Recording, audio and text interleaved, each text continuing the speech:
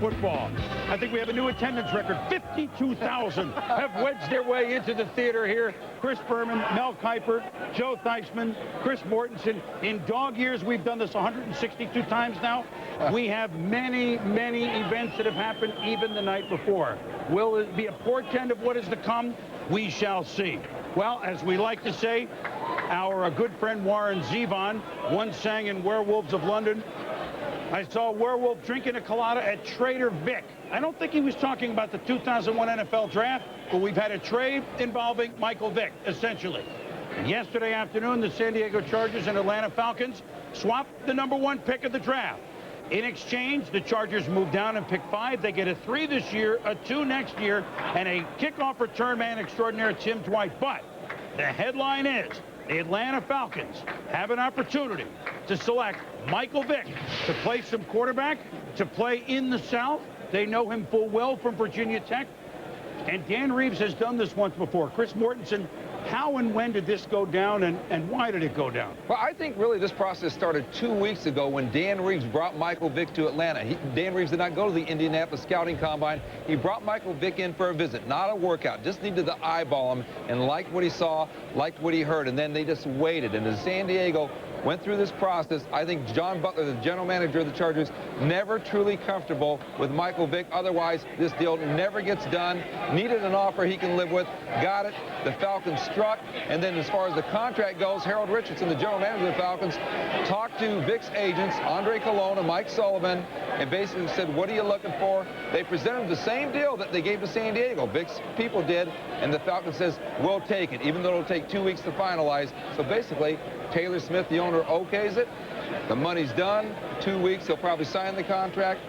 And Dan Reeves, by the way, did call Chris Chandler yesterday, another part of the process, just to say, this is what we're doing, this is why we're doing it. Well, I think a lot of people in Atlanta are certainly energized. The team that 3 years ago went to the Super Bowl, and they're wondering where they're going in this day and age. But, Mel, when you trade away the rights to a quarterback at the top of the draft, I'm not asking why you would do it, but what might be a hang-up on Michael Vick? Is he not a 12-year star in this league once he gets the hang of it? Well, it's not a given, Chris. You look at Michael Vick, best athlete probably to ever play the quarterback position at any level. He's that gifted. He runs that 4.3, a 40-inch vertical jump. You see the arm strength and the law on those passes down the field. You see he's upright. Needs to tweak those mechanics. No, wait. Certainly. And Joe, I know what you're going to get into here, but I'm telling you, he needs a lot of work before he says, if he's so good, Joe, why did nobody outside of Atlanta try to trade up to get him? And why did San Diego pass on a franchise quarterback? Because I think right now he's a little too young. They've got a quarterback who can play for him right now in San Diego. They're fine. What, for how long? Hey, if they thought he was a franchise quarterback, Joe, that had taken him. I don't believe that. I still believe that this is the right choice. They have a greater need now to build on that franchise. I think Michael Vick has athletic ability that you can't teach. Throws the ball deep well. We saw it in the highlights. Moves around very well. Positions the ball well. Quick release. You look at the way the trend has gone in the National Football League. A lot of running quarterbacks. Dante Culpepper, Steve McNair, Donovan McNabb. That's all fine, Joe, but you got to be able to beat somebody with your arm in the pocket. He is light years away from being that type of quarterback. Tell that to Jeff Fisher. Now, bigger you have picture. to be able to contribute with the arm. Bigger picture. And legs. Is it because Vick was not head and shoulders ahead of about 6 or 7 other guys in many teams' evaluation and years? What do you think? That's exactly right, Chris. I think if you look at this draft, it did not have that one super elite prospect. You talk about 7 players, maybe as many as 12 with the same grade. Michael Vick's at the top because he's a quarterback, no question about it. But any one of these players, I think, has a chance to become a great talent in the NFL. The perception, though, right now is that this draft does not have that one super elite prospect. And my contention is that San Diego thought he was next. John Elway, Drew Bledsoe, he would have been the #1 pick. And I think to throw in here really quick. Look, Sugar Bowl game. Michael Vick, freshman, Florida State in the Superdome. Everybody talked about there's like 30 NFL prospects on that Florida State roster. The best player on that field that night was Michael Vick. That's the college level, Mark. And he definitely threw the ball better than Joe did at the Super Bowl, but that's at the Sugar Bowl. That's another. Anybody throw the ball better than I did. Listen, San Diego, there is a big question. Let's take it from San Diego's perspective for one moment. Did they get enough? They get a 3 and a 2 next year in Tim Dwight for a guy that they figure could sit and watch Doug Flutie play for 2 years and then be a perfect guy and re-energize that franchise that was de-energized, and that's the understatement of the century, by the Ron Ryan Leaf, and we can only call it a fiasco to this moment. But San Diego's coming off a 1-15 season.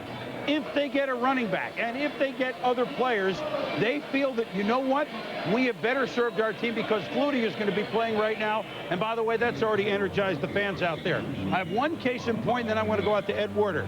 This exact deal happened in '95 between Cincinnati and Carolina. Carolina went down from 1 to 5. Cincinnati went up from 5 to 1, as San Diego and Atlanta have done. Cincinnati ended up picking Kajana Carter. Carolina ended up picking Kerry Collins at 5. But it cost only a 2 to make that move. So if you look at that as the worth, then a 2 and 3 and a returner in Dwight, then they did get a good deal. There are others that say they did not get enough. But if they get the running back here or at the top of the second, then I think San Diego is satisfied. But you know what? The beauty of this is we could debate this forever. And the beauty of this is that Ed Werder is out in San Diego right now, right in the middle of all this. Good morning, Ed. Good morning, Chris. You're right. The Chargers do want to upgrade their running game, which was the worst in the NFL last year. They averaged their leading rusher, Terrell Fletcher, averaged 3.3 yards a carry. They got 67 yards rushing per game. And what they want to do with the 5th pick is take LaDainian Tomlinson, the #1 player on their board. But there's a lot of concern about what Cleveland will do with the #3 pick. They fear that either the Patriots or more likely the Bears will attempt to trade in front of them. And those teams also covet Tomlinson. If that happens and both the best offensive tackles are gone, I think John Butler wouldn't hesitate to take Gerard Warren, the top defensive player on the board. All right, Eddie, thank you very much. It shall be interesting out there. And, of course, San Diego trying to do a lot of building. Hey, make no mistake about it. This team is on its way. We'll talk about them when they get there.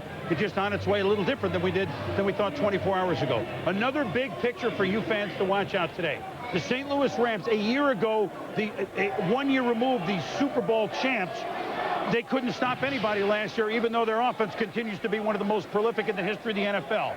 By making deals involving Trent Green, and earlier, the Rams now have 3 first-round picks as we speak and 2 second-round picks. You think this offensive juggernaut isn't going to address defense and become an unbelievable force this year? Let's see what happens today and tomorrow.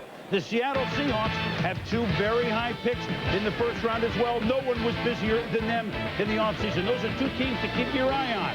Justin Smith, Leonard Davis, these guys are going to be hearing from them immediately after the commissioner opens it up here in New York. We'll be back to kick things off at the 66th annual NFL Select.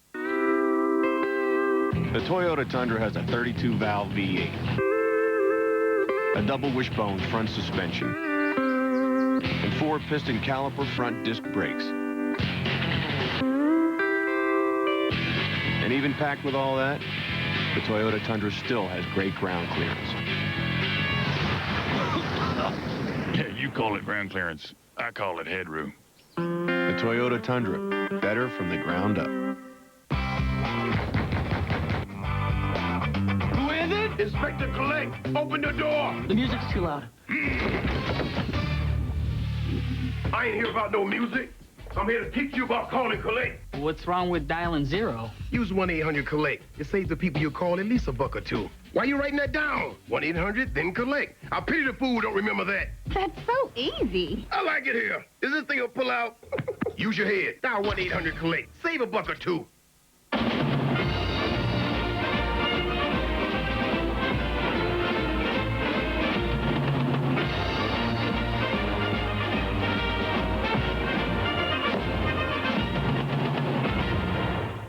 The only thing zestier than eating a crunchy Taco Bell taco is eating 2 crunchy Taco Bell tacos. And right now you can double up on America's #1 taco for just 99 cents. 2 crunchy tacos for 99 cents. 1, 2, zeste. Get them at the Bell.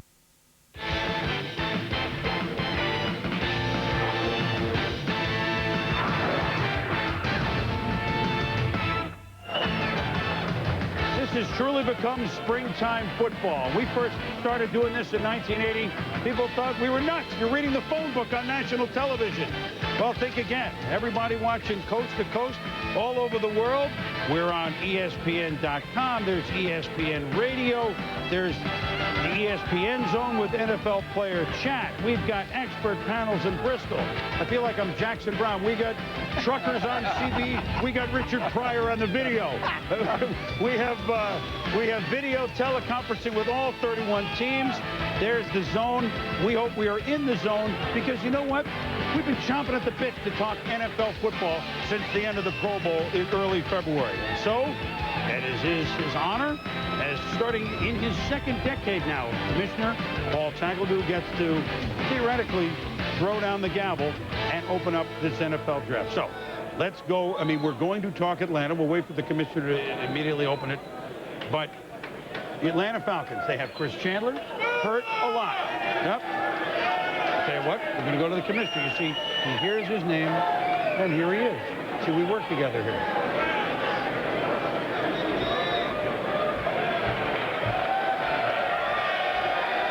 Good afternoon.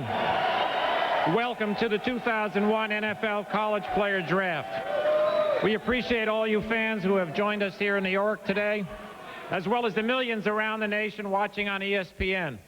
We also extend our thanks to everyone involved in college and high school football for all you do for the great game of football.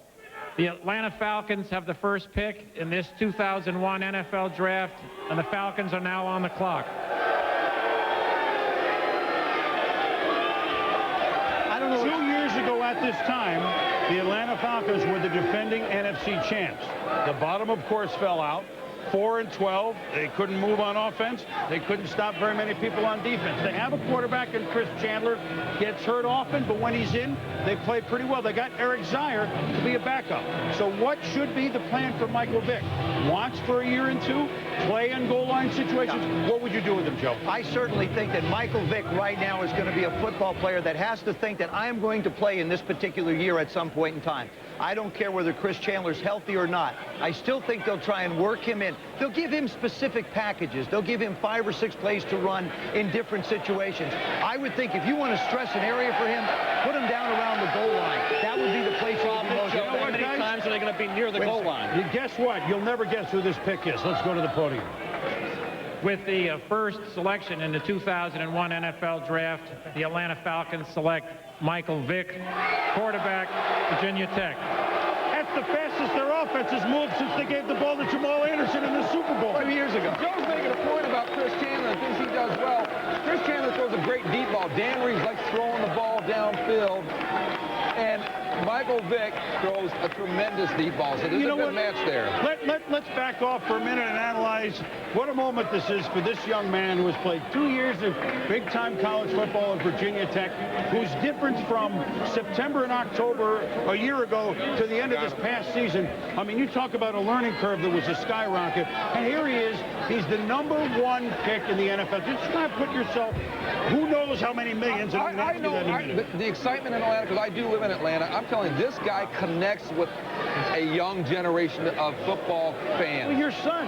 Your son told you to go season I've got to buy season tickets, but I'm telling you, Atlanta needed something inspirational, and Dan Reeves provided it. And one thing about, you talk about Michael Vick, he is a leader. He is a guy that can rally the troops. The team really galvanizes around Michael Vick. He will work at it. He will spend time evaluating and breaking down film, the tendencies of the opponent, Joe. He will have the work ethic and the diligence and attention to detail that you need to develop those skills. That's a major plus in his favor. And when you sit down with the young man, you get the sense that he understands that there is a learning curve. He knows he doesn't know everything. He knows that there's a process that has to take place.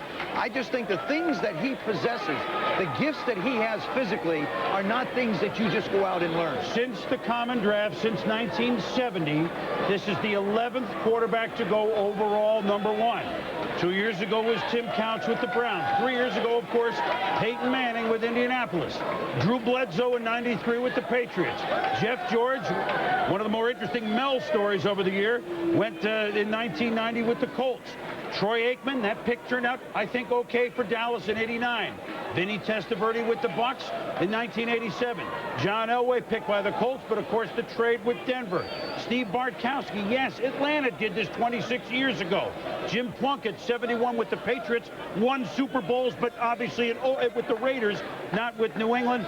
And a guy named Terry Bradshaw won 4 Super Bowls, being drafted #1 in 1970. So that's pretty good company to be put in right there. And speaking with Butch Davis, who coached at Miami against Michael Vick and Donovan McNabb, he used this comparison. He said he thought Vick had more quarterback skills than McNabb, but he also said he went golfing with Frank Beamer last year, and Beamer just raving about this kid's charisma, and as his teammates truly love this guy. You mentioned his ability to throw the football. The thing that I look at when I studied his workouts, and when you watch him go through this specific workout that he had, you'll see traits that quarterbacks have to learn. Here's the quickness going back. Now keep in mind, he is a lefty, and he's throwing the ball out to the right. Look at his feet turn. See how he turns his shoulders, gets the ball out quickly. I believe the hardest pass for a quarterback to throw any level is a little swing pass. And then you look at the timing of the route. He doesn't hesitate. The delivery is just a flick of the wrist. The ball comes out so easy, so comfortably, resets, anticipates. You see him loaded. The receiver hasn't turned around yet. He lets the ball go. There's the perfect intersection as the receiver comes out of his route. Those are the things that sold me on this young man as a quarterback. But he is throwing against error there. I mean, I don't care. Because I have had some very good coaches, and they say quarterback guys, who say they really have a big question mark on him. I will say that. There is you have to have a question mark on a 20-year-old man. I think that's given, but the upside is tremendous. One sentence each. 3-4 years from now, big star in the NFL, Mel? I think it's a big question. I think it's a roll of the dice type pick. Joe? I absolutely think he will be at the level of a Dante Culpepper or a Donovan McNabb at least. Mort? For once, I'm going to agree with Joe. I don't believe it. I don't believe it. What will be the pack? Do we have a number on what this is going to be, dollar-wise? Oh, it's going to be similar to that $40 to $50 million deal, although guaranteed money in the first 3 years is really the key thing. It'll be about $15 million guaranteed in the first 3 years, although he has given Atlanta an extra year in terms of when he voids that contract. The traditional number is void after 3. This one will be void after 4. And there are always 2 contracts in one when you do these deals. 26 years ago, we mentioned Steve Bartkowski was a very good quarterback for Atlanta, #1 overall. The first ever pick of this franchise was 1966. A little history here. A lot of people don't follow the Falcons. Tommy Nobis. He was pretty darn good, a middle linebacker. If Michael Vick can approach Nobis and Bartkowski, I think fans in Atlanta will be thrilled. I know Michael Vick is thrilled. Chris Fowler's thrilled that he's sitting with him. Hey, Chris. Well, Chris, this is not Michael Vick's first draft. He was the 30th round amateur draft selection of the Colorado Rockies back in June. Michael, I imagine this is just a tad more exciting for you. Is the heart rate still up? Oh, yeah, definitely. You know, it's very exciting. And you know, it's something I always dreamed about. I always dreamed about walking that stage, you know, meeting Paul, and it all came true for me, you know. So I'm very excited, you know, very happy to be playing for Atlanta Falcons, and, you know, hopefully everything will go good for me. What's your reaction to the trade? For probably a few months, you were envisioning yourself as a San Diego Charger. That suddenly changes on draft eve. Now the projections are you may play a lot sooner than you would have in San Diego. Yeah, I always thought this throughout the entire process that I was going to be a Charger, but, you know, the trade was made, and my agent, you know, informed me that some trades may be made, and, you know, I knew that. So, you know, I'm just happy, and if I go in there and I have to play, then that's what I have to do. You know, that's what they're paying me for. Well, you had a redshirt year at Virginia Tech that was very important to your development. We've talked yesterday, no redshirt year in the NFL, but the big debate is, guys debating it on the set, how soon are you ready to step in and absorb the offense? Well, first I have to learn the offense, and then, you know, I'll be a whole lot more comfortable, you know, when I'm out there playing. You know, it just gives you a better feeling being out there and gives you the feeling that you can make things happen. So, how much better equipped are you? You came to college, you were kind of puzzled by the complexity of the Hokies offense. You considered changing positions to wide receiver at one point because you were frustrated. Are you much better equipped now to pick up an offense? I think now I know a lot more about the game, you know, so I think I'm ready to take on a challenge, and I don't think learning another offense will be a problem for me. You don't have a lot on your resume for a #1 pick. You've played maybe a handful of games against top-quality college competition, but have you ever reflected on how much money you made and how much your stock raised? One game against Florida State in that sugar bowl? One game, you know, and my stock flew through the roof, you know, and, you know, it was just Lord's blessing, you know, and I have to thank him, you know, for all of this, you know. Michael, congratulations. Best of luck in Atlanta. Very happy guy. Chris, very relieved guy, too. Hi, right, Chris and Michael, congratulations. I mean, #1 pick in the draft. I mean, let's make this human for a minute. What a great moment, whether it's San Diego, whether it's Atlanta, or whether it's the Hartford Rams, which we almost had. At any rate, let's go up close to Hartford to our studios in Bristol. Mike Tirico and a bunch of wise men. Is that not right, Mike? That's true, Chris. As we wait with Arizona on the clock, we're joined by Mike Golick and Hank Goldberg, Sean Salisbury. I want to start with Ron Jaworski on the Michael Vick pick. Joe Theismann weighed in as another quarterback who's watched Michael Vick 20-1, just 21 games as a starter. What are your thoughts? Well, he's a tremendous athlete. That's obvious when you watch him on television. I had an opportunity to study game tapes and how he reads defense, how he throws in time with his receivers, and he's light years away from being a polished NFL quarterback. He's only thrown 313 passes in his Virginia Tech career. That means he has a long way to go. Now, when I project a guy to the NFL, first, I want to see him make plays in the pocket. That's where you win championships. Once you make plays in the pocket, your running skills become secondary. Yes, he can run, but he's got to make plays in time with his wide receivers. And also in college, in the offense he ran, he only had to look at half the field. They simpled it down for him a little bit. He read a safety in a corner, went to one side of the field. If he didn't like his options, he ran pretty quick, something that he's going to have to again, the hardest thing, you quarterbacks would know, the hardest thing an NFL quarterback has to learn is patience in the pocket. He's a great athlete who's going to have to learn that. And guys, we all agree with Chris Chandler being a little bit injury prone, that Michael Vick's more than likely going to have to play sooner than he's expected. Can he do it? You look him in the eye, you sat down and talked to him for a while. You know, he told me that he said he didn't feel he was ready to play, that he wanted that cushion. But you know what? At $15 million to sign and going to the Atlanta Falcons, that was when he expected to go to the Chargers. That he's going to have to play. And here's what, though. This offense, let's give this kid a chance now. Jack Burns brings a little bit of the Washington Redskins, a little bit of the Vikings. They'll move him, little misdirection, throw the ball down the field.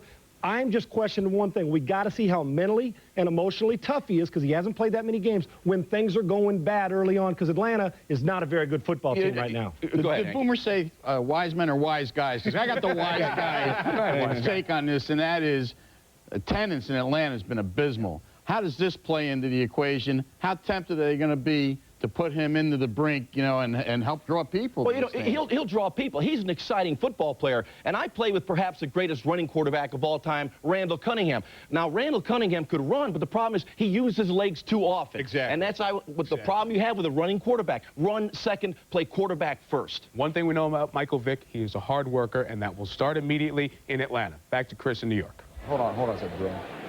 Hold on. All right, we are, thank you, fellas. Wise men, at least men, right? We'll get back up there. Arizona is on the clock with the second overall pick. There were lots of thoughts that they might trade. They have made a trade, which we will tell you in a moment, they have traded Aeneas Williams. This just did get done. Okay, Aeneas Williams is going to St. Louis, but we'll get to that in a minute. We suspect tackle Leonard Davis, Texas. Let's see. With the second selection in the 2001 NFL Draft, the Arizona Cardinals select Leonard Davis, tackle from the University of Texas. And congratulate, let's explain the thinking behind this. Even though the new coach, Dave McGinnis, is a defensive player, and congratulations to Leonard Davis. Look, the most important thing in my mind for Arizona, who gave us a brief glimpse a few years ago, they were a playoff team, they upset Dallas, they played okay at Minnesota, and then they remembered they were the Cardinals. And then they became an abysmal team again, frankly, and fell toward the bottom of the division, 3-13 last year. But if they can stockpile an offensive line, which has Shelton on it, which has got big aircraft carriers, they have nice receivers. If Thomas Jones runs, if they have a big line to get Jake Plummer going again, the team gets an identity and the team moves up. Like it or not? That is, I like it, but that's what they're thinking. I like it, but it has nothing to do with the success of the Arizona Cardinals. Everything revolves around Jake Plummer's ability to make the right kind of decisions. He's 2-to-1 interceptions to touchdown passes in his career in the National Football League. It isn't because he didn't have guys up front blocking for him. It isn't because the system was so difficult. He's struggled with the decision process. certainly this move allows them. Think about it. They can move L.J. Shelton down to guard. That's all fine, Joe. You talk about a big offensive line, but I think the whole thing still revolves around you don't even think he's the best old lineman. No, I think Kenyatta Walker is the best offensive lineman. You said it all revolves around Jake Plummer. Don't you think this is to try to jumpstart the career of Thomas Jones as well? They're going to have to outscore people, Joe. That defensive line is really suspect. Aeneas Williams moves on. How are they going to stop anybody? But Gerard Warren is a better football player. He's sitting there, too. Let's take a look at him. 6'6", 370. Does he play like 370 or does he play like 320? And you know the kind of question I'm asking. Go find Jonathan Ogden. I mean, that's basically everybody. He's not Jonathan Ogden. I'm not saying yes. I'm talking about size. You take a look at his size here. He sets up. He just dominates. If he can't get in front of people, it's just going to take so long for people to go around him. And he certainly can open huge holes. I mean, he's a massive man. And that's part of, I think, the big, to me, that's a big attraction. Joe, the game that Roy did it was the job he did against Justin Smith. And that's all great. And I think you look at Leonard Davis, and I think the instincts as a pro-style pass blocker need to be developed. If he moves inside, he gets his hands on you, he can maul you. He can certainly assist that running game. But he's got a long way to go in pass protection, Joe, from an instinctive standpoint. Former defensive lineman. Let me add something here. Dave McGinnis, and you hit on something. I spoke with Dave McGinnis, and he was telling me why it would probably be Leonard Davis, which is their defense does have a lot of holes. Their offense, he really feels, is close. It has a chance, if it comes together, to be he hopes, a dominating offense. Obviously, the key is Jake Plummer, but he made some coaching changes as well, and he's hoping all these things come together. So if you can't really fix the defense, if the safest pick, you know, when you're picking a side, is a guy like Leonard Davis, then go ahead and do it and see how good you can get on Shelton, offense. and they got Pete Kendall and they're just trying to, boy, for years they loaded up on the defensive line, and for one reason or another, they're hardly there, or they're certainly not healthy. Now, the man that has been there for Arizona through all of the horribles, and let's make no mistake about it, all of the down years, perennial Pro Bowler Aeneas Williams is now moving on and has a chance to play in the big game at the end of this year, pending a physical, 3-year deal, reported at perhaps $14.7 million, contingent on the physical. In exchange, Aeneas Williams was what, 32, 33? Still playing well. Right, still playing very well. Arizona gets the low second, the original St. Louis second, and a 4th-round pick that came yesterday from Oakland. Low 2, low 4. Hey, they did the right thing by Aeneas Williams. They've really said, we're not going to sign you, we can send you somewhere else. We're giving you a chance to play in a big game. So Aeneas Williams' career as a Cardinal ends on the day Leonard Davis's career as a Cardinal begins. Up next, Cleveland. They could go a lot of directions, including a trade. This will be interesting. We'll be back.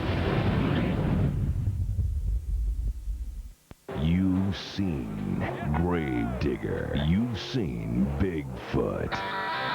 Now, see him side by side for the first time ever at Firebird Raceway, Saturday, April 28th. The Coors Monster Truck and Jet Car Jam. Jet Car Racing. And 8 of the biggest and baddest names in monster truck competition bring you a night of speed and car-crushing monster truck destruction at Firebird Raceway. The Coors Monster Truck and Jet Car Jam. Saturday, April 28th at Firebird. Coming this April, the NBA playoffs are in the house on TNT and TBS. See all the drama with more than 30 games in 30 nights. On fire once again. He hits again. The dandy play. With the steal and the jam at the other end. Take it. Pandemonium. Inside it goes. Putting the speed on. Nice pass. Holds it. Only the best make it this far. And in the playoffs on TNT and TBS, it's win or go home. May 5th, live on pay-per-view. The adrenaline's at full tilt for the climax of the best Supercross season in history. The EA Sports Supercross Finals. Live from Las Vegas, Jeremy McGrath goes head-to-head with Ricky Carmichael in the ultimate clash for the Supercross crown. The EA Sports Supercross Finals, Saturday, May 5th. Live on pay-per-view. Contact your local cable or satellite provider.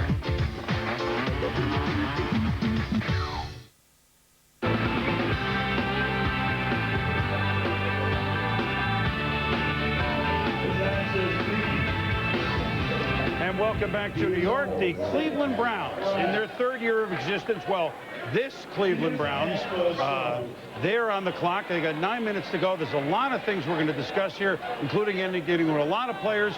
But in Atlanta, they're discussing only one thing, and that's Michael Vick. Let's go down to Hotlanta with Scott Walker. Scott, obviously enthusiasm for a day and a half, for a day now.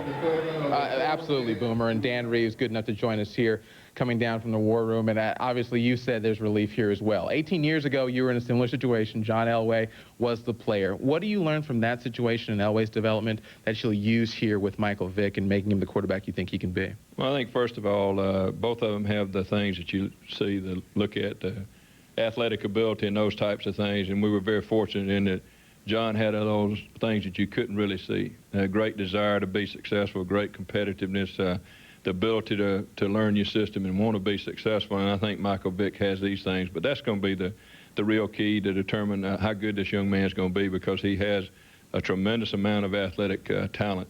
And I think the fact that he is so competitive is really going to help him be able to play and play quickly. You met with him a couple of weeks ago. Was that the meeting that showed you that he had those intangible abilities? You know, I think, first of all, the fact that he would come in here when you think you're going to be the first pick in the draft and we had the 5th pick, for him to come in here said something to me, you know, that he had his feet on the ground and realized there were a lot of different things could possibly happen in the National Football League. And he came in and he fit in. We had about 20 players in here, and he really fit in very well with everybody and had a good time and was very impressive. And I think that's the thing that he has all the football talent, but the type of person he is off the field is so important too. Everyone wants to know, when will we see him on the field? Will we see him on the field in a position other than quarterback? Oh, well, that I don't know. We're going to try to get him ready. I think it's our responsibility as a coaching staff to try to get him ready as quickly as we possibly can and make sure he's ready to play when we put him in the football game. I'm sure everyone's here is excited. Dan Reeves, thanks for joining us. We send it now back to Chris Fowler. Drafted right after Michael Vick, big Leonard Davis out of Texas, headed to the Arizona Cardinals. You're looking at the baby of 21 brothers and sisters and the pride of Worthing, Texas. I guess about 1,000 people have gathered watching a big screen TV. Do you have something to say to the folks back home? I just want to say, you know, thanks for all the support, and, you know, I really appreciate it, and, you know, growing up with people and having the relationships, and I just want to thank them all for that. And you know what a demanding position tackle in the NFL can be, going against the best pass rushers in the world. If there is one question, they say, Leonard might not be mean enough, might not be nasty enough, but do you have a war face? Do you have a mean streak? I have a mean streak, and I'm able to turn it on and off. You know, when I get off the field, you know, I'm a nice guy, but you know, when I get on the field, I'm you know, going out and trying to, you know, just take somebody's head off. This guy's been 300 pounds, I think, since 8th grade. So you've always known what it is to be big. Now you'll know what it is to be rich. Congratulations. Leonard Davis, to Arizona Cardinals. Chris? If he's been big for a long time, Chris, then he understands what it means to be big, and the Cardinals hope he plays big. The Cleveland Browns, who last year, after all the pomp and circumstance of getting back in the NFL, one of the most storied franchises in the National Football League, last year Tim Couch got hurt. The bottom fell out. They couldn't move the ball at all on offense. Defensively, they started to improve, but when you can't move the ball at all on offense, eventually the defense, it just totally ran out of gas. The Cleveland Browns at 3-13 have a healthy Tim Couch, and they have a new coach. They have Butch Davis, who is the coach, a defensive mentor, a great college coach at Miami of Florida, and a coach who we are now looking at, and we have an idea what it is, but I'm going to throw out a bunch of names. Now looking at defensive linemen, even though they drafted Courtney Brown last year. They're now looking at perhaps a wide receiver, because they don't have a lead receiver. We got a couple of nice receivers. Running back, I mean, they could use everything. They could use everything. Is there a play? Just your grades. Is there one that stands out for you? I think Gerard Warren's the guy. I think we can slide down possibly the New England guys, but I look at Gerard Warren. You put him next to Courtney Brown. Everybody says, well, you have Tim Couch. You need the running back. You need the wide receiver. What about Courtney Brown? And he's your focal point of your defense. You put a Gerard Warren. Richard Seymour's name's come up. I have him down the line just a bit. I think you need a Gerard Warren to really stabilize things and really just jam that middle and complement Courtney Brown. You know what? It's interesting. Two other names were out there by the Browns all week long, other than Warren. Let's see what they do. With the third choice in the 2001 NFL Draft, the Cleveland Browns select Gerard Warren, defensive tackle from Florida. Well, the reason I threw out what I did, and we had a little premonition it might be Warren, you're smart, is that it's interesting. Some can you know when they're bluffing, others you can't. The Browns had Seymour's name and Terrell's name, the wide receiver, both outstanding players, but they said Butch doesn't like Gators. Yeah, right. Guess what? He's a pro coach now. We can get over it more. He played against Gerard Warren. I spoke to Butch about Warren, and I had one coach tell me that if you want Gerard Warren, it's like getting Warren Sapp. And Butch said, not quite. You know, Warren Sapp was more athletic, more fluid. Warren Sapp came to Miami as a tight end. But he said, this Gerard Warren, more explosive, more powerful. And don't forget the division they play in. Even though there's going to be realignment, it's still the Pittsburgh Steelers. He's still going to play smash mouth football with some of these teams, and you need a big, stout, big guy, 327 pounds. We have to also take a look. What did they do in free agency? I think we're sitting here talking about the draft, but how do you help your football team? They bring in a Mark Smith. Okay, he was a good, solid player in Arizona when they got him to show up. I mean, he just had to come and show up. Dwayne Rudd, you bring in as a linebacker. You added Ross Verba to the offensive line. All of a sudden, this team starts to take some shape. Now you've got your solid #1 pick from last year, a good guy inside, and you start to get it going. When you take a look at this, they were light in the rear end. Guys, you talk about strength. Obviously, 6'4", 325, you're going to be strong. Gerard Warren with Courtney Brown on the outside and Gerard Warren on the inside. You just hope, and I don't mean to put pressure on these guys, but I remember a defensive end named Deacon Jones and a defensive tackle named Merlin Olsen, and the Rams were pretty good for about 12 years, weren't they? I know that's a reach. You know what I like about this? There's the strategy. Is Dwight Clark a receiver, right? They were looking at Gerard Warren, David Terrell, the Michigan wide receiver. Dwight Clark was the guy who I think helped encourage Bush to go ahead with defense. Hey, I was taken in the 10th round. We'll find somebody later in this draft. But there are a lot of guys also that are available. Receiver deep draft, right, Mel? So you're freed up more. You know, in Florida, he had 7 more tackles, guys, in 7 games. And this is a guy that had a ton of hurries. You free him up a little bit more in the NFL when you have Courtney Brown next to him. Oh, I agree. I think when you start getting tandems together, I always think of Leonard Marshall and Lawrence Taylor.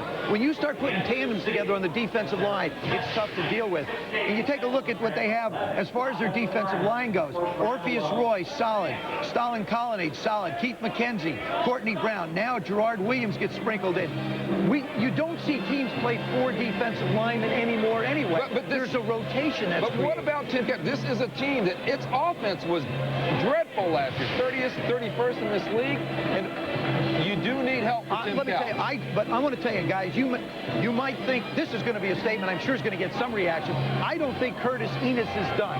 I think he's okay to come in there and fill a role for them. And I'm sure they can get a receiver. Very seldom in the NFL does a running back develop down the line. Running backs, if they're gifted, they usually jump out as soon as they come in. They played him wrong last year. They played him at the fullback position. He was out of position. Let's see what they do top of the second round. Running back. They will take a running back at the top of the second round. They're going to be staring a lot of good running backs in the face. Wide receivers forward, there'll be some good receivers there. But the Cleveland Browns are hoping that they have done maybe some old-fashioned Cleveland Brown football, like the late Lou Gatto on the defensive line. The Bengals are next. Can't wait.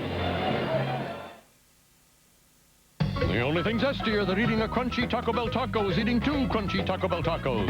And right now you can double up on America's #1 taco for just 99 cents. 2 crunchy tacos for 99 cents. Uno, dos, zeste. Get them at the Bell. In the battle against athlete's foot, you got to have, boom, Tough Actin Tinactin. Tinactin pump spray is clinically proven to stop the severe itching and burning of athlete's foot. Tinactin is so tough it even prevents athlete's foot. So get, boom, Tough Actin Tinactin. As a National Car Rental Emerald Club member, you can make one-click internet reservations, which saves time. Take the car of your choice, which saves time. And now when Emerald Club members return their car, National will fill it up at self-serve prices, which saves money and time. You see, if we give you back even 31 minutes, then we've done our job. 31 minutes. How will you spend it? The Emerald Club from National. You can go your own way. Go your own way. A great slugger we haven't got. A great pitcher we haven't got. A great ball club we haven't got. What have we got? We've got heart. All you really need is heart. That's when the grin should start. Now you're getting the idea. Baseball Tonight, every night at 10 and midnight on ESPN. ESPN's presentation of the NFL Draft is brought to you by Tenactin. Tackle athlete's foot with tough actin Tenactin. By Southwest Airlines. Southwest Airlines celebrates 30 years of freedom. 30 years, one mission, low fares. And by National Car Rental. Go your own way with National's Emerald Club. Welcome back to New York. We have had Michael Vick to Atlanta. Leonard Davis tackled Arizona. Another huge man, Gerard Warren, defensive tackle, Cleveland. And now we come to a team that we always come to in the first hour of the draft, the Cincinnati Bengals. For the 7th time in the last 10 years. Now, 7 times in 10 years, the Bengals have a pick in the top 6. Now, sooner or later, they're going to bust loose. Sooner or later. Last year, they picked Peter Warrick, who they hope will energize their offense. He's an interesting player. They could trade, but I don't know if they really know how. Do they go just a big offensive talent? What do they do? Here, okay, I think they've got to go offensive tackle. Here, last year, new stadium, same Bengals. Consulate out, Dick LeBeau in. Corey Dillon, oh, by the way, broke Walter Payton's rushing record for a single game, 278 yards. Achilles Smith looked like Achilles' heel, struggled at quarterback. We saw Peter Warrick at times show the flashes that we know he is capable of. But the Cincinnati Bengals are still looking for some movement. They were outscored by almost 200 points. They lost more games than anybody in the 90s. They're the Bengals. They're the Bengals. What do they do? They've spent time with 4 players. Leonard Davis, Kenyatta Walker, Justin Smith, the defensive end from Missouri, and surprisingly, Drew Brees of Purdue. Now, I think maybe Brees second round. Yeah, that's the 4 guys they spent time with. He had to be on his way going somewhere. Yeah. I mean, he just sort of stopped in Cincinnati. They got Indiana, they changed planes. Somewhere they were moving. So you had John Kitna in there. You know, Kitna's there, but you certainly had 1 sack out of Booker and Copeland. You had no production out of your defensive ends. Justin Smith or Kenyatta Walker, got to be. With the 4th choice in the first round of the 2001 draft, Cincinnati Bengals select Justin Smith, defensive end from Missouri. Now, you talk about some picks that maybe the Bengals have made that you were not sure of. This young man from Missouri, motor. My God, you know exactly what you're getting here. I mean, many teams coveted this guy, Mel. 6'4", Chris, 270, and look at the speed. He ran a 4.62 during his workout. And I like the fact that, in addition to sacks, I think sacks can be very overrated. He set the single-season record at Missouri with 11, Chris, but 97 tackles led Missouri. That's impressive. But this is guy, it's interesting when you talk to teams about this guy. Boy, it was love him or lukewarm on him, and you love his attitude, you love his motor. But I also hear people say 32.5-inch arms. There's only been 1 defensive lineman in the last 10 years who's had any success with 32.5-inch arms and 32-inch arms. They mentioned Marcellus Wiley, and that was only 1 year. So that is a question mark. They certainly hope he's not Jason Buck. 32.5. You know, it's easier to buy shirts, though, for your defensive end. 32.5. You can at least get shirts. You saw that there. I mean, he's got explosive. Well, the other side of it, too, when you look at the Cincinnati Bengals, they only had 9 interceptions. They were 30th in the league. They had 26 sacks. You say that sacks at the college level maybe not a factor. It certainly is a factor. If nothing else, you create pressure on a quarterback that causes the interceptions. I think it's an excellent choice for them. It's a way to start building the other side of the ball. Joe, what you have to realize with Justin Smith, he did both.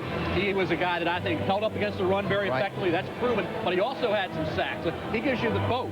I think he's not a one-dimensional player at all. You know what? Peter Warrick last year, Justin Smith this year. I like those picks. Do you? Combined? I like it. Listen, it's always when it's the Bengals, it's hard to tell. And listen, I really believe, like Achilles Smith, I think that if Dante Culpepper had been in Cincinnati, he might be struggling. If it was Donovan McNabb in Cincinnati, he might be struggling. There's just something about the franchise, the team, that takes the player down. Until they settle in. Bob Rukowski is now the offensive coordinator. They added John Kitna as a quarterback. Now, John out in San Diego, I think he had a great teacher in Mike Holmgren. I think that's an upgrade at that position. Between Achilles Smith and Scott Mitchell, they got nothing out of the quarterback. At what point does Achilles Smith become the starting quarterback? I think it's still a question. I really think it's a question.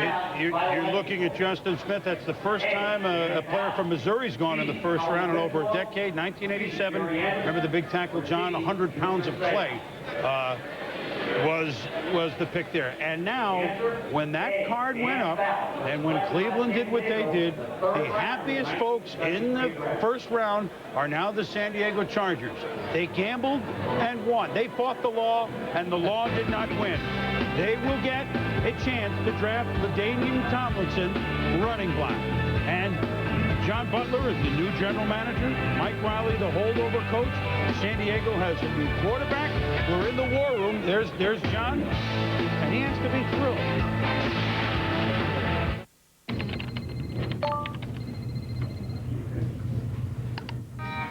Congratulations! You've launched the pink slip virus. Your office is now infected. They'll soon trace it back to you. Good luck finding a new job. Congratulations! Congratulations! Want to get away? Now you can. Fly Southwest Airlines for just $39 to $99 when you purchase by May 24th. You are now free to move about the country. Meet Aztec with new VersaTrack all-wheel drive. Meet Sarah and Jake. They're about to do some carving. I'm all about all-wheel drive. It's like, did I buy 4 wheels? Then make them all drive. Then they have a ball. Nice driving, Graham. Hey, Sarah! We saw this in a TV commercial once. Gimme. Let it snow, let it snow. Nice, baby. Now during the Pontiac 75th anniversary, get $1,000 cash back on any 2001 Aztec and a camping package at no extra charge. Dr. Scholl's next stop, New Orleans. So how do your feet feel? That's pain. Well, this is our Dr. Scholl's massaging gel insole. It's like spring. The massaging wave system gives you more cushioning than regular gel ever could before. It relieves tension in your feet. Feels like it's massaging the foot. Dr. Scholl's, treat yourself right. The only thing zestier than eating a crunchy Taco Bell taco is eating 2 crunchy Taco Bell tacos. And right now you can double up on America's #1 taco for just 99 cents. 2 crunchy tacos for 99 cents. Uno, dos, zeste. Get them at the Bell.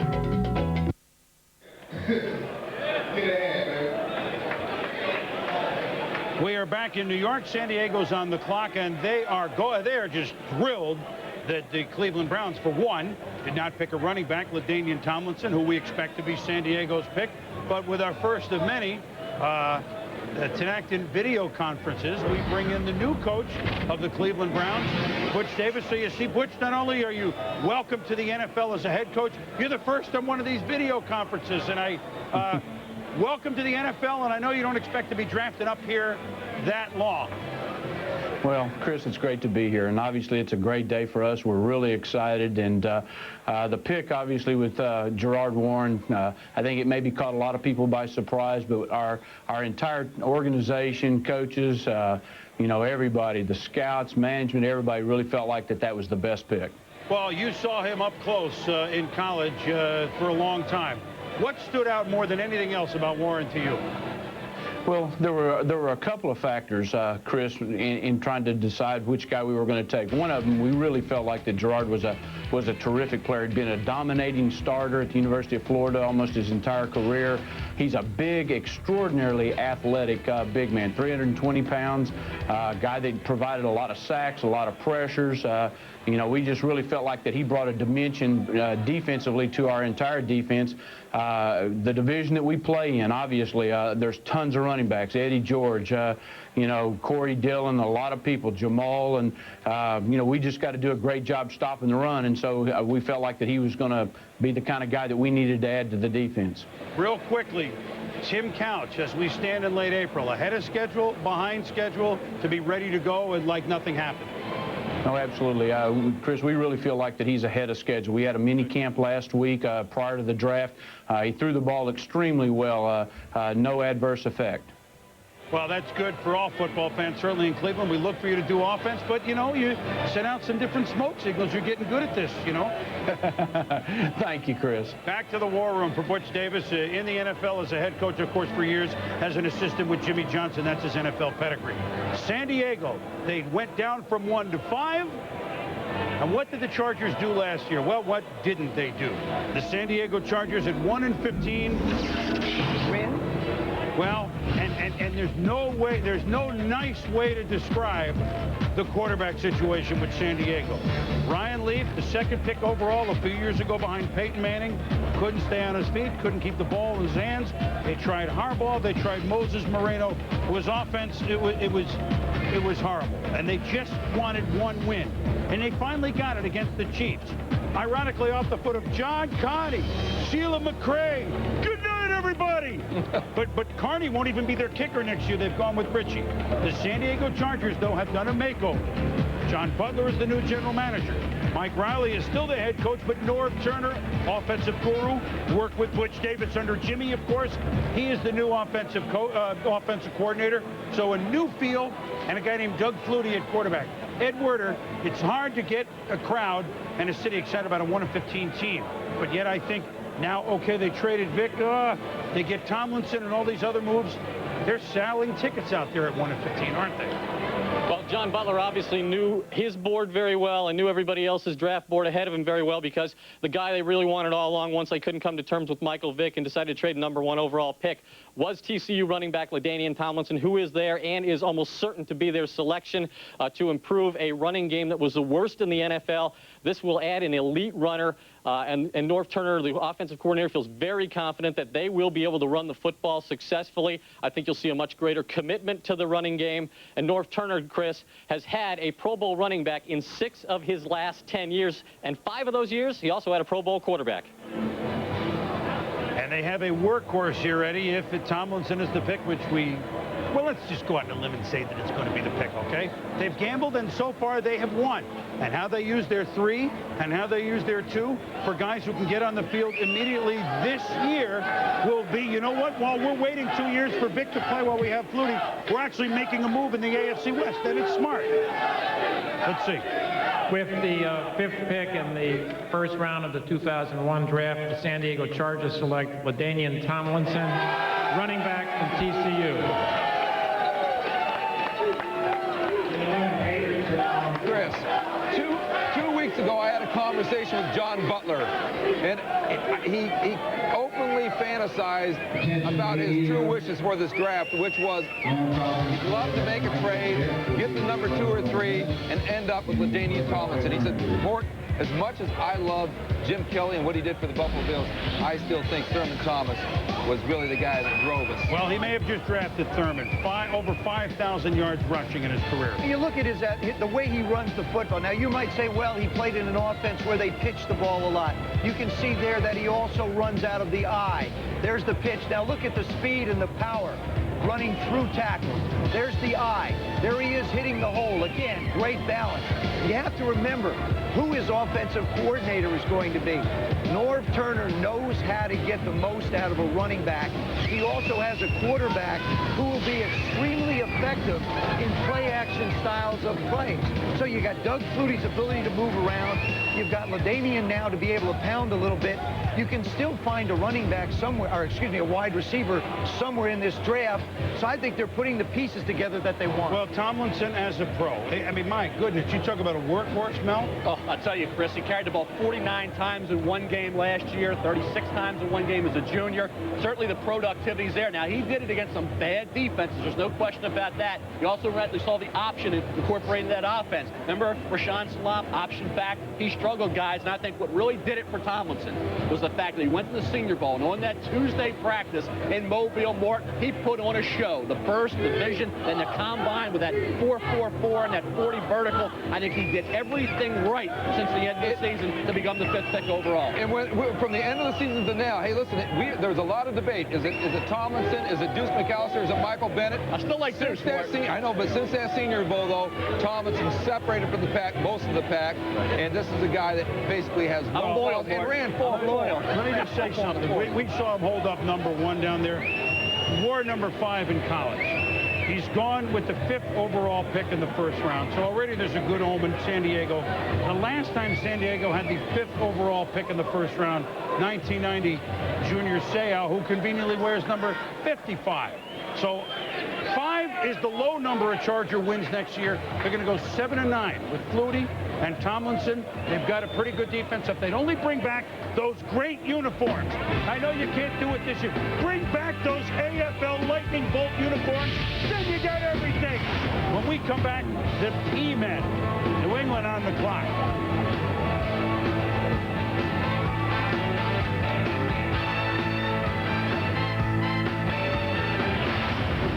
You've seen Gravedigger. You've seen Bigfoot.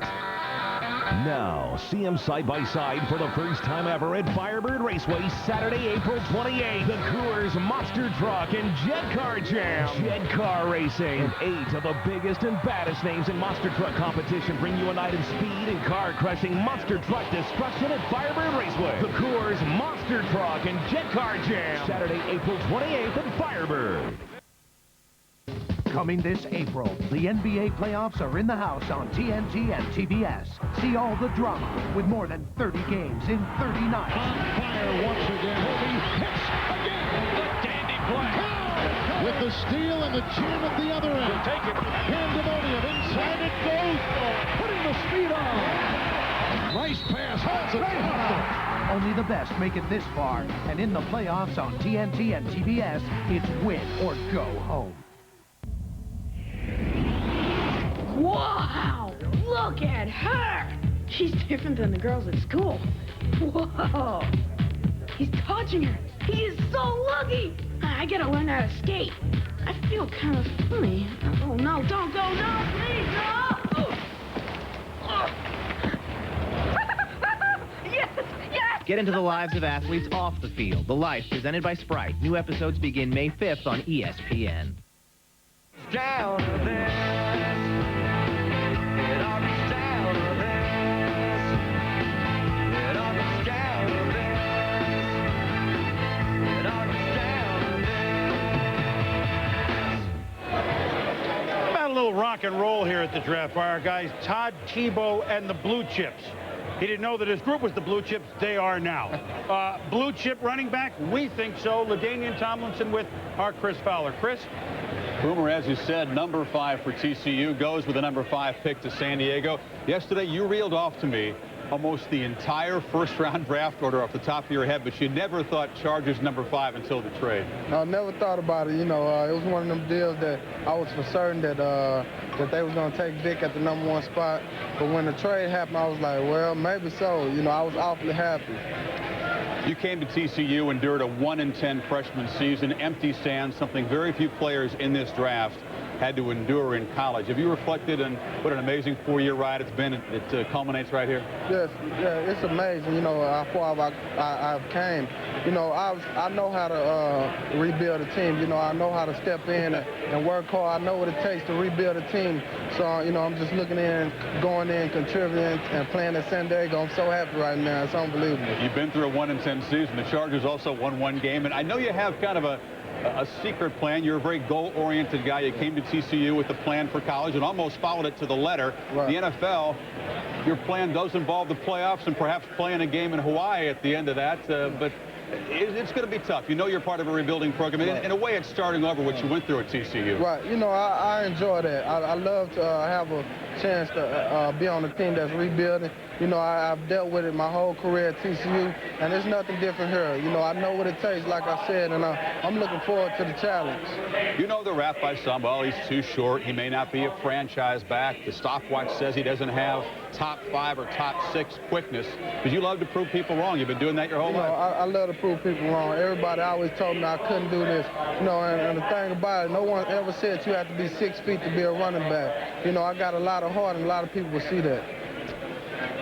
What do you need to work on in the NFL the next level? A lot of backs come in, and not everybody succeeds. Let's face it, there's a lot of busts at that position. What do you think you need to work on? Well, I think I just need to continue to work hard. I think I need to outwork people, you know, work on picking up defensive blitzes, doing some pass routes out the backfield, all kinds of things that I can get better, man-to-man, beating the linebacker, or even the safety, things like that.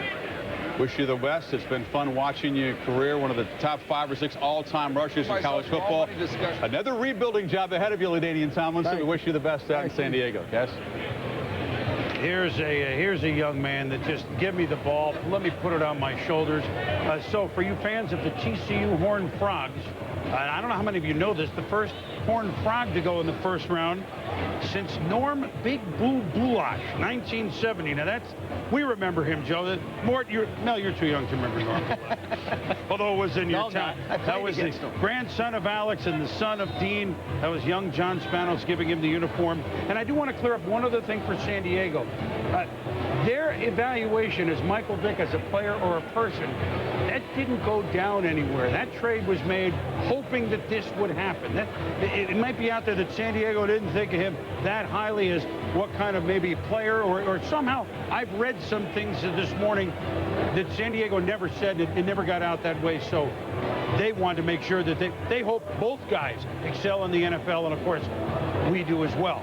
We now move on to year 2 of Bill Belichick as head coach of the New England Patriots, a team that was in the Super Bowl a handful of years ago, but a team that fell to the bottom of the very competitive AFC East. Andrea Kramer is in St. Louis, and I can't believe with all the draft picks St. Louis has and what's been going on there, she actually has time to think about New England.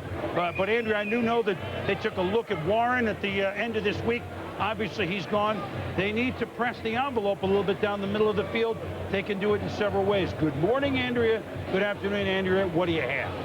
Well, remember, Chris, they have phones everywhere. Doesn't matter how many picks you have. But, yes, you're talking about the holes that they had on offense, but remember that on defense, a lot of needs to fill as well. They lost Chad Eaton to the Seahawks. They released Henry Thomas. I think who the Patriots are thinking about is Georgia defensive tackle Richard Seymour. He's got great size, very versatile. He could be a 4-3 tackle, a 4-3 end. He could play over center at nose tackle. A lot of holes to fill, but I think that Seymour is the guy that the Patriots are thinking about first and foremost at this 6th slot. All right, well, that would certainly add up. Bill Belichick, Andrea, defensively, guys, and Mel and Mort, Joe. Let's look at the board. Is Seymour, is this a little high, or do you got to go get a guy like that right now?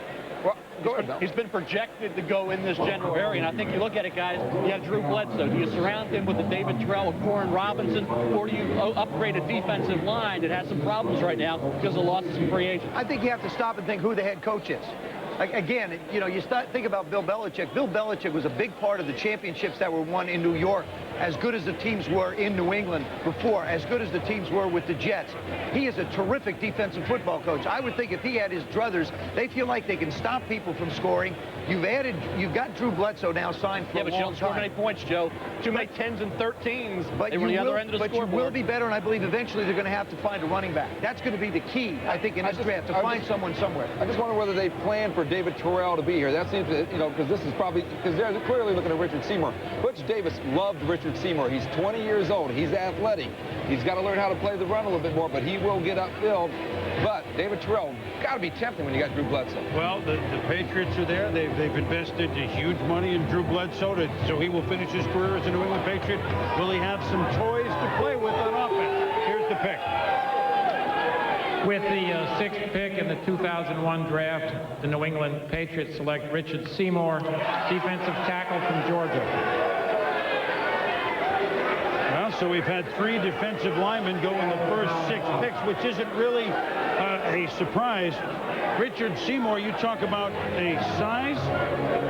Well, he's light at 300 pounds, huh? I mean, as this day and age goes, 6'6", 300 pounds from Georgia down your home way, Mort. He's powerful. He's got pretty quick hands and feet for a guy this size, Mel. What he is, Chris, is a guy who has tremendous wingspan. I think if you look at a guy like Richard Seymour, going back to a sophomore year, this is against Tennessee. He had 12 tackles as a junior, 9 this past season. You know Phil Fulmer and the Volunteers are glad to see Richard Seymour move on to the NFL. Played next to Marcus Crowder will go probably mid-first round. They were read, react, contain types. He only had 1.5 sacks. Has to become more of a finisher. That may have been system-related more. I think what's system-related? Gary Gibbs playing that Okie defense there at Georgia. And this is the guys, Richard Seymour, Marcus Stroud. They went through a lot of changes on defense at the University of Georgia. Changes with the defensive coordinator, always learning how to play in a different scheme. But Seymour, I think, is just 20 years old. Tremendous upside with this guy. Maybe 3 years from now, could be a Pro Bowl player. Look, they need help on, well, they need help in a lot of places. Yep. And Bill knew that even at the beginning of the year when they were in a lot of games before the bottom really fell out. I mean, you got to, if you were building in this division, remember, everybody was at 500 or above other than the Patriots. I mean, there aren't any easy chalk wins in this division. You better be able to muster up on both sides of the offensive and defensive line. The offensive line is changing over, and as you mentioned, Eaton gone, that's changed as well. And now, as we move on here, now we are at the portion of the draft where the first of 2 picks for the Seattle Seahawks and Mike Holmgren and company, who are as busy as anyone in this offseason, changing really the whole feel of this team that 2 years ago won the West, but last year fell way down in the West. Now you have to wonder, even though Mike Holmgren and many who are offensive-minded say, I'd rather go with a big guy than a receiver this high.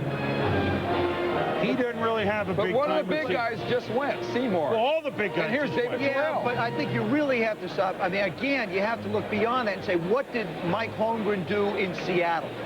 What did he do on his football team? The part that he went after was the defensive side. So maybe here in the draft Let's is where look he at attacks the receivers. offensive Let's look at your list, Mel. You bring in What do Matt we have? Hasselbeck, you better find some wide receivers. Right. Darrell Jackson, they stole in the 3rd round last year. Warren Robinson would have been off the board by now. But remember that 40 time with the pulled hamstring?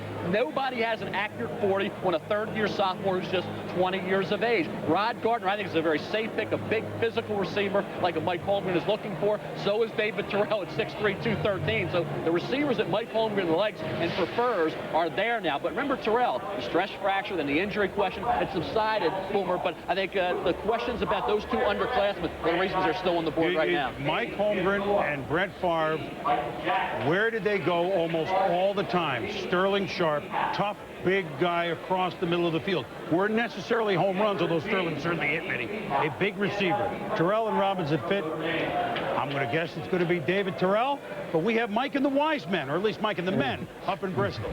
Just a guess, I'm sure, Chris. Thanks.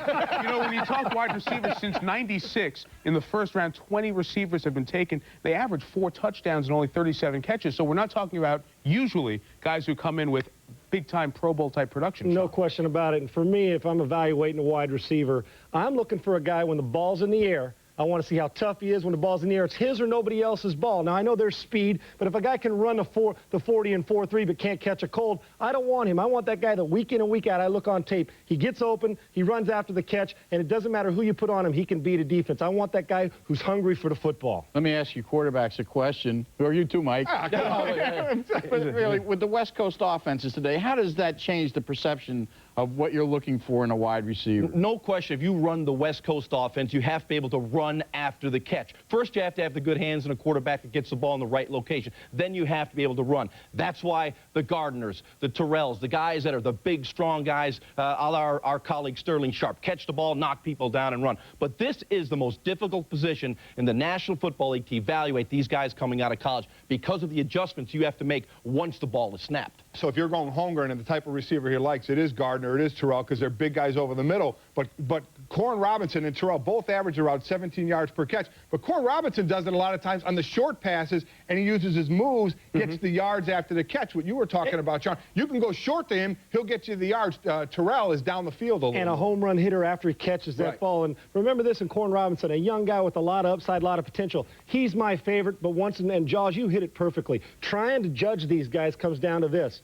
Mentally tough. Can they beat press coverage? Because the corners are getting bigger every year. Guys, just give me one quick thought. Seattle's pick here, obviously. Who's the best fit, with Seattle? Corn Robinson, for me, I think he's the best receiver on the board. I think they're going defense. I'm going to go away from the wide receivers. I think they're going defense. I think they cut both their starting wide receivers. I go Corn Robinson, yards after the catch. 28% of the top 25 receivers in the last 5 years were first-round picks. That's all. Not much. Let's go back to Chris. Boomer. All right, Mike and guys, I made my guess. We'll see. Oakland at 12-4, Denver at 11-5 atop the division, which a year ago, once removed, was won by the Seahawks. The Seahawks fell back, and Mike Holmgren has been coach of the year. San Francisco. Well, there's a trade with the 49ers, who will go defense. Let's just, while this is up there, because it's a little high to pick a receiver. While this is up, just take a good look. Let's go back to that for one more minute. Here are the moves that Seattle made. Joe mentioned Matt Hasselbeck. He's going to be the starting quarterback from Green Bay. Let's go back and see Chad Eaton, John Randall, the perennial Pro Bowler, on the defensive line. Marcus Robertson is going to play safety for the Seahawks. Levon Kirkland is going to play linebacker for the Seahawks. So these are moves that he made on defense, and now he's going to get, I guess, an extra pick as soon as we get details of the trade between the 49ers, who we feel want Andre Carter. Right. That's why they would move ahead of Chicago, and therefore we'll see what Seattle gets in return for moving down just 2 spots. Andrea, what happened? Chris, there was so much talk about Bill Walsh wanting to wheel and deal. Remember, he already got more picks later in the round, but he wanted to make this move to Seattle because he wanted one guy, and you've been talking about him, Andre Carter. When I spoke to Steve Mariucci last night, and we know how effusive Mooch can be, he said, I love Andre Carter. Remember, Mariucci recruited Carter to Cal when he was there. He loves his size, the wingspan. He's an edge player. This is completely an area of need for them, defensive line, getting production from the defensive end. So they made the move up to get Andre Carter from Cal. Back to you, Chris. All right, Andrea, and you pointed out he never played for Mooch, but he recruited him, and then that was the year Mooch moved on to San Francisco. And there's pretty good heritage here as well, which we'll explain in a moment. With the 7th pick in the 2001 draft, acquired by trade from Seattle, the San Francisco 49ers select Andre Carter, defensive end from California. First of all, they don't have to pay moving expenses. I mean, that's the most important thing. You just some mileage, drive across the bridge from Cal to $2 for some gas, down to 49. Don't even fill your tank up. Here's a quarter tank. Look, they drafted almost everyone defense last year, but an Andre Carter, Andrea Porter, Mooch was in the home recruiting him, and I want to put, this is the son of one of the best, one of the best all-time nose tackles to ever play in the NFL, and that's Reuben Carter. And all you have to do is sit with Tom Jackson for 14 years, hear about how good Reuben is, and work ethic, genes, it's all there, And guys. what's interesting about this is that the Denver Broncos had been talking with San Francisco about getting up there to get Andre Carter, but then there's been a lot of talk last 24 hours about Carter going to the Bears at number 8, which meant if you wanted Andre Carter, you had to pretty much go to the 7th spot. Now, he's at 250, Mel, not, prototypical for weight, correct? Well, you're talking about the 250 to 265 area, Chris. I think you look at Rob Burnett and Michael McCrary in Baltimore, and you see the success that they've had at a similar weight. You look at the productivity over 4 years of Andre Carter. 20 tackles for loss, 10 sacks as a junior. He's a marked man this year. They move him around, and he's still productive, Chris. That's what's impressive. They scheme to take him out of a game, and they can't. That's the reason, Morton Joe, that Andre Carter solidified. Now, I want to ask you, Morton, this question. Teams, I think, allowed too much information to go out too early. Everybody knew Chicago was eyeing Tomlinson and Carter. San Francisco knew it. They trade up 1 spot ahead of Chicago. They get Andre Carter. I think Mark Hatley of the Bears like 3 or 4 guys. Listen, David Terrell's there, but this morning, Deuce McAllister was getting very strong with the Chicago Bears. But who was their main option, though, Mort? Well, Andre Carter quit it, but I think Hatley never had a conviction on just one guy when I spoke with him last night. See, I agree with Mort here, Mel. People don't give it, twice. Teaming up on me, Joe. In the same hour. Chris, you got to help me, pal. The thing is it isn't too much information. We can sit down and you can look at the need of a football team and say, Joe, that's not true. This football team needs a couple people. Yes, it is true. No. We can sit down. How do you pick them? You know the need. Yeah, Joe, but Andre Carter, you talk about names associated with a team. It happens too often. But there's so few in this area. You know what? Last year, Last year, they have other needs. There was a time that San Francisco played at one time. They didn't all start with a couple injuries. I think there were 8 rookies at one time playing defense for San Francisco. Some of them are really going to pan out pretty big time. And with Carter, along with Bryant Young, who's the old guy from Notre Dame on the line, they're hoping that they get a defense, they got a pretty good offense. We'll be back with Up Cares.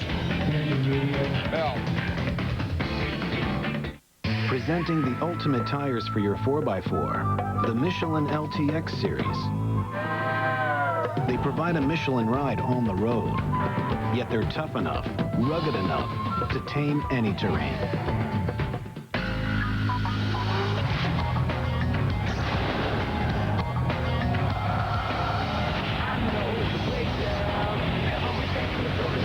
Driven, rated PG-13, starts this Friday. The Germans are known for their meticulous approach to engineering, for their uncompromising attitude about performance. So why is it that the winner of a coveted German New Car Award isn't German?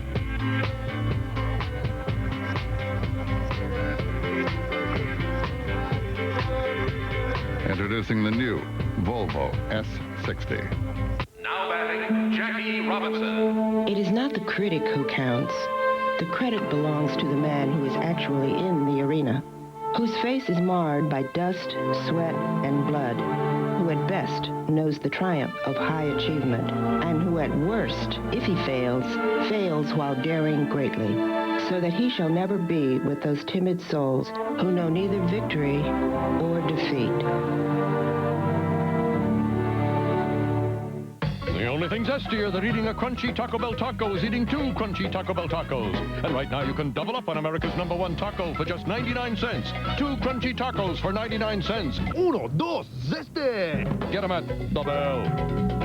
That roach thinks he's got it made. A mere scamper to the pantry. Only this homeowner called 1-800-Terminex for a convenient solution to the problem within 24 hours. So this roach is toast.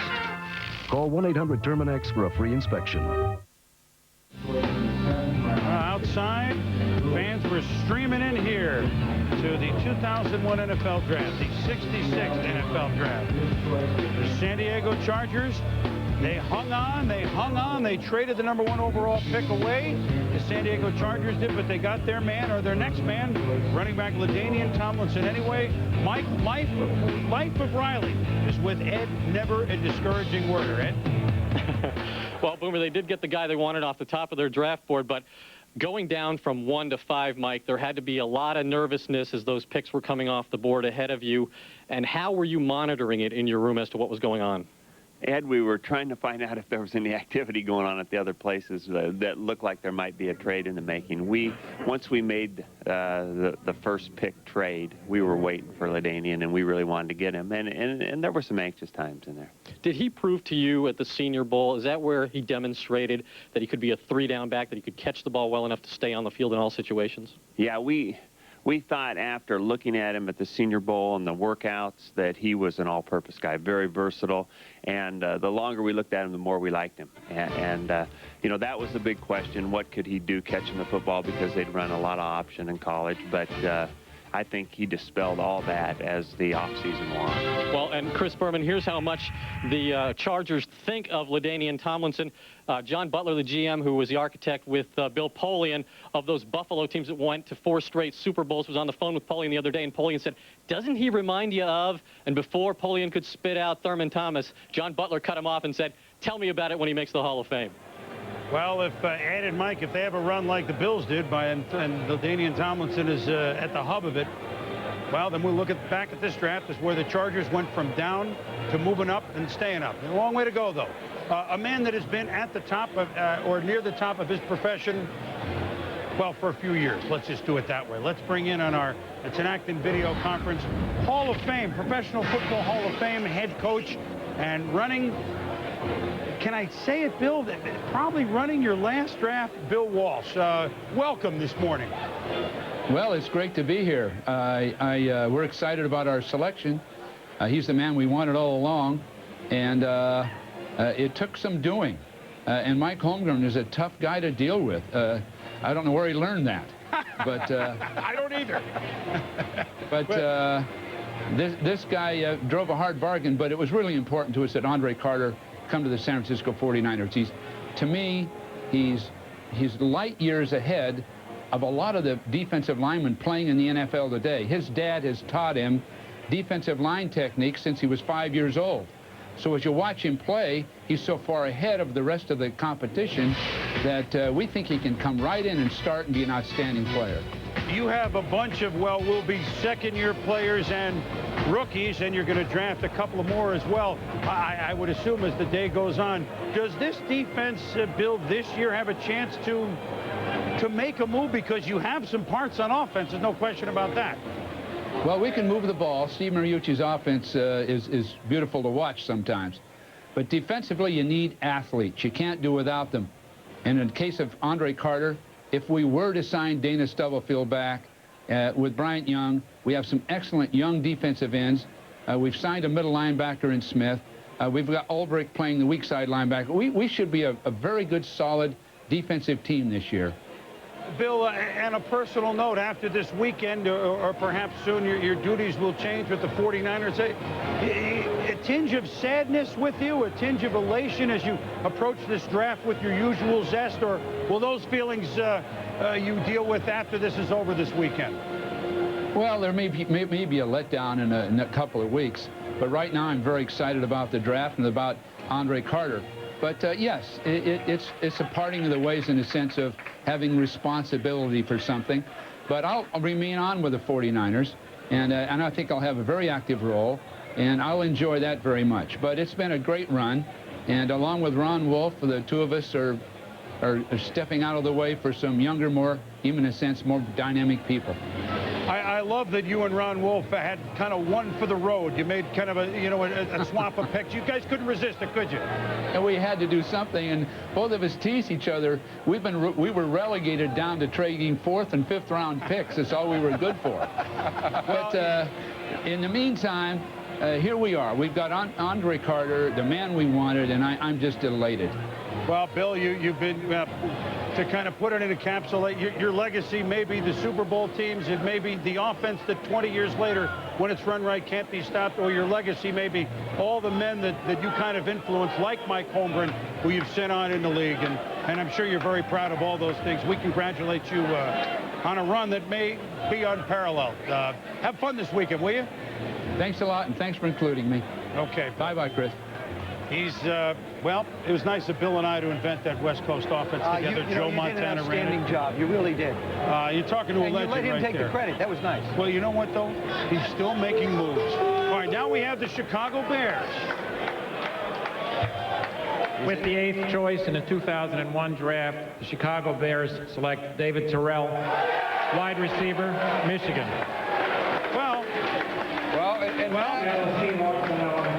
I think, I mean, we haven't talked about one of the most storied franchises in football, the Bears, because all this was happening, and Bill was so gracious with us.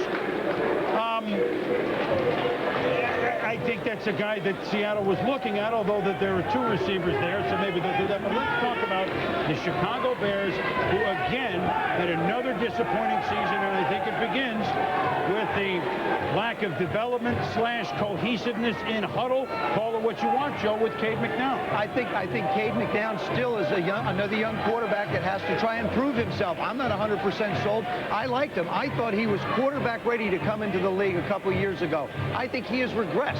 I don't think he's performed to the level he can.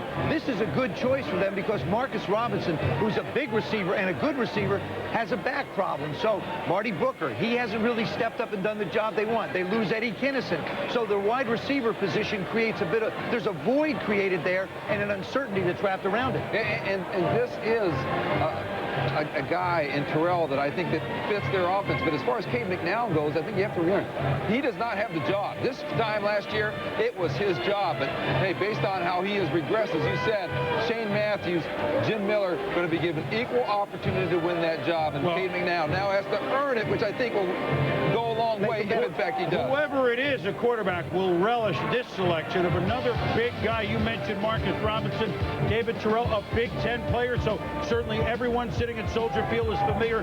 Mel and Morton, Joe, what he did in college, 6'3", 213, 900-yard receiving games, and runs good routes, huh, Mel? He really does. If you're watching this tape right now, you're seeing him beat Nate Clemens. Nate Clemens is a mid-first round draft choice. David Terrell against Jamar Fletcher. See him there with the size, 6'3", 213. I mean, he is a physical receiver. He'll block downfield. He had, I think, when you look at the productivity, yeah, impressive. But as a junior this past year, 14 touchdown receptions, 7 the prior year. So a guy that really stepped it up. The question I have is the stress fracture. He said it was there since August. For a skill position player, Mort, is there any concern about the injury going into this draft? You know, I think there was a little bit of concern, but since he played with it his senior year, and everybody seems to say it may not be a major thing, so obviously you don't go in the top 10 if it's a major. Before you do that, all you need to do is take a look at the depth chart, which we had up there. Marcus Robinson, you know, Des White, you know, hasn't really stepped up the way he wants to. Bobby Ingram. Bobby was hurt a lot last year. Marty Booker, not sure he can do it. Dwayne Bates. I mean, no one really jumps at it. I think Marcus Robinson is a terrific receiver, but again, is he going to be healthy enough? Also, they still will run a degree of Gary Croyton's offense in the past. Let me ask you this. John Swoop, they'll try to run you guys, Cade McNown, he has not yet established himself, right? What's the problem? Is it the arm strength question at Chicago, or is it the fact he has not established himself as a leader within that football team? I think it's twofold. First of all, I don't think he had a running game to support him. I think every young quarterback benefits from a running game. We're seeing Tim Couch struggle the same way. And Peyton Manning on the other side has Edgerrin James, so he's able to get it. James Allen had some productive games, Joe. Secondly, I think it was their offensive philosophy, just to throw the ball around as much as they did. I don't think that helped them. You know what the league needs, and this is whether you root for this team or not. The league needs the Chicago Bears to be a factor again. I mean, these are the Chicago Bears. They're in a division where every team was over 500 last year, except for them. They've been, for them, floundering, although they knocked Detroit out at the end of the year to have their one high moment. But now they get a guy that maybe puts a little excitement, they hope. David Terrell, the first receiver we've seen gone. He's with our Chris Fowler. Chris?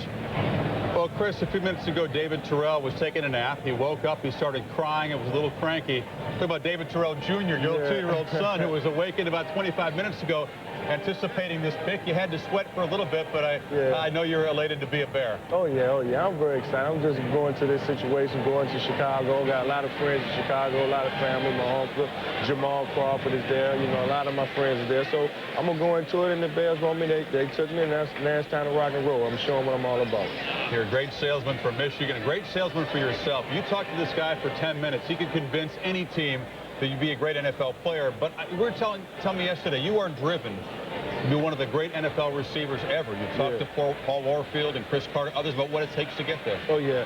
I just want to prepare myself for what I'm about to embark on in the NFL. And by that, you know, I need to go out there and affiliate myself with the right type of people. You know, I did that going to Michigan and throughout my high school career. And now with going and working out with Paul Warfield and those sorts of guys, I think that's the best thing for me. Now, underneath those fancy boots, on your right foot, actually, you played through a stress fracture, never missed a practice or a game your junior year at Michigan, but still a lot of teams were concerned about that. Are you able to look them in the eye and say that is no issue, I'm 100% healthy? Because that's an obvious concern for a receiver, that kind of an injury. Yeah, oh yeah, it was a concern for some of the teams, and I took care of that. You know, I rested and came back. The stress fracture was clear. The doctor said it was clear. I went to the retest on April the 6th, so I thought that the teams thought that it was not a problem for me right now. But it's something that I play with, and it's something that I'm going to continue to play with, but it's not a problem for me. Wish you the best, David Terrell, a Michigan man headed to the Bears. Go Blue. All right, Chris and David, congratulations. The Bears won wide receiver in '93 in the first round with Curtis Conway. They've done it here 8 years later with David Terrell. Is this the first of a run of wide receivers, or at least right up top? Seattle picks, then Green Bay picks. You know that they're each eyeing this group of wide receivers who you would think Koren Robinson's at the top of the list, but there are many others. We'll catch it all when we return. In the battle against athlete's foot, you got to have, boom, Tough-Actin Tinactin. Tinactin pump spray is clinically proven to stop the severe itching and burning of athlete's foot. Tinactin is so tough it even prevents athlete's foot. So get, boom, Tough-Actin Tinactin. The only thing zestier than eating a crunchy Taco Bell taco is eating 2 crunchy Taco Bell tacos. And right now you can double up on America's #1 taco for just 99 cents. 2 crunchy tacos for 99 cents. Uno, dos, zeste! Get them at the Bell.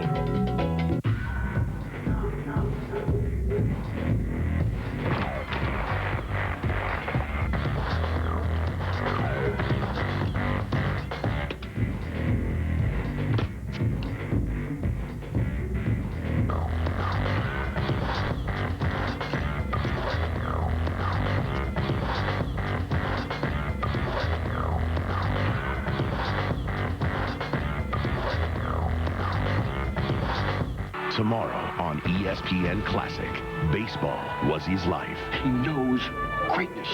Academy Award winner Tommy Lee Jones in a real classic, Cobb. I'm the greatest baseball player of all time. And one man's search for the real story behind the legend. You have no friends. My book is about Cobb. Cobb is baseball. Cobb. Tomorrow at 9 Eastern, only on ESPN Classic. To get ESPN Classic, call 1-800-CLASSIC today. We're back with the 9th team on the board, the Seattle Seahawks, moving down a couple of spots. We think it's Koren Robinson, wide receiver, NC State. That's just a guess. Here's the fact. With the 9th pick in the 2001 NFL Draft, the Seattle Seahawks select Koren Robinson, wide receiver from North Carolina State. Now, Terrell's a little bigger, but Koren Robinson is still a big receiver that the Seattle Seahawks do not have with offense, and he knew that perhaps Ron Wolf, his old mentor in Green Bay, Mike Holmgren, knew would take Robinson with the very next pick. 110 receptions for almost 2,000 yards in his career from NC State, Mel, and let's remember, he's a return man as well. He's a great return man. You look at how smooth he is and how explosive he is. 6'1½", 210 pounds. Needs to become more of a natural receiver. Why? He was a tailback in high school. Once gained 389 yards in one game. He moved to wide receiver because that's where they needed him the most. Remember, Torrey Holt was there. That's his mentor. A kid who really does the job this year. I talk about stepping up. 2 touchdown receptions as a sophomore this past year. 3rd year in the program. 13 touchdown receptions. That was the difference. I think if you look at Koren Robinson, the workout, the combine workout, didn't run. Then he tries to run during his individual work. He runs at 4.6 on a track. Wasn't able to finish and give the kind of 40 he's capable because of a hamstring injury. I can never remember a 3rd-year sophomore entering the draft without an established, accurate 40 time. And yet, there were the thing that teams spent more time about this past week was a problem with his left eye. He has what they call deceptive vision, and he reacts to colors different. Red and green are a little bit fuzzy for him. Brown? Yeah, no problem with brown. That's good because the football's that color. But he had an appointment with Seattle in terms of go over this medical condition with his eye, and he's seen 2 eye specialists since the combine. It's a condition he's had all his life, and obviously this guy, a lot of times, I've heard the name Randy Moss kind of mentioned in the same breath. This could be a potential Randy Moss type of player. And I will say this, Seattle, I say when you have Darrell Jackson and Koren Robinson, you better bring in Jerry Rice in June to mentor these 2 young receivers. He was one of the 7 players, the 12 players we said had the same grade, the highest grade in this draft, and they acquire him at the 9th spot. This is one of the established stars of this draft, still on the board at 9. 10 seconds. Torrey Holt went 1 from NC State a couple years ago to St. Louis. How does he compare? He's not as mature as a receiver. Remember, he's a tailback. Torrey Holt went back for a senior year, worked that summer on his route running. Koren Robinson needs still to be developed as a wide receiver. Well, Seattle has addressed the defense during the free agency. They get a quarterback in trade with the Packers, and now they have a receiver, a big receiver in Koren Robinson. The Green Bay Packers, they're on the clock, and Ron Wolf's final draft with the Pack. We'll be back.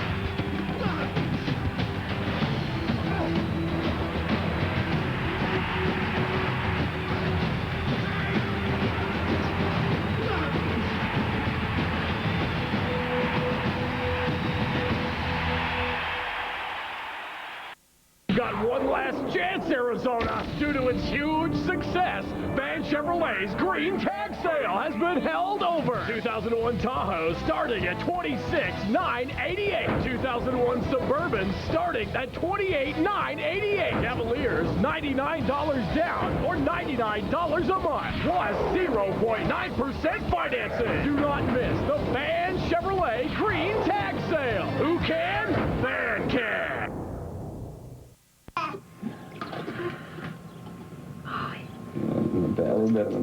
Oh, look at that. Anna, Do you like it? is it comfortable? Right? Yes.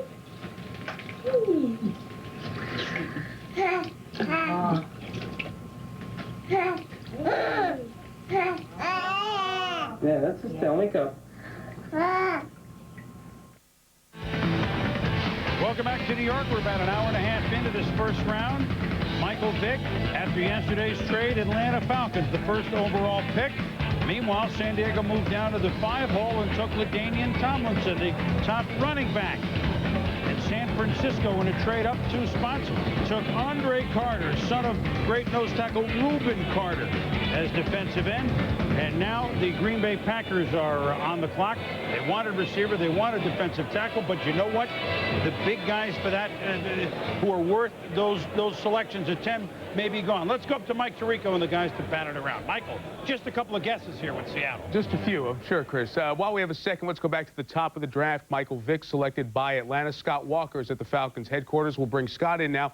Any conversation of how they're going to use Michael Vick in 2001, Scott? Yes, they're starting to talk about that here, Mike, as Vick. It was interesting. 2 weeks ago, he had a meeting here in Atlanta with the Atlanta coaching staff well before the Falcons envisioned that he could become an Atlanta Falcon. In that meeting, Vick was asked by the coaches to imagine some of the things that he might be able to do on the field. And it's that kind of imagination the Falcon coaching staff will take into this season. They do intend on getting him on the field somehow, trying to get him on the perimeter with the football, giving him the ability to either run or pass to try to make plays. That will not include the traditional slash role you saw with Cordell Stewart. He will not play a receiver role at this point. As for being the starting quarterback, they said it's up to Michael Vick as to when he will mature into that role. Okay, Scott, Michael Vick with the football in his hands is a special player no matter when it happens. We'll talk more about him as the weekend goes on. Want to go down to the number 3 pick with Cleveland taking Gerard Warren from Florida. Our Sal Palantonio's in Tampa covering the Bucks, but Sal, you had a chance to speak to the new Cleveland Brown on the telephone. Yeah, Gerard Warren is up the road in Gainesville, where he went to school at the University of Florida. He is celebrating being the 3rd pick with his family. I had a chance to talk to him on the phone, Mike, and he said he had a long conversation with new Browns head coach Butch Davis, who talked to him about the up-tempo, aggressive style of defense that Davis made famous, of course, at the University of Miami. And that's exactly what Warren wanted to hear. That's how he played at the University of Florida. By the way, he's in Gainesville because he wanted to celebrate with his family, and when he told the NFL he wanted to bring 200 people up to New York, they said, we don't think so. We've seen big families, but that stage isn't quite that big. Interesting, Warren and the Florida defense was beaten up by Miami's offense in their bowl game. Let's go back to Chris Berman now in New York. All right, Mike, gang, thank you very much. The Green Bay Packers on the clock.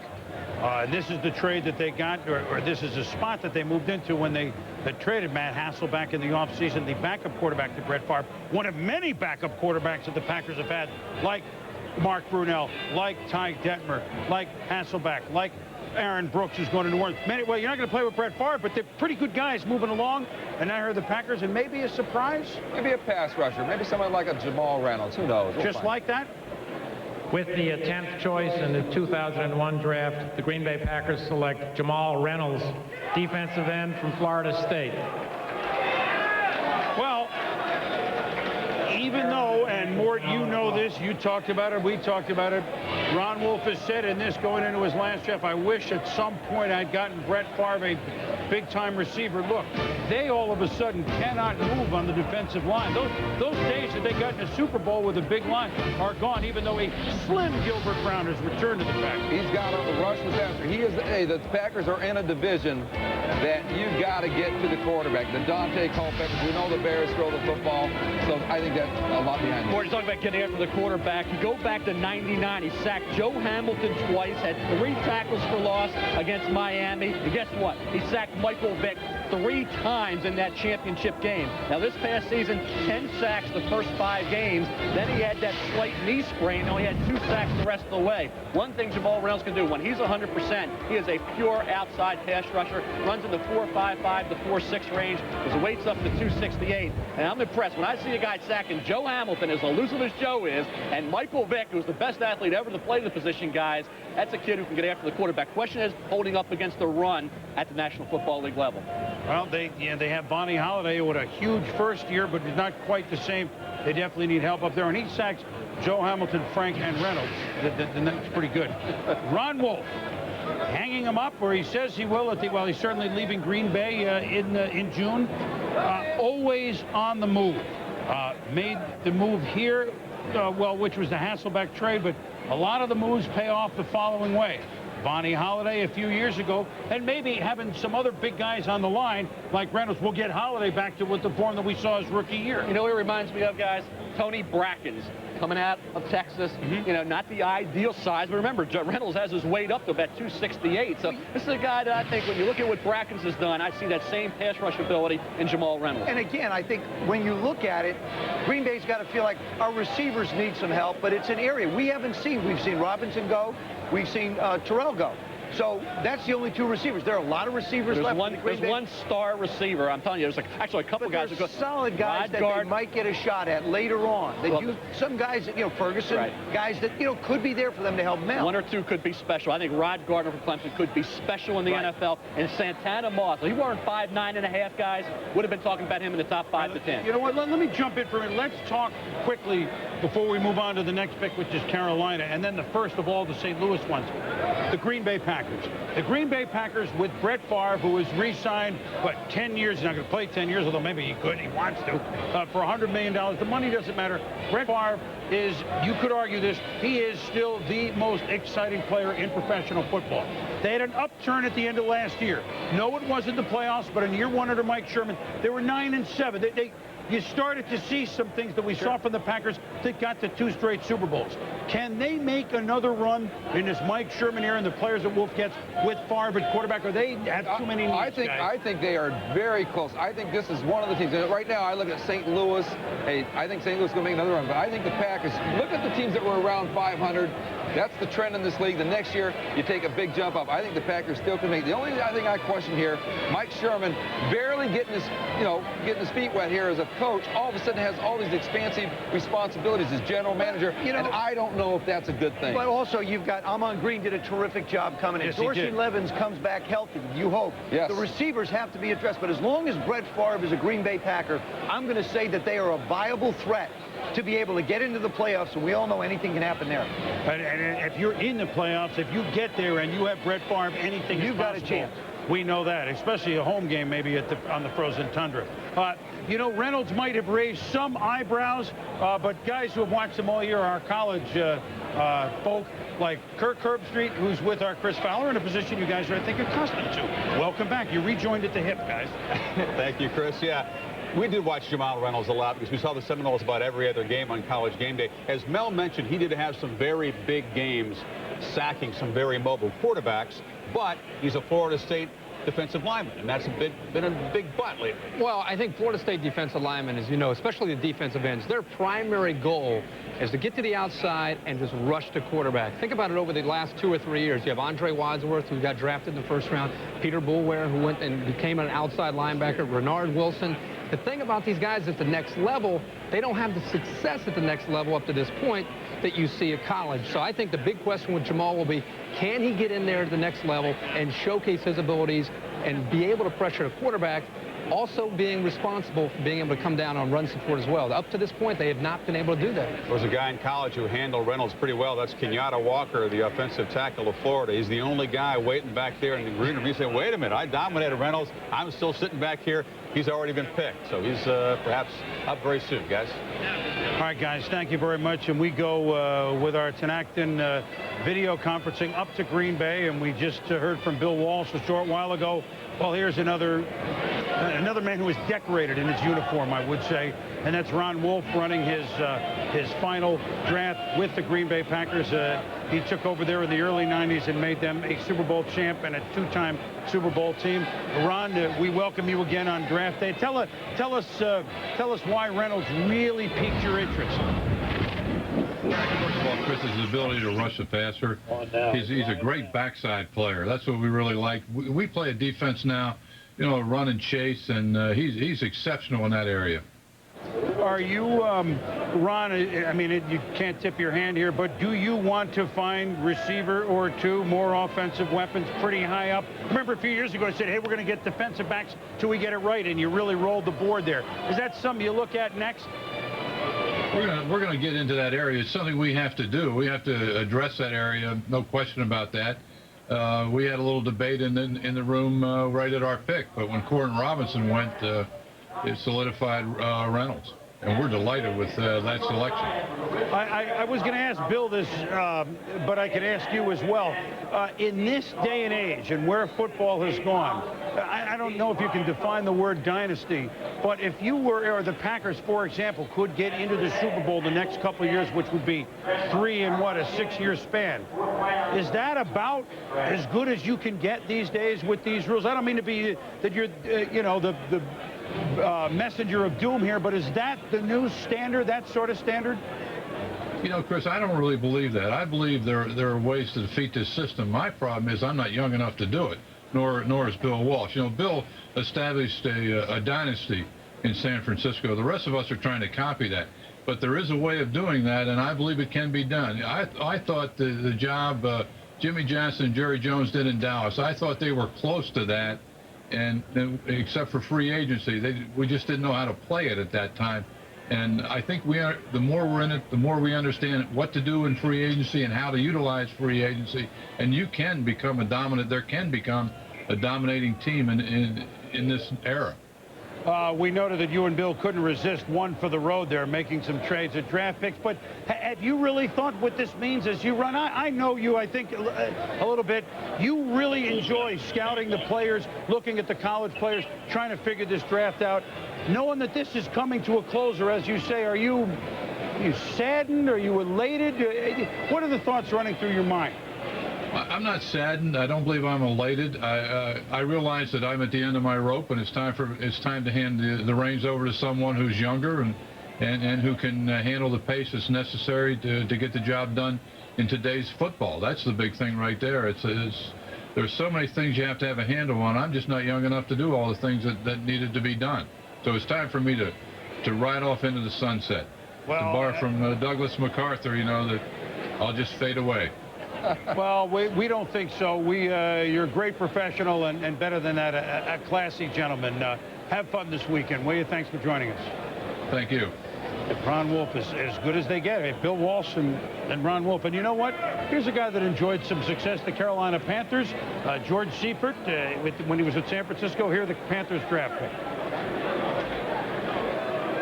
With the 11th choice in the 2001 draft, the Carolina Panthers select Dan Morgan, linebacker from the University of Miami.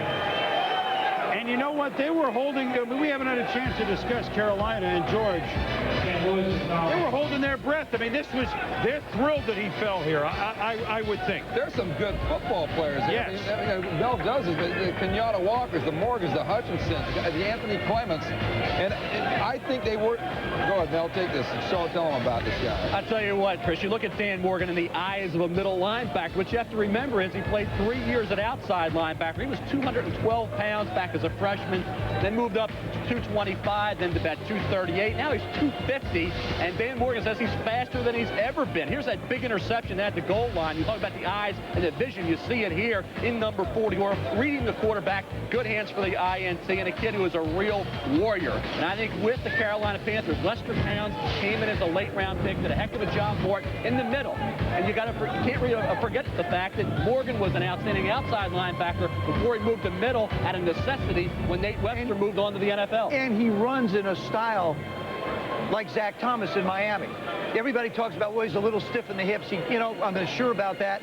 Zach Thomas, when you look at him run, he's like a little, no offense, Zach, like a little penguin moving back and forth. You see the same type of movements in Dan Morgan, but yet he goes sideline to sideline with a lot of He's speed. 6'2", 250 guy. Spielman-type heart. I mean, isn't this a Chris Spielman? I mean, this is a football player here, right? No question. I mean, you can play him. You can play him anywhere. I mean, let's bring in Sal Paolantonio, who's in Tampa. But Sal, you have some insight on how Carolina, and they were holding their breath, no question about it. They're elated right now.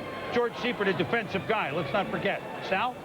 He is a defensive guy, and of course, you get the Bednarik Award winner. You're very, very happy. But as Mel mentioned, Dan Morgan played outside linebacker for his first 3 years in college. And don't forget, the Panthers cut Lee Woodall, formerly of the 49ers, in a salary cap move. And what I'm hearing in Carolina is that Dan Morgan will play outside linebacker, Chris, not the inside Mike position. Well, that's interesting, Sal, because inside Mike is somewhere good. Can he play either place, guys? He can do it. He proved it for 3 years. And as I said, when I talked with Dan Morgan, he said, hey, I was 212, then I was 230, now I'm 250. And he claims that he would like to be maybe 255. He's 6'2", and he's a great athlete with tremendous speed. And Joe, he says he's faster than he's ever been. He's handled that outside linebacker spot for 3 years. He's experienced. I think people in general, when you look at a 4-3 style of defense, everybody says there's one inside linebacker, two outside linebackers. That's really not the way it is. One of those outside linebackers so often winds up playing inside the end, and so you really wind up with two inside linebackers, one outside linebacker to be able to roam. So I think he can fit into that system very well. And by the Panthers addressing their offensive line this offseason, they hire Paul Boudreau, and then they go ahead and sign 3 free agents, Jeff Mitchell, Stussy, and what you Kevin have, Donnelly. Yeah, and Kevin Donnelly. It allows them to pass on Kenyatta Walker. I don't know if that's a good thing, and take a Dan Morgan, but that's why they were going to pass on a guy like Kenyatta Walker. Without really elaborating on it, this is the type of football player Carolina needs right now in many ways. I think everybody will agree with that. For a franchise that was in the title game not so long ago, but had misfortune and worse than that happen to it. This is a good pick by Carolina. We will be back with St. Louis.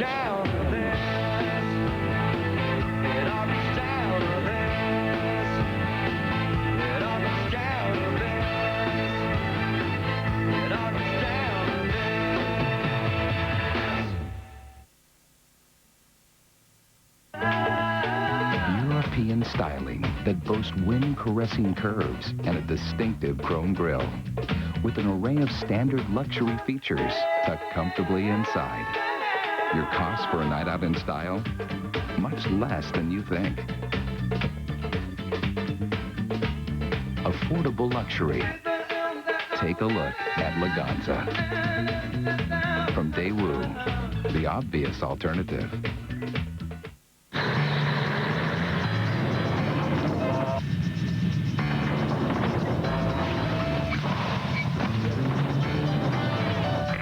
This is your captain speaking. If I could have your attention for a moment, folks, I'd just like to say that American is proud to be the only airline to remove seats throughout coach, so you all can have more room to cross your legs. However, we do kindly request that you not all do it at the same time.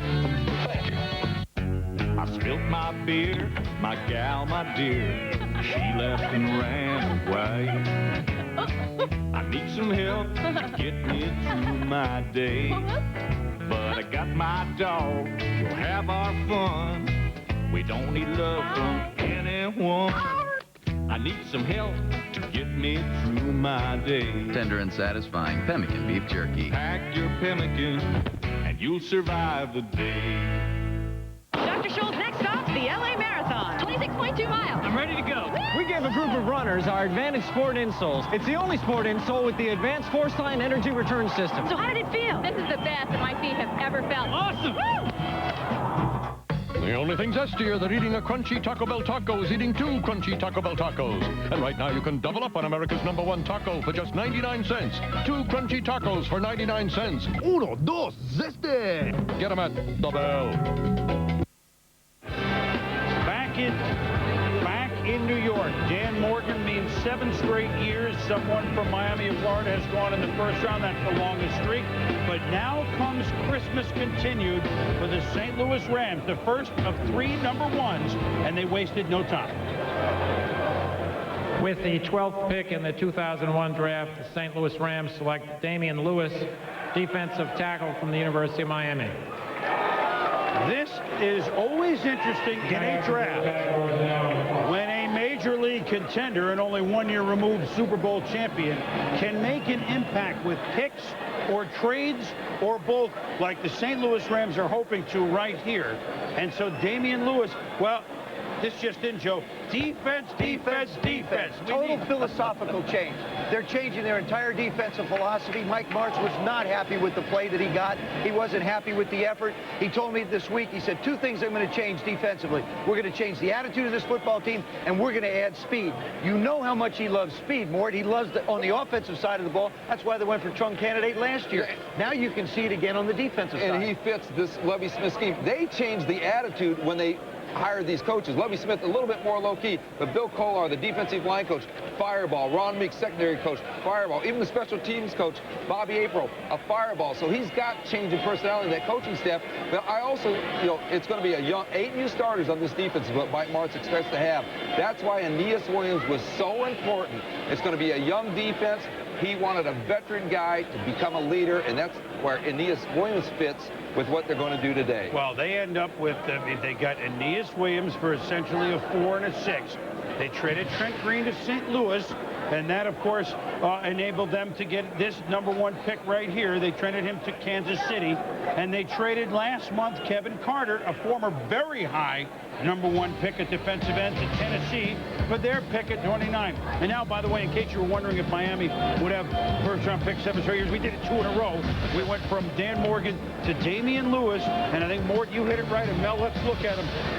The quick scheme of the Tampa Bay style that Lovie Smith is going to play, and Damian Lewis certainly has that, doesn't he? He's a great athlete. He sort of dropped back into coverage at zone blitz package. He averaged 14 points, 11 rebounds as a basketball player in high school. And you go back to his redshirt freshman season, led all Miami defensive linemen with 72 tackles. Very instinctive, very quick. It's not a 3 technique. It's one of those penetrating defensive tackles. And you look at this past season, got broken foot early on in that loss to Washington. Had it not been for that injury, which hampered him most of the year, Damian Lewis would have been in the top 5 to 10. But we talked about how important it is to get value. Forget about the senior year. Go back to those other seasons, and Damian Lewis was one of the best in the business. You know, just a quick point there, attitude. We talk about the change in attitude. Here's a kid that plays with an injury. Right. I mean, those are the kind of people that you want on your football team. Guys that don't look for an excuse to leave, but guys that want to stay and play.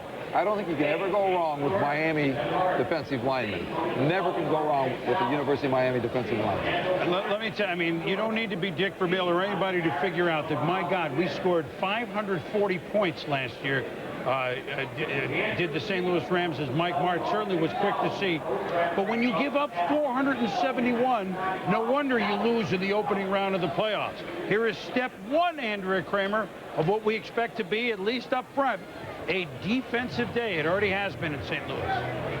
Absolutely, Chris. Now, in the war room, there was basically no debate, and that's one reason why they made the pick for Damian Lewis so quickly. However, 2 picks earlier, there was a huge sigh of relief when Green Bay selected Jamal Reynolds. That's because the Rams had 3 guys rated right there: Dan Morgan, Jamal Reynolds, Damian Lewis. They had a feeling that Carolina would go for Morgan, so when Jamal went and they knew that they could still get their guy Damian Lewis, they were very, very relieved. They also looked back at when San Francisco took Andre Carter and thought there could be a run of defensive linemen. So definitely got their man in Damian Lewis, the Rams did. Natural. Well, we will have plenty, Andrea, to talk about all day long, as the Rams are scheduled to make 3 first-round picks. And today they got Aeneas Williams. And you talk about a team working quickly. How about Jacksonville? O-line, Hutchinson, is that it? They can help themselves here. With the 13th choice in the 2001 draft, Jacksonville Jaguars select Marcus Stroud, defensive tackle from Georgia. Well, that was, I'll be honest with you, that was the word this morning, that Tom Coughlin, so impressed by what the Baltimore Ravens have done with the big defensive tackles, the Saraguses, the Sam Adams, that he really felt that was the way to go. And I mean, when I heard Stroud this morning, I said, okay, if some other guys aren't there. But Kenyatta Walker, when you've lost Leon Searcy and you've got a great offensive lineman like Walker, I'm surprised. How about Steve Hutchinson? You know, a guard tackle out of Michigan. You got a Hutchinson and Walker sitting there. My opportunity there is to say, hey, we stole one of the best players in this draft. Marcus Stroud is a guy I don't think played to the level every week of his talent. Well, and to me, he is not a Sam Adams type. He is a guy I think has to be developed. I think this is a stretch. I think it's to a point where in this draft where you could have got a much better player in Walker or Hutchinson than Marcus Stroud. 6'6", 320 from Georgia. One of those tackles from Georgia, the two of them. Obviously very strong, but you think this is high? I mean, I don't say high, Chris, because he would have figured to go right in this general area, but a stretch when you say Hutchinson and Walker, who I thought were two of the elite players, Mort, I had them graded out and said nobody in this draft had a higher grade than Walker and Hutchinson. They were the same as those 7 to 12 we mentioned. Marcus Stroud was not in that group. No, but despite all the losses Jacksonville suffered in free agency, I think that Tom Coughlin still says, I still got the Brunells, Freddie Taylors, the receivers. Our offensive line improved last year. We were 7th in offense. But you lost Fordham and you lost Searcy, Mort, and you got a quarterback in Brunell. Has to be able to stay healthy. That's a question with that knee. I'm surprised they passed on one of those two offensive I'm shocked. I mean, that is a shocking first-round pick as far as I'm concerned. Well, they were snake bit a couple of years ago when all those defensive players got hurt, and they kind of fell from where they were, and they... Well, oh, God, yes. Buffalo has some intriguing choices they didn't think they would have. We'll go to the cab driver next.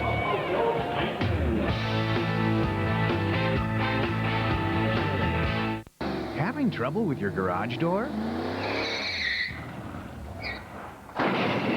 Wayne Dalton can fix that. Trouble with the opener? Wayne Dalton can fix that. A little problem at work? Wayne Dalton can fix that. In fact, Wayne Dalton can replace or repair just about any garage door problem you have. But we can't prevent them. You want a Wayne Dalton door system, just to be safe.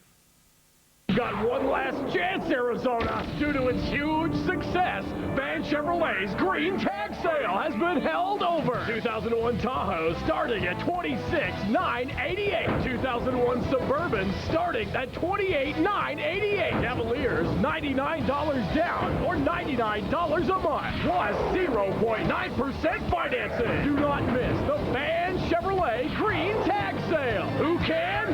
Van can. You can do it, go, Yorgie! Go, go, go! You can do it, yeah! Thanks, Yorgie. I love you so much! I'm Jason Williams, and this is ESPN, the magazine's brand new mascot, Maggie the Magazine. I guess she's supposed to represent how great the magazine is, but mostly she just gives people the creeps. Welcome back to the NFL Draft 2001. SportsCenter in-game is SportsCenter in draft. So we'll get started with some of the top headlines of the draft so far. Of course, the Falcons move up in a deal with the Chargers, and they take Michael Vick with the #1 pick. The Chargers got first, third, next year second, and receiver Tim Dwight. Upsides of Vick, big arm, great running ability. Downsides, just 2 years of college football. One of today's big moves, the Rams agreed to a 3-year deal with Cardinals cornerback Aeneas Williams. St. Louis sends the Cards a 2nd-round pick and a 4th-round pick. The Rams hanging on to all 3 first-round picks. They took Miami defensive tackle Damian Lewis with their first pick. The NFL looking forward to next season. The NBA's 2nd season began today. The Sixers swept the Pacers this season. The Pacers knocked the Sixers out of the playoffs the last 2 years.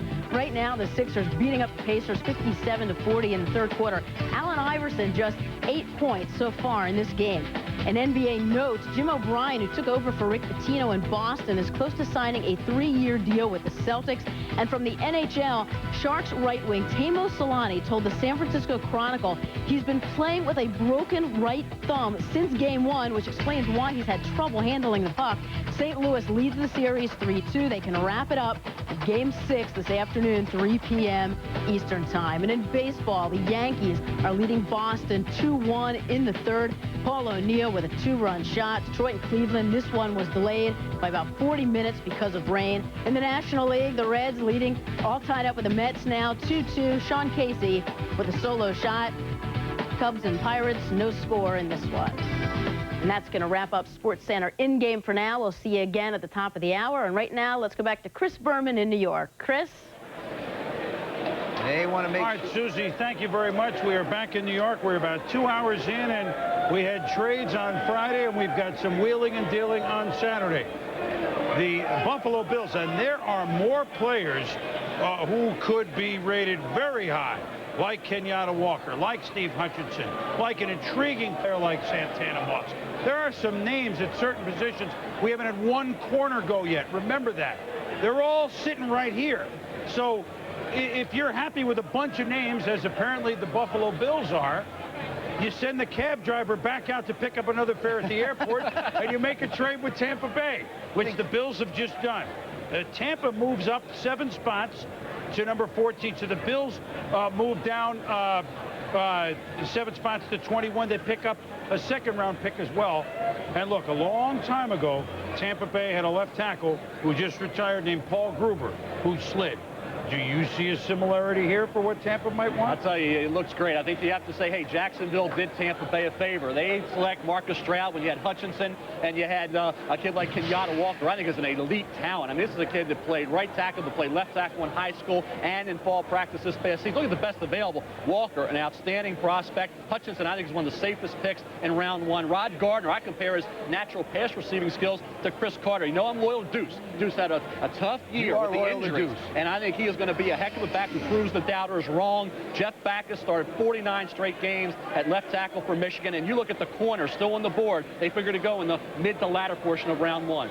Rich McKay, the general manager of the Bucs, told me last night that they would not move up unless somebody special was there, and it's got to be Walker. He is special, I'll tell you that. Throw Hutchinson back. I mean, they weren't sure any of those names would be there. They're all there. They have a Super Bowl team missing a part. Richie McKay, an underrated man at working the draft. I'll talk about that in a minute. He's not mentioned with draft day deals very much. He should be. Here may be another one. With the 14th pick in the 2001 draft, acquired by trade from Buffalo, Tampa Bay is selecting Kenyatta Walker, tackle from the University of Florida. Well, they got all those Pro Bowl guys, you know, Christie at center and the moves that they made, but they need a homegrown, and when you know, a homegrown tackle who's a local product. He's a Gator going there. I mean, that was a position. They get McDaniel and Christie, but tackle is what they need. Is it Gruber-esque? Well, if he plays as well as Paul Gruber, my God, do they have a steal. He is an immediate hole filler more at left tackle for a team that thinks they can move on to the Super Bowl. And he's a guy, remember, is going to have to protect Brad Johnson, who needs protection for them to get done what they want. You know?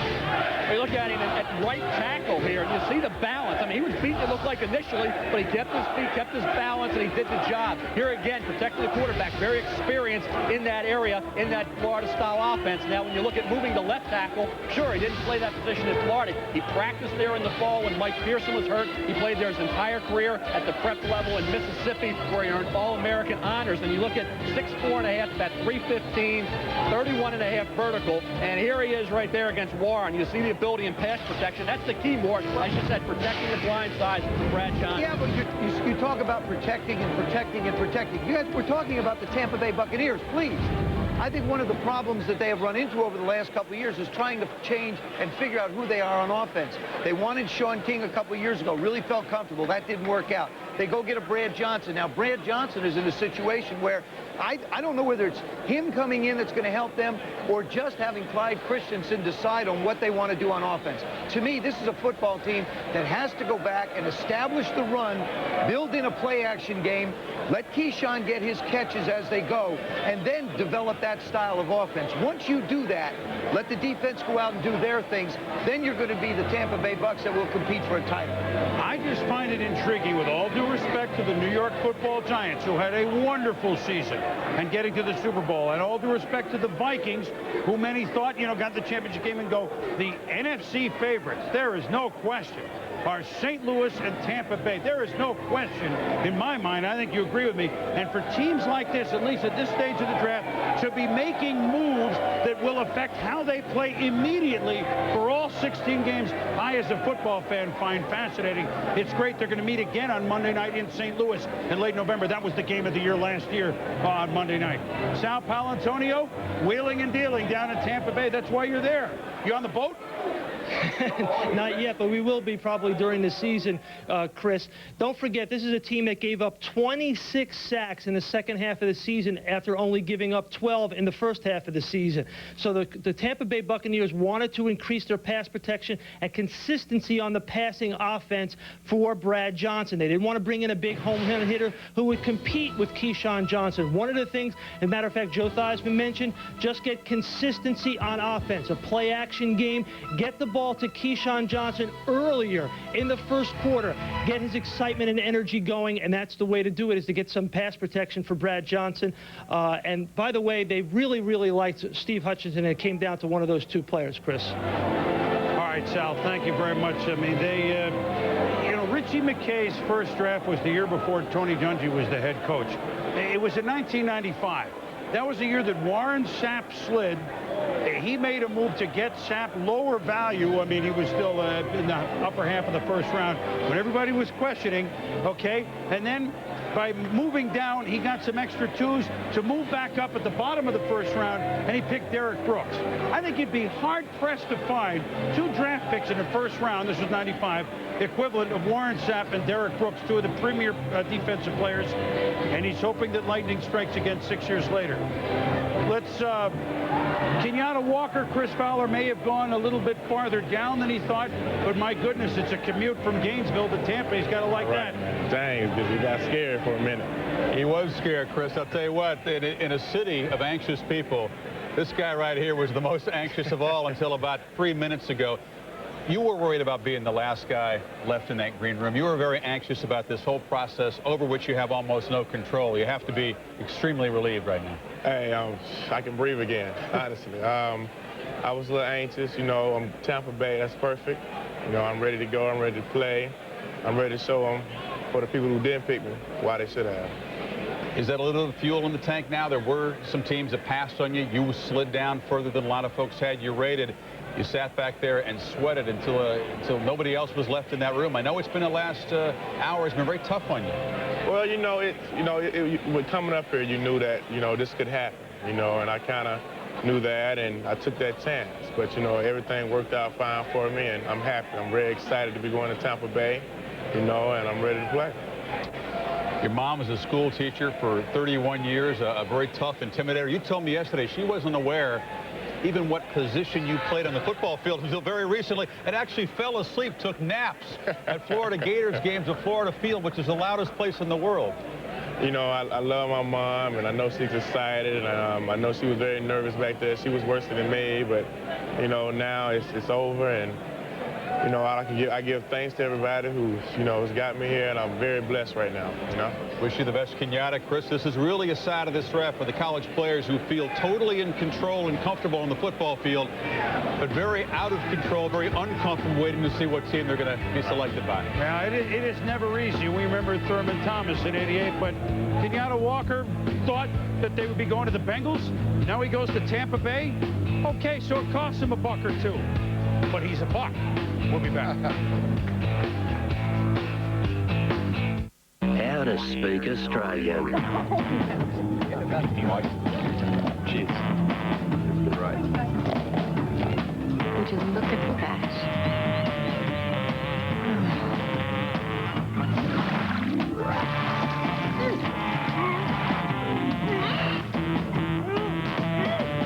Calamari.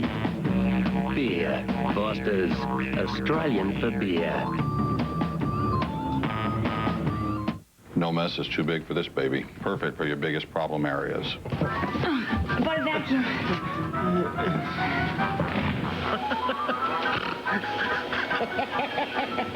Yes! You missed a spot. Could you lift your feet up?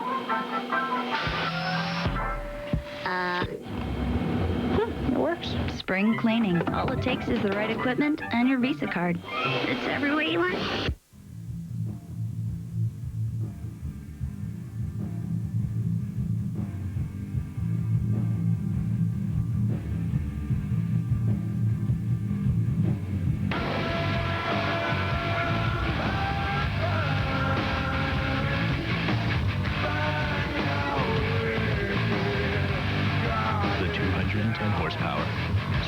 Supercharged Nissan Frontier.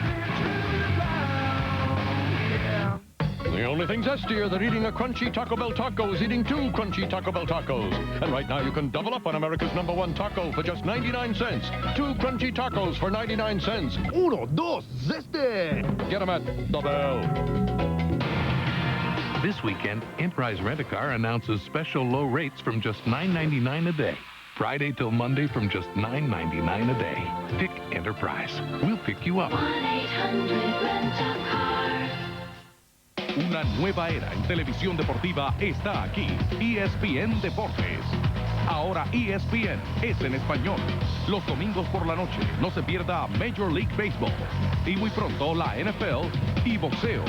Los domingos por la noche, cada palabra en español. Toda la acción de los deportes se encuentra en ESPN. Presentado por quienes mejor lo hacen. ESPN Deportes. Los domingos a las 7:30. And now we're in New York with the most talked about team last year, albeit a disappointing season. The preseason Super Bowl favorite, yet 8-8 finishing Washington Redskins. They were high on the hog as Daniel Snyder brought in, well, the top 2 of the top 3 picks, number 2 and number 3, and Samuels, who you were looking at, and LeVar Arrington. And big money spent on free agents, Dion and Bruce Smith. And, of course, there was Stephen Davis to carry the ball. Mid-season optimism when they beat the Eagles and the Giants in the middle of the year. But yet late in the season, losses to the Cards, Eagles, Giants cost Norv Turner his job. Our good friend and one of the classier people in this game, Marty Schottenheimer, is the new coach. But the Washington Redskins, very difficult. The hardest thing in sports, great expectations, even for this veteran team. And frankly, there is no question that for many people last year, and it's a proud franchise. I'm not saying because you're here, Joe. The Redskins are another one of those proud franchises. Many people found that rooting for the Redskins last year was like rooting for the Russians. Rooting for the Russians. But I just want to say something. I want to make it perfectly clear. There is absolutely no way that I could ever work for Daniel Snyder. Oh, Marty. Maybe I got a chance of working there next year. You know, and actually, it's a good choice to have Marty there. It really is. I know what Marty said, and it's an evaluation. But I think he looked at the opportunity of going in, having something to work with, having a Bruce Smith, having a Deion Sanders, having a Darrell Green, having a Stephen Davis. When you look at this football team, he can play his style of football. He's brought his people in, Jimmy Ray and Kurt. They've come in now and become a part of that franchise. But really have a Deion Sanders. I mean, I don't think Deion's done. Marty... Deion is done. You just mentioned Deion. I know, but they brought him in, but he's done. If he's not there at the start of training camp, I don't see Marty Schottenheimer having anything to do with him. Darrell Green should start at corner for them. You know what we're talking about, Marty? He comes with an impressive resume. Okay, not a Super Bowl, but you try to put up the job he did in Cleveland, where they were perennial contenders. My God, could they knock on the door anymore? And what he did in Kansas City, you look at his overall 150 and 96. I mean, it's a man that understands how to win. This is a man that understands veteran players, and their best shot in his 4-year contract is right now with this year. Would you agree? I absolutely agree. It all depends, again, on Jeff George. What do they want to do offensively? How well will their wide receivers perform? James Thrash is gone. Albert Connell is gone. They've lost some speed. The pick I would love here, and it probably won't, Santana Moss.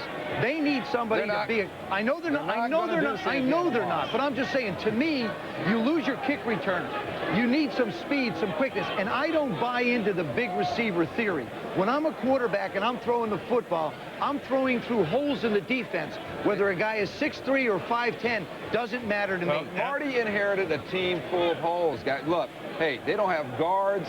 They need receivers. The quarterback thing is shaky. He only has 4 draft picks. He might even trade to get more draft picks. Who better knows that than a man that helped them, that ran their drafts the last couple of years after running San Francisco's before that, Vinny Serrato, who along with Billy Devaney, who was with the Chargers for so many years as personnel directors, are helping us out in all of our ways here at ESPN. And so Vinny, my cousin Vinny, is down there with Chris Fowler, and I think he's got some insights, Chris.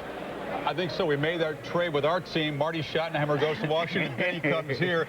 You've heard the debate a little bit about what the Skins should do with this pick. What would you do with it? Well, I think it definitely has to be a wide receiver. Westbrook coming back off an injury. Albert Cannell's gone. They just re-signed Kevin Lockett, or they re-signed Kevin Lockett, who really started 6 games. I think Rod Gardner's a perfect fit in the NFC East. Big, strong, physical receiver. Rod Gardner's my choice, and I know that's Mel's choice also. He's the guy from Clemson. There are a number of receivers that a lot of teams have rated very differently, but there may not be a consensus, shall we say, in Washington between the owner and everybody on which receiver fits in. I think if it was up to the owner, I think Dan Snyder likes Santana Moss. All season long he was saying, check out Santana Moss, check out Santana Moss. But, Chris, they could also look at corner with Deion Sanders. He's leading the IHL, or the International League in hitting at 422, and Darrell Green's 41. So they could go Nate Clements at corner also. They've got this pick. You say receiver. What do the Redskins have to do in this day to shore up real quick besides that receiver? Well, I think that they need an offensive right guard. They'll play Mookie Moore left guard. And the defense has come back. They were 4th in defense. They just have to stay healthy. Corey Raymer's back healthy and get Jeff George to do what they want him to do, and they've got a chance to be okay on offense. Vinny, you got that draft day look in your eyes. You're teed up, Chris. You know, and I know that draft day look, although our draft day look after a while is a glaze. A man that was a #1 pick in 1969 by the San Francisco 49ers. Now, among the officers in the NFL, Gene Washington will handle now the podium. So a #1 pick, announcing a #1 pick. And fittingly, it's... With the 15th selection of the 2001 draft, the Washington Redskins select wide receiver Rod Gardner from Clemson. For Gene Washington, it's a receiver is the first pick that he announces. You know what's interesting here is Vinny Serrano just mentioned that the owner, Daniel Snyder, wanted Santana Moss, was dying to have Santana Moss. The fact that it is Gardner tells you who is running the show in Washington, and it isn't George Bush. No, well, he's running the big picture. Let's take the big picture. He's got that one. But well, here's the little picture. Here's Gardner, who, you heard Vinny say it, and Mel, 6'2", 219, 2,400 yards in receiving at a school that has receivers in Clemson, 159 catches, second best in the school's history. Chris, he is the best and the highest rated receiver coming into this program since Jerry Butler. And you talk about Jerry Butler, 5th overall pick of the Buffalo Bills way back in 1979. You see him lay out to pull in that reception. Not a lot of separation with Rod Gardner. The guy is very physical as a receiver, 6'2 1/4", 217 pounds. Look at the body control, the hand-eye coordination. He attacks the ball, and certainly he'll get off the jam. There's pressure cornerbacks in the NFC East. And I think when you look at Rod Gardner, a guy that will come right in and have a major impact. I was obviously a big fan of Rod Gardner. I gave him the equal in terms of grade to any other player in the draft. So I am a huge Rod Gardner fan. All right, bigger question. They need receiver. There's no question about that. Bigger question. How long, if things don't go well out of the gates, how long does the owner do what he says with Marty and leave everything alone? I think he does. I don't think he gets himself involved as actively as he has in the past. I believe this is Marty's show to run. Now, that's a credit to Daniel Snyder. Like any young guy who takes over anything or comes into our league, there's a learning process. Yes. Daniel Snyder is learning how to be an owner. I believe the hiring of Marty is a step in that process, and a good step. I think Daniel said, look, I've hired a good person. I'm going to let him do the job. I'm going to be the fan. I'm going to get excited. If we lose, I'm going to be mad. But it's Marty's football team to run. I think Marty made it clear with Snyder that, hey, one time you come in here and you want to voice yourself, that's fine. Second time, you be paying me off my $10 million and I'll be walking. Well, and I think that Daniel Snyder, we said this on primetime emphatically during the season. He didn't become a successful businessman by not learning. And if he's done, as you said, he has a passion and he's learned, we think, and if he has, then that can only benefit the Washington Redskins. Now, we say all that. Vinny Serrano, you were inside the closed doors yet. Do you think that this will be a quiet period, even if things don't go well for Marty? Well, I think so. I think he's given total control to Marty, and I think he's saying, Marty, you've got experience. You've done it before. Take the reins and run with it, and I'm going to stay in the background and let you do your thing. Well, we all hope. Look, Marty didn't take the job hoping that was going to be the case right out of the gates.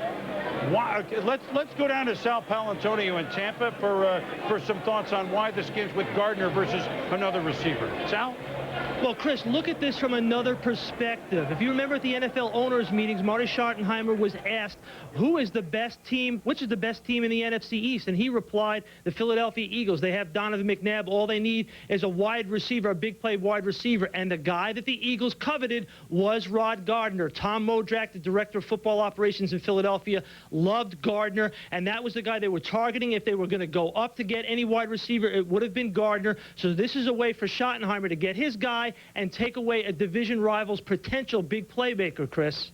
Well, that's very interesting that you say that, Sal. And I think we have a gentleman that works with us that's played a little quarterback in Philly that understands that exactly Gardner would have been a guy that Philly would have gone up to get. And Ron Jaworski, you like this pick for Schottenheimer, don't you? Absolutely. And, you know, one thing, if you watch those tapes on Rod Gardner, you see a guy that can block. And if you know you're going to play for Marty Schottenheimer's offense, they're going to run the football, and the wide receivers have to block. But I was also very fortunate in my career to play with a wide receiver, Harold Carmichael, and height does make a difference. He can go up and catch the football. And what I love about Rod Gardner, he can get off the bump and run and the jam at the line of scrimmage, and he can separate. When you look at this tape here, you'll see a guy that will go up and take the football away. You got to love this kind of stuff.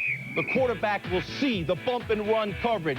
Hey, you get this coverage with a big, quick, strong wide receiver, audible to the fade. Good stick to the inside. Just freeze that corner for 1 split second. Now, club him, beat him, get him off you, and run up the field, not to the sideline. A lot of NFL receivers run to the sideline, give the quarterback nowhere to throw the football. You'll see the throw here out in the box. Gives the quarterback room. You see the room to the sideline. Makes it an easier throw for the quarterback. But you saw the separation at the line of scrimmage. You saw the strength when he came off the line and clubbed the guy to get him away. And then you saw the smart, heady play of giving room for the quarterback to drop the ball in the box, Boomer. I like this pick by Marty. Well, we all agree, Jaws, that the Redskins made an intelligent pick. Remember, one of those Skins receivers went up to Philadelphia, not of this regard, but James Thrash. Washington opens at 1-15 San Diego with Doug Flutie. Washington will be a favorite on the road. First Swamp pick of the season. Bolts as a dog at home. Daniel Snyder, give me the phone, Marty. I don't know. I hope not. I hope not. I'm giving you a possible scenario in September to file away. When we return, the Steelers, son of Marty, Bill Cowher, will make the pick for the Steelers. We'll be back in New York.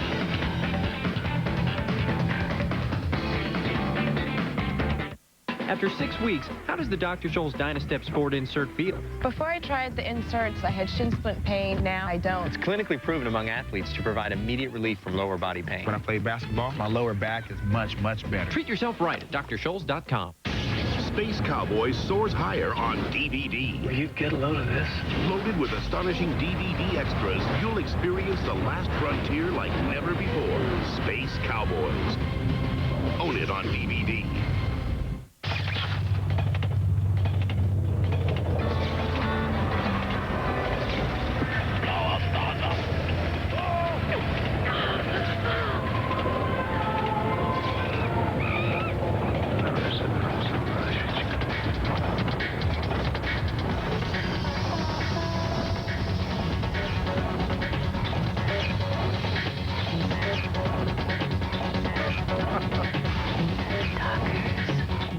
Millionaire game at McDonald's. There's cash on every card. That's easy, man. It's Mobile. Yeah. More money. Jefferson. Gotta be Jefferson. Love those presidents. Cash, baby. You have a chance to win $1 to $1 million. There's a cash prize on every card. Can you find it? You order more fries? More chances for cash. How many states begin with the letter W? The Millionaire game at McDonald's. Bling, bling. We love to see you smile. Yeah, a couple octopi, please. Going to see the Wings. Everyone loves a hat trick, Mike. But hockey is more than that. Steve Yzerman and Sergei Fedorov. He's right. A good fan goes deeper. Understands forechecking, power play strategies. Take it from NHL Tonight's Barry Melrose.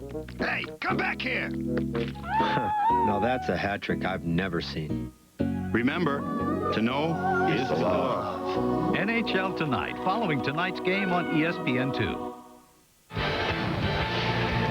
Welcome back to New York. 2.5 2.5 hours in, Atlanta using the pick that they traded up with San Diego yesterday to select Michael Vick. And in defense, 7 of the top 13 D-line. 5 players from Florida schools have been taken so far. Miami and Florida State and Florida. So now you talk about value with this 16-hole for Pittsburgh.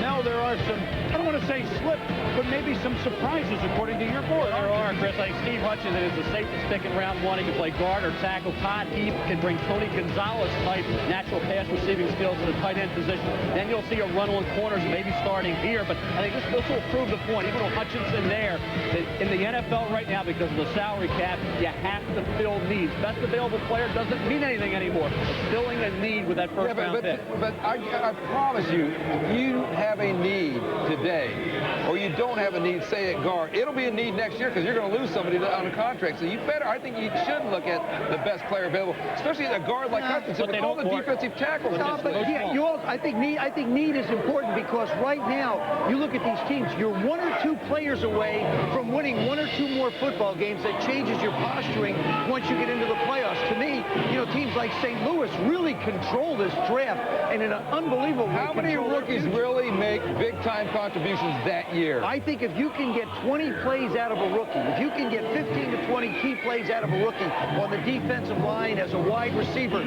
they can elevate the production of that particular unit. Go ahead, Mel. And you think they shift players around a little bit to suit those need areas, and they say, well, we got a 7th best player on our board. They move those players around to get those need areas in the right spot. Sometimes 5.5 minutes.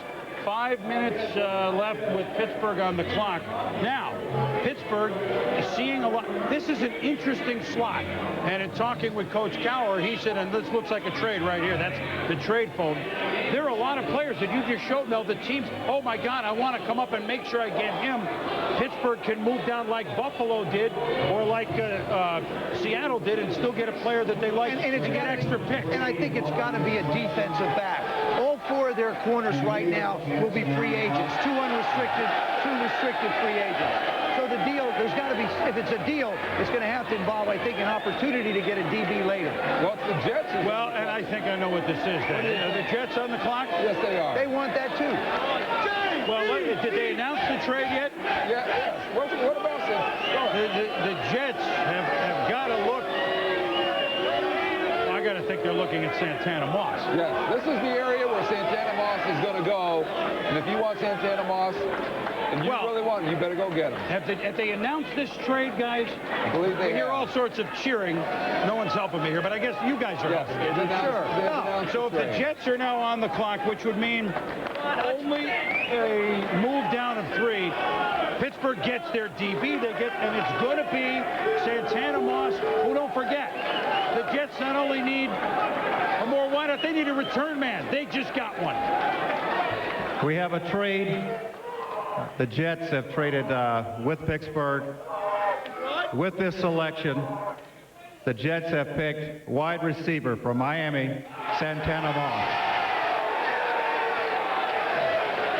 He's all right. Hey, listen, so Corbett and Santana Moss are not going up against Wilt Chamberlain and Bill Russell. I mean, I understand that. But in talking with Herman Edwards as recently as yesterday, and we haven't even had a chance to talk about the new Jet regime, Santana Moss is a special player. Oh, yeah. Don't you guys all agree? Oh, sure. Playmaker, Joe. He is a playmaker. And really, again, I think they can get a bigger receiver if they want it. But if you look at the big picture of the Jets, this is a football team that will change its philosophy on offense completely. Paul Hackett comes in as the offensive coordinator. He is a purist in the West Coast offense style.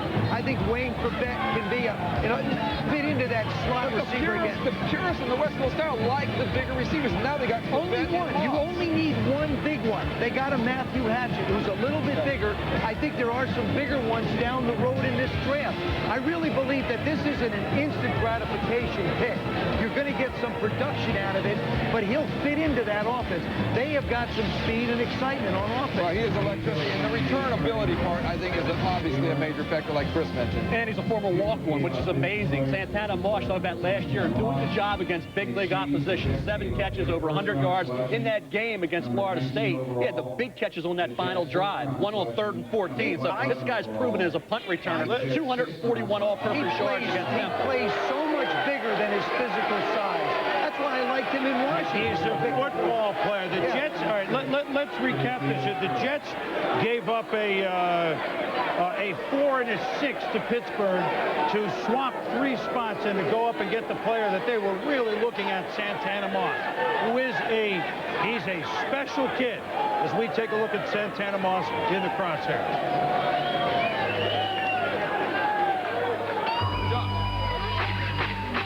In the crosshair. I'm Santana Moss, wide receiver / punt returner, University of Miami Hurricanes. It's time to get wide.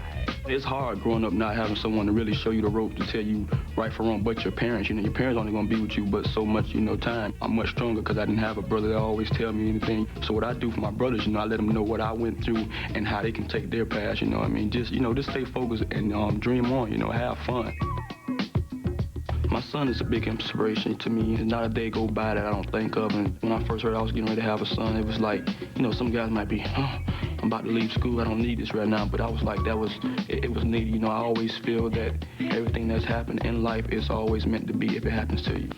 I remember my first year playing Pop Warner. My first game, the first play of the game, I caught a deep bomb and like the safeties was back there, and I just shook them loose and I was gone, you know what I mean? So my first game ever playing Little League ball, my first catch of the game, I scored a touchdown on it.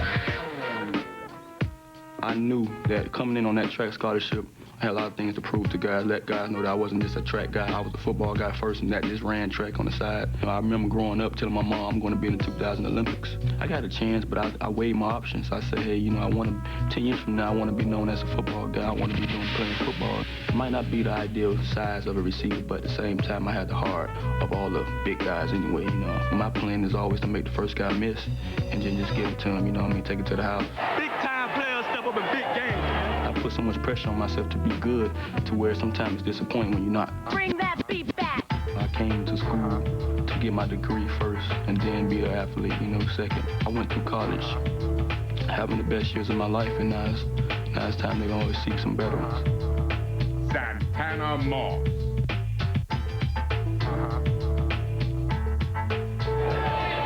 First of all, it's a great name. I mean, Santana Moss, I mean, it has stardom in New York written all over it.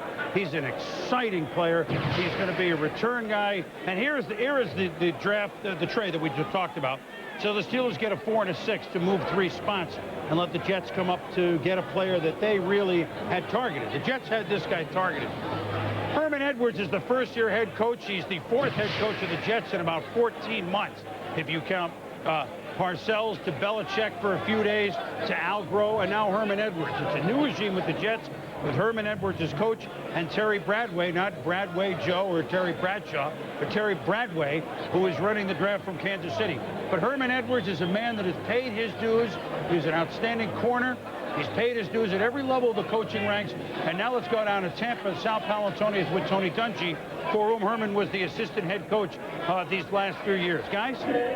Well, Chris, not only assistant head coach, but also good friends with Herman Edwards. And I'm sure Herm is up there at Weeb Eubank Hall looking at this right now. Critique that Santana Moss pick. Well, I love it. And matter of fact, Herm and I talked a little bit on Thursday, and, you know, they were ahead of us at that time. And I said, you know, my son Eric, that's his favorite player. If you take Moss in front of us, you're going to crush Eric. And he just kind of laughed. So I had a feeling they had their eye on him. Now, with your pick, Kenyatta Walker, an offensive tackle, breaks a lot of historical precedent.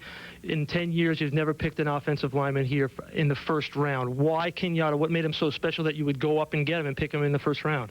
Well, you have guys that you look at in that light, that they are special, and if they get close and you have a chance to get them, you'll do that. And we evaluated it that way and just felt like this guy is a very, very good player. He's talented. He's played in a lot of big games. He's played under pressure at University of Florida, and we liked him as a person. When we talked to him, we just thought that he's going to have a special career in the NFL and play for a long time. So we're excited to get him. Real quickly, pencil him in as a starter right away? Well, we never do that, but we think he certainly has that type of ability, and we're going to give him every shot to do that, but he'll earn it in training camp. All right, thanks, Tony. Boomer, back to you in New York. All right, Tony. Thank you, Sal. And certainly Herman Edwards, an interesting head coach in the Meadowlands. He was the one that scooped up the infamous Pisarcik fumble and scored a touchdown for the Eagles of Dick Vermeil and Ron Jaworski some years ago. Now Herman Edwards returns as a hero in the Meadowlands, admittedly coaching another team, but at least still in green and white. Chris Fowler, Kirk Herbstreit, Santana Moss, you guys must have drooled every week watching him play.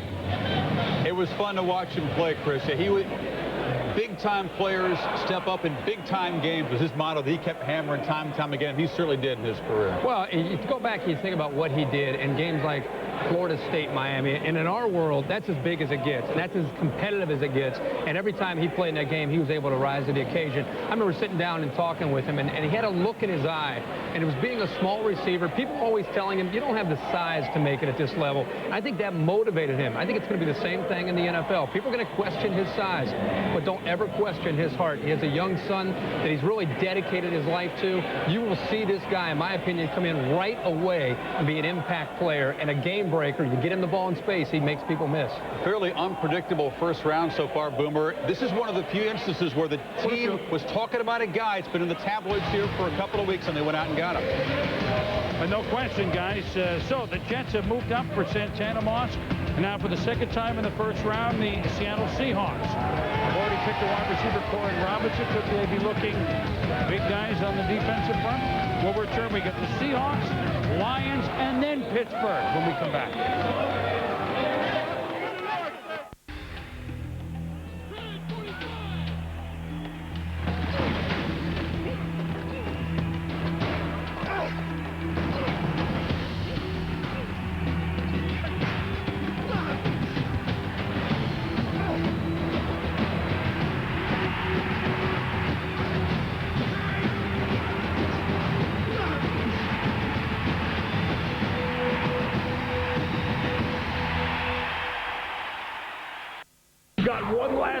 Arizona. Due to its huge success, Van Chevrolet's green tag sale has been held over. 2001 Tahoe starting at $26,988. 2001 Suburban starting at $28,988. Cavaliers $99 down or $99 a month plus 0.9% financing. Do not miss the Van Chevrolet green tag sale. Who can? Van can.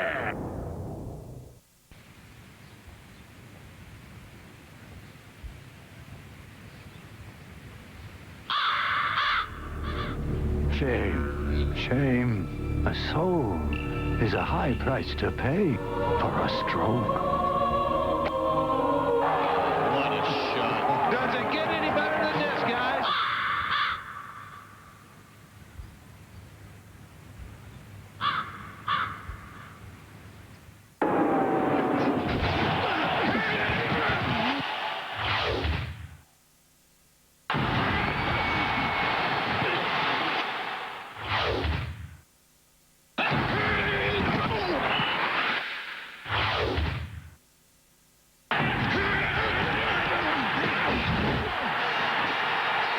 Exclusive coverage of the NFL Draft continues tonight at 7 p.m. on ESPN2. Log on to make your own predictions. ESPN's presentation of the NFL Draft is brought to you by Dockers. Look as good as you feel. And by McDonald's. We love to see you smile.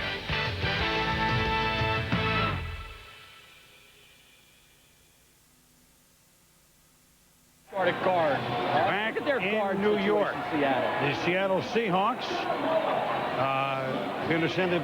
I think now they have, if they want, they have their choice of every corner that they want to play one day, or at least be a nickel now to play opposite Sean Springs perhaps one day. I still think, even though they've signed some big-time defensive linemen like Randall and Eaton, that it could be a defensive lineman perhaps like Hampton. I don't know. I actually don't know. Of course you know. No, I don't. But I tried. Gene Washington with the pick. With the 17th selection, the Seattle Seahawks have chosen guard from the University of Michigan, Steve Hutchinson. Now, there's a readjustment that there's no way that the Seahawks thought, any team thought, that a player like Hutchinson, who just is pure nasty, I mean, this is nasty football, they just didn't think that he would be available. So as you point out, they lose Pete Kendall. Well, why not? Yeah, you lose a Pete Kendall. It's an obvious situation that you feel like you have to fill. He's a tough guy, got a work ethic, same kind of attitude as Kendall. Now you've added your quarterback, you've added defensive back, you've got all these different pieces coming together. Didn't allow a sack the past 2 seasons. Joe, watch him here at left guard, Joe. I mean, this is a guy who can do it all from a left guard position. Assist the running game. Here, Anthony Thomas about running downhill, not even touched until he's 7 yards deep in the backfield there. Again, not touched, getting through the first line of defense. Here he is, pass protection for Drew Henson, who had that big year with the Michigan Wolverines. Watch him now. You talk about agility and quickness for a 6'5", 315-pounder. He's 30 yards down the field, assisting on a swing pass to Anthony Thomas. This kid, in my opinion, was equal in rating to any player in this draft. This is a Pro Bowl guy waiting. I'm telling you, you win with guys like Steve Hutchinson. When you put together championship teams, there's a Steve Hutchinson on your team. I love this move by Mike Holmgren. You talked about the San Diego Chargers really jumping up and winning some football games. I think that the league is going to have to look out for this football team. Oh, God, yes. I think Seattle they'll be in the playoffs guaranteed. And the type of offense that they use is you need somebody who can quick and pull. You don't need a big road grader. Just a big guy who can run around. Well, this division, you talk about a couple teams at the bottom. I'm waiting to see what Kansas City does, although my goodness, they've moved. But Seattle, San Diego, and from the bottom, coming back up to Oakland and Denver, who are quality teams. Mike Holmgren's been coach of the year. He'd like to be executive of the year while he's still coaching. We'll see what happens. Let's go up to Mike Tirico, because, Mike, this is there are not many that can wear 2 hats. No, Chris, run the show and be the head coach. You talked about Denver and Seattle, and you have Holmgren and Shanahan. You also have Marty Schottenheimer in Washington doing a lot of the same. And our Tenactin video conference takes us to the Redskins headquarters and our friend, Coach Marty Schottenheimer, who just became a grandfather on Thursday. So congratulations on that, Marty, and the pick as well of Rod Gardner. Thanks very much, Mike. We've got 2 #1 picks. The difference, of course, is that the one we got 2 days ago, we don't get to use him for 22 years. Brandon Turner.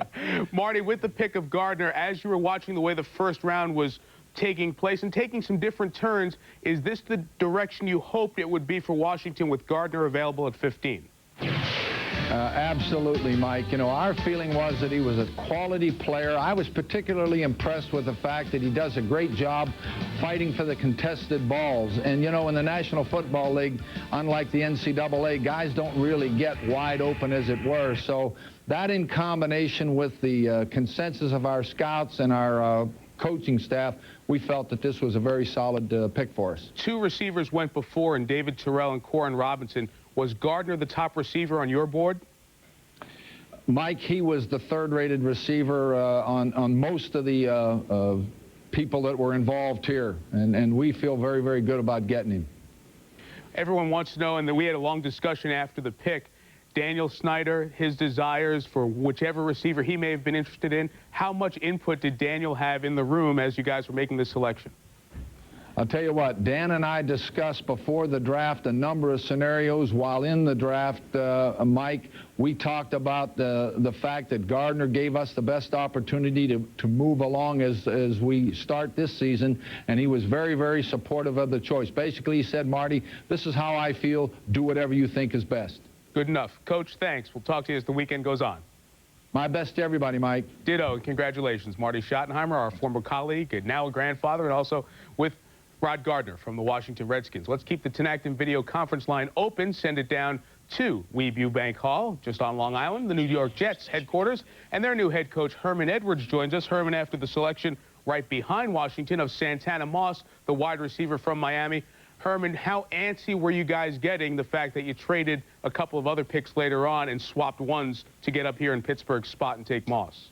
Well, I think we were excited with the idea that we could go up and get Santana, and it worked out for us, and I think it was going to work out for Pittsburgh also. And when you're sitting there waiting, and all of a sudden you see guys going before him, you get a little nervous when other teams are getting calls that are in front of you. When you take a couple of picks and move up to get somebody, it means you really like them. What about Santana Moss is it that you guys fell in love with? Well, I think the first thing you understand about Santana Moss, he's an excellent punt returner. You know, he can score from anywhere on the football field, and I think that's important in today's game when a guy of his caliber can catch a ball as a punt returner and all of a sudden put points on the scoreboard, as well as a receiver. I mean, you know, he's a little shorter than some people would like, but I think he's an explosive guy. He runs very, very fast, and he's been a good player at the level that he's played at. Chris Fowler made the point. You guys weren't lying in the weeds or playing coy. You talked throughout the week publicly through the press in New York about how much you guys loved Santana Moss. Were you worried that somebody might have known that and was going to hop in there before you? Well, no, I think Santana was one of the receivers we liked. There was a couple other guys there that we also coveted, but we felt that we had the opportunity to get Santana, and he would come in here and help us offensively and really put a little fear on the defenses that had to match up against this player. Herman, congratulations. Thank you.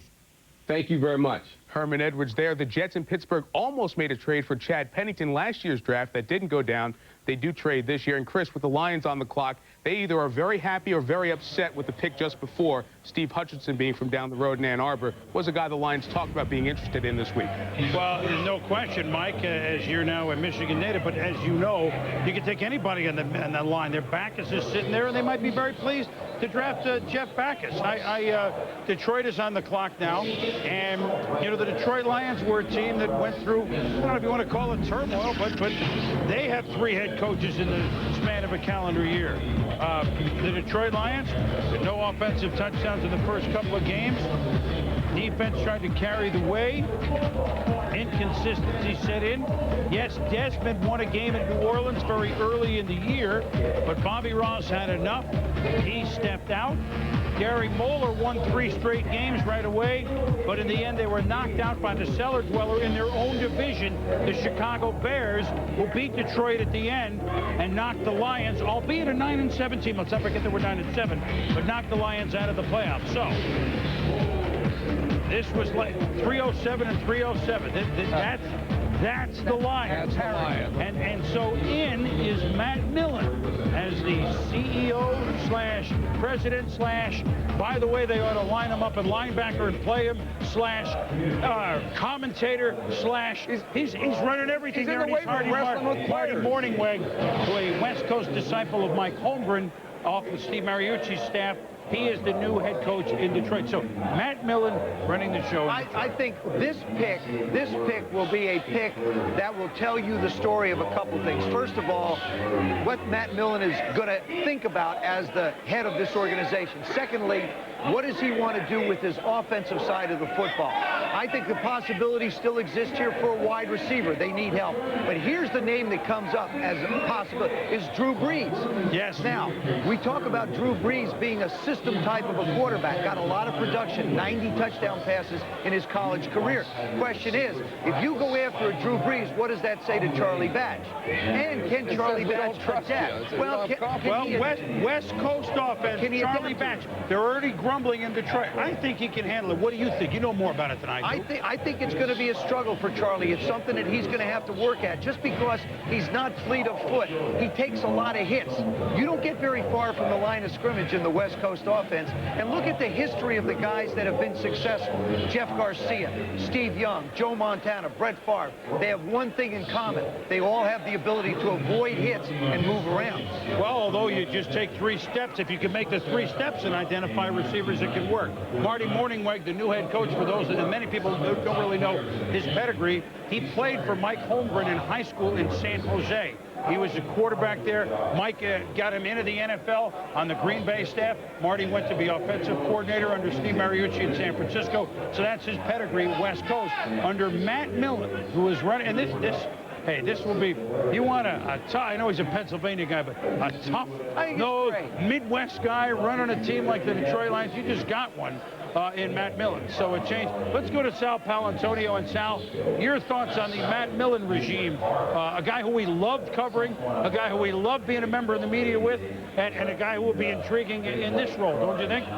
Well, I talked to Matt Millen, and he is very surprised that Todd Heap would still be here when they are picking on the clock at this point. They thought for sure that Backus would be there and they'd have a shot to get Backus. They obviously like Backus quite a bit. He is a Michigan guy, as Joe mentioned. But Todd Heap is a guy that intrigues them because don't forget, Martin Morningwig is bringing over the West Coast offense from San Francisco. You have to have a productive pass-catching tight end in this offense. So that's the discussion going on right now in the Detroit Lions walk room. Let's go back to Marty Morningwig. Also likes Drew Brees, but I don't know if that pick right there. They might move down to get Brees, but it's got to be Heap or Backus, Chris. Well, again, there's some players who you didn't think were there. Sal, as you mentioned, we will return to an intriguing upper two-thirds of the first round of this, the 66th NFL Draft. The playoff teams coming up soon. We'll be back. I know, you practically live here. The odometer even says so. Well, maybe it's time for a little homeowner's insurance. Unless you prefer spending time with used car salesmen. Look, the solution's clear. New Quaker State higher mileage engine for engines with 75,000 miles or more. It's specially formulated to help prevent leaks, oil consumption, and loss of compression. So if you don't want to stop at 75,000 miles, then don't. Get new Quaker State higher mileage engine oil at Jiffy Lube.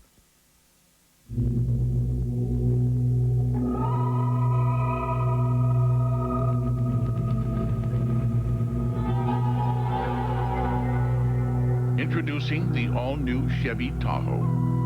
Now offering a third row of seats that's light and easier to handle than anything else out there.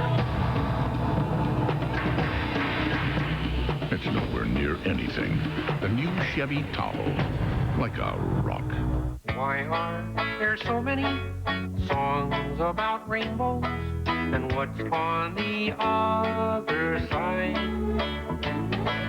What's so amazing that keeps us stargazing? And what do we think we might see?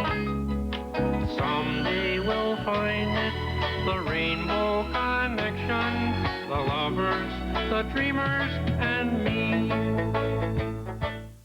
You're lucky, you know. I didn't get a car when I turned 16. Celebrate the birthday of the Blizzard treat with the Mocha Chip Blizzard. The flavor of mocha blended with chocolate pieces makes one face-freezing Blizzard treat. Let me try. Gotta be DQ. It's easy, also easy. Discover the easy way to get online. Getting started is so easy. Everything I want all in one place. America Online. Welcome. You've got mail. Goodbye, stamps. I use instant messages to talk to my band. 24-hour customer service. AOL helps protect my kids. It has stuff you won't find anywhere else. AOL is so easy. So easy to use, no wonder it's #1. Call 1-800-4ONLINE. In the battle against athlete's foot, you gotta have, boom, tough-actin Tinactin. Tinactin pump spray is clinically proven to stop the severe itching and burning of athlete's foot. Tinactin is so tough it even prevents athlete foot. So get, boom, tough-actin Tinactin. Saturday, May 5th, live on pay-per-view. The adrenaline's at full tilt for the climax of the best Supercross season in history. The EA Sports Supercross Finals, live from Las Vegas, Saturday, May 5th. Contact your local cable or satellite provider. It all comes down to this. And all my dreams and all my plans, now my fate is in another's hands. But I keep holding out for fortune's kiss. Today's the day. It all comes down to this. It all comes down to this. Yeah, I feel like doing the Chuck Berry duck walk, you know, when we play this, they come down to this tune all the time. I mean, we're maybe later, we're maybe in the third round. Well, what will the Lions do? Will they duck walk? Here's Gene Washington. With the 18th selection in the first round, the Detroit Lions have chosen offensive tackle from Michigan, Jeff Backus. Well, how about two roommates going back-to-back? And line mates, two Michigan linemen going back-to-back. And you know what? You say it's a safe pick. What is this, a Matt Millen in Michigan? I mean, you know, it's going to be a popular pick. And the guy's going to play a long time, Mel. I think this is the commitment that Charlie Batch we talked about. If you go with Backus, you go with Heath, you're trying to surround Charlie Batch with the kind of talent he needs. You see him here at left tackle. Shorter arms than you may prefer, but he really compensates with his feet, his understanding of the position, and got his very experience. He started 49 straight games at left tackle. You see him here assisting Anthony Thomas. I'll tell you, look at what Paul Gruber did coming out of the Big Ten out of Wisconsin. I think you look at Jeff Backus as that consistent, very durable performer who really is very combative in terms of his approach. And I'm sure Matt Millen saw that. The same way Matt Millen played the game, Jeff Backus played the game. Well, also take a look at the two guys on the bookend, Stocker McDougal and Aaron Gibson. You got two mountains on the outside. Plus, remember, they made the deal for James Stewart last year. I don't envision James Stewart as a split back type of back. He's more effective out of the eye as a runner. So I think Marty Morningwig's going to have to tweak his offense just a little bit until he gets the people that fit it. And here's the thing about Gibson and McDougal, who will be a guard. Both number one picks. They're massive guys. They are not those I know West Coast, we use the word a lot. They're not West Coast linemen. And so they had to retool the offensive line yet again. They let Jeff Hardings go. So this is interesting because it doesn't match what they did the prior 2 years. It's what they've done this year. That's the problem with transitions from one regime to the next. So we got Hutchinson, Backus, you got Mo Williams, who could go in the first round, or you know, Drew Henson, which is a whole other discussion. No and corner. Corin Robinson. What happened to Michigan? I don't get it. I don't get Hey, it. they could score a ton of points. They just couldn't stop My God, anybody, there's Chris. 5 guys who are going to go in the first round and a half. At any rate, we told you Backus and Hutchinson, line mates, roommates. Steve Hutchinson, the draft pick a moment ago by the Seahawks, in the crosshairs. In the crosshairs. Steve Hutchinson, offensive guard, University of Michigan. I've always been a lineman, always been big. I guess that's where you put you when you're big, when you're little. You stick them on the line. Jeff and I have been playing together 4 years, started 4 years next to each other, and lived together almost as long, been roommates, and we're a lot alike, you know, we're a lot like brothers. He's the neat freak, and I guess I'd be more like Walter Matthau, you know. Yeah, I guess you could say a little bit like the Odd Couple. The offensive line tradition at Michigan is just something that's a staple at Michigan. Guys coming in every year, leaving every year that are just great players. The national championship, that by far is probably the biggest on-field memory I'm going to have, winning that Rose Bowl out there in Pasadena against a great team. And being able to say I played all year and started all year on that team, you know, I've contributed on the field for that. I don't have any brothers or sisters, so my parents' support of whether things are bad or times are bad, they've always been there to boost me up, and my biggest fans. My parents both retired about a year ago. We have an RV. They brought it up to Michigan, and instead of flying every game and renting a car and spending all the money in a hotel and that, they actually moved up to Michigan for my last year and stayed at a campground right outside Ann Arbor, and they've just been real big fans. Grew up fishing, grew up 15 minutes from the ocean, 45 minutes from Lake Okeechobee, one of the best bass fishing lakes in the country, and I love fishing and hunt too. I like a steak, rare. It's gotta be rare, cold in the middle. I don't sit and gawk at the food or taco. I just eat it and get it done with. I was at Don Shula's restaurant in Miami last summer, and I had one of their big, 48-ounce steak they got there. I ate that in like 5 minutes. I'm not a big dessert guy. I don't really eat dessert. I'd rather have another steak or something for dessert. Steve Hutchinson. Well, offensive lineman drafted. Backus, Hutchinson, and you look at the list, and Mike Kent, of course, was an all-time great. Right. Now, we didn't mention Thomas. What the heck? They're going to have 6 guys going in the first 2 rounds on offense. Would they lose with the Rams? They lost that Northwestern game 54-51? Exactly. And a lot of defensive players moved on the previous year. Detroit stays home to pick Jeff Backus. Steelers, Rams, Bills. It all comes down to this.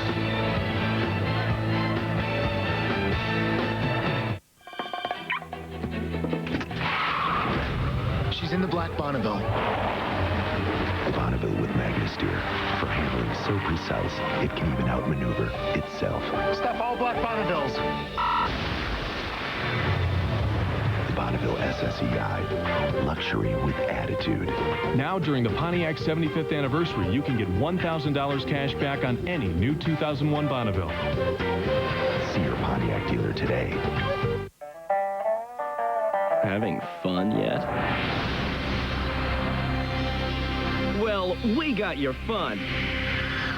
Big time. Dave & Buster's. Terrific food served wherever you please. And the adrenaline rush of over 200 state-of-the-art games in the $1 Million Midway. High-tech simulators and interactive games. Hey, come on. We're waiting on you. Dave & Buster's. Big-time fun! U.S. road maps, $11.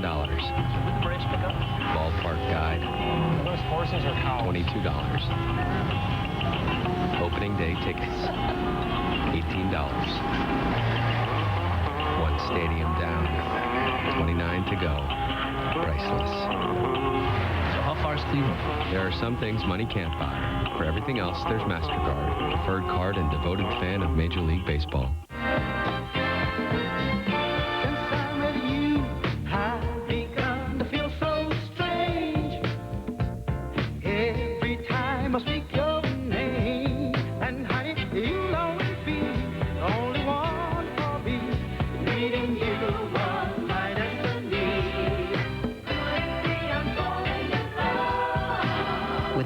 From just $1 a day, falling in love with a Yamaha V-Star has never been easier. Oh, yes, a brilliant move. Galway scampering across the goal to stop it. They just couldn't seem to get enough players forward before. He's showing good fluid movement. Right, left. This is another aggressive charge down the flank. He's timed his run to absolute perfection. Two defenders to beat. He's passed one. This is looking like a chance. Yes, he takes the shot.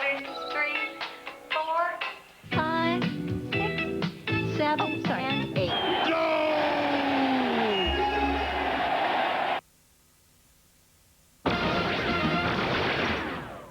Hi, everyone. Welcome back to the NFL Draft. This is SportsCenter In Game. I'm Susie Colbert. Today, it's SportsCenter In Draft. The top headlines, no surprise that Michael Vick went first. Where he went was the surprise. He went to the Falcons with the #1 pick. The Chargers get a package of picks for him, as well as wide receiver Tim Dwight.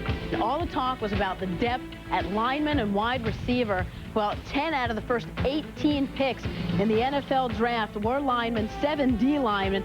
6 of the first 16 players played college football in Florida.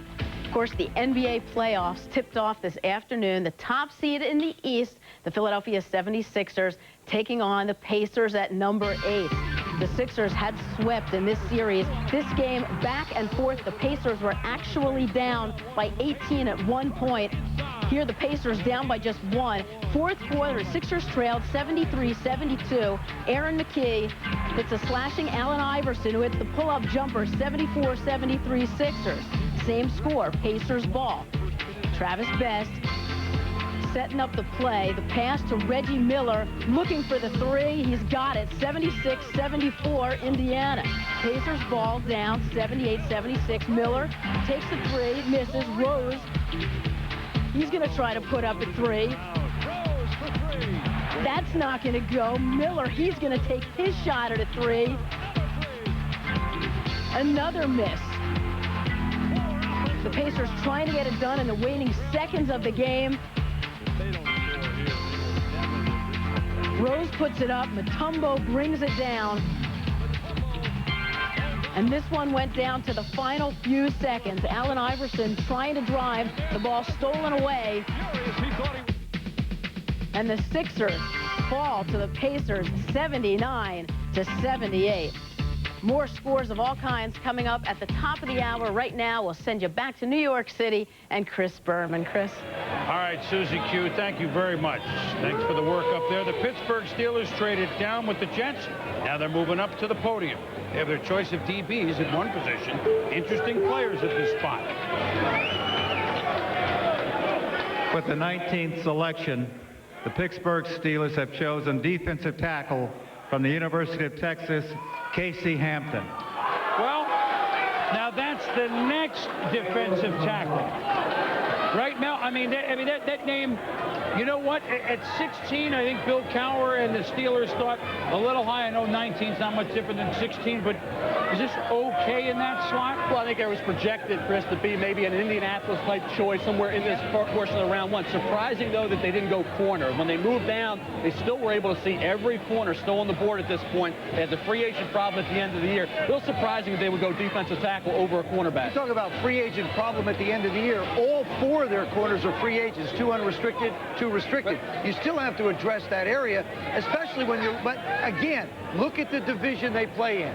You know Tennessee's going to run the football. You know Baltimore's going to run the football. So you bring in more bodies. Plus they lost. And don't forget, they wanted Ted Washington, the free agent. They couldn't convince him, and Washington went to the Bears. Well, Hampton is 6'1", 314 pounds from Texas. 54 tackles for a loss in his career. And Mel, he's pretty quick inside, isn't he? He is. His college career at Texas didn't get off really the way you would have hoped in terms of the productivity, because he had a season-ending knee injury back in '97, but he came back from that knee injury to put up the big numbers along the defensive front. Started 37 straight games, went on the start just about every game from that point on. And look at this past year. Shaun Rogers is out with the injury, limited in terms of his effectiveness, yet Rogers goes out and dominates as Big 12 Defensive Player of the Year. I think that's pretty impressive. You lose your guy next to you that you relied on in Shaun Rogers. He's not as effective, yet Casey Hampton still proved to be as productive as he had ever been. They still need somebody to play behind him. They lost Levon Kirkland. Big loss. Well, they understand at least the Pittsburgh Steelers finished the season on an up note. Cordell played better. They finished at 9-7. It's the first up note they've had on a couple of seasons. And you got to get up if you're going to look at the two AFC champions in your division the last 2 years. Baltimore, Super Bowl champ, and Tennessee the year before that. And Jacksonville is a strong team before that. Mark Malone certainly dialed into the Pittsburgh situation, although we have planted him out in the show-me state. Mark, never far away from Pittsburgh. Your insights here on the pick to Casey Hampton. Well, I can tell you this, Chris, that in fact Pittsburgh really like Hampton, maybe even more than the tackle from Georgia, Stroud. When you think about it, and let's remember, this is a football team that plays a 3-4. Kimo Van Ohoffen had been playing nose tackle. Really what they needed was a guy that was a nose tackle that could come in and play right away, and that way they can take Van Ohoffen and move him back out to the defensive end spot. So, Mel, you said yourself that if this guy was 2 inches taller, he would probably be in the top 5 picks. I don't know that you need to be that tall if you're playing nose tackle in the 3-4. So really, I think Pittsburgh got the guy they want. They move back 4 spots, and they pick up a 4th and a 6th round pick. So yes, they do need a cornerback. I'm sure they'll address that. But right now, I think they got the defensive tackle they want in their defense. Back to Mark, you, Chris. Thank you. Thank you very much. One other note on the Steelers before St. Louis picks, and I think they're ready to go. Boy, are they antsy or what? One other note on the Steelers is that they signed linebacker Mike Jones the other day. And why? Well, they play Tennessee twice every year. If Tennessee is on the 1-yard line against Pittsburgh, you put Mike Jones in, and he's going to make the tackle. That's, of course, the Ram linebacker once upon a time that made the tackle on Dyson as they're trying to go to the Super Bowl. It's just a football note. On the 1, Pittsburgh's all set if Tennessee's going in, and here's St. Louis. With the 20th selection, the St. Louis Rams have chosen defensive back from Arizona State, Adam Archuleta. Well, we segue from Malone from Arizona State, our director, Chip Dean, Arizona State. It's about that time. This is a unique pick here, and St. Louis had him pegged all along. I thought he would have been a perfect Oakland Raider. I mean, what cost the Raiders in that AFC Championship game was a missed tackle. I really thought that Adam Archuleta would have fit in very well there. But you look at St. Louis, they go out and they get Kim Herring from Baltimore. Now they bring in an Archuleta to be your strong safety, a guy that was a former walk-on, played that rover linebacker position, and a guy that you go back and say, well, it's a transition into the NFL. Ask Darren Woodson that same question. Ask Pat Tillman that question. They transitioned Joe very effectively into the NFL. Well, I think it's a nice fit for them. Again, defense, speed, special teams. These are all the things that you think about. There he is up in the rover back position, coming in and filling. Now he comes up and makes a tackle. That's the other thing. He brings an attitude. Watch him go out, sideline to sideline, running around all over the place. Has good eyes and good vision back to the quarterback, coming around the corner.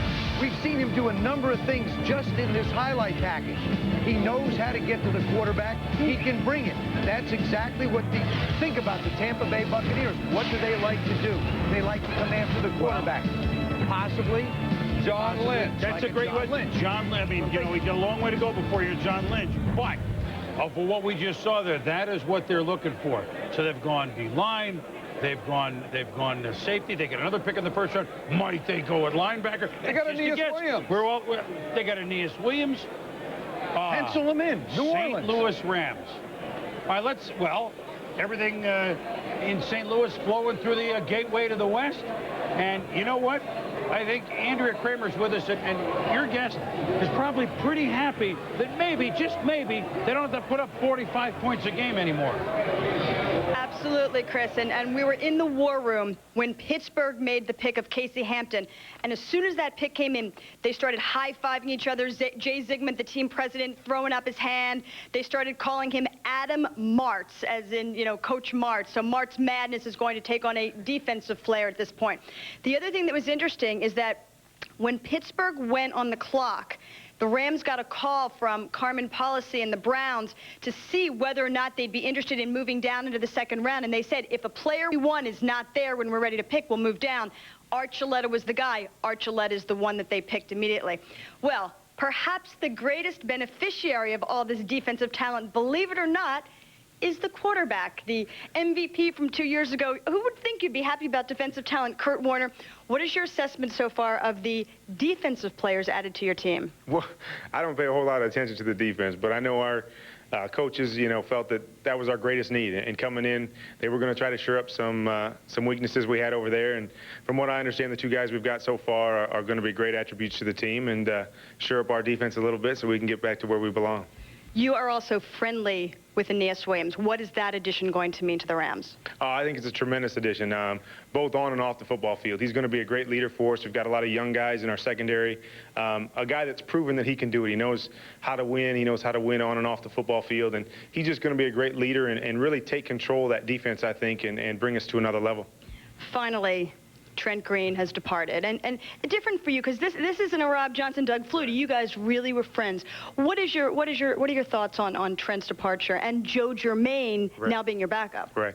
I'm excited that Trent got the opportunity to start. We talked a lot over the offseason, and you know, it was just a tough situation for both of us. And I wanted him to get an opportunity to play again, and that's what he wanted. I haven't had a chance to talk to him yet, but I'm excited about doing so because I know him and his family are going to be excited about that opportunity. Get to go back with Coach Vermeil in a system that he's, you know, he can recognize. And so I think it's going to be a great situation for him, and we're all excited about Joe. We know he's got a lot of talent. He doesn't have all the experience yet, but we're going to do a lot of that in the preseason, get him a lot of snaps, and get him ready to be the backup in case anything were to happen. Just very quickly, how is your health, the concussions? Any headaches or? No, I feel great. Probably not 100% quite yet, but I'm very close, and I feel good, and I'm just ready to get back out there. All right, thank you very much, Kurt. Let's head back to Chris Berman in New York.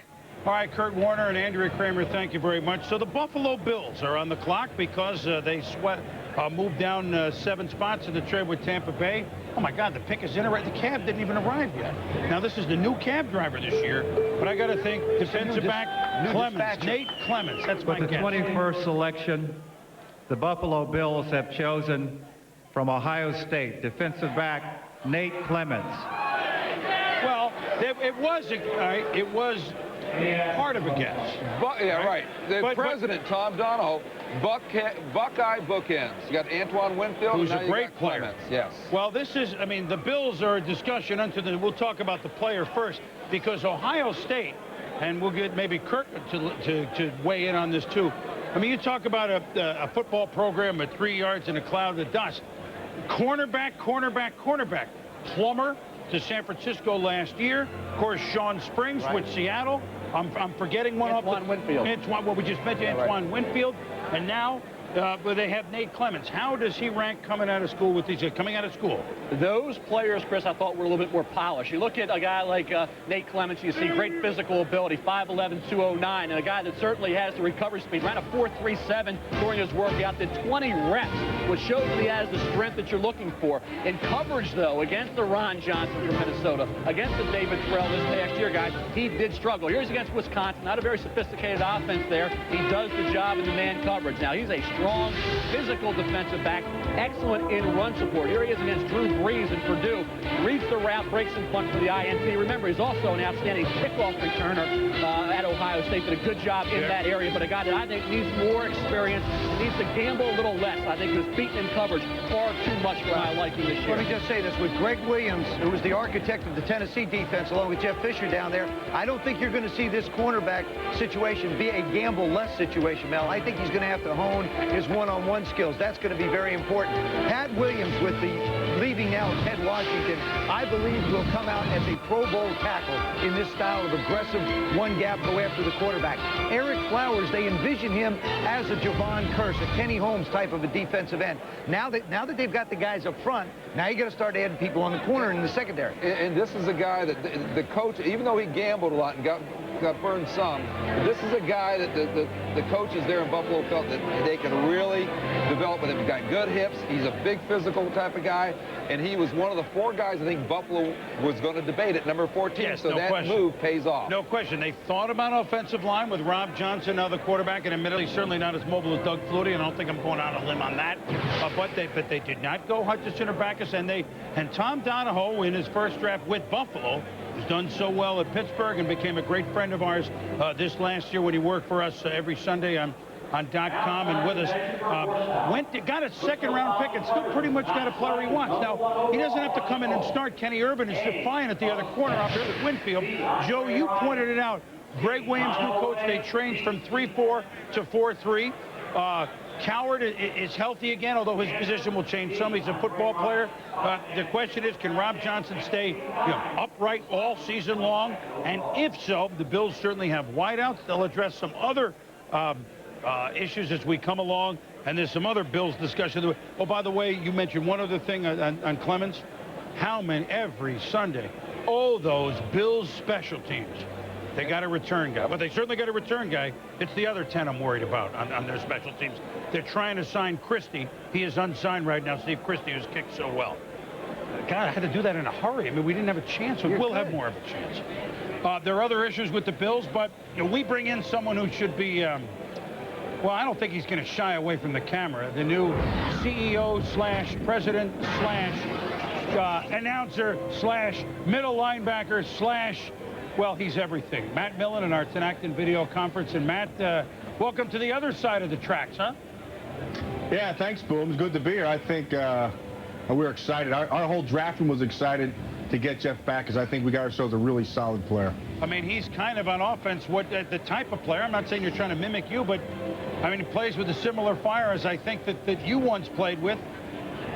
No question about it. And the thing that you want to get in that offensive line is a guy with a good attitude, a guy who can kind of set the tone. I think Backus is that type. I think he comes in here, he's a smart player. It's a great program. I mean, I've always admired the linemen that have come out of Michigan, and I think we got ourselves a good one right there. Matt, what is going to be the hardest thing? Yes, you do have a good one. I think everybody agrees with that. For you now in this job, which maybe a couple of years ago you started to think about, maybe not with the Lions, but maybe somewhere else, right. But a player, a broadcaster, but running a whole team. What do you think you have to learn the fastest, be the quickest on the learning curve by the time the season starts? Well, I think the biggest thing is just learning to dress properly. Because, as you well know, I am just replete in sartorial splendor. I think you told me that way. Well, I think the biggest thing is trying to get everybody together on the same page, number one. And number two, I think what we have to be able to do up here, and I've said it a bunch of times, is we have to be able to get an attitude change, and I think that's so important. And that's why I believe that Backus is a nice piece to this puzzle. Look, a lot of things can happen, and you got picks to make, but as we stand right now, I mean, you're not picking second in or anything, there is already, they talk football in Detroit, as you well know. Charlie Batch, West Coast offense. Can this work, Matt? Oh, no question it can work. No question it can work, and Charlie Batch is working right along, and we're really happy with the physical improvements from our strength conditioning program. I think that's been a big plus for us. I think the offense under Marty Mornhinweg and the offensive staff, I think that's a nice match for what we're going to do here. And keep in mind, Boomer, and Joe can attest to this, one of the things with this offense is its adaptability, and I think that's a big plus for us. Matt, I got to ask you, have you talked to Barry Sanders at all, anywhere along the line? Yeah, I've spoken to Barry Sanders a couple times. In fact, after we had been exchanging phone calls a couple times and I didn't get him, I said, forget this. I just went over to his house, rang the doorbell till he answered, and when his wife answered, Marty and I barged in, sat down in the living room, and we had ourselves a really nice talk with him.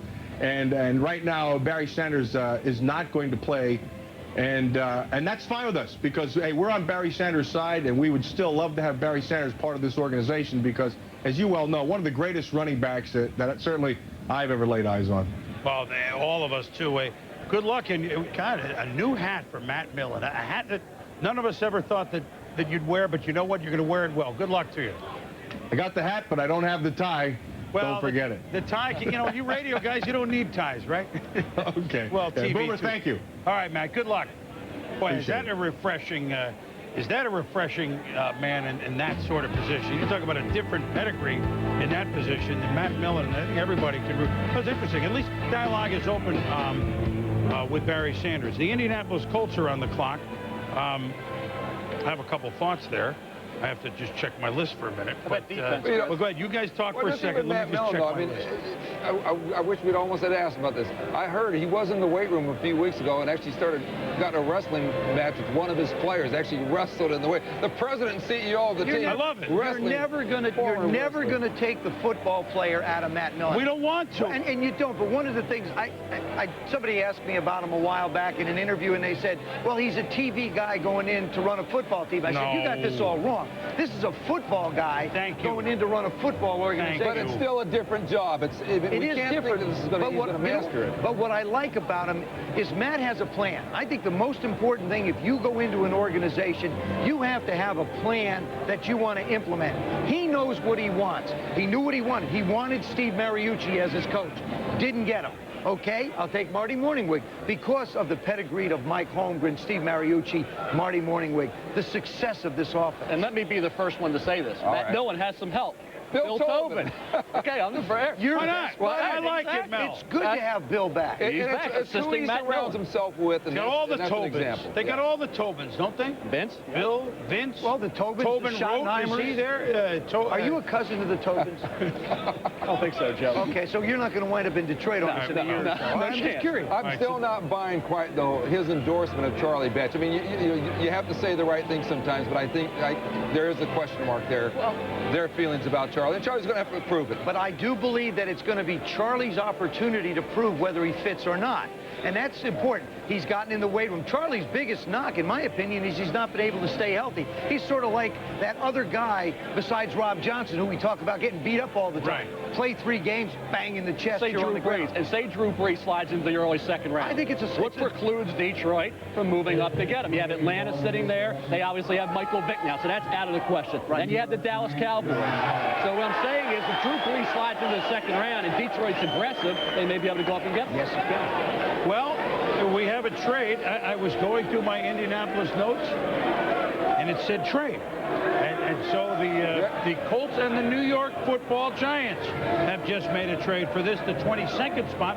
So we've seen the Jets trade up here in New York to get Santana Moss, and now the Giants have traded up. Mort, Mel, you may be wired on this one. Well, I think you have to look at the obvious need area. It's no surprise that cornerback is at the top of that list. They need somebody opposite Sehorn, and you had some teams here that may be thinking corner along that line. And you look at Will Allen, Mort, you look at Willie Middlebrooks. I mean, those are guys. I had Will Allen going to the Giants when I did the report back in mid-March, and I think as a guy who played so well as a junior, and then as a senior dropped back just a bit. He has some kick return skills. You have a Middlebrooks there. The cornerbacks, the Giants, I think, said, okay, this guy could maybe be a guy opposite Sehorn or still on the board at this point. They want a corner, they need a corner, but do not rule out Todd Heap either, because they do need, that's another position. Well, what's their major need? Corner, you're right. They made the, plus you get a guy with kick return skills. You mentioned it.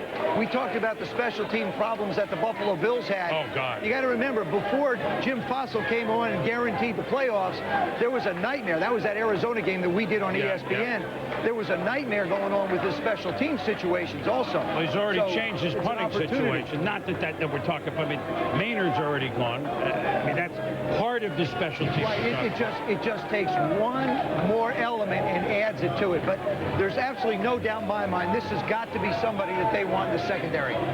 Here's your secondary. Thomas, a big guy opposite Sehorn, but not maybe the wheels you want.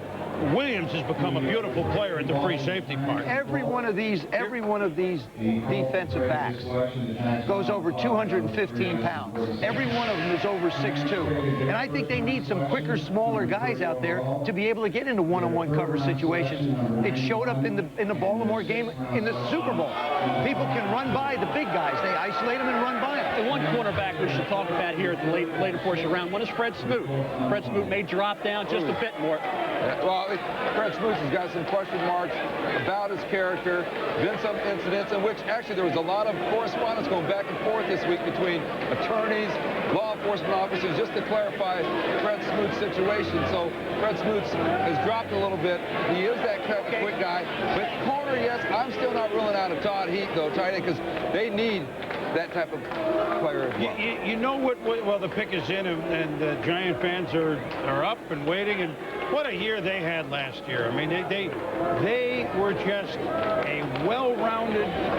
Well, we'll talk about them in a minute. Here are the New York Football Giants. With the 22nd selection, the New York Giants have chosen defensive back from Syracuse, Will Allen. From Syracuse. White Plains. So he actually grew up at Syracuse in addition to going to college at Syracuse. I'm sure. So Will Allen, we've had 2 straight corners. No corner goes till 21. Now we have 2 in a row. By the way, it cost a 3rd and a 6th. That was what the trade cost, a 3rd and a 6th. Will Allen, Mel?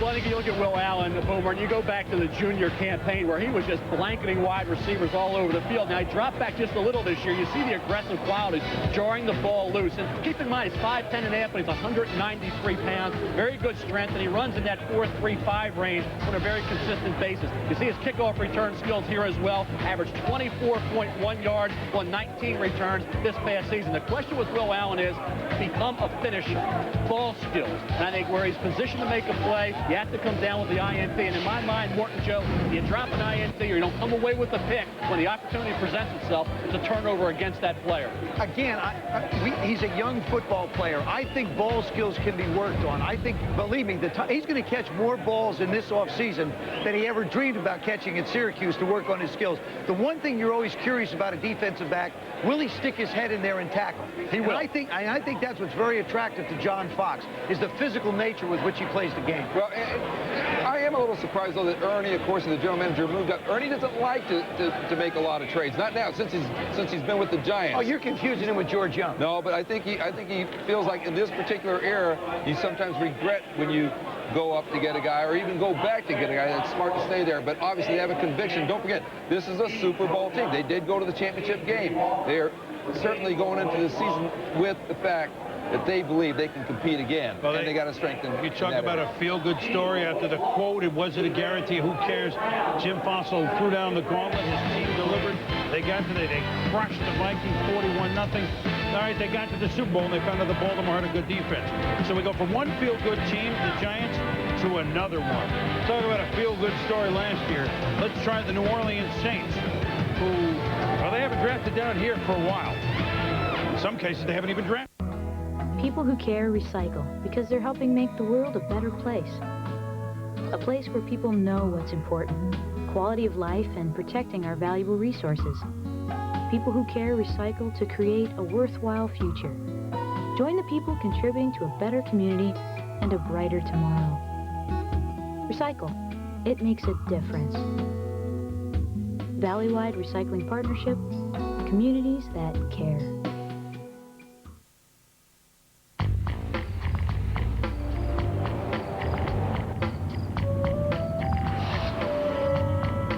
The sophistication of Coach. The luxury of Lexus. The limited Lexus ES 300 Coach Edition. Some things were just meant to be together. Save $2,000 while they last at your Valley Lexus dealer.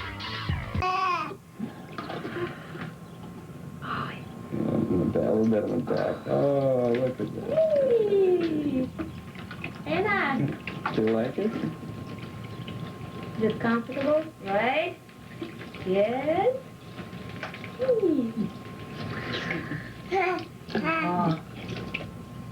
Yeah, that's the Stanley Cup. 3.5 hours into this draft. Butch Davis, now his old school Miami, had 3 players chosen. Butch, of course, now the coach of the Cleveland Browns. Michigan's had 3 players picked. But Deuce McAllister, maybe the most known name of a player still available from Ole Miss. We have Uriah Heep, Todd Heap, the tight end, who is a unique pick. And then you come to some wide receivers, Mel, and some more corners. Well, I think Deuce McAllister, it's not a surprise that he's still there, Chris. I kept him up there highly rated because I've had him there all year. And I realize the injury question, but also realize Jamal Lewis, a lot of injury problems, the 2 years at Tennessee, and look what he did. You see Drew Brees, he could go into the early second round. Ironically, talking about all the great receivers, Reggie Wayne's the best route runner, and he has the strongest hands. He could be an early 2. And Chris Jenkins is very interesting because he had an outstanding year, I thought, at Maryland, a big upgrade over his junior year, and he's big, and he's a guy that I think is really a comparable to those Baltimore Ravens defensive tackles. And we've, interestingly enough, compared to every defensive tackle in this draft was Sam Adams. Well, the thing you have to understand, if you want to get like the Baltimore Ravens defensive tackles, these guys need to put on 50, 60 pounds. I mean, you're not even going to scratch the surface of Syracuse at 320. I mean, forget about it. You got to go out to eat for a long time to get what Tony. 320 Canadian, right leg. About 66%. 320 Canadian. Eh? Let's move up to Mike Tirico for some other news around the league. Michael. Yes, north, but not as north as Canada. We want to bring in Sal Paolantonio, who's south in Tampa, but discussing the Philadelphia Eagles as they await to pick 25th. Sal, what are you hearing from there? Well, Mike, let's look ahead a little bit to that 25th pick in the Eagles. Don't forget they need a lot of wide receiver help. Reggie Wayne is still there. Freddie Mitchell is still there. Players that they do like. Todd Heap, the tight end, is there, but you have a Pro Bowl tight end already on the football team. But the interesting thing is Mel has his top pick still available, Deuce McAllister. The Eagles, Deuce Staley, has been injured. He was injured in the second game last year, still has a problem with a stress fracture. McAllister's an interesting situation for them.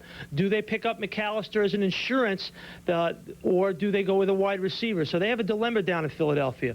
Michael? That's Deuce with one more E and a bunch more injuries, and I'm sure the guys will talk about that as they talk McAllister more often later on. Right now, we'll go back to Chris and company in New York. Boomer. All right, Michael, Sal, thank you very much. We, we've had 22 picks. We've had 4 trades while we've been on the clock. This has moved along much faster than I thought, hasn't it? I mean, it is. It really has been. Said, geez, 3.5 hours, but I mean, with all the movement and everything else, I think it's an indication that there are teams out there, we talked about it, need versus value. There are teams out there that when somebody goes and you see the quick trade and the quick trigger, boy, if he's there, I'm going after him. Bang, they're gone. Well, if I can move up this many places, I can get it done. There's a willingness to deal out for players, and there's also a willingness to go up for players. I also think it's indicative of the equal nature of the talent in general in the first round in this pick. Nothing real exceptional. Well, I heard many a personnel guys say, hey, between pick 15 and 50, it's the same guy, just different position, but it's the same guy. So I think that's another reason. Yeah, we talked about the Giants having a wonderful season. Boy, late November to December to January, remember.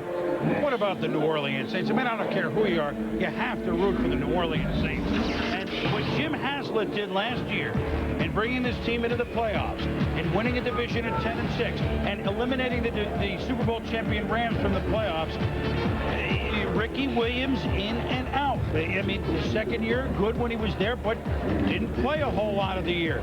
Jeff Flake gets hurt, even though while he was in, Joe Horn had a huge year receiving. But so who are we going to go with? One of those other backups to Brett Favre, who, oh, by the way, was an off-season trade.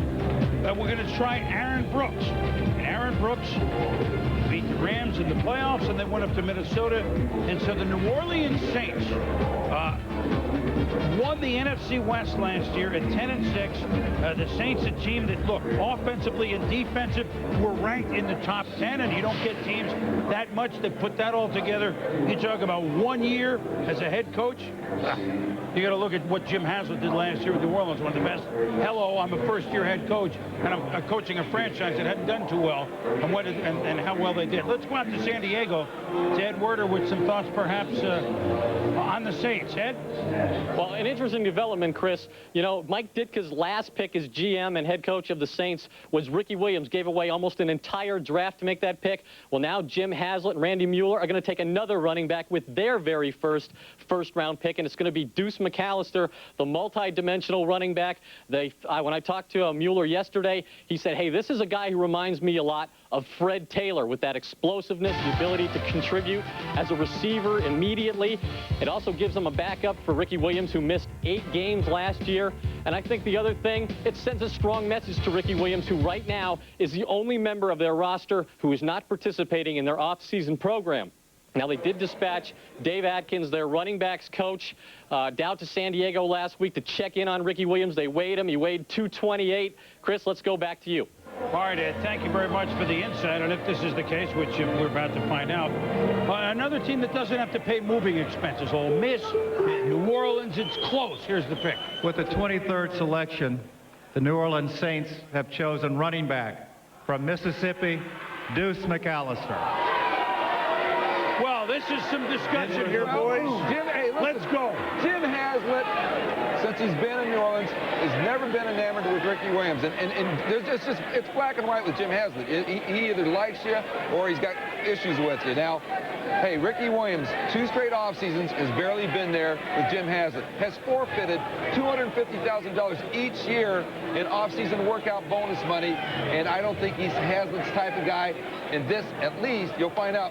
Will he compete? Will he be motivated by getting a guy like And McAllister? one thing, too, with McAllister's pass receiving skills, Mort, you have a heck of an option. You can utilize him in a lot of different ways. He has kickoff return skills. He's an outstanding punt returner. You watch Deuce McAllister. I think the knock with his competitiveness was just not accurate. I look at Deuce McAllister, Joe, and he battled back from that injury the best he could this year. Go back to 1998. He rushed for over 1,000 yards, averaged 5.1 yards per carry. Caught 20 passes out of the backfield. Next year, averaged 5.4 yards per carry. Then the injuries this past season. But I go back to the Arkansas game. He was still not 100%, so had a big game there, had a tremendous run off tackle where he went about 55 yards for a touchdown. Joe, I like Deuce McAllister, have all year, and I think the Saints are saying, hey, we have Ricky Williams, and we can utilize this guy as a receiver, as a punt returner, kickoff returner, and really use those multi-dimensional skills to our benefit. I don't know if they're saying we have Ricky Williams. Jim Haslett's just sending a message out to Ricky Williams. We don't care.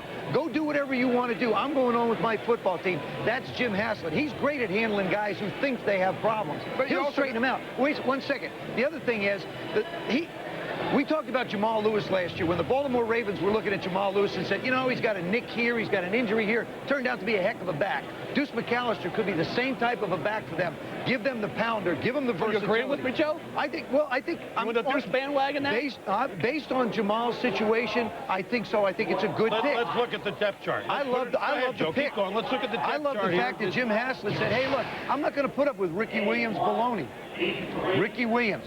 Do you really believe that Ricky Williams is not in the picture at running back? No, I think I don't believe Ricky Williams is this stupid. That's Ricky what Williams I don't has been injured both his 2 seasons, too, though. You got to remember. So you're looking at a guy in Ricky Williams who has missed games each of the seasons because of injuries. McAllister, who had some of those issues. Maybe between the 2 of them, you get a heck of a back. To me, I just have trouble imagining somebody not being bright enough to be able to figure out what's going on. He's a great football player. Yes. I mean, I'm as mad as a fan of the game of football at the actions that he has. I mean, he's really stupid. And forget about this baloney about going to play baseball. Guys have tried that. And that's not the ultimate wake-up call to Ricky Williams. Oh, yeah. I mean, what else could be a wake-up call than this? Somebody rang the bell. 12-alarm fire worth of wake-up going call. on. And they're taking it back where everyone down there, I mean, they're thrilled to have Ricky still in New Orleans, but, you know, a running back from Mississippi playing in New Orleans, that'll be home following in itself. I mean, that's a loud wake-up call. But let's go back a minute. We said that these 2 teams drafting back-to-back are 2 feel-good teams and feel-good stories from last year. New Orleans certainly, but it's hard to feel better than the New York Giants did last year. And joining us on the Fast Acton Tinacton video conference is the coach of the defending NFC champions, Jim Fassel. And Jim, I don't know if this was a guarantee that you were going to get a defensive back, but my goodness, you obviously were convicted to go up and get Allen from Syracuse. Why make the move there?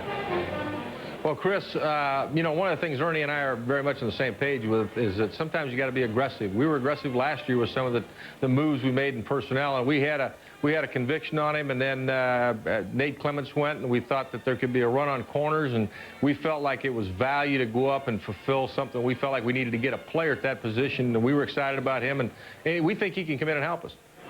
Well, if you were to think back at the run that you guys got on right into the Super Bowl, it may sound like a trite question, Jim, but then you've had a chance to reflect on it. What one or two things do you want to bottle and make sure that you have to repeat all next year long? Could be a player, could be an attitude. What was the highlight as you look back a couple of months ago? Well, without a doubt, I think the team chemistry. That's the one thing we worked very hard at this last off season, and we started that way right now. And I told anybody that we brought in as a free agent and different players I've talked to is that we finally built tremendous team chemistry in these guys. And I know that sounds trite and overplayed and all that type of stuff. It's not in my mind, and I don't want to lose that. I want to keep the work ethic going. Right now, we have virtually every player here working very hard in the off-season program, and I'm interested in keeping that type of chemistry, not only the free agents we sign, but the people we draft. Well, I think it's indicative by the re-signing of Sehorn, the re-signing of Tiki Barber. Do you feel offensively, and obviously Kerry Collins grew, and you know, you got a nice season out of your #1 pick last year, Ron Dave. Do you feel that as an offensive team, the Giants are really just scratching the surface of what you could become this season? I do. I think we can get better. I think we made good strides last year, and obviously the way Kerry Collins played was a big part of that. But we got better play. Tiki Barber was phenomenal. I mean, he played really outstanding for us. Our receivers played well. And I really think that, yeah, we can continue to get better. Our defense is outstanding, has been for a while. And as we become more of a complete team, our offense has the potential to continue to grow and get better. Of course, you're going to be the one that they're hunting now. I mean, you know that. That'll be a speech somewhere along the line, won't it? Oh, absolutely. I've got that speech already ready. They, you know, obviously with 3 Monday night games and a Sunday night game, and, you know, that road schedule will get you. Plus, we're playing very good football teams. And then also, like you said, you become a marked team. This team went to the Super Bowl last year, and you know, Minnesota, who we played in the championship game, we got to go up there, and there's going to be some tough games. It's going to be a challenge for us, but we're a better football team, and I think we're a lot more mentally prepared to handle it. Well, it beats the alternative, Jim. I think you would agree with me on that. And also, I think in the speech department, you're okay when you give that speech. We'll see you later on in the weekend. All right, good to be with you. Thank you very much, Jim. Jim Fassel, a good guy. Good things happened to a good guy last year. The Giants are a feel-good story, and they've moved up and drafted corner. We have Denver, Philly, Miami coming up. Playoff teams abound. We'll be back. I like this one and that one, Daddy. You have to pay the man for the rabbits now. Can I write a check? Have to see some ID. Okay. Have to call us in. Okay. Just a minute. Daddy. Have to see a second ID. Okay. This doesn't look like you. Date of birth. Have to phone this in. Next time, use the Visa check card instead of cash or checks. It'll get you in, out, and on with life. Mother's maiden name. In the battle against athlete's foot, you gotta have, boom, tough-actin Tinactin. Tinactin pump spray is clinically proven to stop the severe itching and burning of athlete's foot. Tinactin is so tough it even prevents athlete's foot. So get, boom, tough-actin Tinactin. When you can't find time to catch up around your kitchen table, come to Denny's and catch up around ours. Kids eat free every day of the week from 4 to 10 p.m. So while you can't return to simpler days, maybe the price will make you feel like you have. Presenting the 30-day money-back Discovery Adventure. Buy a 2001 Land Rover Discovery Series 2. Drive it for 30 days or 1,500 miles. And if you're not completely satisfied, bring it back for a full refund. Come see what a Discovery is made of.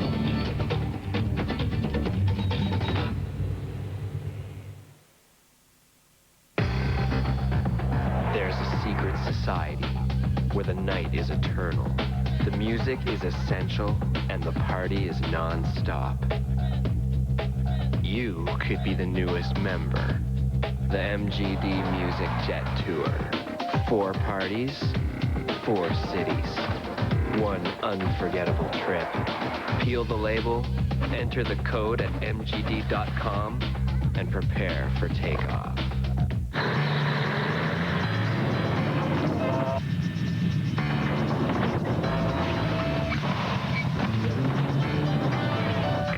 This is your captain speaking. If I could have your attention for a moment, folks, I'd just like to say that American is proud to be the only airline to remove seats throughout coach, so you all can have more room to cross your legs. However, we do kindly request that you not all do it at the same time. Thank you. Just an incredible play. Can they do it? Unbelievable. You do not want to miss this. Nice pass. This team has got game. Who is this kid? He drilled it. He could go all the way. Here comes a sports capsule moment.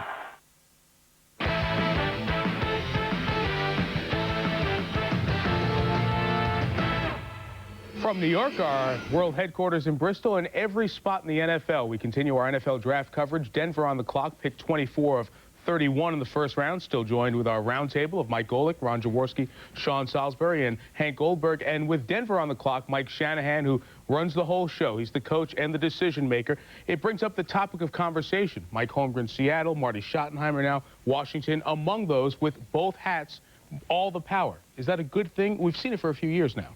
It's a good thing if you have great people around you, good support people who you can work with and can communicate with and know what you want. I kind of favor the strong general manager, strong coach, because I think the coach general manager is a little tempted to do things for the moment, number one. Number two, if the coach isn't doing so hot, the general manager can fire him. You know, when I look at it, you know, you got the business of football, and then you've got the game of football. Coaches love to coach. They love the game of football. All of a sudden, they have to do administrative duties, salary cap duties, managing money. It's a whole lot different. I think the football people should stay in football, and the GM should pretty much run the operation. I would say the reason there are more of it is because of the guy on the clock right now, Shanahan. When he won his Super Bowls, it showed people that a guy can do it. The difference is there's not many guys as qualified and as good at it as Shanahan. No, I absolutely agree. I agree with you, Hank. I think you have to have a great support group making those decisions. Like you said, coaches want to coach. The business side of it should be handled. And let's remember this, you lead people and you manage things. These coaches were coaches first, general managers second. I don't like it when they do both. The pick is in. Let's go to Chris in New York. Well, one of your pens here, Joey. All right, Michael, thank you very much. So the Denver Broncos, a team that, you know, Brian Griese got hurt right at the end. Well, not at the end, in the middle of that great Monday night game. And they wonder if they had their full complement of offense. I mean, at Baltimore, they play defense unbelievably, but they wonder whether they, you know, had the full complement. They win that game, did they go and win the Super Bowl? Well, here's their pick. With the 24th selection, the Denver Broncos have chosen defensive back for Minnesota, Willie Middlebrooks. Philadelphia's on the clock. Well, we will talk about Willie Middlebrooks, defensive back, Minnesota. Bigger. Some teams liked him, some teams didn't necessarily like him. I mean, as a first-round pick.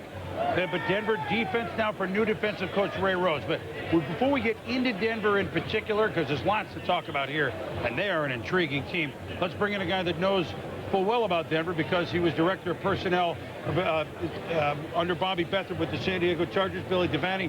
Now back to the New York, New Jersey area, losing that tan a little bit. So I'm I got to get back to San Diego. This is cold. It's down into the 50s here. You didn't bring enough clothes, did you? Billy, let's start with your observations on the day because you've gone through many, many of these. San Diego, now that they got Tomlinson, let's evaluate the move they made. Did they get enough for trading out of the Michael Vick spot?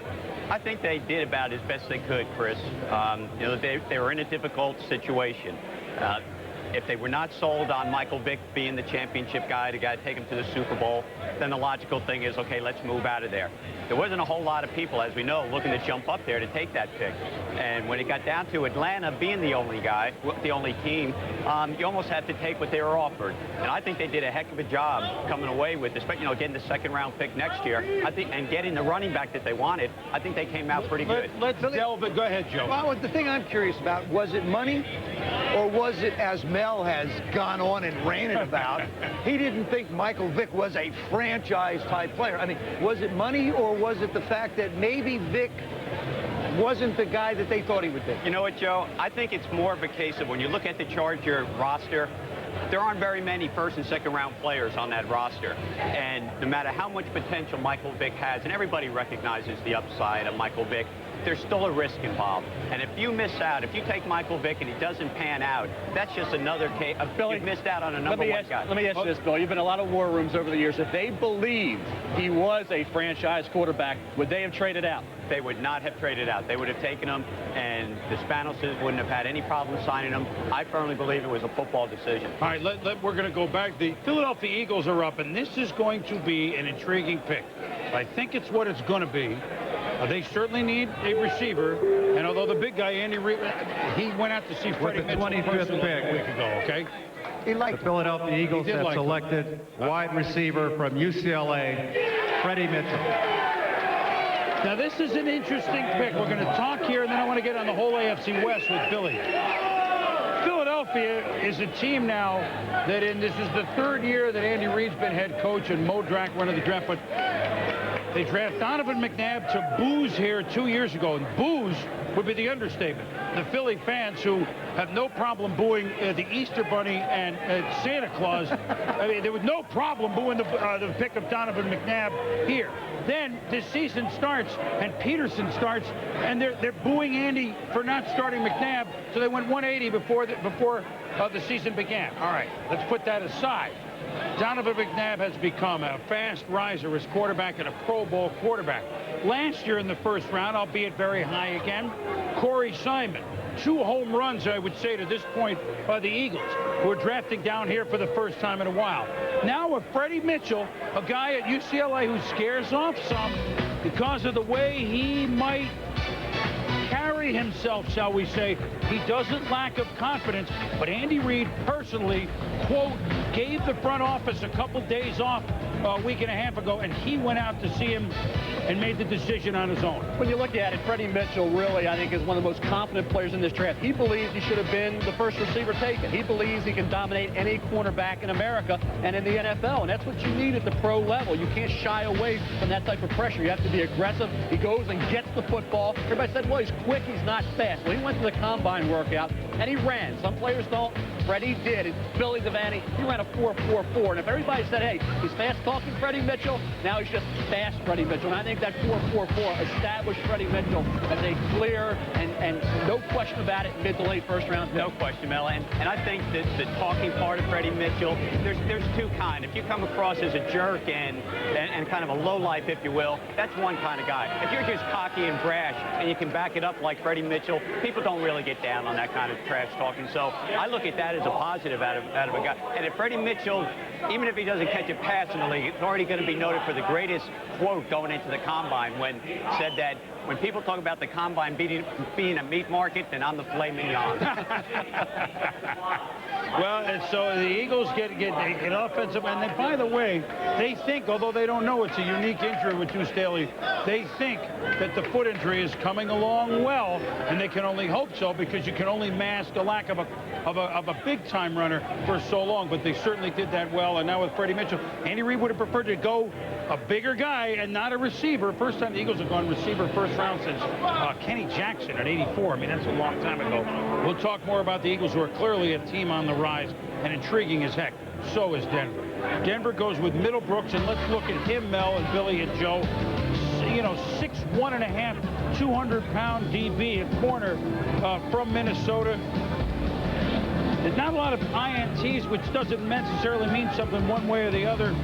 But how do you rate him? Some did not have him in the first round, Mel. Do you agree? No, there would be some mixed opinion on Willie Middlebrooks, and the reason is, Chris, he comes out early as a junior, and of course he had that ankle injury which prevented him from playing in the last 4 games. But if you look at Middlebrooks and you go back to prior to the injury, Minnesota held Ohio State to 17 points. They held Penn State to 16, Illinois to 10. He gets hurt in the Indiana game. Indiana puts up 51. Then over the next 2 weeks, Minnesota and Northwestern scored 41.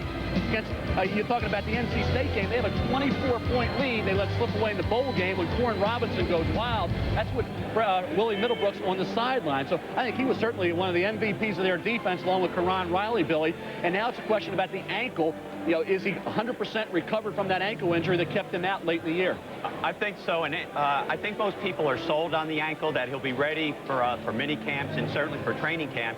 I think that what this does for Denver, it gives you three young corners. Denard Walker was a great free agent signing. They drafted Delta O'Neal last year. You got Jimmy Spencer as a veteran that could be a fourth guy, and they signed Darrell Lewis, and now Middlebrooks. Even if he starts out as a special team guy, as an inside slot corner, I think they've done a tremendous job upgrading their secondary. Well, let's really quickly go Denver, and then we'll come back in a moment. But look, a year ago at this time, we really didn't know, is Brian Griese going to be not only a good starting quarterback, but a leader of the team? Answer now, 12 months later, yes and yes. Have they made enough moves to get back into the Super Bowl? Could we be looking, guys, at a Super Bowl team, especially if Terrell Davis becomes himself again? I think they've had a tremendous offseason. And to answer your question, Boomer, I think they are a legitimate Super Bowl contender. Between the free agent signings, getting Middlebrooks, I have one big problem with what they've done in the offseason, and I hope it doesn't negate everything. I am not a Chester McLaughlin fan. I think he has the capability of negating all the good that they've done, and it even bothers me that they're going to be playing in a spanking new stadium, and Chester gets to run out there and soil it from day one. Well, why don't you just tell us something? Some opinion really believe there, you know? I really believe this. Ask the people at Oakland, and going back Clemson, Oakland, and Kansas City. Well, they're hoping that with Ray Rhodes that is the right mix. When we return, we will talk with Jim Haslett on the video coverage, who certainly made an interesting draft pick. So we'll ask Jim about that and what's going on down in New Orleans when we return.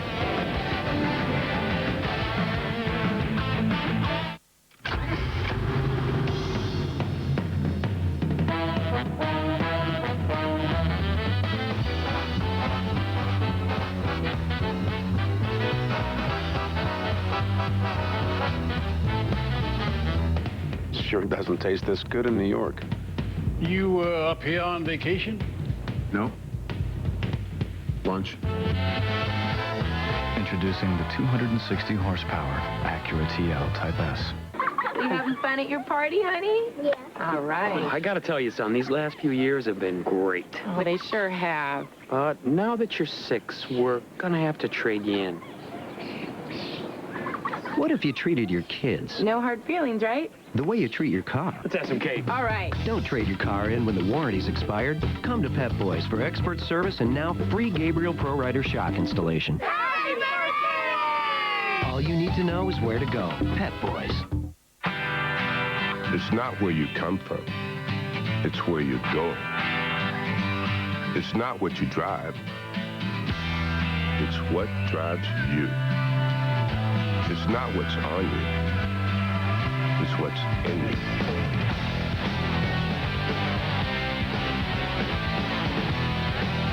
Gatorade. Is it in you? It's the big show, Ray. Who wants to be a millionaire? Ray does. Quick, Dad. What's the capital of Nepal? Kathmandu. Boom, baby! Ray is ready to play. Who wants to be a millionaire? Ray does. Showtime. Now you can play the Who Wants to Be a Millionaire game at McDonald's. Answer correctly and you could win cash on every card, up to $1 million. Who wants to be a millionaire at McDonald's? Ray does. Yeah. Wow! Look at her! She's different than the girls at school. Whoa! He's touching her. He is so lucky. I gotta learn how to skate. I feel kind of funny. Oh no! Don't go! No, please! No! Yes! Yes! Get into the lives of athletes off the field. The Life, presented by Sprite. New episodes begin May 5th on ESPN. Welcome back to the draft in New York as we are, well, we're 4 hours in. Miami is number 20. 26 of the 31 teams in the first round. Could we hear the name Drew Brees here? We'll get to that in a moment. That would be intriguing. Well, we're going to go to the pick right now, and we'll see what they do, and then we'll visit with New Orleans. This could be an interesting spot. Don't know that it will be with Brees, but certainly something they could look at. Although, remember, they did sign Ray Lucas to back up Jay Fiedler, so they have two mobile quarterbacks. There wouldn't be an urgent need there. They did spend some money. So the Miami Dolphins, who won the division last year, let's remember that. They won like New Orleans did, won their division last year, came from behind to beat the Colts before losing at Oakland. Here's their pick. With the 26th selection, the Miami Dolphins have chosen defensive back from Wisconsin, Jamar Fletcher. Well, you know, it's interesting. There's a guy, the Colts, their division rival, we're looking at, although the Colts trading down that many spots can't be surprised that the Fletcher DB Wisconsin is gone. We'll talk back to Miami in a moment. But as we said before, on the line with us is a guy that it's hard to top what you do in your first year as a head coach in professional football. With our Tinactin video conference, we join the head coach of the New Orleans Saints, Jim Haslett. And Jim, good to be with you as always. Deuce McAllister, surprised he was sitting there for you? Well, we were very surprised. Obviously, he's a guy that we had it rated very high on our board, up and around, I think, 5th or 6th on our board. And when he fell to us, we thought you can't turn down a guy like this. It just he gives you so many weapons. A guy that can play running back and go out there and return punts and kickoffs, and I think he's a great pick. Okay, so now the next question, you know where we have to go. Ricky Williams. I guess it's a two-pronged question. If Ricky is in and playing the way you want him, how do you project to get them both playing time? And where does Ricky Williams right now in your overall plans, Jim? Well, obviously, I think this is a two-man position that you can't go wrong. I like the Giants did last year with Thunder and Lightning. I think this gives you some flexibility in plays. You can run with them, different things. And, you know, obviously, Ricky's been hurt the last couple of years, so it's nice to have a backup or another guy that can go in and play. So, like I said, I think we got two good running backs on this football team right now. Rookie healthy enough? I mean, is that not part of the equation of a question here? No, Ricky's healthy. He's coming in. He'll be in this week for minicamp, and we're looking forward to getting both of them together. What preconceived thoughts, it's only April, Jimmy, on your quarterback position? Jeff Blake did well, but boy, Aaron Brooks did well. Where does that stand? Do you have a starter as we speak? How do you see that going before we kick it off in September? Well, I think it's the same thing. We feel good about our quarterback situation. You know, Aaron did a great job of stepping in, and Jeff Blake's obviously a quality veteran, and we feel good about Jake Delhomme, our third. So our quarterback situation is fine. You know, we feel good about that situation. Also, a running back right now. Well, you know, Jimmy, you got to have a Cajun down there. Delhomme, you know, before that 4K or A-Bear. I mean, you got to have some down there. Hey, isn't it nice to hear them talk football in New Orleans? I know with Mike and Ricky Williams, they were excited, you know, a year or two ago. But is it football back? I mean, do you hear it every day in the streets in New Orleans?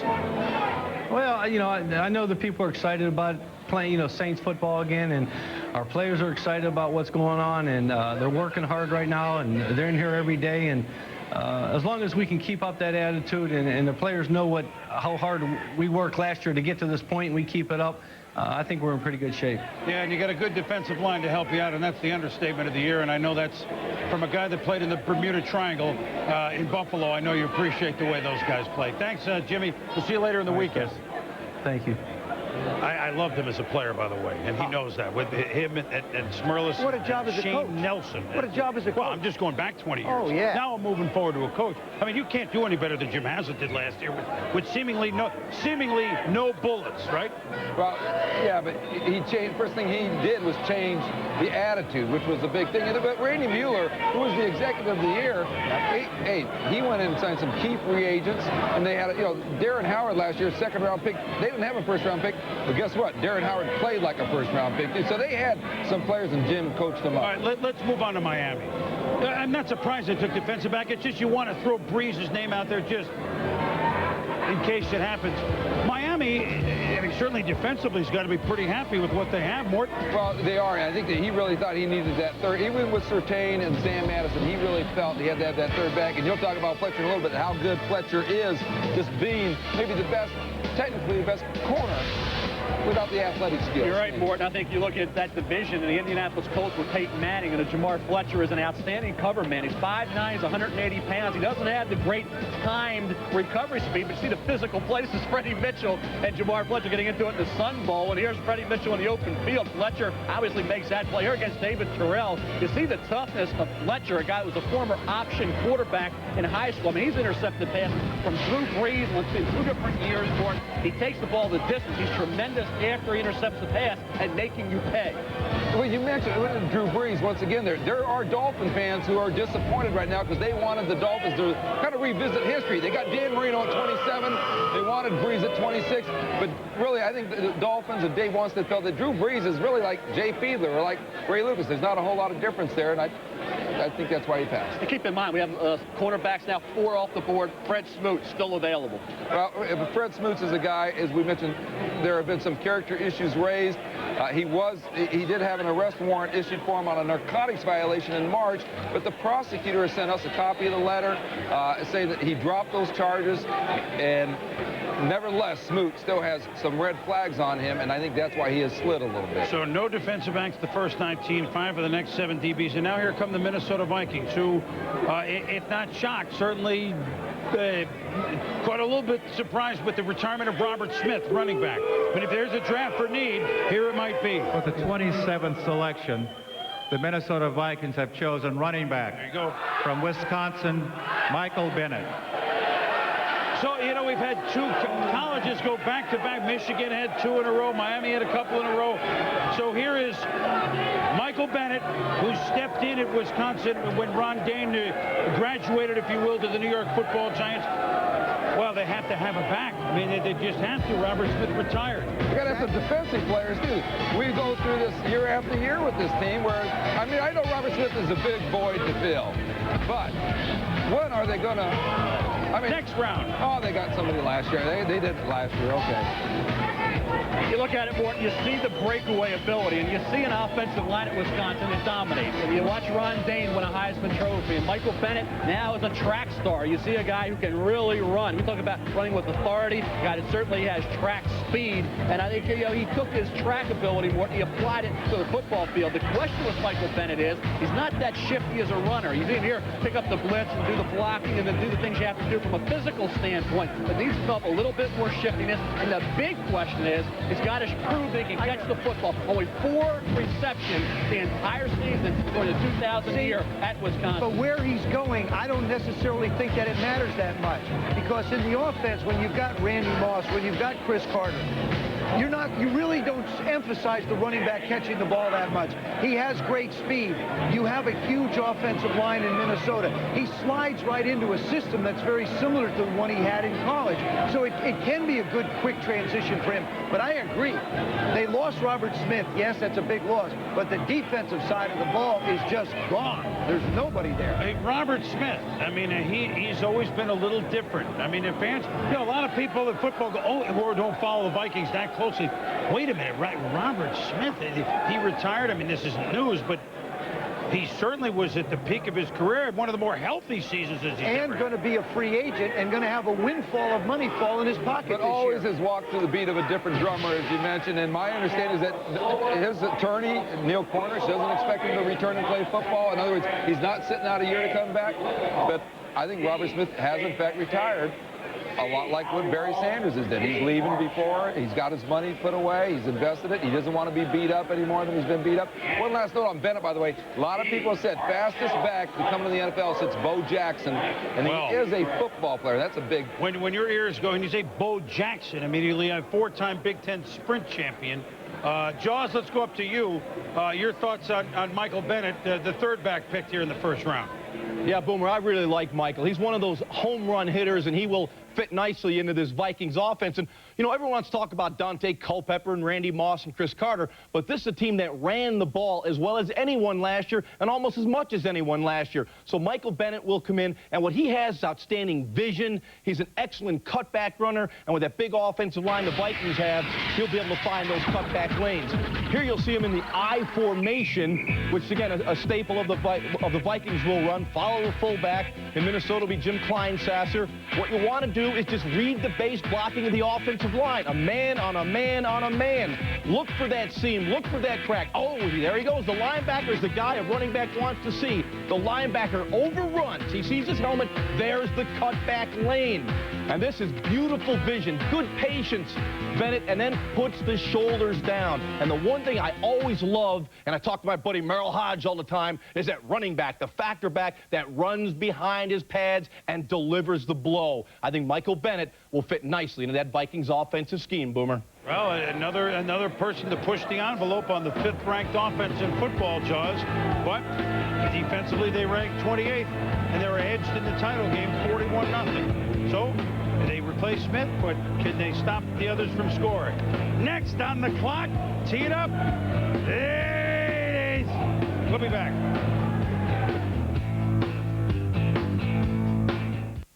Why is our house so popular with our kids and their friends? Because we have it all. Cox at Home, Cox Digital Cable, and Cox Digital Telephone. We get local and long-distance telephone service at a great price, along with the cable channels and high-speed internet. Your family can have it all, too. Call to order your Cox Digital Telephone service today at 602-795-7955. Cox Communications. Now you're living. Sorry I'm late. My car broke down. I think it's the transmission. Be careful. A lot of shops charge big bucks and do a bad job. The price I was quoted was not the price I paid. Don't worry. My car was repaired at State to State Transmission. They gave me a free tow and a 2-year warranty. State to State is family owned and their quote was honest and solid. Even the largest fleets in town trust them. I had no surprises. I'm calling State to State. On ESPN Classic, baseball was his life. He knows greatness. Academy Award winner Tommy Lee Jones in a real classic, Cobb. I'm the greatest baseball player of all time. And one man's search for the real story behind the legend. You have no friends. My book is about Cobb. Cobb is baseball. Cobb. Tomorrow at 9 Eastern, only on ESPN Classic. To get ESPN Classic, call 1-800-CLASSIC today. You can do it! You can do it! Go, Jorge! Go! Go! Go! You can do it! Yeah! Thanks, Jorge. I love you so much!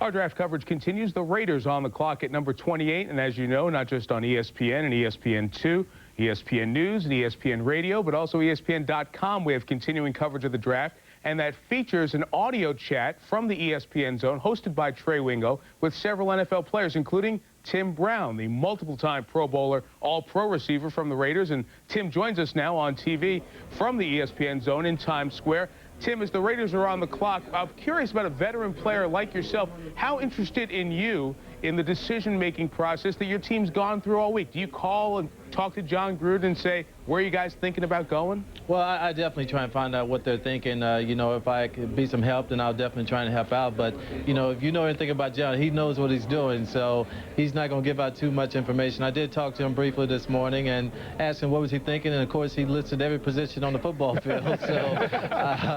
So you really never know what's going to happen here. But, you know, you would think that, you know, we would be looking at some help at the linebacker position maybe, or, you know, maybe offensive line. You just never know. But I'm sure they're going to take the best athlete out there. We talk so much about these players today in the perspective of he can do this. He's done this in college. As a veteran, you know rookies don't contribute as much as we think they do sometimes. Right. How tough is it for a rookie to come in, especially on a team like the Raiders that was within a game of the Super Bowl? Well, it can be very tough, you know, but everybody has their role to play. And I think if guys come in with the attitude of, you know, whatever I need to do to help this team out, that's what I'm going to do, then they'll do a lot better. You know, you can't come in saying, hey, I should be the other starting receiver. I should be starting opposite Eric Allen or Charles Woodson or whatever. You know, you can't come in with that type of attitude. You have to come in and say, look, whatever I can do to contribute to this team, that's what I can do. And, you know, sometimes in football today, these young guys come in and they just want to run the whole show right away, and it's not going to happen that way. You have to pay your dues and work your way up the ladder. Well, Tim, the pick's in. We'll ask you about it in a second, but let's go to Chris just down the street at Madison Square Garden. Boomer? Well, Mike and Timmy, can you save us a zone burger? I mean, that's the big question that we're going to ask right now. There great is, hey, how about Timmy Brown, #1 pick back in the 80s and 88, and still as good as he ever was, one step away from that elusive Super Bowl. The Raiders have chosen, and tight end. They traded for one, but not like this, right? Got to be Todd Heap, Chris. Okay. With the 28th selection, the Oakland Raiders have chosen defensive back from Florida State, Derek Gibson. Safe. There's your safety that you were talking about with Archuleta. But this isn't a player that's quite up to the level, in my opinion, of Adam Archuleta. Gibson has great physical ability, and he had some big games, but I saw some inconsistency, Joe, where he didn't produce the kind of results of physical talent like Derek Gibson. It was should. the first area of need. Yeah, but the passer on tight end who can get down the middle of the field and give Gannon another weapon. When you make the deal for Roland Williams, you have a tight end, you've got somebody on the roster. Maybe they felt like Roland Williams, Todd Heap as a pass receiver. Well, but you're going to get a lot more use of him right now than you are Todd Heap. There you see his ability to come up and fill. Well, you can, Joe, and this is the thing about Derek Gibson. He flashes it. There's no question he had some big games, and he certainly has the great physical ability that you look for. You watch him in certain games, you would say mid-first round. You watch him in others, you may say third round. I think he has to play to the level of his talent on a game-to-game basis. And we went back, we were talking about Archuleta, who we had penciled into Oakland. It was because he was a tackling machine. And that's what Oakland needs. If anything cost them against the Baltimore Ravens, Mort, it was a bad angle on a missed tackle against Shannon Sharp that led to the Ravens and Trent Dilfer going on to victory in that AFC Championship game. I think it was, to be honest with you, I think it was just a great throw by Trent Dilfer. I mean, you can put the ball, he puts the ball the only place you can down glad low. you're a Trent Dilfer fan like that. In a situation like that. There was a safety who was supposed to be lined up inside, and he landed up outside, and that's really what it was. It was the missed tackle. Anthony Dorsett still really finding his way as a safety. This is an insurance policy. I think the Raiders are looking, they feel they're good enough to compete right now and go at a title. This is one of those additions you make that as you build will be there. Well, let's go back up to Mike and continue your talk with Timmy Brown. Mike, I wonder what Timmy thinks about this. We talked about the tackle made in the secondary that could have changed the Baltimore game. Michael, take it away. Yes, we have Marquez Pope and Dorsett, who was involved in that play. Tim, as a team, and you mentioned John Gruden, mentioned defensive back. Is this a good move for your organization? Well, no doubt about it. I think Gibson can serve two purposes for us. One, I think he can come out and certainly help us in our defensive secondary. But number two, and I don't know if it's going to be more important or not, I think he can help us tremendously with Sebastian Janikowski. You know, being a guy that he's played with and familiar with, you know, Sebastian won't feel as if he's all alone out there in Oakland by himself, you know. So I think that's a big part of this also. But I think Gibson can come in and definitely help us out. You know, whether he'll be able to do that early on in the season or not, we don't know. But surely we're going to try and get him on the field and put him in the best position to help our team. Great point about the Florida State teammates from an old Notre Dame guy. Tim Brown, thanks for joining us. And you're on ESPN.com and audio chat throughout the day. We appreciate it, Tim. All right, thanks, Mike. Let's fire up the Tinactin video conference. The pick before Oakland belonged to Minnesota, and Dennis Green took Michael Bennett, the running back from Wisconsin, who's played a couple of times up in the Metrodome, where Denny Green's team calls home when they played against the Minnesota Gophers. Dennis, obviously the Robert Smith situation, running back, was a big need. Did Michael Bennett move up higher on your board because of the need for a running back? No, not really. We had him rated top 10. He was our 10th pick on the board. Keep in mind, there were 14 defensive players that went in the top 26 picks. So this was a heavy defensive draft. And surprisingly, guys like Deuce McAllister and Michael Bennett, guys that we thought were tremendous players, were still on the board. Limited experience in football because of his track success, but what about the 1 year at Wisconsin jumped out at you to give you confidence that this is a player who's going to only get better? Well, he rushed for 1,600 yards. He scored a lot of touchdowns. Of course, he's a four-time Big Ten sprint champion, but he played behind Rod Dane, and we've always been able to develop players. We don't expect him to just walk on the field and be a player, but we think that we have a style of play and a system of playing football that he will fit in very well at. And then what we love about the fact is that this guy can go the distance, that he can take when a defense is spread out and make big plays and score touchdowns. We have plenty of other questions for you, but it's a long weekend, so we'll catch up with you later on today or tomorrow. Thanks, Denny. You bet. Take care. Dennis Green of the Vikings. Let's head back to Chris Berman in New York as St. Louis, as they've been most all day, on the clock again. Boom. Michael, yeah, they're going to go into the watch and clock business here. I think they're going to move Timex right out of that business. The St. Louis Rams have been on the clock enough. For the third pick in the first round of the St. Louis Rams. With the 29th selection, the St. Louis Rams have chosen defensive tackle from Ohio State, Ryan Pickett. Well, Mel, look, when you have 3 number 1s, not to mention Aeneas Williams, who you get also, and you're picking all defense, I guess you try to hit a home run with something that's not as chalk a pick. Where is this pick in your book? Well, I think he was projected. I know he was projected to be an early 2. And we went back to Derek Gibson. I thought maybe second round to Oakland. They took him in the first to fill that need. I think you look at Ryan Pickett, a junior, coming out early. You see a kid with outstanding physical ability, no doubt about that. Holds up well at the point against the run. I think he's diversify things, technically become a little bit more sound, and become more consistent. I thought with another year at Ohio State, you'd have been looking at a prospect we were talking about, like we talked about Seymour and Stroud and those guys going into the year. That's the way Pickett would have been viewed. So another year, I think, would have really benefited him. He didn't play to the level of count every week for it, but you look at a defensive tackle and you look at St. Louis, that's obviously a neat area, despite what they've done already. And he gets the benefit of coaching from Bill Kolar. One of the key, I thought, off-season pickups of the Rams was hiring Bill Kolar, who was with the Atlanta Falcons, one of the best, if not the best, defensive line coaches in football. So that's another thing. You got a young player, at least you've got a coach. And the pressure's not on. Well, Damian Lewis is there. Damian Lewis comes in, experience from Miami. Now you get a guy who probably needed another year, maybe needs a little bit more to learn about the position, and now you have Lewis to take a little pressure off of Ryan Pickett. But then when I hear you talk about the fact that if he'd have stayed another year, it'd have been a high pick. Very high pick. So they get the value. Now they get to teach him to be a football player. So his classes go from the classroom in school to that on the field. And he was projected, I said, to be an early to mid-second round draft choice, so you're not stretching it that far. Well, so Pickett becomes the 9th defensive lineman to go in the first 29 picks. The Indianapolis Colts, remember, they moved down 8 spots in their trade with the Giants. They got a 3 and a 6. Now, you would think I would have this, but so much has changed. Let's find With the 30th selection, Indianapolis has chosen wide receiver from Miami, Reggie Wayne. If I had looked at my notes, I would have had it. Well, look, here somewhere. We ought to find him. Well, it's interesting. The Colts were looking at Fletcher, who was available at that spot. And obviously something happened there, and they figured, you know what? Even though they were an offensive team that scored over 400 points, you talked about him with hands, right? Route.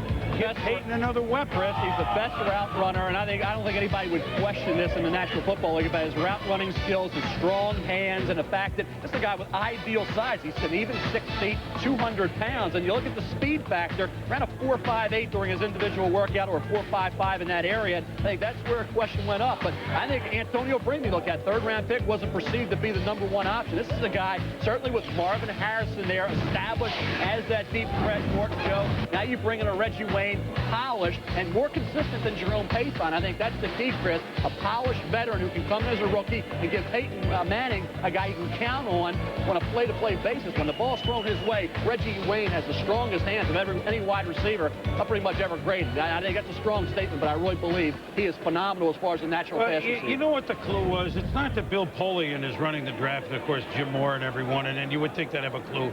But as I look down at the other end of the theater here, and I look to see who's sitting next to Chris Fowler, and I see Peyton Manning, there should have been our hint right away. Guys? Well, Chris, Peyton gave a fist pump as Reggie Wayne's name was announced. We were talking about a half hour ago. I said, Peyton, if you had your wish, big, tall, wide receiver with strong hands that goes and gets football. But that is Reggie Wayne. I tell you, I'm really excited about the pick. I think, I have to admit, I was thinking defense probably along the way, but I knew we needed a big receiver. I followed Reggie Wayne's career. He's a New Orleans kid from John Ehret High School out of New Orleans. I've seen him make some big catches for Miami, and we have the smaller, speedy guy, Marvin Harrison and Terrence Wilkins. Reggie Wayne is going to help our football team tremendously. Reggie Wayne, the 4th Miami player selected in this first round already.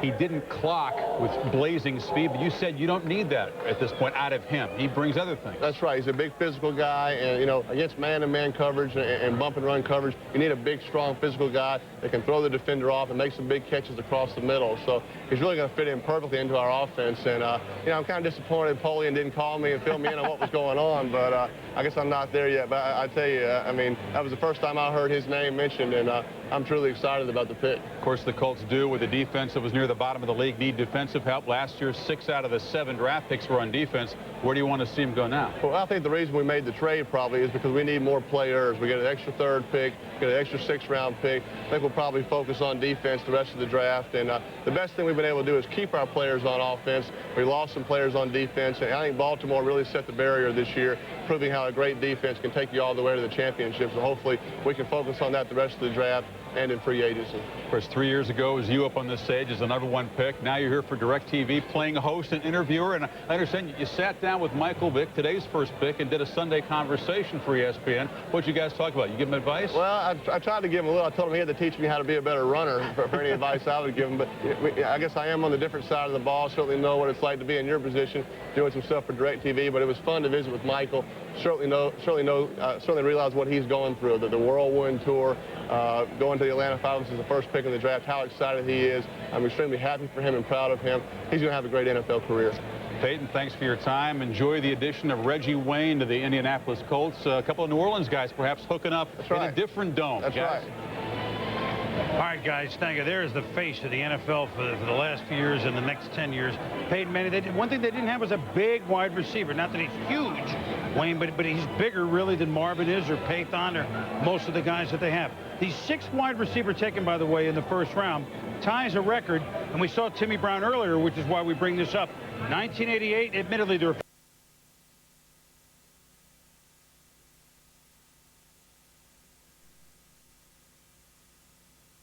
with a darn good warranty. And by 1-800-COLLECT, the easy way to save.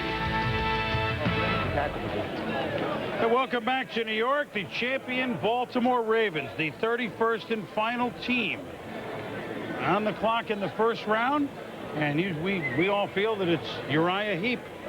So let's... Boy, it makes a lot of sense. I haven't spoken yet on that. With the 31st and final selection of the first round, Baltimore has selected tight end Todd Heap from Arizona State. That's pretty good value right there. Arizona, I mean, a great pass-catching tight end. You know what? I'm just thinking right now, the only way the Ravens, the only way they're going to lose is if I start picking them more.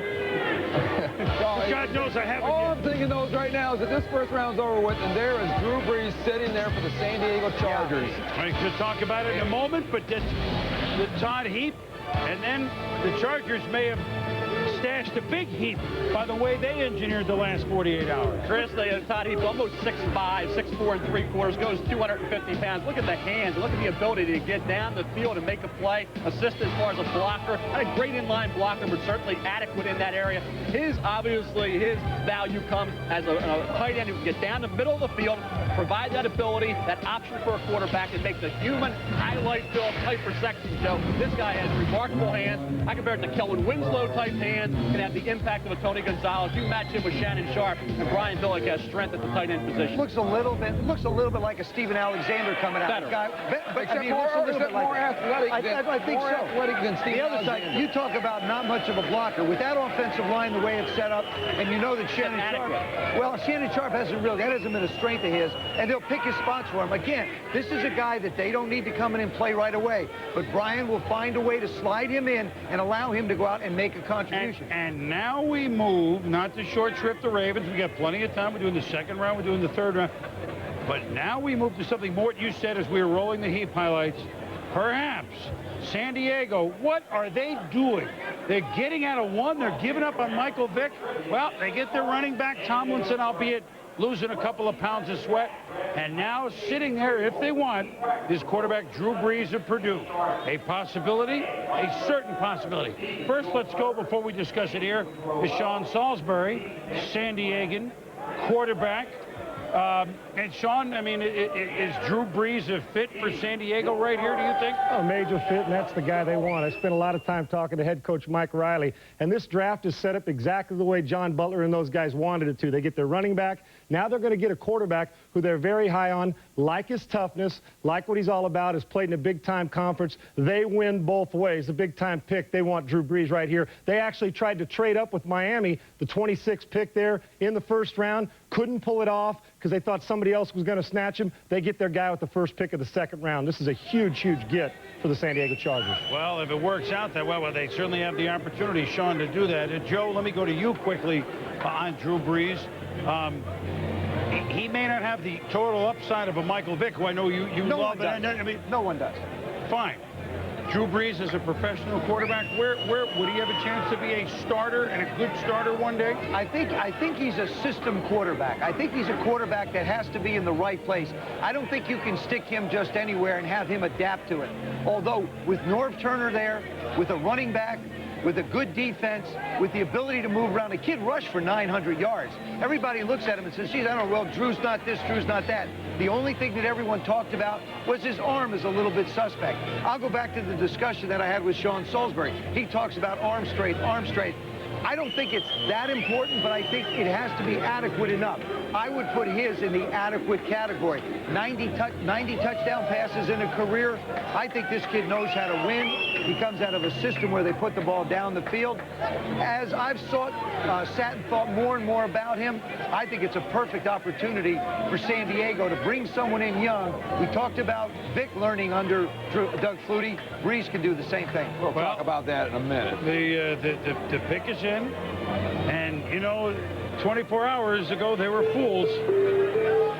Now, looking better. Bulls. With the first selection in the second round, number 32 overall, the San Diego Chargers have selected quarterback from Purdue, Drew Brees. There's some Charger fans here, some Seau jerseys, Tomlinson and Brees. You know what? This is interesting. This is very interesting. Well, I'll tell you this. Mike Riley told me that 2 weeks ago, they spent time with 3 quarterbacks this offseason. Michael Vick, Drew Brees, Marcus Tuios, and so forth. Drew Brees to him was a ready-to-go quarterback, which I think brings up an interesting dynamic. Joe, you mentioned Michael Vick under Doug Flutie. Doug Flutie's not known for mentoring young quarterbacks. Yet Drew Brees is ready to play. He's got a chip on his shoulder just like Doug Flutie. He is competitive, and I think this will be very interesting. This mentoring young quarterbacks gets dragged out and thrown out. Nobody does it. That's right. Nobody mentors. Doug Flutie's out there to win football games. I think Drew, well, you can learn things from him. Right. But the other side, it doesn't flow quite that way. Chris Chandler with Michael Vick. These two guys are like night and day when it comes to playing the quarterback position. So what's going to happen is Drew Brees goes into a situation where Norv Turner, that's the key, the coordinator, the quarterback coach, they're the ones that are going to help develop him, and he watches Doug Flutie operate on the field. So the lessons will be learned from Doug as he studies, as he goes out and does things and he on the also, field. Joe, plays in great weather conditions. We said, hey, if he went to Detroit, he'd be guaranteed 10 games, either in a dome or down in Tampa, great weather, right? Yeah. Now he's out in San Diego. If you have questionable arm strength, at least 8 you games obviously want to be out there. And I think when you look at Drew Brees, short memory, throws an interception, comes back with a touchdown pass, throws through lanes very effectively, even though he's 6'125". Moves around and I'll the tell pocket. you, he's the new Captain Comeback. 4 times this year, 4 successive weeks, led Purdue to comeback victories, then led the Boilermakers to their first trip to the Rose Bowl since 1966. Remember Bob Greasy? Purdue Boilermaker. Now we have Drew Brees going to the San Diego Chargers. Well, I think you can expect, hopefully for the Chargers, a similar career, Joe. So you mentioned short memory, Joe. Us older guys, Bob, we have short memory. Bob, Senior moments. Bob, oh, yeah. Bob Greasy. I got it. Okay. Came back to be a player. 6 feet tall, Let's go up to guys with longer memories, perhaps, than us. I didn't say long in the tooth, Jaws. Mike Tirico and Ron Jaworski on Drew Brees, guys. All right, Chris, for the second consecutive year, we have just one quarterback taken in the first round, but unlike last year, first pick of round 2 as a quarterback. And Jaws, as you've broken down Drew Brees, what stuck out to you? Well, first of all, I am a big Drew Brees fan. He understands the game. He knows how to manage a football game. And he has what I believe is a very important characteristic of a quarterback, amnesia. When he makes a bad play like he did in the Ohio State game, he always came back with a positive play. And the one thing a quarterback do is forget about the history and move ahead and challenge the future. Drew Brees can do that. People talk about his lack of arm strength. Garbage. He is very accurate. The arm strength is good enough to get the ball to the receiver. And he played in a system which I like. It's modeled after a pro system. Read coverage, get the ball out, get it out on time. The play I want you to see is a 5 wide receiver set. A play that he will use with the San Diego Chargers, spreading the field in the shotgun formation. Attack the defense. Now you'll see the motion come across the field. No one in the secondary will move. The safety will slide over just slightly, but no one will run with the motion. Pre-snap indicator of zone. The ball is snapped. He's got a pretty good idea where to go with the football. The minute the safety goes to center field, he comes to this side where he has 2-on-2. Great matchup for the offense. And here's what I like. The poise in the pocket, strong delivery, the accuracy on this 3rd and 3 moves the chains. You want to get first downs. Now, here's what I like too. He's in the pocket. There's the motion. He'll get the snap.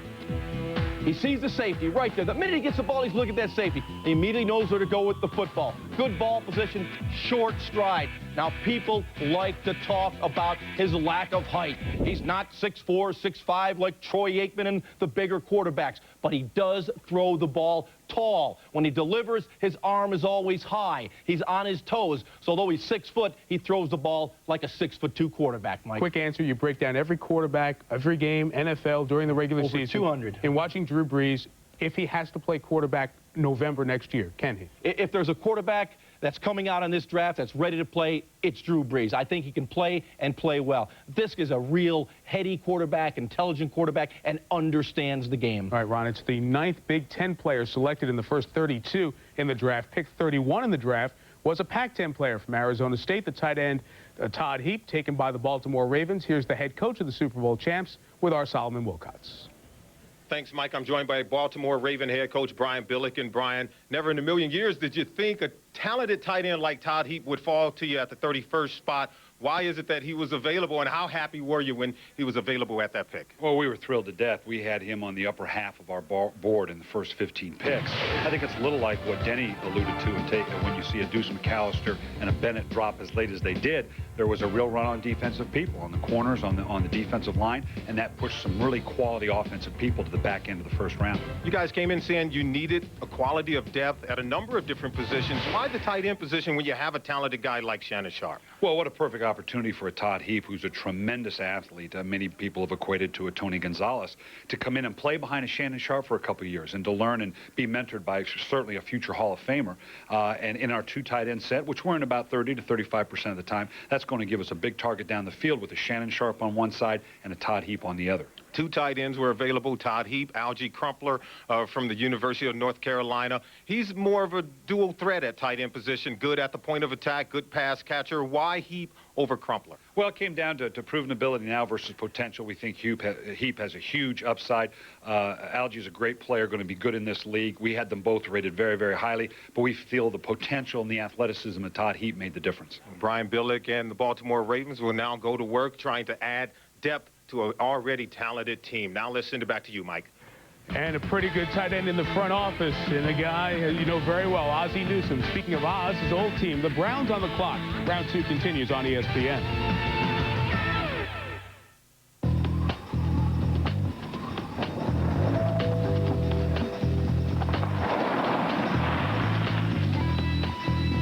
You need some help? Yeah. The new Chevy Tracker LT. Just put it in neutral. Now with a powerful V6 engine. It thinks big. Make sure your parking brake's off. Chevy Tracker, like a rock.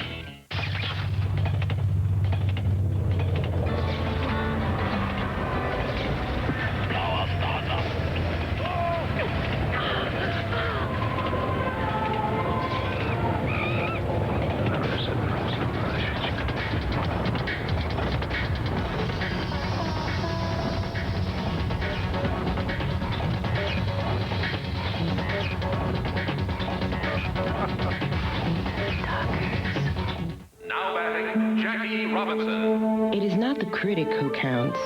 The credit belongs to the man who is actually in the arena, whose face is marred by dust, sweat, and blood, who at best knows the triumph of high achievement, and who at worst, if he fails, fails while daring greatly, so that he shall never be with those timid souls who know neither victory or defeat.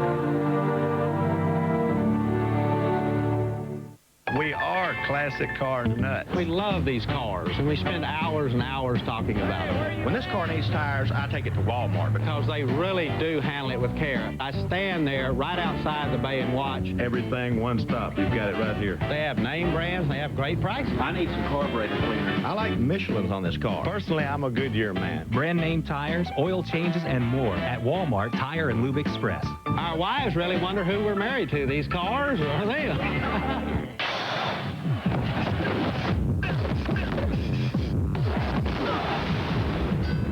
I can still feel his hooks in my ribs. And taste the leather from his uppercuts. So why should I get out of the corner? Because I'd gladly take another 3 minutes of pain for a shot at a title. Wouldn't you? Friday Night Fights on ESPN2. Take this guy out. He's ready to go. We are back in New York. Drew Brees went with the first pick in the second round. Cleveland is about to make their choice to Gene Washington.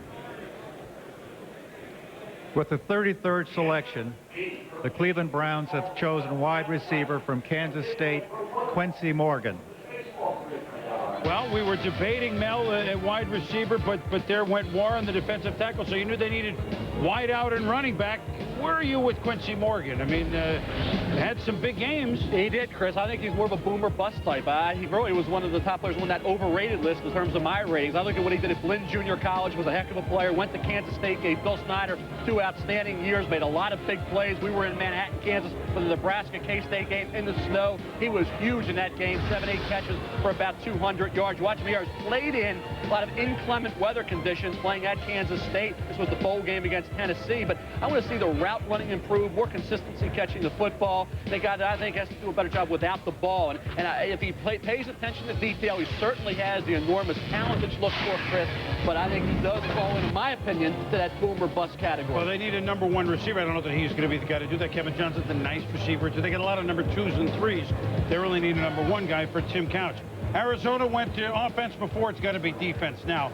They're up on the clock very quickly. Second-round picks are 10 minutes, not 15 minutes.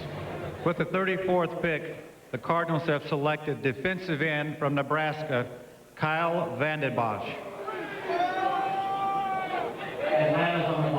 Well, I mean, this is, for years and years and years, Arizona was defensive linemen. They had Rice and Wadsworth and Swan, and they pretty much, except for Wadsworth injured, Mark Smith, they're pretty much, except for Wadsworth, they're all gone.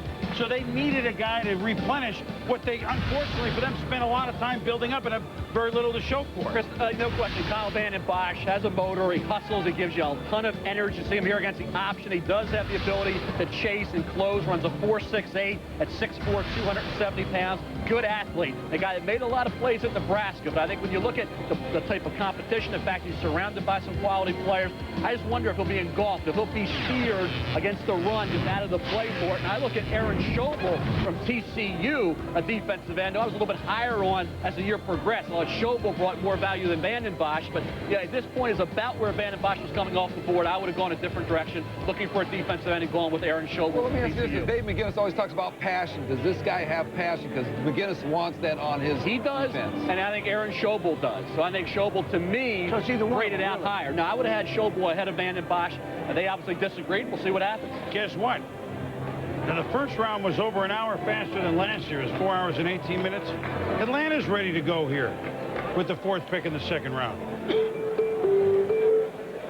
With the 36th pick, the Falcons have selected tight end from North Carolina, Algie Crumpler. Well, Dad's an NFL player. His Carlester Crumpler, brother, player at tight end with Seattle. And Algie is just a pick that's going to grow on you. You know what I mean? Think about, we talked about the Falcons and why they dropped back from being in the Super Bowl a few years ago. Remember that next draft, they gave up a first-round pick in the early second round to Baltimore to acquire Reggie Kelly and ended up being the 5th pick overall that Baltimore used for Jamal Lewis. So that was a questionable move. Now they had to go back. After giving up that one for Kelly, they go back to the tight end spot for Algie Crumpler. Good football player. player, came back from a knee injury, had 2 solid years. A guy who was a former inside linebacker in high school, a tough kid. He's only 6'2½". He does have long arms, and that will certainly help him, but at 6'2½", he doesn't necessarily present the ideal target, Joe, down the field. He can block, though. He can block, though. And by the time he's really ready to be a big-time tight end in the NFL, well, this guy will be ready to be a big-time quarterback in the NFL. Who's going to be throwing him the football? None other than Michael Vick, right? To Algie Crumpler. I tell you, the pick is just going to grow on you. And like an amoeba. I think it'd be good if it's raining outside. I think a wet weather game, I think Algie Crumpler would be perfect. What a great name, Santana Moss, Algie Crumpler. We haven't even got to Marcus Tuiasosopo yet. Michael Vick to Algie Crumpler one day in Atlanta. Well, that day is obviously approaching fast. Bengals and then the Cowboys for the first time coming up when we return. Hey.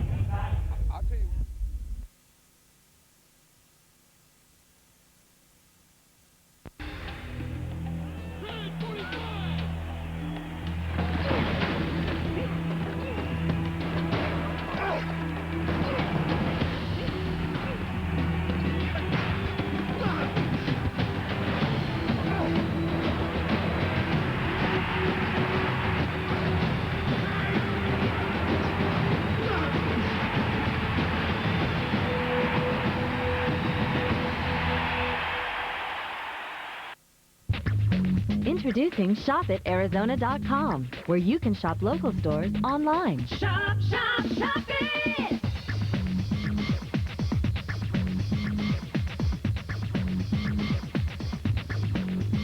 ShopItArizona.com. Log on. Shop, shop, shop it!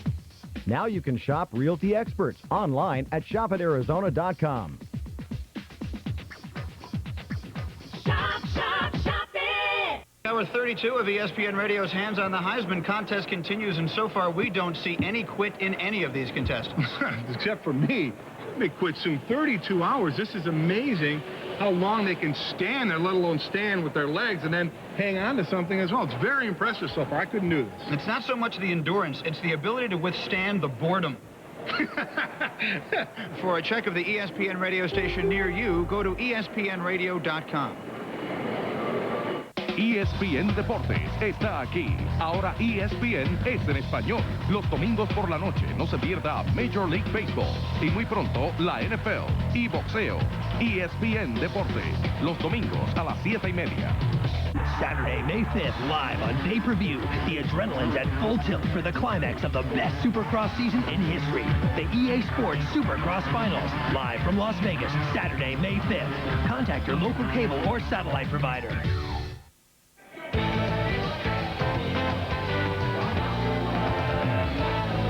We are back in New York.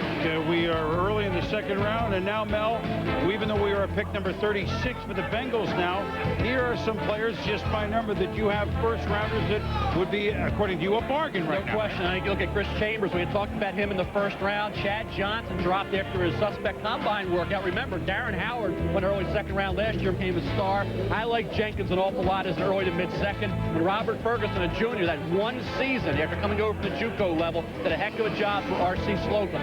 Mo Williams played guard, played right tackle, has the athleticism to be a left tackle. I've talked about Aaron Schober. I really like this kid's motor and his productivity, both against the run and as a pass rusher. Kendrell Bell is a brilliant physical talent. Ken Lucas, stock dropped from the mid-season on. Didn't finish as strong, but he's a good corner, former wide receiver. And Quentin Caver, we talked about the outside backers, Boomer, that they were all going to be there. And now you're looking at Quentin Caver and Tommy Polley, Cedric Hodge, all figuring to be second-round draft Where's Stephen Campbell, wide receiver, Brown University? He's in the book. I know he's in the book. I know you noticed Where that. is he? Caught 305 passes in his career. Cincinnati is on the clock. We'll be back.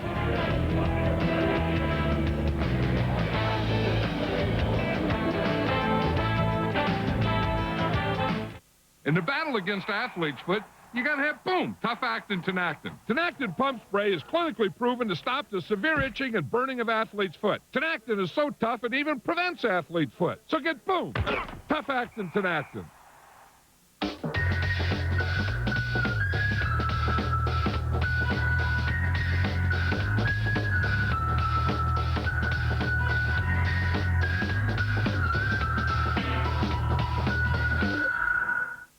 Mr. Tool Belt, why don't you change your oil every 3,000 miles?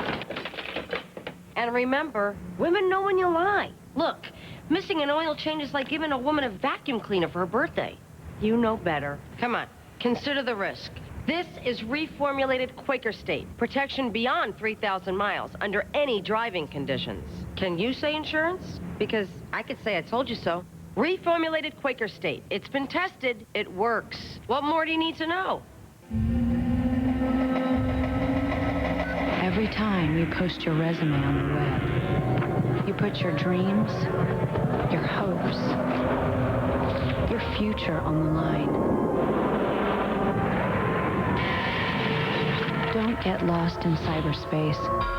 Come to thingamajob.com and connect with a career counselor who will match you with the right opportunity. Thingamajob.com. Life 2.0 begins here. Having fun yet? Well, we got your fun. Big time. Dave & Buster's. Terrific food served wherever you please. And the adrenaline rush of over 200 state-of-the-art games in the $1 Million Midway. High-tech simulators and interactive games. Hey, come on. We're waiting on you. Dave & Buster's. Big time fun! The Germans are known for their meticulous approach to engineering, for their uncompromising attitude about performance. So why is it that the winner of a coveted German New Car Award isn't German?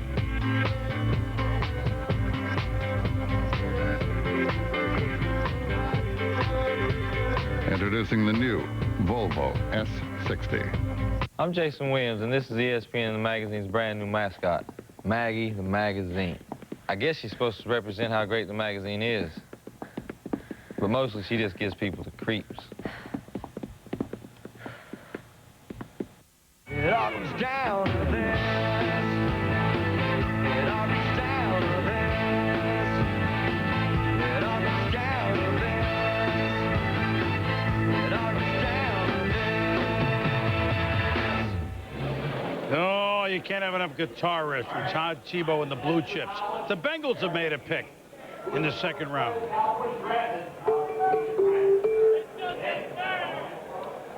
With the 37th pick, Cincinnati has selected wide receiver from Oregon State University, Chad Johnson. You know, in Crumpler and Johnson, we've had two interesting players go here the last couple of picks. Two offensive players. Chad Johnson, I mean, the sky's potentially the limit for him, Mel. I'll tell you, when we were at the Senior Bowl, Vinny Serrato joined us up here. We thought he was one of the best players down in Mobile. And you look at his season, one-year wonder, that's true. He came over from Santa Monica College, had been at Langston. But you look at his 97-yard touchdown reception against Stanford, averaged over 22 yards per catch. He did a heck of a job. You look at this kid, he's 6'1", he's 191 pounds, great body control, outstanding hands. Look at that catch, how he adjusted. And I'll tell you what, this was the Senior Bowl. Look at that catch there. And I mean, this is a guy that put on a show. The reason why he's still here in the early second and didn't go in the mid-first is because he ran a subpar 40 at the combine and didn't vertical quite as much as expected. But I asked you, Vinny Serrato, at this point in the draft, you have to believe Cincinnati got a heck of a pick. Oh, I think they got a great steal here. I think, like you said, Mel, at the Senior Bowl, dominated. We loved him. Went to the combine, didn't run that well. Is Keyshawn Johnson's cousin. Listen to Keyshawn, said, don't work out that, had a bad workout at the combine. Said, it's not going to hurt you, and it did. All right, stick around. The Cowboys are up next as a Redskin and Niner. You always had an eye on these guys. Yes, absolutely. We all have. So the Bengals have chosen a very interesting player in Chad Johnson. And for the first time this afternoon, how about them Cowboys? We'll be back with Dallas in a moment.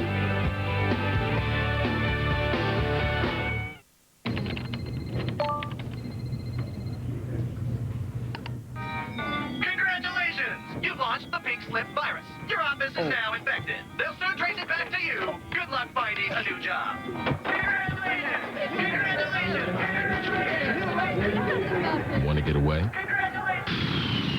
Now you can. Fly Southwest Airlines for just $39 to $99 when you purchase by May 24th. You are now free to move about the country. airfare for two bought online, $1,900. One motorbike, 2 helmets, 9,300 yuan. Map of Gailin, 47 yuan. Crossing number 6 off your life's to-do list, priceless. There are some things money can't buy. For everything else, there's MasterCard. Accepted wherever your travels may take you. How to speak Australian. You look beautiful. Thank you. Your table's all ready? Thanks. Great. Oi!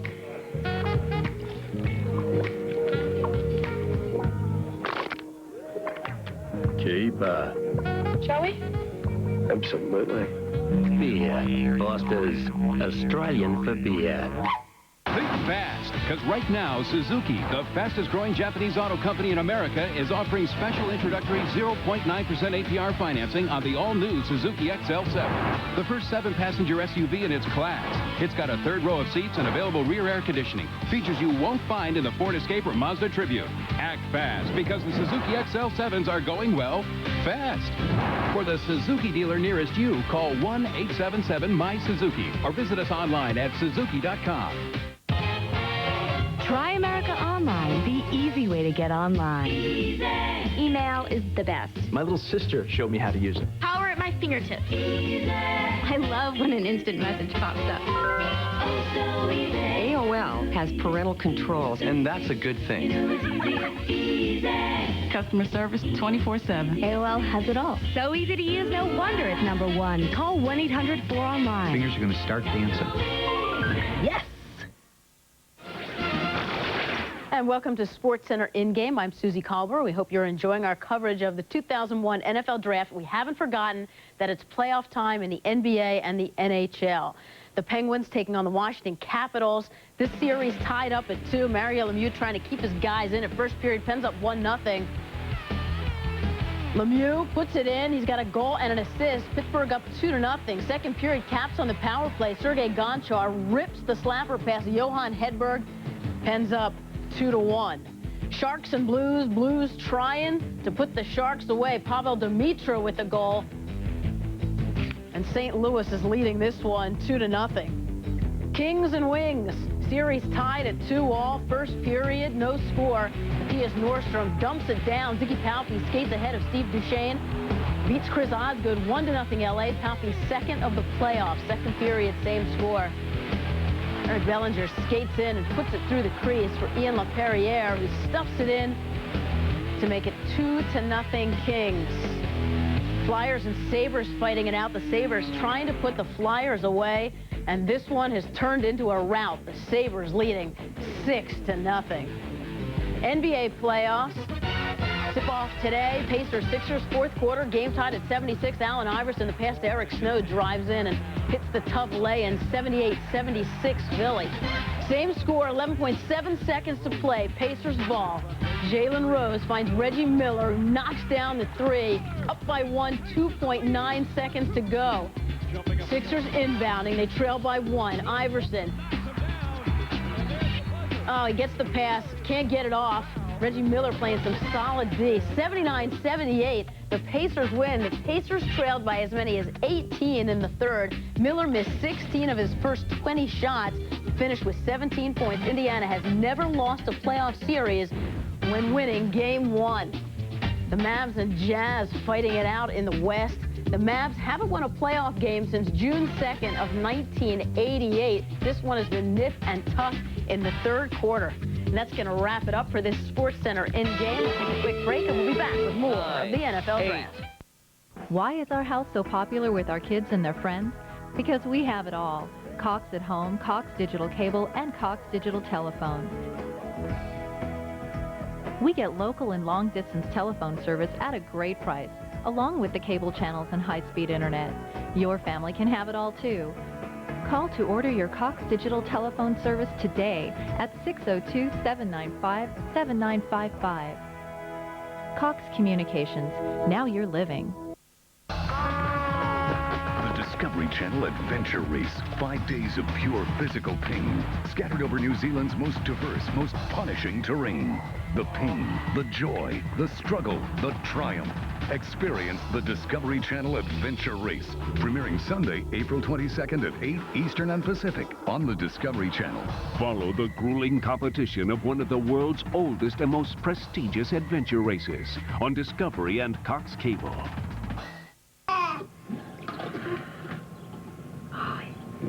A little bit on the back. Oh, look at that. Anna, Do you like it? is it comfortable? Right? Yes?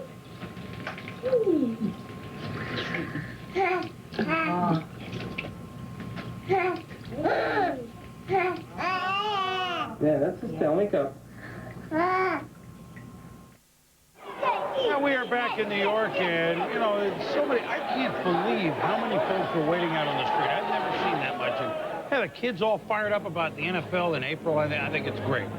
The Colts traded up to get Dallas's pick. Dallas moved down and gets a third in the process. And they have picked Idris Bashir. Idris of Genie Bashir. Safety from Memphis. And that's certainly an area of need. First, the player, Mel. Certainly big enough. Big and athletic, Chris. You look at a guy who's 6'2 1/4", 205 pounds, a former track star, hurdles champion, played both free and strong safety at Memphis. What I really like about him, he had a broken arm in '98, tried to play through that, was productive this past year, broke up 13 passes, 65 tackles. He can cover the field. And when you look at Bashir, Vinny, you have to believe that he's a guy who can be a hole filler for a team that had a need at that area. Absolutely. The thing that he does, and I think the thing that they like about him, is he can cover a lot of ground. You know, he's got great ball awareness, he's got great zone awareness, and I think he's a good fit for what they do on defense. And let me just say, you talk about fast rising the last couple of weeks. People say, was this a reach or wasn't it? There were several teams in the mid to late second round were hoping that Idris Bashir would slide through the cracks. Well, you know what happened, Mel? He had a workout, and he ran 4.5 in a workout. He bench pressed like 22 times. He vertical 40 inches, and he skyrocketed right up the charts. Well, he went up the charts, and moving down the charts is a player that many people had penciled in the first round, cornerback Fred Smoot. For some thoughts on that, let's go to Chris Fowler. Chris. Well, you're right, Chris. The guy that at cornerback, Mel Kiper, had rated #1, becoming one of the true sliders in this draft. Besides being a guy who's known for strong press coverage, he's also known for trash talking. He is unparalleled in that department. He gets the media guy to the opposing team, looks up at the receivers, tries to find the buttons to push against those guys, and then harasses them all game long. It's a family show, so I can't really tell you the kinds of things he says. But, ironically, it's Smoot's reputation that's been trashed in the past couple of weeks. 4 days ago, Fred Smoot sent a letter to general managers basically saying that he had been a victim of the wrong place and the wrong time. Here's the story. November, a party at Mississippi State gets out of hand. It gets loud. The police come. Most of the guys scatter. Smoot, one of the few guys to stick around, but he's one of the most recognizable guys at the party. The police at another location of that party find a marijuana roach in a trash can. Now, Smoot is never questioned about this. He's never arrested at that time. Later on, he finds out that there's a narcotics warrant out for his arrest. He voluntarily reports, but no charges were ever filed. He was never arrested, and Oktibbeha County's district attorney down here, Roy Carpenter, sends a letter saying the facts as reported in the media have been completely misrepresented, that he was never a suspect in this case, that they had sought him out, perhaps for information, but that the reports of Fred Smoot's marijuana arrest were completely erroneous, completely blown out of proportion. Smoot, though, perhaps does have some fences to mend. He slides way down. He's watching corner after corner, drafted ahead of him. So perhaps this issue is not a Smoot point to some of the teams that are considering taking Fred Smoot. In the meantime, 37 picks into the draft, the talented trash talker and cornerback from Mississippi State still awaits the team to select him. Chicago Bears are on the clock. We'll come back to the early parts of the second round coverage of the NFL Draft on ESPN shortly.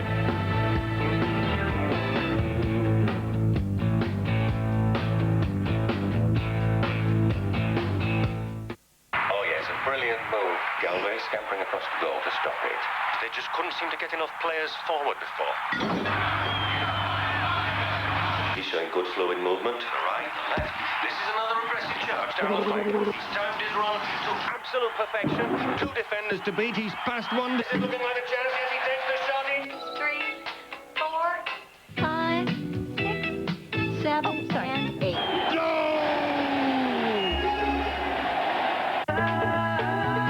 European styling that boast wind-caressing curves and a distinctive chrome grille. With an array of standard luxury features tucked comfortably inside. Your cost for a night out in style? Much less than you think. Affordable luxury. Take a look at Laganza. From Daewoo, the obvious alternative. Mr. and Mrs. Jones, Sally's having some behavioral problems. I guess that reward system isn't working. Well, the timeouts weren't either. You know, parents do find that timeouts aren't... See? Well, you're just too lenient. Well, you're too strict. No, you are. Oh, you are. No, you are. No, you are. When adults don't have the answers, they can feel as frustrated as kids. ConnectForKids.org has thousands of resources for helping kids in your community. ConnectForKids.org, guidance for grown-ups. Dr. Scholl's next stop, the LA Marathon. 26.2 miles. I'm ready to go. We gave a group of runners our Advantage Sport insoles. It's the only sport insole with the advanced force-line energy return system. So how did it feel? This is the best that my feet have ever felt. Awesome! Woo! When you can't find time to catch up around your kitchen table, come to Denny's and catch up around ours. Kids eat free every day of the week from 4 to 10 p.m. So while you can't return to simpler days, maybe the price will make you feel like you have. You having fun at your party, honey? Yeah. All right. I gotta tell you, son, these last few years have been great. Oh, they sure have. But now that you're 6, we're gonna have to trade you in. What if you treated your kids No hard feelings, right? the way you treat your car? Let's have some cake. All right. Don't trade your car in when the warranty's expired. Come to Pep Boys for expert service and now free Gabriel Pro Rider shock installation. Happy birthday! All you need to know is where to go. Pep Boys. Just an incredible play. Can they do it? Unbelievable. You do not want to miss this. Nice pass. This team has got game. Who is this kid? He drilled He could go all the way. Here comes a sports capsule moment. All right, we are back in New York, and the Chicago Bears, followed by the Patriots, followed by the Seahawks. Chicago Bears just looking for a move up. And here we go. Move up in the standings. With the 38th selection, Chicago has chosen running back from Michigan, Anthony Thomas. New England is on the clock.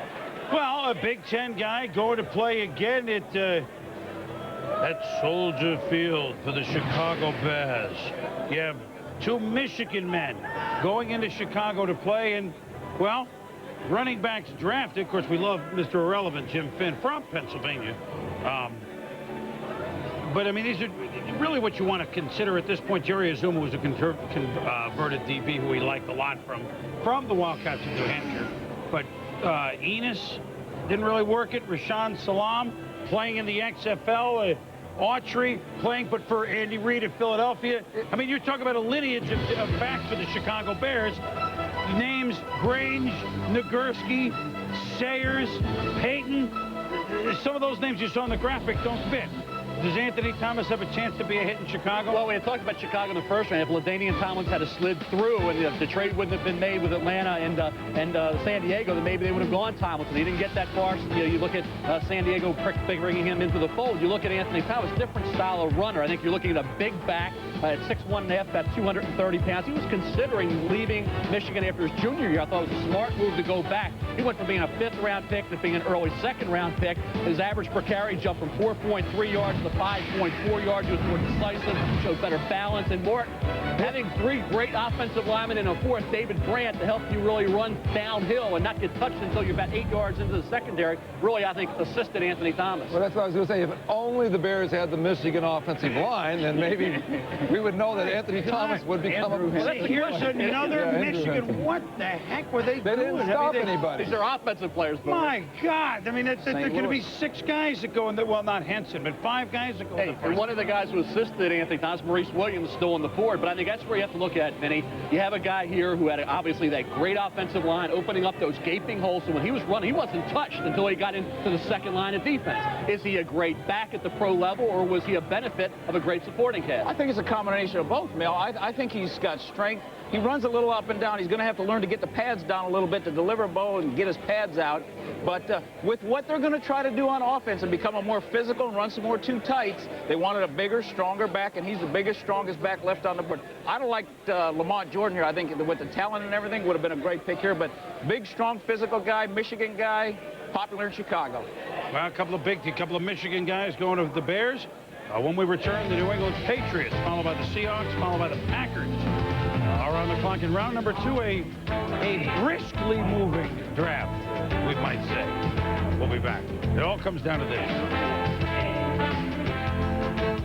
If loving you is wrong, I don't want to be right. If being right means being without you, I'd rather live a wrongdoing life. If I can't see you when I want, I'll see you when I can.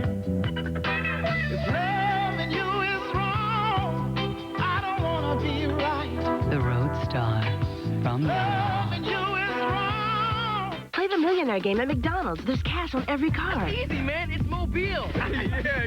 More money. Jefferson. Gotta be Jefferson. Love those presidents. Cash, baby. You have a chance to win $1 to $1 million. There's a cash prize on every card. Can you find it? You order more fries? More chances for cash. How many states begin with the letter W? The Millionaire game at McDonald's. Bling, bling. We love to see you smile. Tick, tick, tick. Tick, tick, tick. Time waits for no man or woman or business. Tick, tick, tick. Everything faster, faster, faster. Products to market, ideas to profits. When your assets are on the line, real time is the only time. How do you win? With powerful software that can start work now. It's a different kind of world. You need a different kind of software. Yeah, I'm the ultimate competitor. Go G-O-A-T, etc., etc. Light years ahead of ya. They chose me instead of ya. Corny cats is better to give praise to the greatest. Silence all challengers. LL ambidextrous, switch the left hand on ya. Leave it on the floor, pure, raw stamina. Whoa, whoa, whoa. I said my game's hardcore. Leave it on the floor. Whoa, whoa, whoa. Hey, hey, hey. I said my game's hardcore. Leave it on the floor.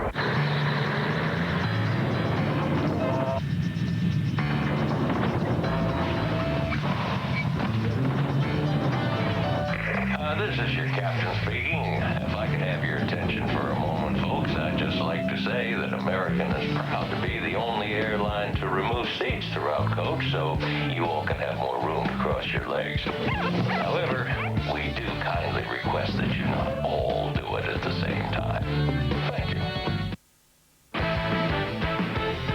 The second round of the NFL draft continues. New England on the clock with selection 39. They win defense in the first round. St. Louis had the most first-round picks of any NFL team with all three on the defensive end. Here's their head coach, Mike Martz, with our Andrea Kramer. Thank you very much. For the first time today in the Rams war room, there was actually discussion about which player to take, a debate between two players. They ended up selecting defensive tackle Ryan Pickett from Ohio State. The man who ultimately made the call on that, head coach Mike Martz, why did you choose Pickett? He wasn't as clear-cut as your previous choices. Well, there were several opportunities there defensively that we really liked. Ryan is a young player. He's a junior coming out. It's so difficult to find big pass rushers inside in this league, and I think potentially this guy could really be a major contributor here for a long time, and I think that's what it's based on. Really, here's a big pass rusher that is an awful lot like Lewis, and you know those are the things that you kind of count on. He is similar to your first choice, Damian Lewis. How do you envision using the two of them together? Well, one will be a three technique, and the other will be a nose, and that's kind of our approach here. We're trying to solidify. It's hard again to get pass rushers inside, and I think that's what we have. When we're in the war room, I heard Adam Martz. They're already calling Adam Archuleta after you. I mean, even though he is a safety, why was it so important to get him? Well, you know, he's probably, in my opinion, one of the best players coming out of this draft, just as an overall football player. Everything about him says I'm a winner, you know, and I visited with him. I went to see him shoot his preparation, his work ethic, how important this game is to him, what he can do physically. All those things combined in my mind, in Charlie's mind, and Jay and John, we all felt, and this was a big consensus from the very beginning, that he was very special, and he's somebody that we want to kind of aim towards if we could. In looking at your draft so far, we must include Aeneas Williams as a huge get for you. What does Aeneas bring to this team? I think Aeneas really, Andrea, will affect our defense much the way that Marshall did when he came in 2 years ago. You're adding a Pro Bowl player that brings great leadership as well, and is committed to winning as anybody we have in this organization. Well, Mike Martz still okay, still breathing, even though they haven't selected any offensive players, but I think he's pretty happy solidifying his defense. Back to you. Okay, Andrea, thank you. The Patriots taking the full maximum of 10 minutes to make second-round selections. We'll come back with theirs when we continue after this.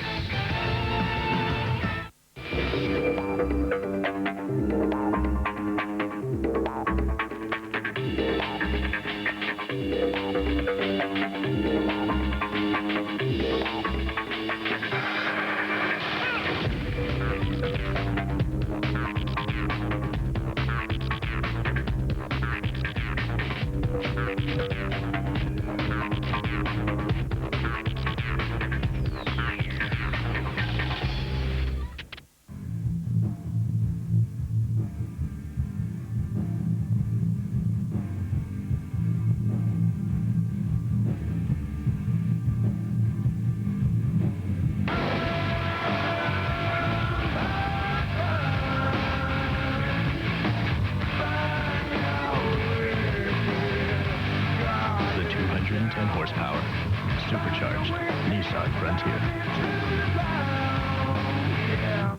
You're lucky, you know. I didn't get a car when I turned 16. Celebrate the birthday of the Blizzard treat with the Mocha Chip Blizzard. The flavor of mocha blended with chocolate pieces makes one face-freezing Blizzard treat. Let me try. Gotta be DQ. In the battle against athlete's foot, you gotta have, boom, tough-acting Tinactin. Tinactin pump spray is clinically proven to stop the severe itching and burning of athlete's foot. Tinactin is so tough it even prevents athlete's foot. So get, boom, tough-acting Tinactin. 1-800-COLLECT presents Ava Save-A-Lot. You just in time. I was just calling Dad back home. You weren't using 1-800-COLLECT. Our dog collect calls the same? That's what they want you to think. 1-800-COLLECT can save your dad at least $1 or $2. So it's 1-800-COLLECT. It's so easy. Right. Now go spread the word. Bye. Taxi! Who's got the best legs?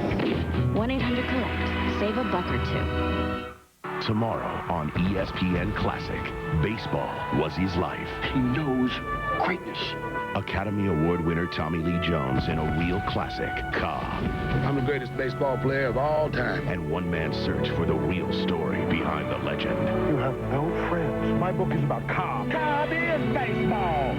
Cobb. Tomorrow at 9 Eastern, only on ESPN Classic. To get ESPN Classic, call 1-800-CLASSIC today.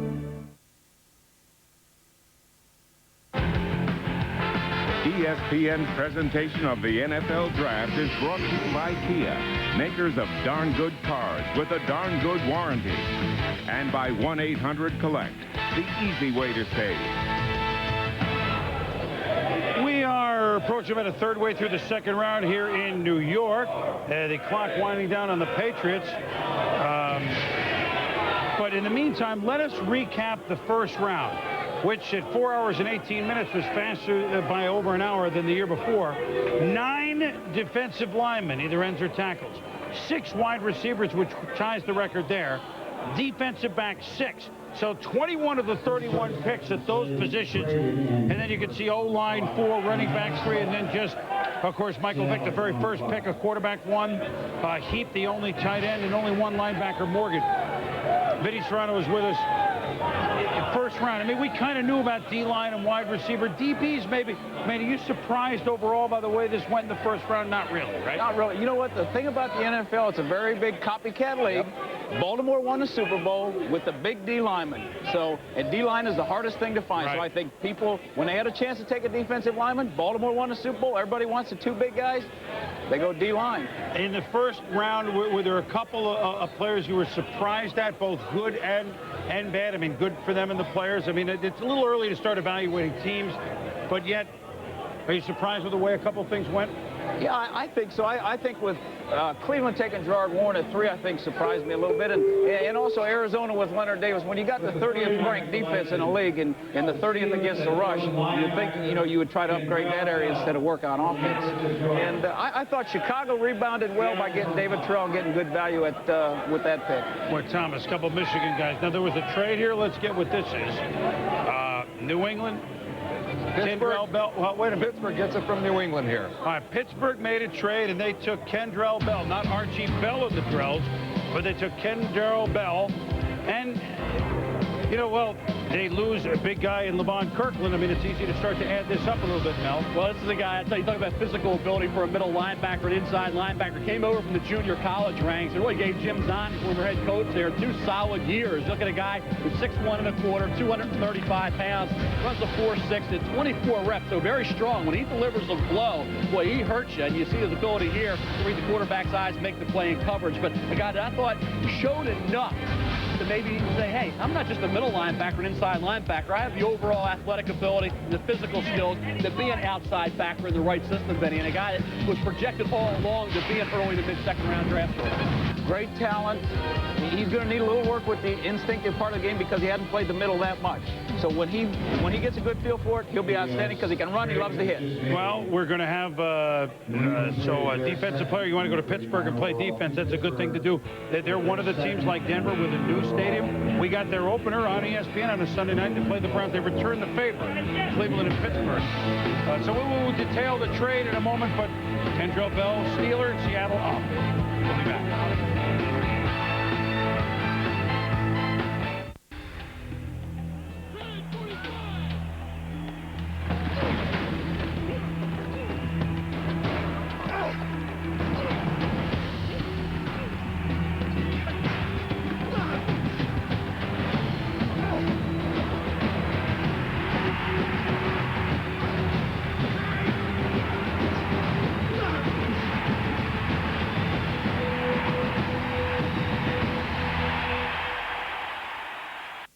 Got one last chance, Arizona. Due to its huge success, Van Chevrolet's green tag sale has been held over. 2001 Tahoe starting at $26,988. 2001 Suburban starting at $28,988. Cavaliers, $99 down or $99 a month. Plus 0.9% financing. Do not miss the Van Chevrolet green tag sale. Who can? Van can. Oscar De La Hoya, Tiger Woods. It's Street Play at ESPN.com. You log on, you register, and every day you get 3 new athletes. Then whoever gets the best stats wins some serious scotto. Ken Griffey Jr., Alonso Jr., a fellow in the 9th named Jr. 3Play at ESPN.com. It's free, it's sports. Give me the briefcase. It's money. Presented by Gatorade. What are we doing?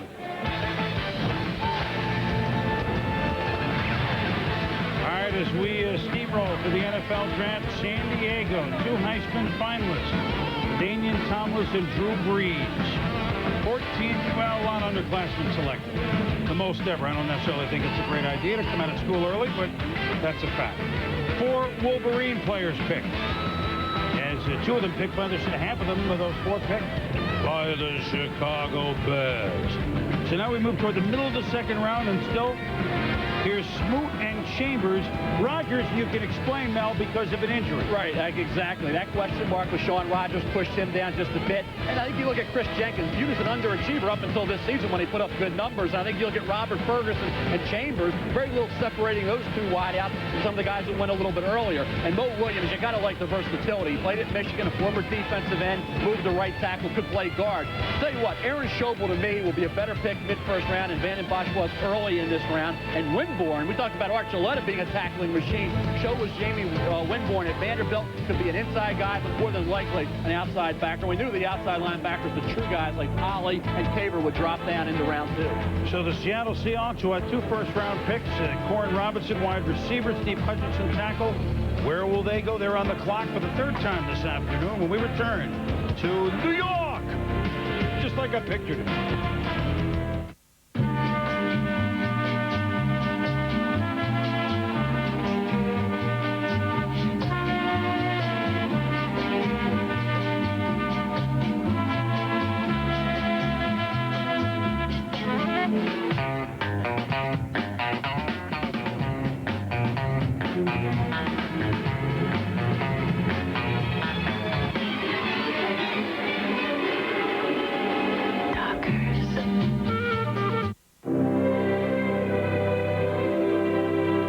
Where does courage begin?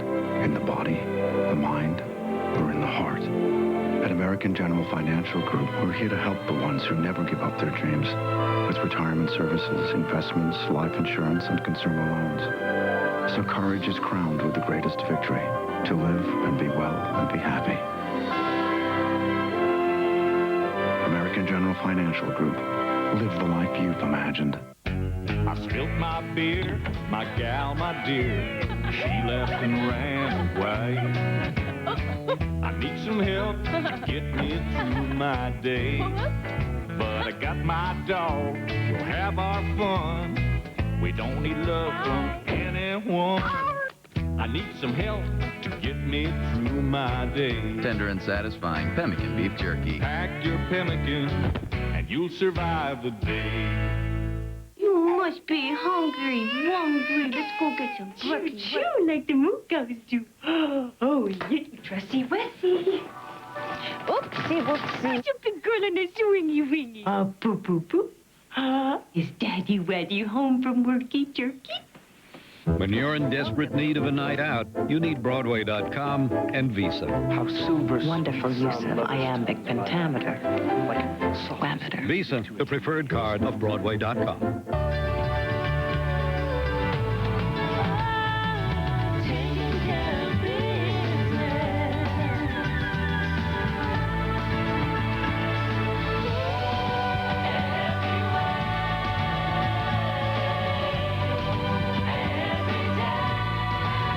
Office Depot now and see the new Nextel i85S wireless phones.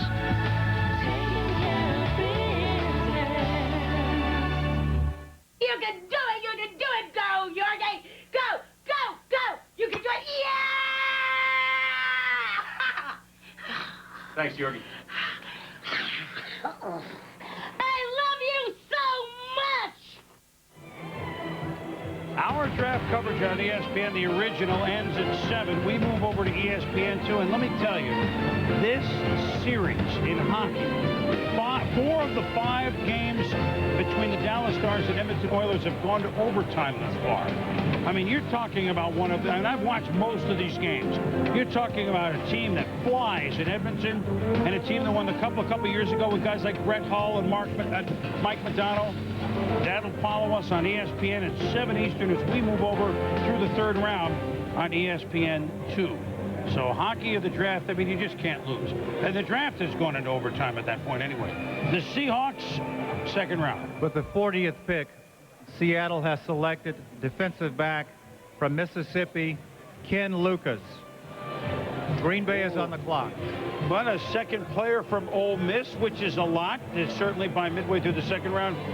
Mel, I mean, your thought, a little raw? What are your thoughts on him? Well, he's a former wide receiver, Chris, and you look at this pick and you say, okay, SEC, you go to the state of Mississippi, it's not Fred Smoot, but it's rather Ken Lucas. And you look at Ken Lucas, like I say, a former wide receiver with outstanding size, 6 foot and a quarter, 200 pounds. I thought played like a 1st-round pick early in the year. Then he had a groin injury around mid-season. He struggled some late, didn't show a real good burst, didn't certainly show the recovery ability that was evident early on this past year. Now, I think you talk about the bowl game against Corey Ivy in West Virginia. When he struggled there, he solidified a position in the 2nd. Certainly had moved out of that 1st round when, like I said, back to mid-season just before the injury. I thought he was right up there near the top of the cornerback class. And then you got Ike Charlton coming in from last year, right? Sean Springs. Mike he went and got age up front, experience up front. Now you had those special team players that back to come in and fill for you. I mean, I just love the way he puts together a football team. I really do. Here's the thing about this in Seattle. Mike Holmgren, to me, I mean, hey, I like what Tampa Bay's done and Baltimore and some other teams done this offseason, but I think Mike Holmgren's had the most spectacular offseason of all the people who put together teams. You talk about John Randall and Eaton and Levon Kirkland, Marcus Robertson. See what they've done today? And I can tell you that this is something, not those specific moves, of course, that this is something that for a year, it takes a year this day and age of planning to undo some cap, try to be competitive, which last year they didn't have a great season, but the year before, what he already knew, and I mean, I can tell you this, he already knew I got to make a lot of changes, but in the meantime, went out and won the first division since crowned by the Seahawks since 1988. So to do it and stay up and then make another run at it, that's a different sort of skill. Jim Steig is now, actually, you see, you know, the Jim Steig with the great mustache. Jim's had that mustache since the 70s, I think. But Gene's still up there, and we got the Packers. With the 41st selection, the Packers have chosen wide receiver from Texas A&M, Robert Ferguson. St. Louis is on the clock. Okay, well, now here's a Packer wide receiver in the second round. Big wideout, Chris. I think that's certainly what you're looking for if you're the Green Bay Packers. And certainly you need help at that position. We know that. Guys that they may have looked at early on were gone. You look at Robert Ferguson, he's all about size, 6'1½", 208 pounds out of the junior college ranks. Tyler Junior College only played one season for R.C. Slocum, but he made the most of that opportunity. And really, had it not been for an ankle injury late in the year, remember that Oklahoma game, he wasn't 100%. Maybe the Aggies, led by Robert Ferguson, upset the Sooners and then their only loss of the season. Here in the snow, you see the moves, and you see the ability in the open field for a kid his size. This is another one of those juniors that comes out early, drops down just a bit. When had he gone back to A&M, he would have been a much higher pick. So he had talked about Ryan Pickett at the end of the first round to the Rams. Had he gone back, it would have been a top 10 pick. You can rest assured, had Robert Ferguson gone back to A&M and produced the kind of results he did this year and duplicated that, you'd have been talking about him in the top 10 to 15. So in terms of value for the Green Bay Packers, you have to like it. And the only question is he able to leap tall buildings with a single bound? Because that's what we're looking at right now. Afternoon in New York. Robert Ferguson, there's some help for Brett Favre that Ron Wolf had mentioned. When we come back, here come the Rams again. She's in the black Bonneville. Bonneville with Magnasteer for handling so precise it can even outmaneuver itself. Stop all black Bonnevilles. Bonneville SSEI, luxury with attitude. Now, during the Pontiac 75th anniversary, you can get $1,000 cash back on any new 2001 Bonneville. See your Pontiac dealer today. No way. Yes way. I got $1 if you can do it.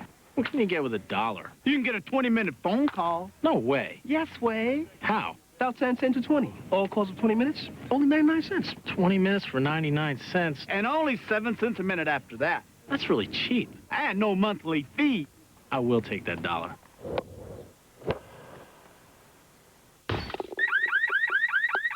I'd hate to be that guy. Dial 1010-220. Hey, Mr. Tool Belt, why don't you change your oil every 3,000 miles? And remember, women know when you lie. I mean, missed oil changes. You know better. Come on, consider the risk. This is reformulated Quaker State. Protection beyond 3,000 miles under any driving conditions. Can you say insurance? Because I could say I told you so. Reformulated Quaker State. What more do you need to know? Buy Quaker State and save big on Rain-X products. This weekend, Enterprise Rent-A-Car announces special low rates from just $9.99 a day. Friday till Monday from just $9.99 a day. Pick Enterprise. We'll pick you up. 1-800-RENT-A-CAR. In the battle against athlete's foot, you gotta have, boom, tough-acting Tinactin. Tinactin pump spray is clinically proven to stop the severe itching and burning of athlete's foot. Tinactin is so tough it even prevents athlete's foot. So get, boom, tough-acting Tinactin.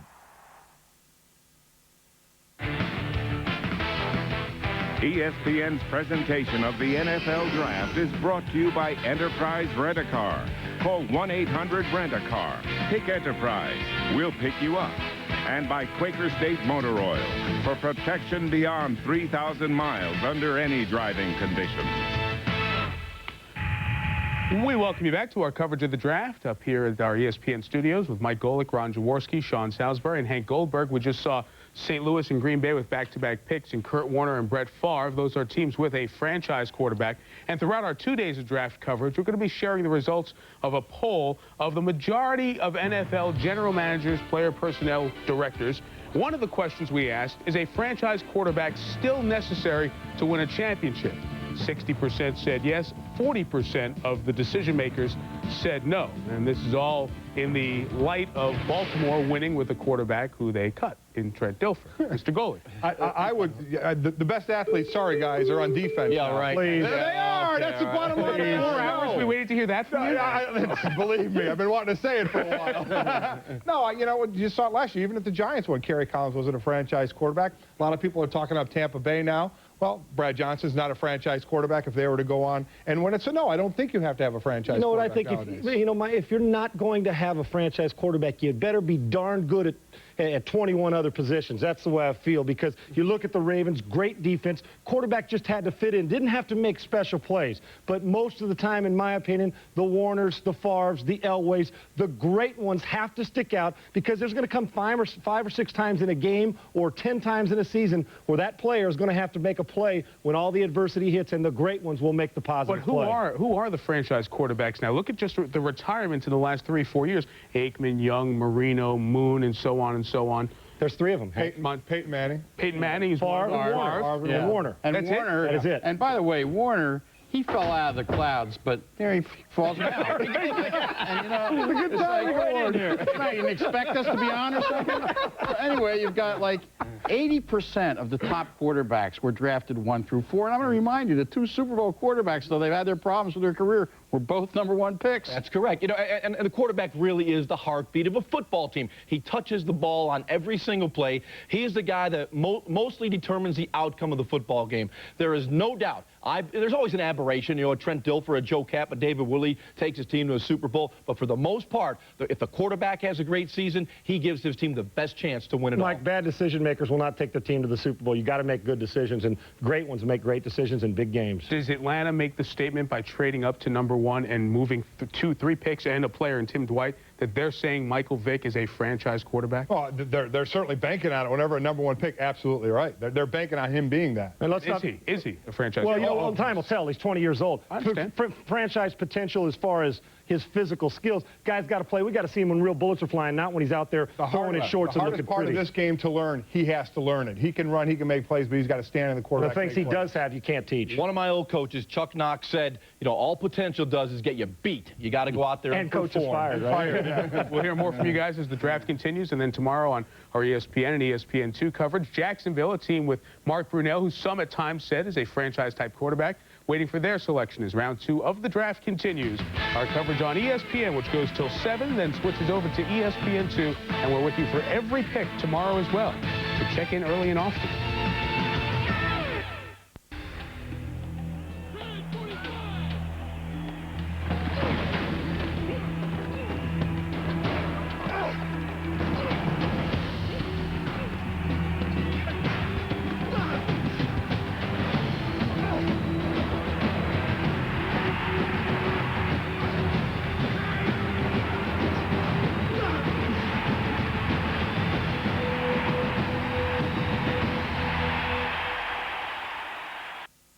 Having trouble with your garage door?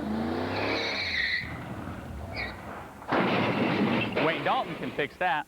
Trouble with the opener?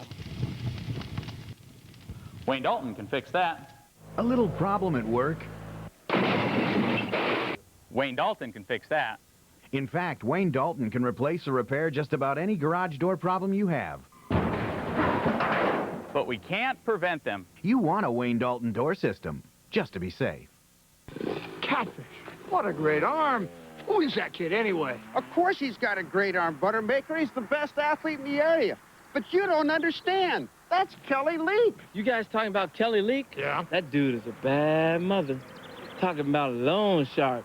I borrowed a nickel from him last week. He said if I can give him a dime by Friday, he'd break my arm. That's so bandito. Baseball Today, Sundays at noon on ESPN2.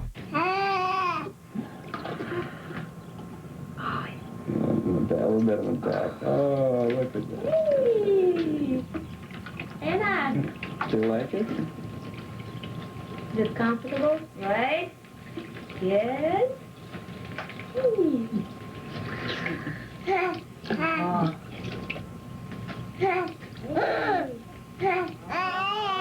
Yeah, that's a Stanley Cup.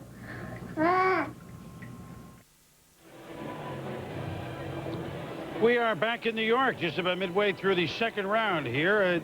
Pretty fast-moving. Dick Vermeil doesn't waste any time. The St. Louis Rams, who have the most picks, with 12 of them overall, 3 first-rounder and 2 twos. We've had their first second-round pick, and that was the one that they got in compensation for letting Dick Vermeil go to coach the Kansas City Chiefs. This is the so-called Vermeil pick, and it's Tommy Polley, linebacker, Florida State, just the 3rd linebacker to go in this draft. Mel, that's a pretty good value pick. We know he can move. He can run, Chris. You talk about 4.5 plus speed. You look at a guy in Tommy Polley, very dedicated. I mean, he had that knee injury at the Nokia Sugar Bowl, the national championship game, then came back that quickly. You're talking about a quick rehab from the knee. Didn't play quite as well in terms of impact plays, but he still had 100 tackles this past season. He went to the Senior Bowl. He was 218 pounds. Then, during the individual testing, he was back up even at the combine to about 235. So Tommy Polley, when I saw him at the Senior Bowl, he said, I don't want to hear about the knee injury. Don't even mention it. It's over. It's in my past. And that was against Michael Vick, right? Yeah, I'll tell you what, that's when he was hurt in that national championship You know game. what this pick and this draft is all about for the Rams? It goes back to that Monday night game they lost against the Tampa Bay Buccaneers when their linebackers couldn't get to the sidelines to get Warwick Dunn or any of those guys. That game exposed all their weaknesses, and it triggered the reaction we are seeing today. And this pick falls right in line with that. Gets back it's to speed. Mark Fields they signed too. Mark Fields may not be able to do some things, but he can run. This guy can run. That gets back to the Vikings. They went running back, and they didn't go defense. Right. And that's where I think you have to look at it. The St. Louis Rams are saying, hey, we're emphasizing defense. Tommy Polley, by the way, from Dunbar High in Baltimore, where he was also a great basketball player. From Baltimore, Maryland. The St. Louis Rams, as we told you, they gave up close to 500 points, scoring 540 and what was 471. Here are their picks, and they have another second-round pick to come. So defensive tackle, safety, defensive end, linebacker. So they've hit all the food groups so far. You know, they got the green vegetable, we got the potatoes, we got the starch. I wonder if they mill their own grain. Unfortunately, the refrigerator was very, very empty, and they needed to fill up every part of that food group in there. Probably will be filling up some more. There wasn't a whole lot in there. This is reminiscent of Ron Wolf when he said a couple of years, I'm got to keep drafting defensive backs. And he did, I think, 3 of the first 4. So Jacksonville then comes, and here's the 5th offensive player for Michigan chosen in the first round and a half. It's big tackle Mo Williams. He goes to Jacksonville, who lost Searcy. Well, I was very critical of the Jaguars' first-round option when they took Marcus Stroud over Hutchinson and over Kenyatta Walker. Now, you have to applaud this choice. I think Tom Coughlin and company were able to steal a guy who was a right tackle at Michigan wearing number 54. He was a former defensive end. You see that fiery approach that he brings. Needs to become a little more consistent from a technical standpoint. Struggled some at the Senior Bowl against defensive end Cedric Scott from Southern Mississippi, but he's athletic enough certainly to be a guard. Some feel like in time be a left tackle. So for Jacksonville, they needed to recover more after passing on Walker and passing on Hutchinson, going Stroud. To find him Maurice Williams at the 43rd spot, they have to feel very fortunate. Really good rebound by Tom Coughlin. And I had more than one line coach tell me prior to this draft that the lineman with the most upside, in other words, you watch Maurice Williams in 3 years, he could end up being a big-time payoff. That's what type of potential he has. Well, if you're talking about investing the money you are in Mark Brunell, one of the problems they had early in the year last year was the fact that Mark just got beat up and had to run around for his life, and there was very little depth on the offensive line. Last year's second-round pick, Brad Meester. So now you start to add parts of your offensive line. Now you add Williams. All of a sudden, this old offensive line where Leon Searcy's gone, now all of a sudden starts to get a little bit younger, and Mark Brunell's got to sit there and say, if somebody goes down, I've got somebody to fill in. Now, I know as a Notre Dame guy, it's going to be hard to sing this fight song, but I mean, whether you root for Michigan or not, is this not one of the great... I don't know it. Yes, you do. I do not know it. I don't want to know it. I'm sorry, I don't recognize it. Hail to Michigan. Best version I ever heard was when they played in '76 in the national championship game. They played on the electric guitar at the Spectrum in the national championship game for basketball against Indiana. At any rate, 5 guys in the first round and a half. Offense. The Rams of college. We'll be back.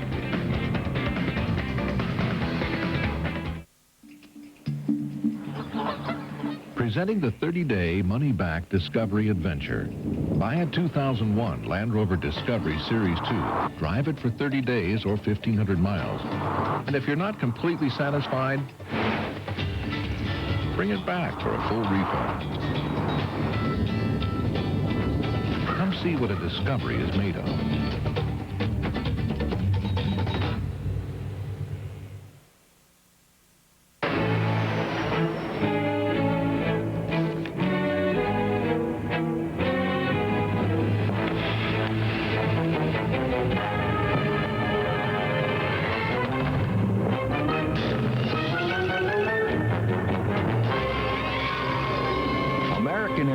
is the only airline that has removed seats throughout coach to give more coach passengers more room where they need it most. Enjoy more room, only on American.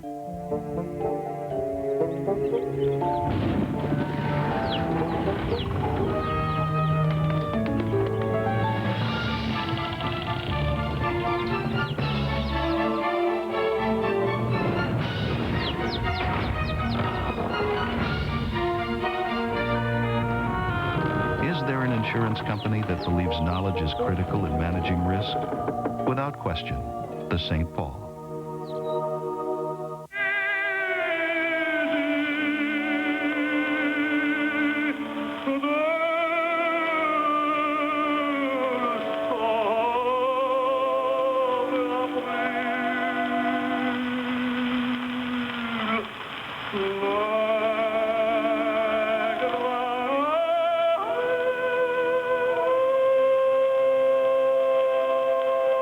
With over 400,000 jobs, one will make you happy.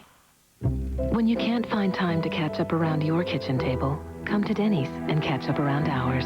Kids eat free every day of the week from 4 to 10 p.m. So while you can't return to simpler days, maybe the price will make you feel like you have. Lucky Termites. Think this is a free lunch? It's not. Call 1-800-TERMINEX for our termite baiting program with a lifetime protection plan. Termites, enjoy your last meal. For a free inspection, call 1-800-TERMINEX. I'm Jason Williams, and this is ESPN, the magazine's brand new mascot, Maggie the Magazine. I guess she's supposed to represent how great the magazine is, but mostly she just gives people the creeps.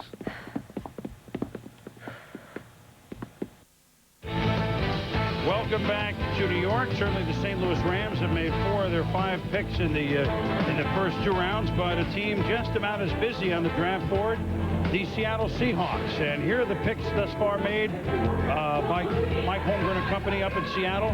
Corin Robinson, big wide receiver from NC State. And then we'll ask about it in a minute. Steve Hutchinson, a guy, boy, a lot of people had a lot higher than this guard from Michigan, and he goes later on in the first round. And then just a few moments ago, cornerback Kent Lucas from Ole Miss. And now our fast-acting, 10-acting video conference. We go all the way out to Seattle and bring in the, well, let's see. Let me get started way at the top. The president / general manager / head coach / deputy to the mayor of Maui / salmon connoisseur Mike Holmgren. Please. Well, you know, you are the original / Michael, good to see you. Very busy. Let me start right at the top with Corin Robinson. He moved down a couple of spots dealing with your mentor, Bill Walsh, and yet you knew you'd get one of the 2 receivers. You had said before that maybe, boy, a receiver in the first round, I'm not sure. He was too good to pass up, Corin Robinson? I think so, Chris. He gives us something that we didn't have, a different type of player. As you know, I liked both David Terrell and Corin Robinson.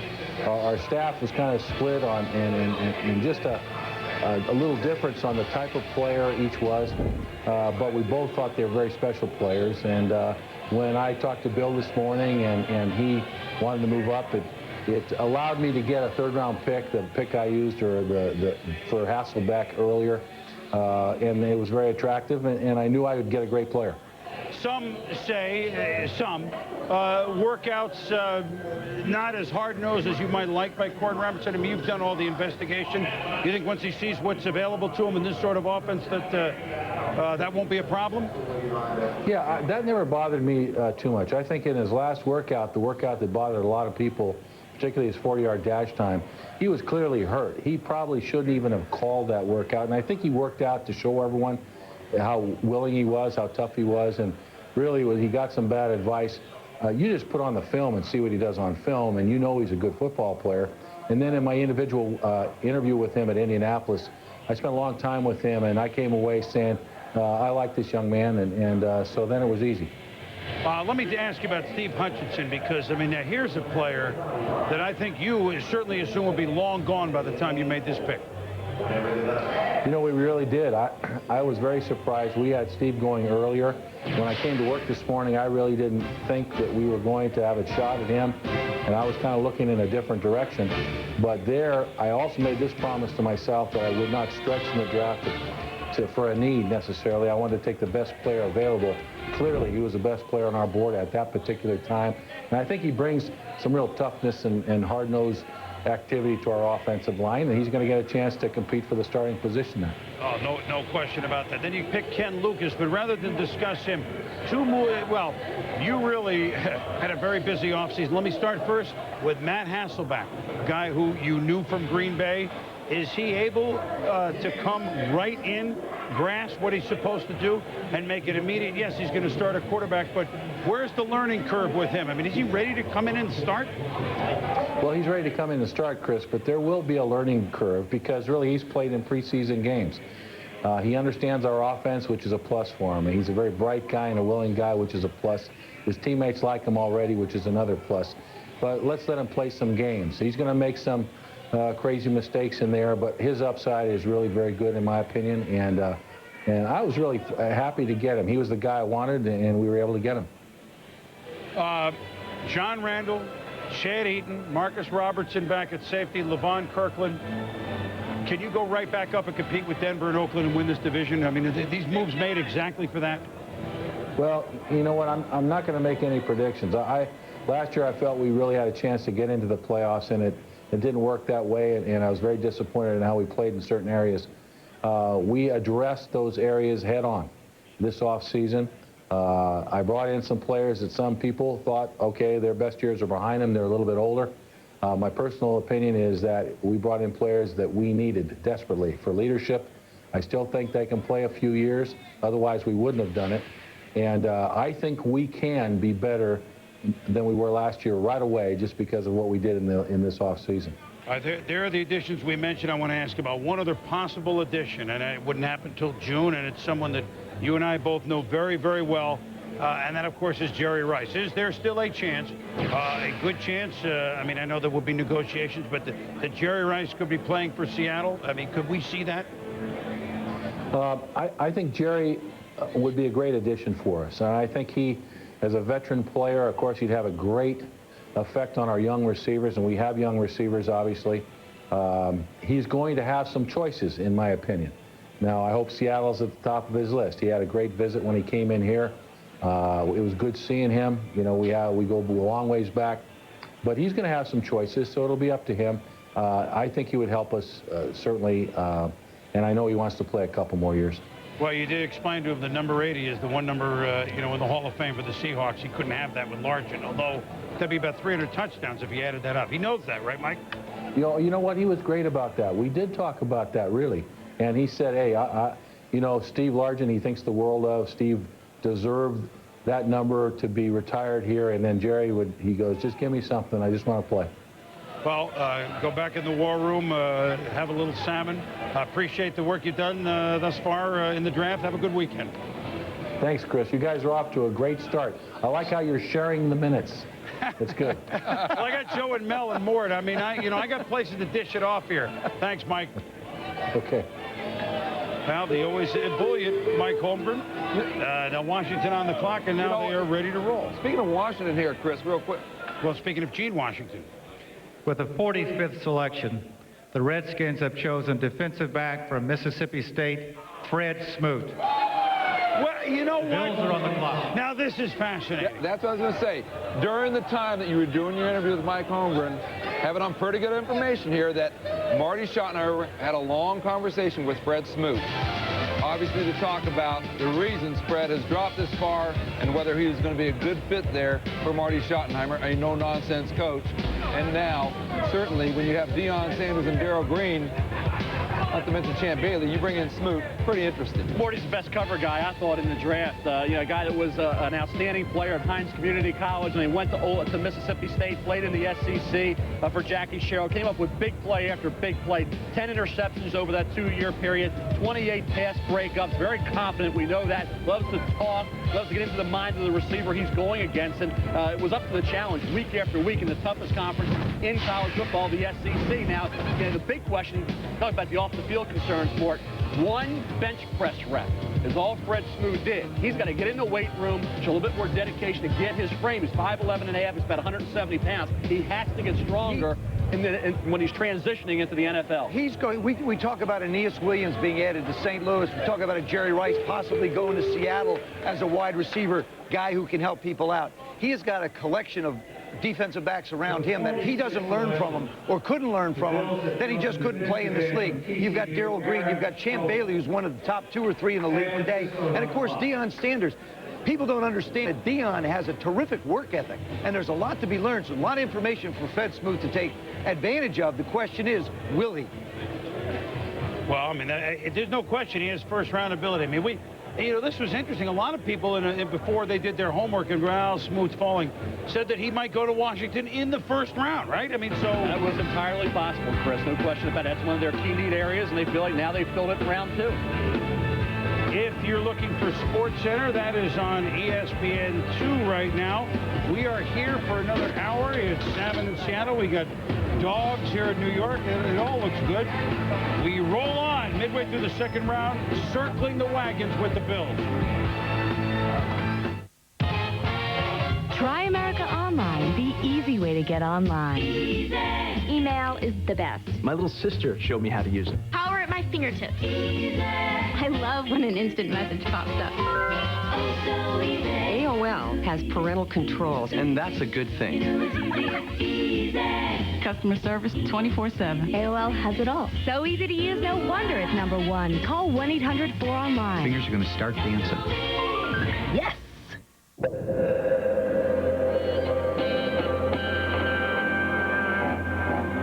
The interior of the all-new RAV4 looks great.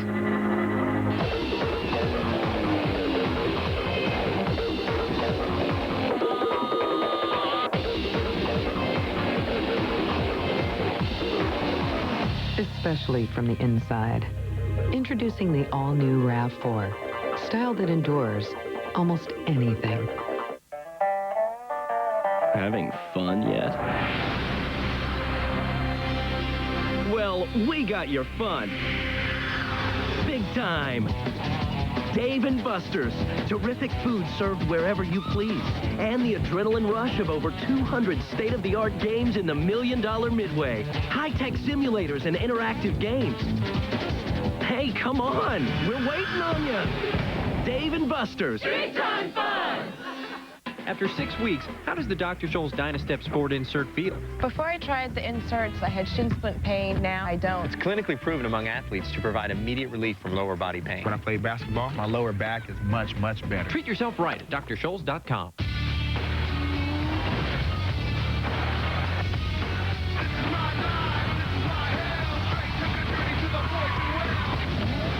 Driven. Rated PG-13 starts this Friday at a theater near you.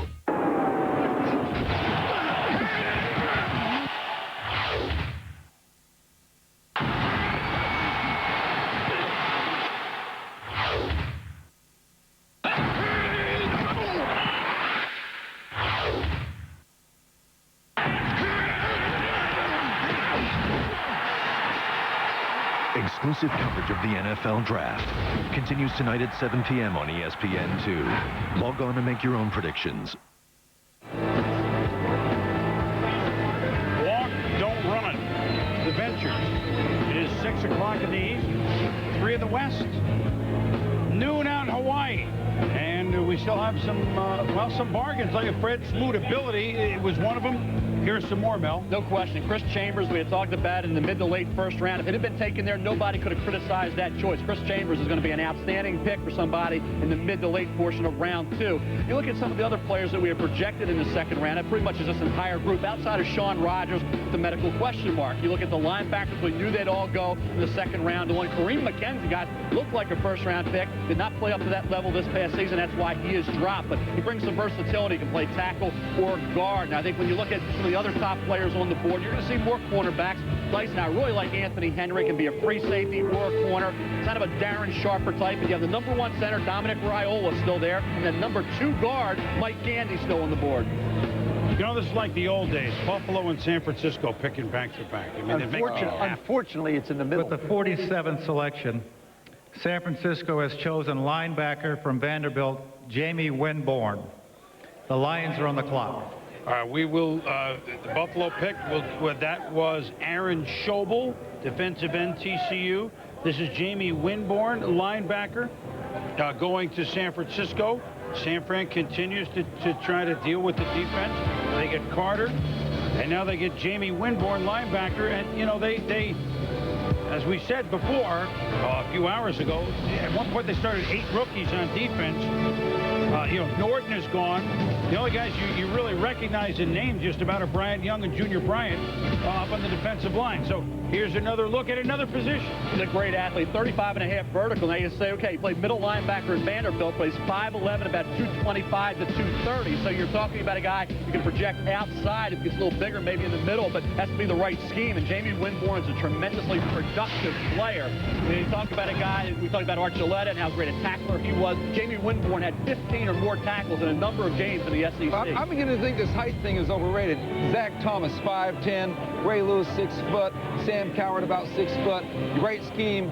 These guys got to protect him with your defensive tackles. You got to have those big defensive tackles and free him up to flow to the football. It's either have the 2 big guys up front or else put them in the gaps and let them run. Either one of those 2 ways would go. Yep. Before that, while we were away, the Buffalo Bills, no one Schobels the wagons like the Buffalo Bills.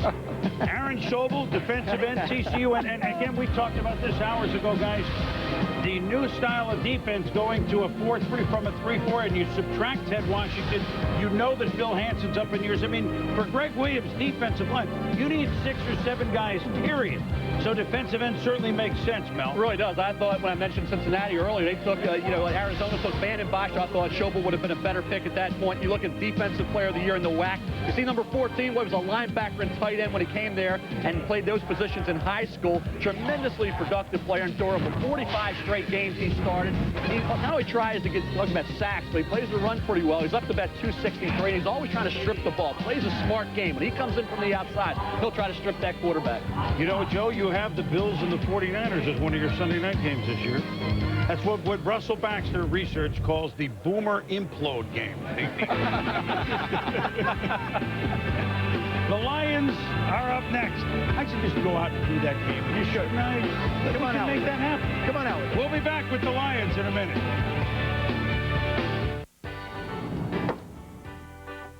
Hi, I'm Rick from Empire Glass. Let Empire Glass replace your cracked windshield and will now pay up to $100 of your comprehensive insurance deductible.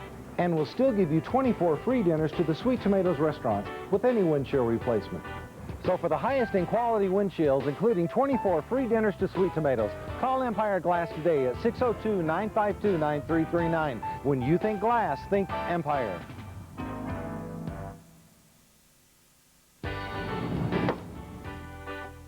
Hi, I'm Rick from Empire Glass. Let Empire Glass replace your cracked windshield and will now pay up to $100 of your comprehensive insurance deductible. And will still give you 24 free dinners to the Sweet Tomatoes restaurant with any windshield replacement. So for the highest in quality windshields, including 24 free dinners to Sweet Tomatoes, call Empire Glass today at 602-952-9339. When you think glass, think Empire.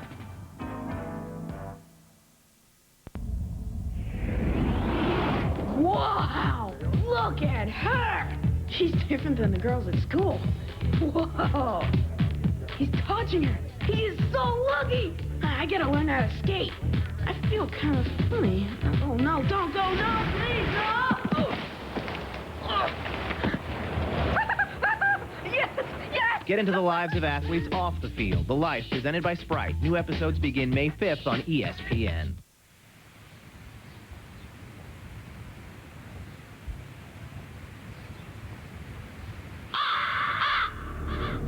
Shame, shame. A soul is a high price to pay for a stroke.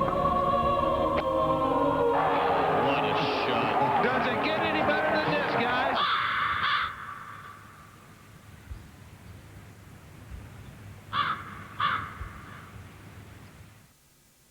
Is this my time to hear my name? Let's go to war. It all comes down to this.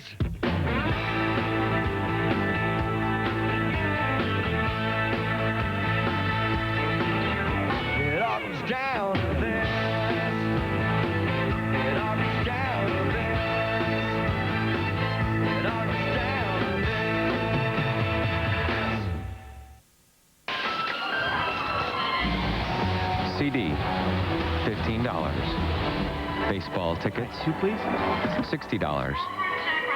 Abstract painting, $3,000. Express checkout on the web, priceless. The MasterCard e-wallet. Online checkout is now one click away. There are some things money can't buy. For everything else, there's MasterCard. Get one at MasterCard.com. The Germans are known for their meticulous approach to engineering, for their uncompromising attitude about performance. So why is it that the winner of a coveted German New Car Award isn't German?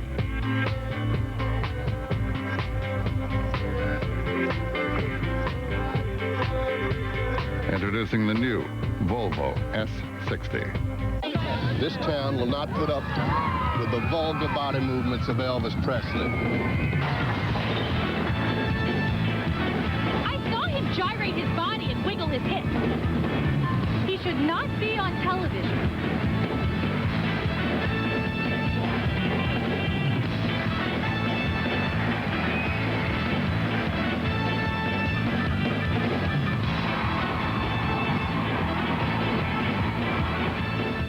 How to speak Australian. Cheers. Right.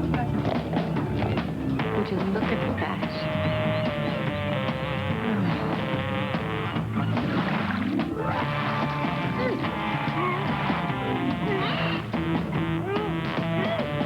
Calamari. Beer. Foster's. Australian for beer. I've got 3 boys, and I've got to save time wherever I can.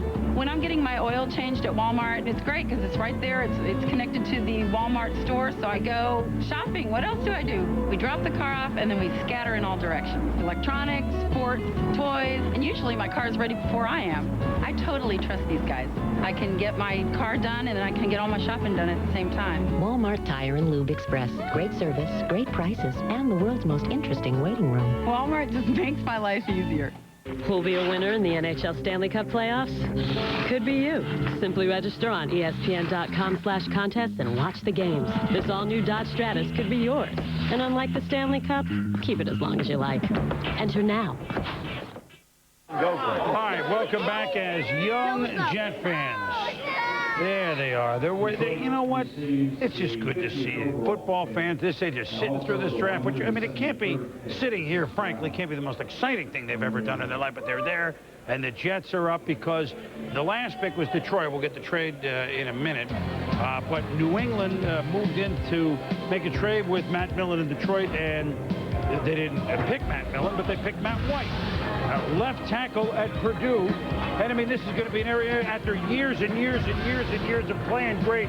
Bruce Armstrong's era is over in New England. Well, it is. You look at Matt White, left tackle, number 78, and see him there against Ohio State. Previously, you saw him do a good job against Wendell Bryant, an outstanding junior defensive lineman from Wisconsin. Well, Purdue basically protected the blind side of Drew Brees. That's critical to Joe Tiller's offense. He was a tight end when he came there. Actually caught one pass for 16 yards early on with the Boilermakers. At the time, he weighed about 250 to 255. Now he's up to 310. His strength now 26 reps, so he's gotten stronger, more physical in terms of his run blocking. So here's a guy who's already proven with the pressure on in Joe Tiller's offense to protect the blind side of Drew Brees. Well, yeah, and you have to stress the importance of being a good pass protector. New England needs a running game to offset and help Drew Bledsoe out. But with Terry Glenn and the receiving core they have, they're going to be able to win games by throwing the football. I thought they addressed their left tackle situation last year's draft with Clem. What does this mean? They can move him. They gives you flexibility. Move him inside. And of course you have the second round is where you took Clem. You come back with Light, and Drew Bledsoe's the straw that stirs the drink in New England. You got to keep them in one pick. Plus, they have a pick 2 picks from now, or actually 1 pick from now. That it cost them a 6, by the way. Detroit picks up one of a 6 from New England. The Jets are on the clock, followed by New England. Now, you know what? I'm going to see if in my maestro ability. Are we ready? You guys ready over there? Huh? All right, let's see if we can do this. On 3.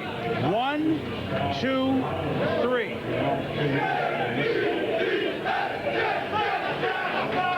It becomes the time of the draft when you got to see what you got. You control every element of this show. It is the fans, what goes on up here. Energy's got to be better than that. We're just puppets. There we go. That was better.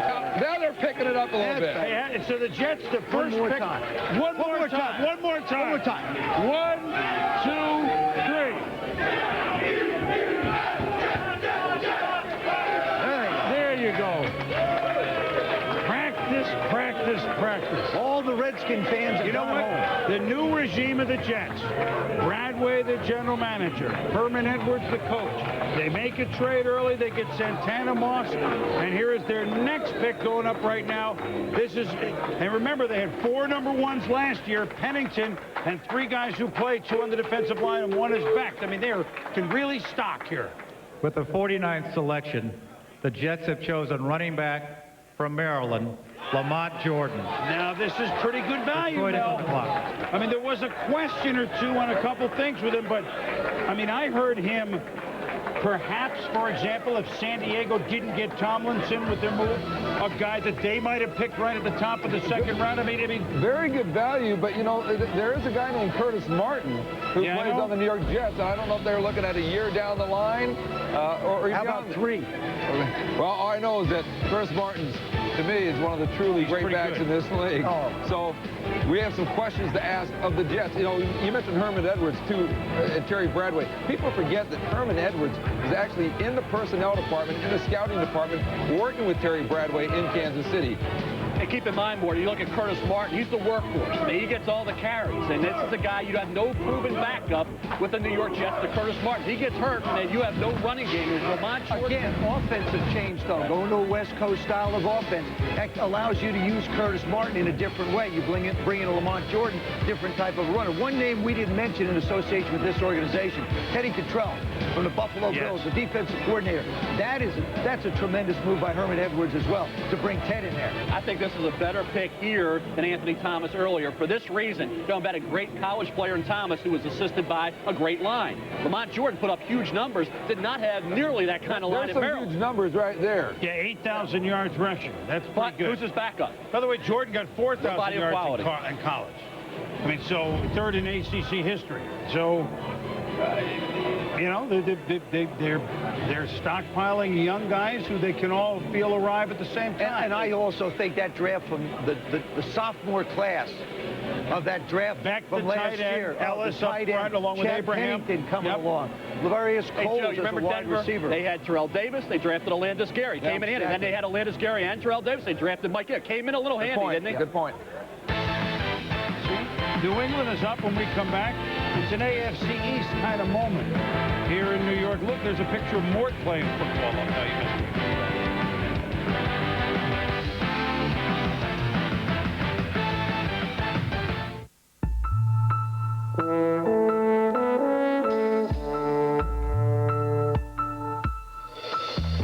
Chevy is now accepting torchbearer nominations for the Salt Lake 2002 Olympic Torch Relay. To nominate someone who inspires you, get a form from your local Chevy dealer or go to Chevy.com. Chevy, on the road to Salt Lake City. We'll be there. In the battle against athlete's foot, you gotta have, boom, tough-actin Tinactin. Tinactin pump spray is clinically proven to stop the severe itching and burning of athlete's foot. Tinactin is so tough it even prevents athlete's foot. So get, boom, tough-actin Tinactin. When you can't find time to catch up around your kitchen table, come to Denny's and catch up around ours. Kids eat free every day of the week from 4 to 10 p.m. So while you can't return to simpler days, maybe the price will make you feel like you have.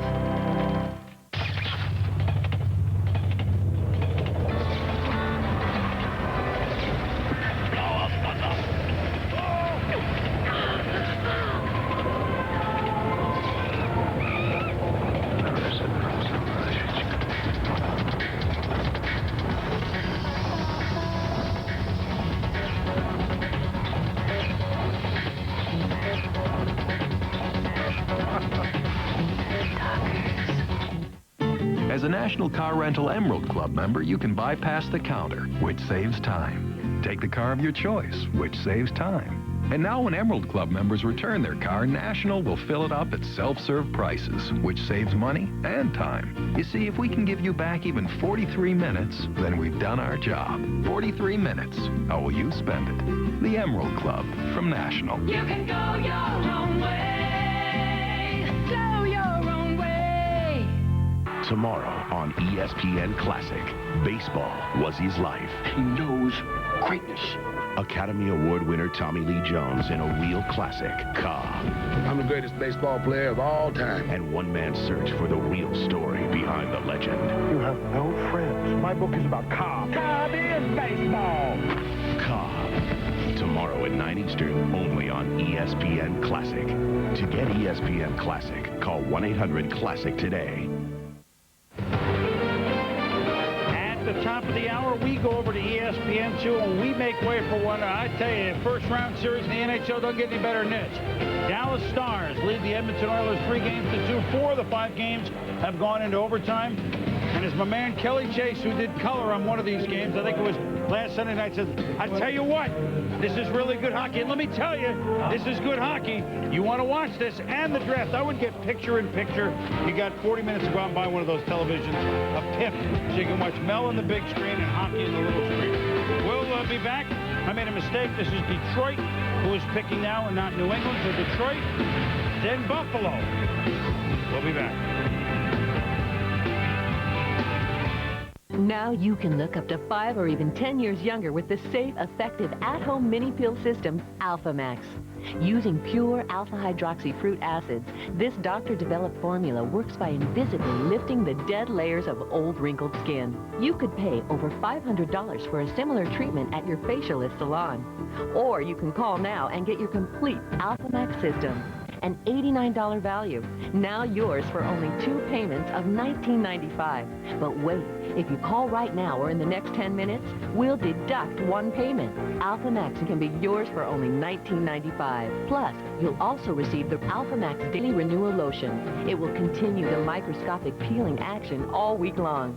Use Alphamax for 30 days. If you decide to return it for any reason, keep the Daily Renewal Lotion as our gift to you. Call 1-800-641-3311 to get Alphamax for only $19.95. That's 1-800-641-3311. Hour 32 of ESPN Radio's Hands on the Heisman contest continues, and so far we don't see any quit in any of these contestants. Except for me. They quit soon. 32 hours. This is amazing how long they can stand there, let alone stand with their legs and then hang on to something as well. It's very impressive so far. I couldn't do this. It's not so much the endurance, it's the ability to withstand the boredom. For a check of the ESPN radio station near you, go to ESPNradio.com.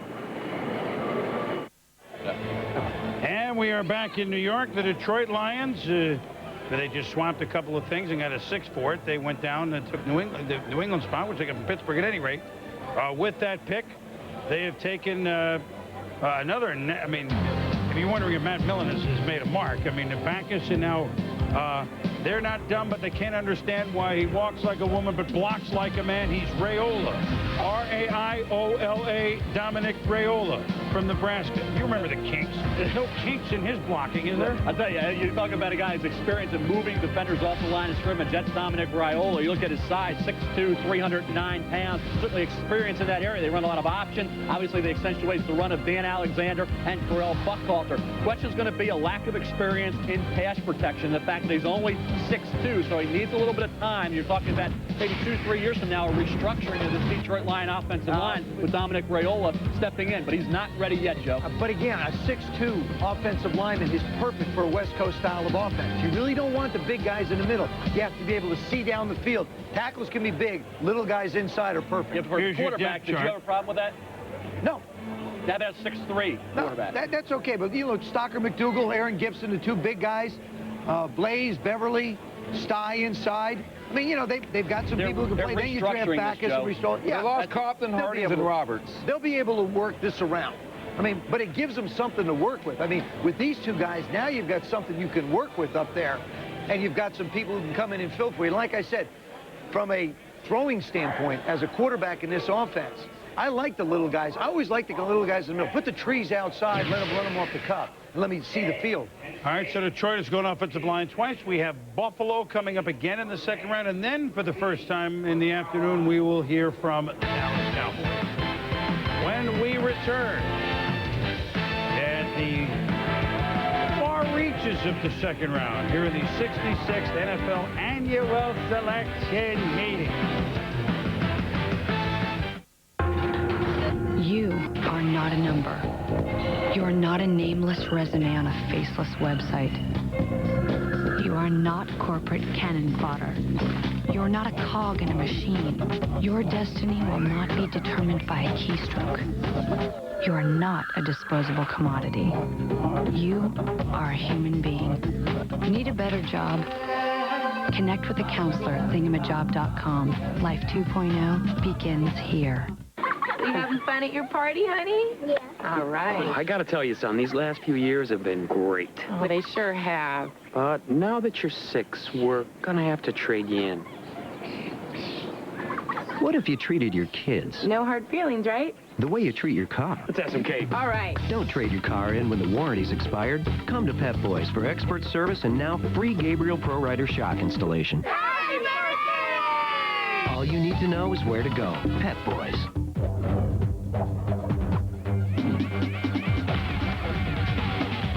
To play with the world's best,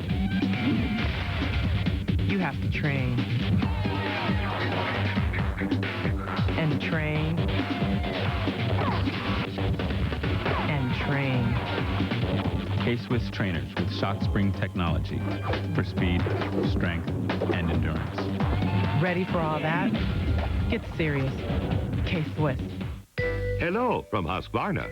You know, here in Sweden, we're famous for our beautiful supermodels. Well, put this Swedish supermodel in your hands. You won't believe it. It's so sleek, so light, and yet so powerful. Yes, you can recognize all our models by their beautiful professional features. I am telling you, you will fall in love. And now for the best part. Here's where you can get as many Swedish supermodels as you want. Husqvarna. You've got to experience the difference.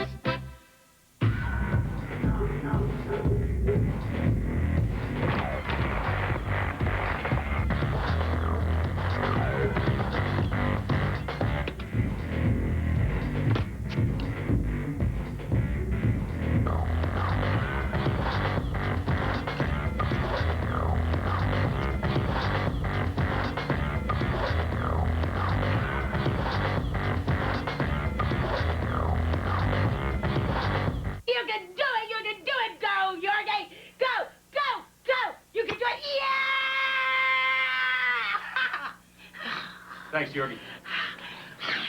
I love you so much! Back in New York. It's been a big day for the Big Ten. A dozen players chosen from the Big Ten.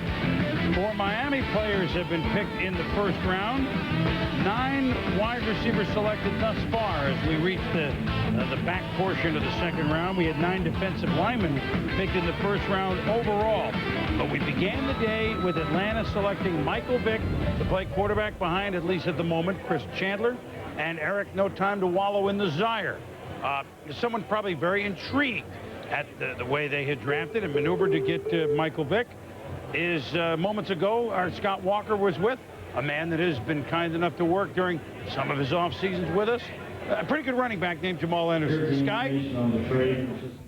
Thank you. The Falcons have their man in Michael Vick, and Jamal Anderson joins us here. What does this mean to the players on this team, the selection of such an electric player? Well, anytime you get a guy, the first overall pick in a draft, the possibility to get the first overall pick, everybody's really excited. Obviously, you don't want to be in a lottery situation because of the season before, but when it happens and you get a guy, you know, the only person on the field who touches the ball on every down is a quarterback, and a guy like Michael Vick is going to be a tremendous boost for this organization and for the city and the type of excitement we're looking for. I think we're in a great situation. We got Chris Chandler, who's got several good years left, and then Michael Vick will come in and obviously play every now and then, and you know, just to see how he can pick up the system. But I'm excited, man. It takes pressure off me as a running back. I can go out and do my thing and just look forward to playing again. Well, I was going to ask you quickly, how far is this team away from getting back to the 1998-99 form? Well, you know, we're a couple players away. You know, know, I think our line is coming together. We've had some transition in the coaching staff, and it feels like the nucleus and the chemistry is coming back together like it was before. Maybe a defensive player, maybe a receiver,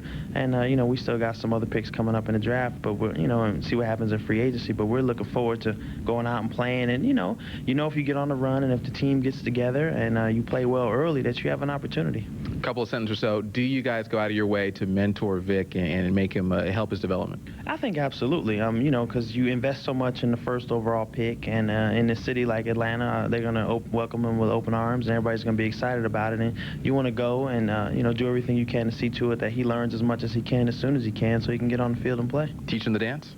Oh yeah. Oh yeah. He might have a better one. Well, they hope they can get in the end zone with Michael Vick. We'll send it now back to you. Thank you, Scott. Thank you, Jamal.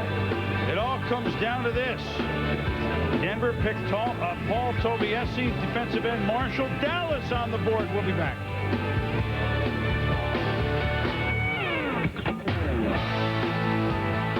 Will she feel the same way if you lose your hair? Sure. She'll just feel it about somebody else. Don't worry, I love you. Anyway, you don't have to lose it. Are you talking about Rogaine? Rogaine? Maybe. Why not? Rogaine. Yeah, why not? It's simple, it's safe, and it's clinically proven to help stop hair loss and regrow hair. Does she want you to use Rogaine? Better ask. Brett Ho, Oscar De La Hoya, Tiger Woods. It's 3Play at ESPN.com. You log on, you register, and every day you get 3 new athletes. Then whoever gets the best stats wins some serious Scotto. Ken Griffey Jr., Alonso Jr., a fellow in the 9th named Jr. 3Play at ESPN.com. It's free, it's sports. Give me the briefcase. It's money. Presented by Gatorade. It's not where you come from. It's where you're going. It's not what you drive. It's what drives you. It's not what's on you. It's what's in you.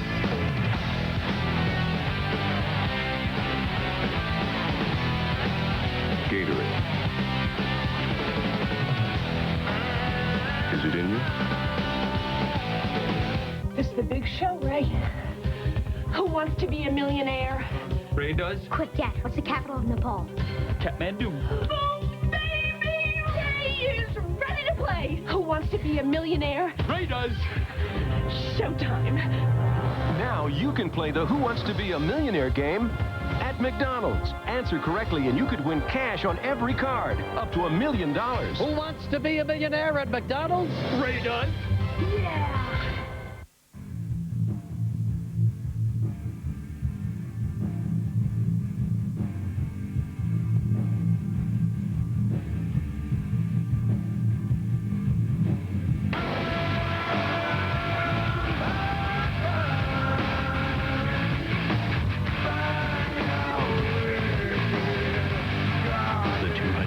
Horsepower.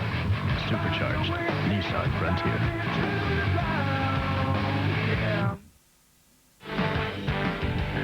ESPN's presentation of the NFL Draft is brought to you by your local McDonald's. We love to see you smile.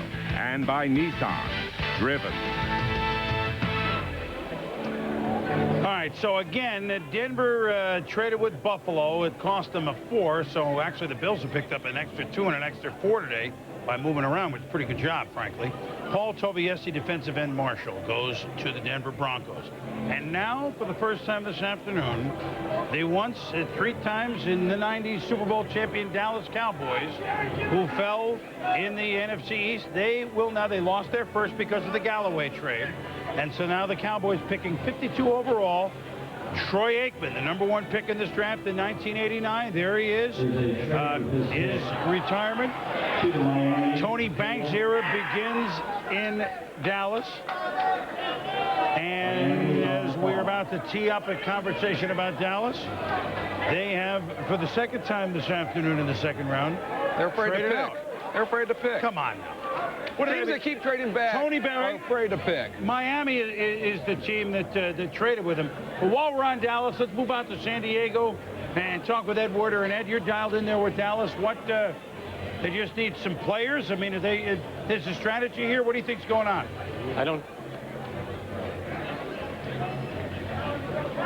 Well, I don't know either, Ed. I wondered while you're out there in San Diego. Yeah, he did get a good night's rest, obviously. Do you have a feel for what the Cowboys may be doing at this point? Well, I think what the Cowboys are going to do is they're looking at a quarterback. I think Quincy Carter is a guy that Jerry Jones is personally fascinated with. They also like a couple of linebackers with this pick. And they're looking in the third round. They have now 3 picks in the third round. They're looking to move back up into the bottom of this round, and then possibly they can address the defensive tackle situation with a guy like Sean Rogers, who's a real medical risk.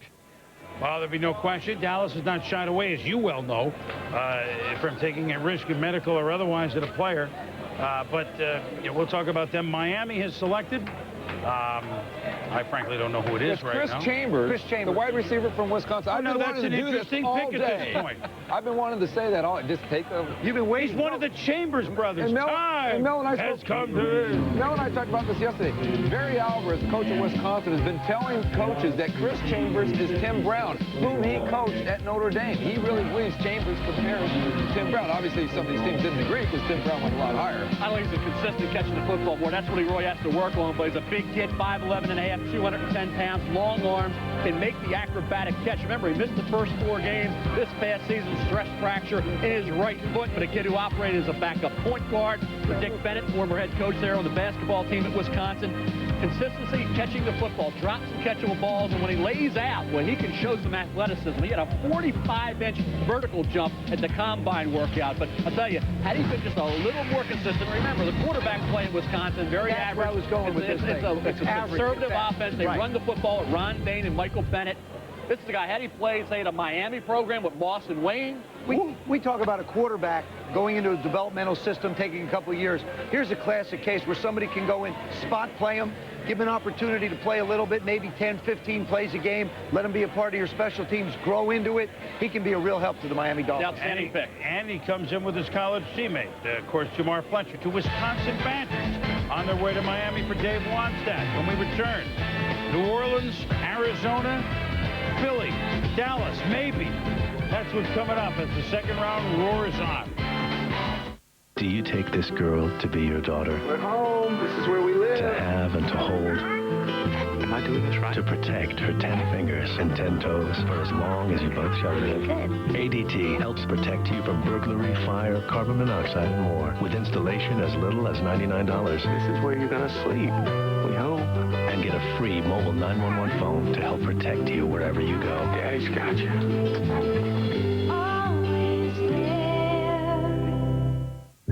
Let's see the perfect notebook through your eyes. A big vivid screen, a fast Intel Pentium 3 processor, one-touch internet access. How about the power to turn heads? Oh, you'd like a deal. Okay. Get the compact Presario 1700T Internet Notebook PC for just $14.98. Then add a compact printer or scanner for just $1 more. You truly are a person with vision. Call us direct at 1-800-337-1976 now. So nice. All right? All right? Hey. This is Stanley Tavanna. Hey! Do you like the cup? Yeah? Oh, yeah. She likes that.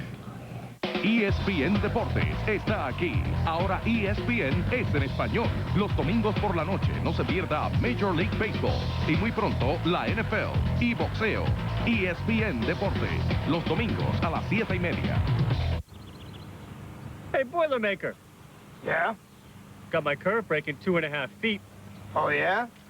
Then you have been practicing, huh? But don't give me no baloney about a curve breaking 2.5 feet, though. For how much? $10? Make it 20. We got a bet.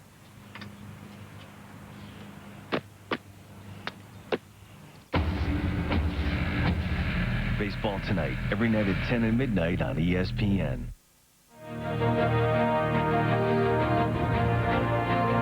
Atlanta has selected Brett Favre. So Atlanta gets a favor by selecting Brett Favre. Brett Favre was traded to the Packers following his rookie year. Durability and toughness are his trademarks. He is the only player in NFL history to win 3 consecutive MVP awards.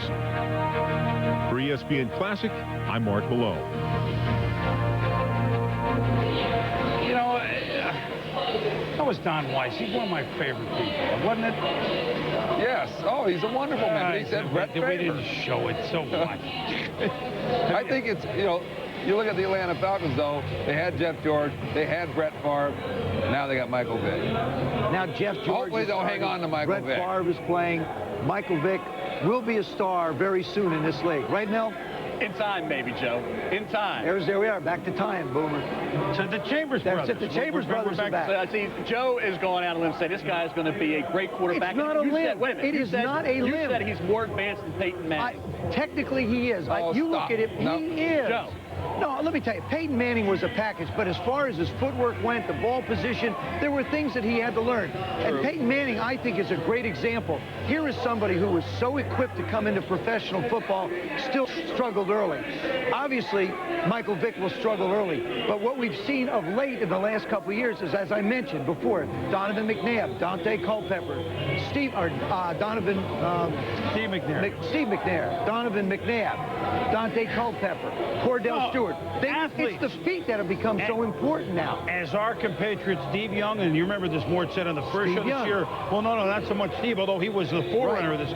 Where is the next offensive genius, the Bill Walsh, the Joe Gibbs, to design offenses exactly for all these athletes, of which Michael Vick may be the best pure athlete of all of them like that. So it's exciting to see this sort of player get to quarterback. Michael Vick began the day being selected by Atlanta. He's in the crosshairs. In the crosshairs. Michael Vick, quarterback, Virginia Tech. I am a mama's boy. You know, my mom spoiled me growing up, even though I got 2 sisters and a brother. She spoiled me. You know, I was the type of kid, whenever I didn't get what I wanted, I pouted about it. Through the 20 years that I've been on this earth, she's been there for me every day, every single day. I got the utmost respect for her, you know, and I think she's one of the strongest women in this world. I knew what I wanted to do in life, and she knew, you know, because I knew in the end one day I was going to make her happy. Actually, my first 2 games of my career, of my football career, I was a tackle. I wasn't really into the game, you know. I spent most of the time looking at my mom on the sideline, you know, while I was playing in the game. And then I came back the next year, and that's when I became a quarterback. Because I told the coach, you know, you're not going to put me at tight end this year. You're going to play me at the position that I play in the backyard, and that's quarterback. Cherry chapstick it never leaves my pockets. It's always with me. Got to use it, got to have it, having it in practice. Never go anywhere without it. I just always loved dogs when I was younger. When I was about 7 or 8 years old, I would always come out, sneak a puppy in my room. As soon as I had a chance to get my own apartment, I finally got my first pit bull. Her name is Champagne. I just liked the way they looked, their body style, their attitudes. It's a game that I was up for when I got home the next day and popped in the film. And I couldn't believe what I was doing, and that was Florida State, the best team in the country. It hurt to leave. I was just starting to get comfortable at Virginia Tech. But then the opportunity of a lifetime came. I had to jump on it. I used to remember sitting in front of the TV watching the draft and just, you know, just saying to myself, you know, God, please let me be drafted one day, please. And walk on that stage and just smile and just show the world, you know, that I did it. Michael Vick. The trade was made to get Vick, Trader Vick. That was Atlanta, and the excitement there already, you can expect the ticket sales to go up starting on Monday morning in Atlanta. Michael Vick to the Atlanta Falcons. Dallas will pick a couple of times here when we come back. Believe it or not, they move back in. We shall be back here in New York as the second round rolls on here about 6.5 hours in to the NFL draft. Today's the day it all comes down to this. Is this my time to hear my name? Will I make it to the Sunday game? Will it be agony or is it bliss? Let's go to war, it all comes down to this.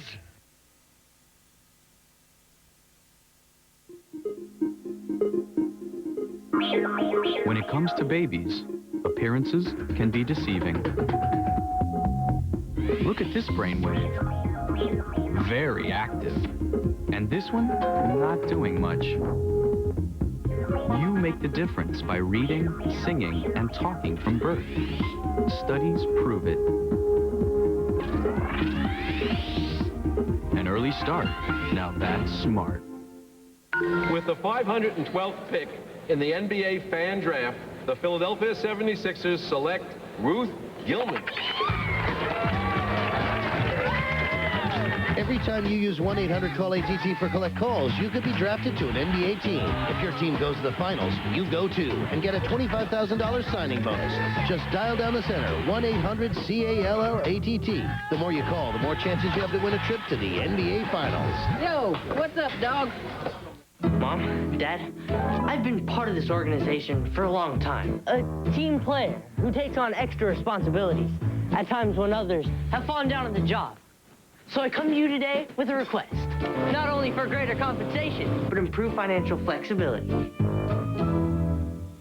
Just give them a Visa Bucks card, the prepaid spending card from Visa. Put money on it and teens can use it everywhere Visa's accepted. You set the limits, your kids learn about spending responsibly. Who are you and what have you done with our son? Hey, check it out. A totally twisted way to eat pizza. Yeah, new Twisted Crust Pizza from Pizza Hut. It's breadsticks. No, it's pizza. It's both. Look, go directly to the Twisted Crust and tear off a breadstick. Dude, what planet are you from? You eat your pizza first and you save your breadsticks till the end. No, it's breadsticks first, then the free marinara or ranch dipping sauce, then pizza. You're twisted. Pizza first. The new Twisted Crust Pizza from Pizza Hut. Breadsticks and pizza together at last. I got one word for you. Breadsticks. That's 2 words, Brainiac. Another one of the best pizzas under one roof.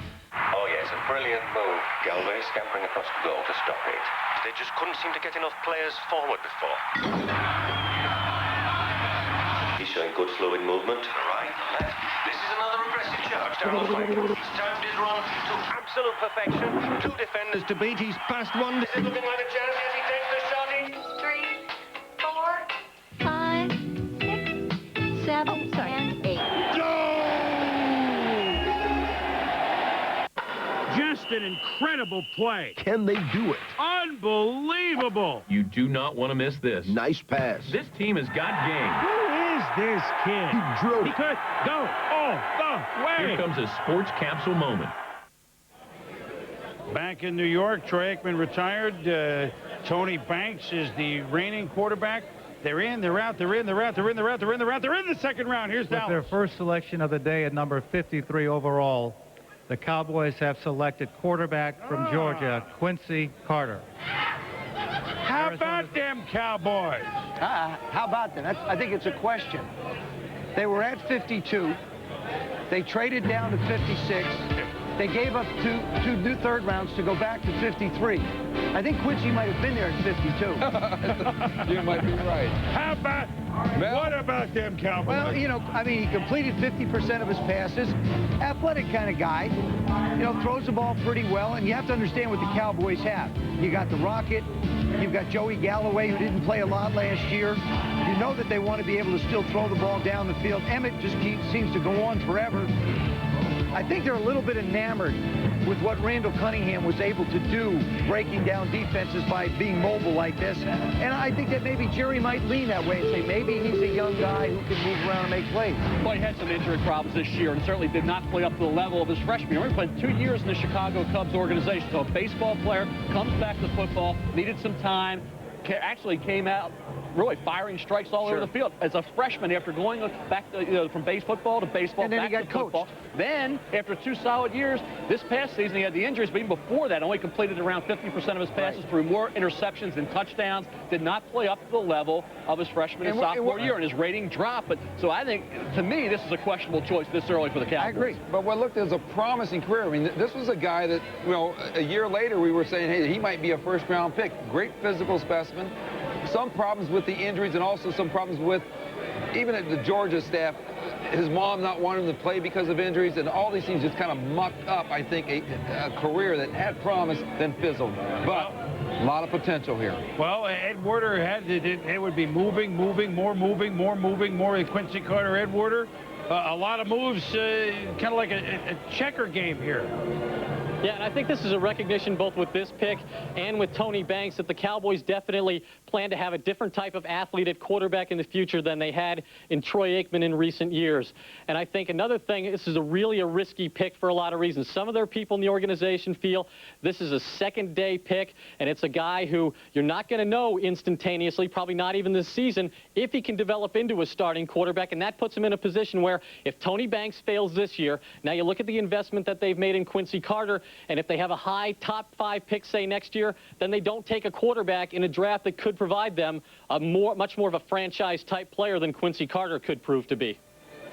Well, we will debate that. Dallas will be on the board again, Ed, in a few more picks. We brought up the name Emmitt Smith. I want to talk about him when we get back because he's kind of the last of the Mohegans. We'll be back. Late second round here in New York.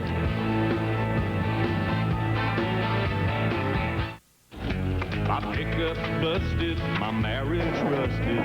She sent me on my way. I need some help to get me through my day. Life is tough, but I got my stuff and my dog, so I'm okay. I need some help to get me through my day. Tender and satisfying pemmican beef jerky. Pack your pemmican and you'll survive the day.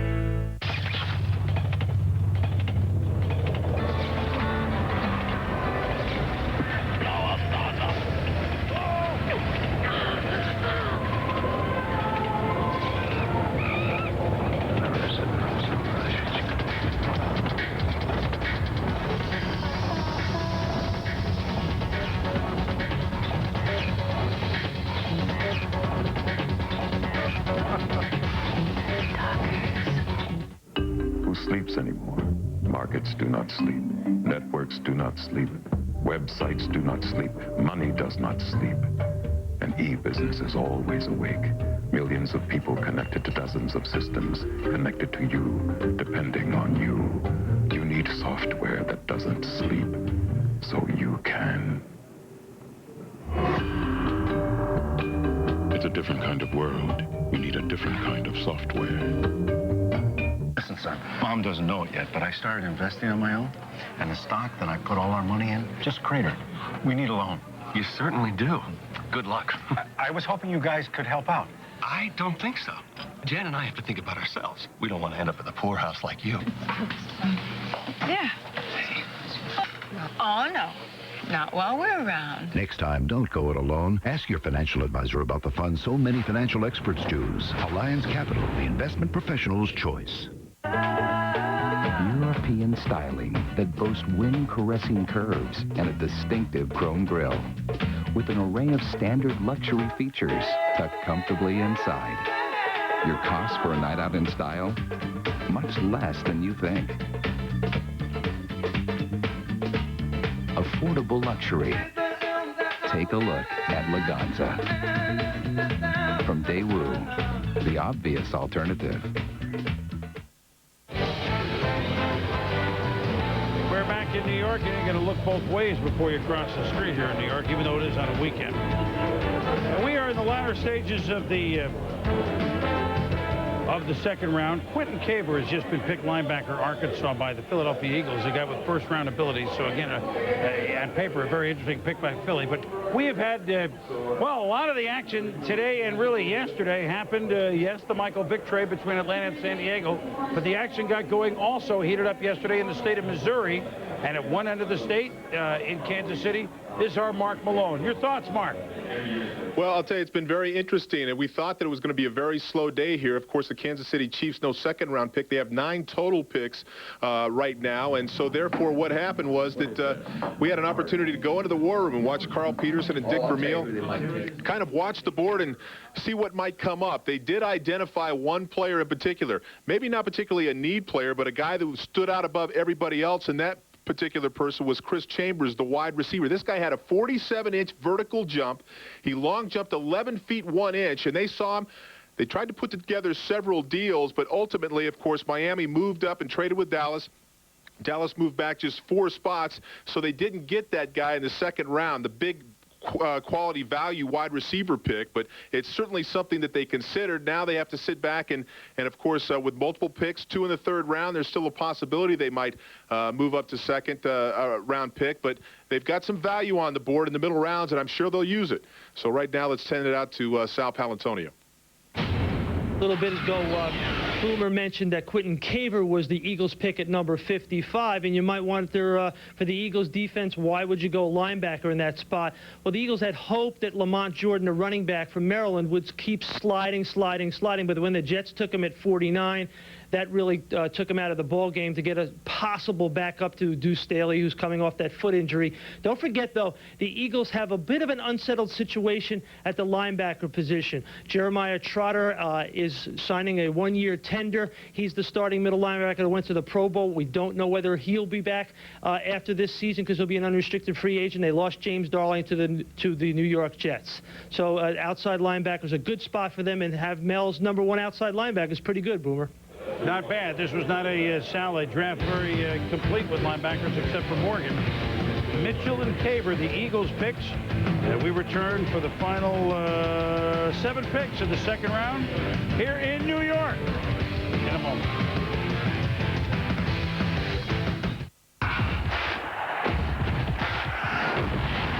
Someday, I'll be a knight. I won't spend the rest of my life as nothing. William Thatcher didn't make the rules. You have to be of noble birth to compete. He was born to break them. Welcome to the new world.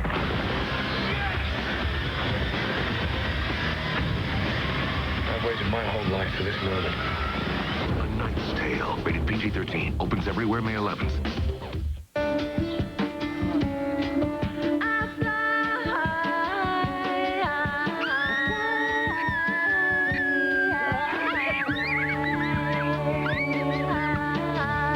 This afternoon, one of our advisors showed this dad how to protect his family.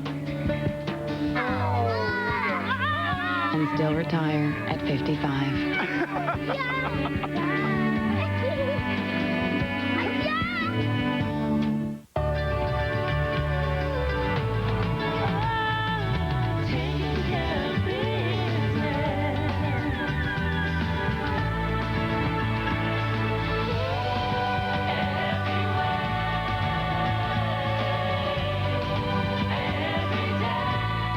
Come to Office Depot now and see the new Nextel i85S wireless phones.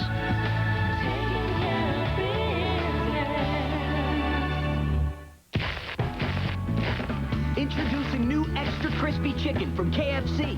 No matter what you hear, it's not just the crunch.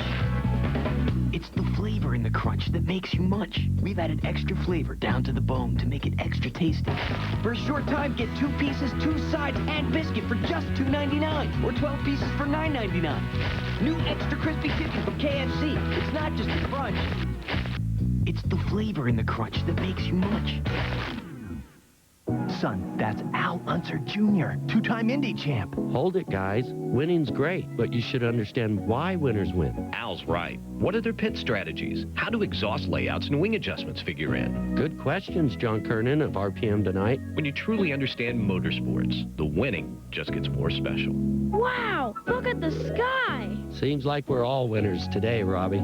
Remember, to know is to love. RPM Tonight, Sunday pre- and post-race on ESPN2. And welcome back to New York. This concludes our 7 hours on ESPN, the original, as we move toward the bottom of the 2nd round. But we go the rest of the 2nd round and all the way through the 3rd round on ESPN2. We make way on ESPN for Game 6 from Edmonton of the Dallas Stars and the Edmonton Oilers in hockey. There are a lot of ways to look at this draft. Obviously, guys, I mean, we'll have a bigger sum up at the end of the day what St. Louis did, but they had all the picks. I mean, they defense. I mean, we can debate the Michael Vick pick both ways, but San Diego certainly got what they wanted in Tomlinson and Breeze, and they looked like fools 24 hours ago. They look like geniuses now, but you got some thoughts? Well, that's what I think what you say right there. We can't forget what happened at the very start of this with Atlanta making, I think, an inspirational move to go get Michael Vick. But San Diego, as you mentioned, recovering by getting Tomlinson and by getting Drew Brees. And then, hey, the Rams, I love what Seattle does with Corn Robinson and then Hutchinson. And Tampa Bay, big move up to get Kenyatta Walker. What a move. Well, I get a big kick out of the fact New Orleans really hasn't drafted for the last couple of years, and they wind up taking McAllister in the first round, and then they're gone. So they said, whew, God, we took our pick. Geez, it's 1 in 3 years. Let me just back up a little bit. So what Jimmy's doing down there is he's just accumulating draft picks. Now look, Seattle, Corin Robinson, then Hutchinson, and then Ken Lucas. And I look on the flip side, the Dallas Cowboys, Quincy Carter. I thought it'd be a 6th or 7th round pick. They take him in the 2nd. Then they just came back with Tony Dixon, a safety from Alabama, who I thought was a 4th or a 5th round pick. They take him in the 2nd. So 2 of the biggest reaches in the 2nd round, both by the Cowboys. And remember, since Jimmy Johnson left, their drafts have not been bringing quality talent into that organization. And they really need a defensive tackle.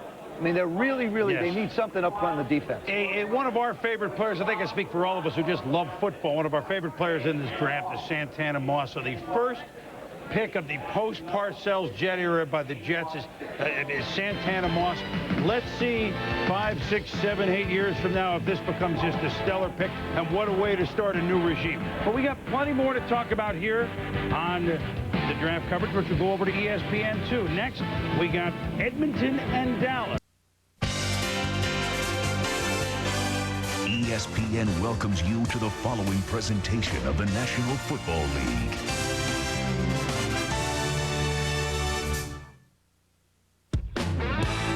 With the first selection in the 2001 NFL Draft, the Atlanta Falcons select Michael Vick. Hey, we've been watching you. We've seen you move, checked you out. We know what you can do. It's a roll-of-the-dice type pick. He's light years away from being a polished NFL quarterback. I'm very excited. I'm very happy to be playing for Atlanta Falcons. But any doubt or any fear, you better save it for another year. The second chances, baby, if we miss, we're on the clock. It all comes down to this. We have a trade. The Jets have picked Santana Moss. With the first selection in the 2nd round, San Diego Chargers have selected Drew Brees.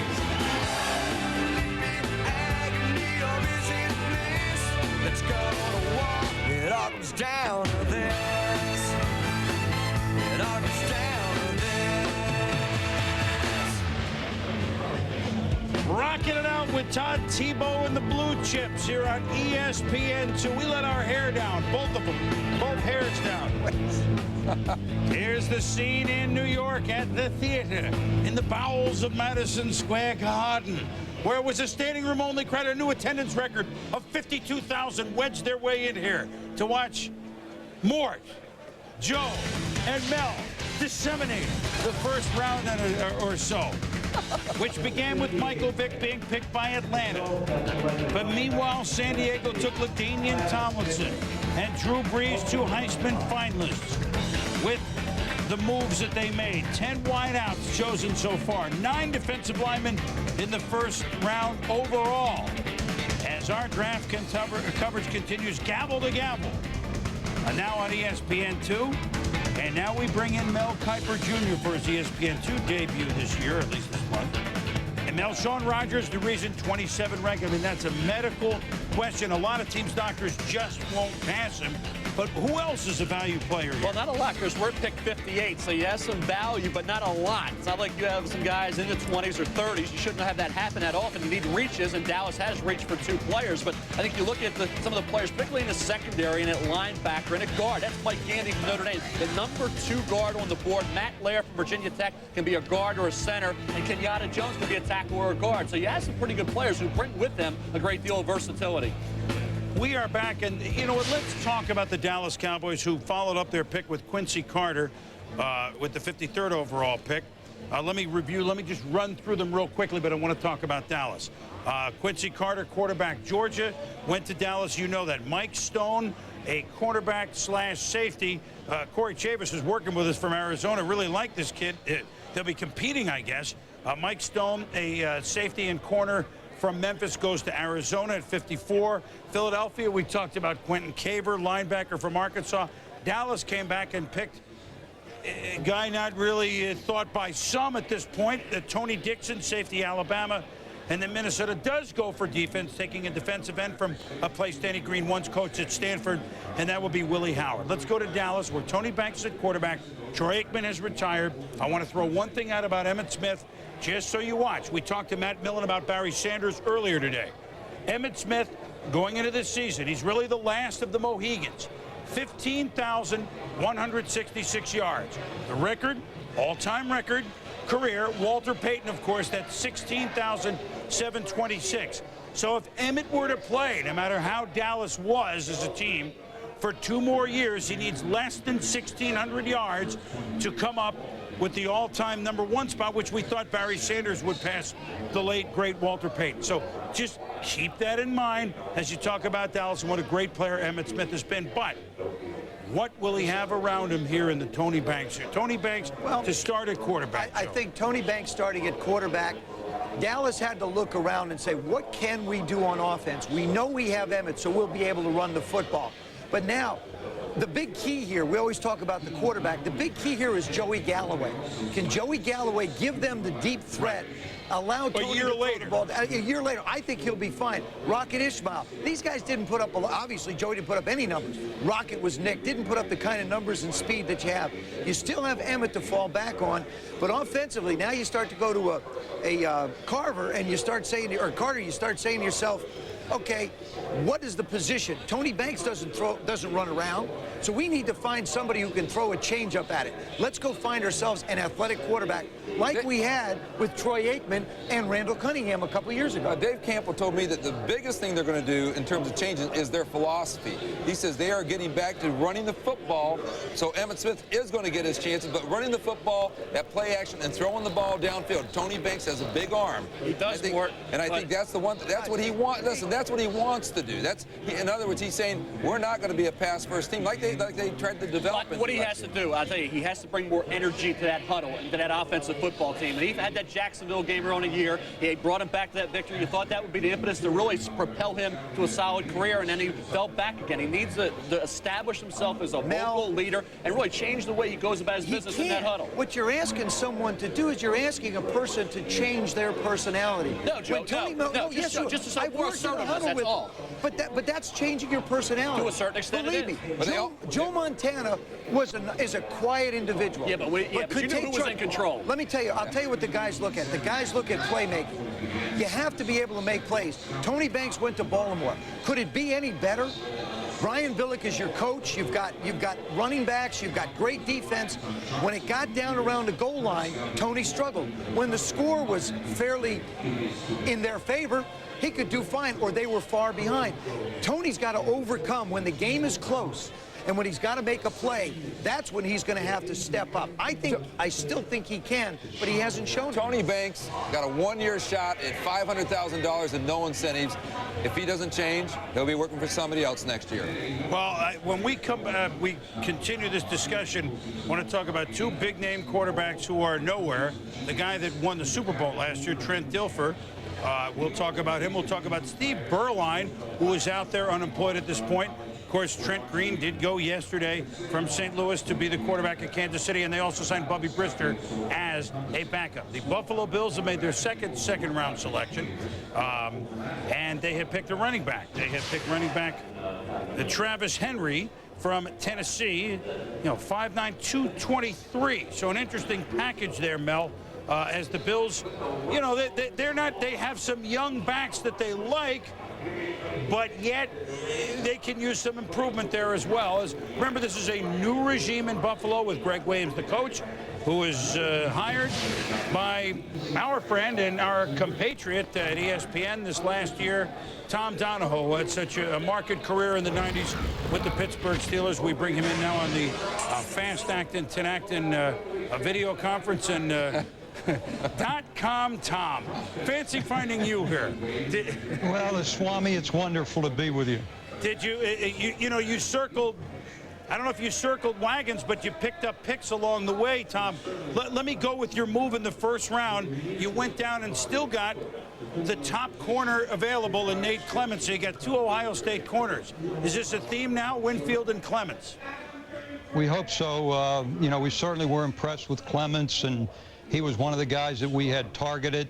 And when we had the opportunity to drop down and pick up a second-round pick, we thought that it was a good move for our football team. We need depth. You know, we're hurting for bodies right now in Buffalo.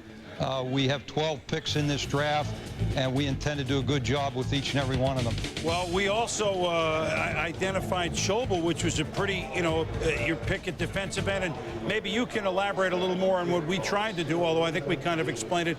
It's a whole new scheme on the defensive line, plus Ted Washington not there, Phil Hansen up in years. You need more players. I mean, is this somewhere... Describe Schobel, and will you be picking maybe this position a couple more times today and tomorrow? Well, it's very possible because we do need some depth on the defensive line. We are going to go to the 4-3 defense, and we felt that Aaron was a great addition to our team. We like his intensity. We like his effort that he brings to the football game.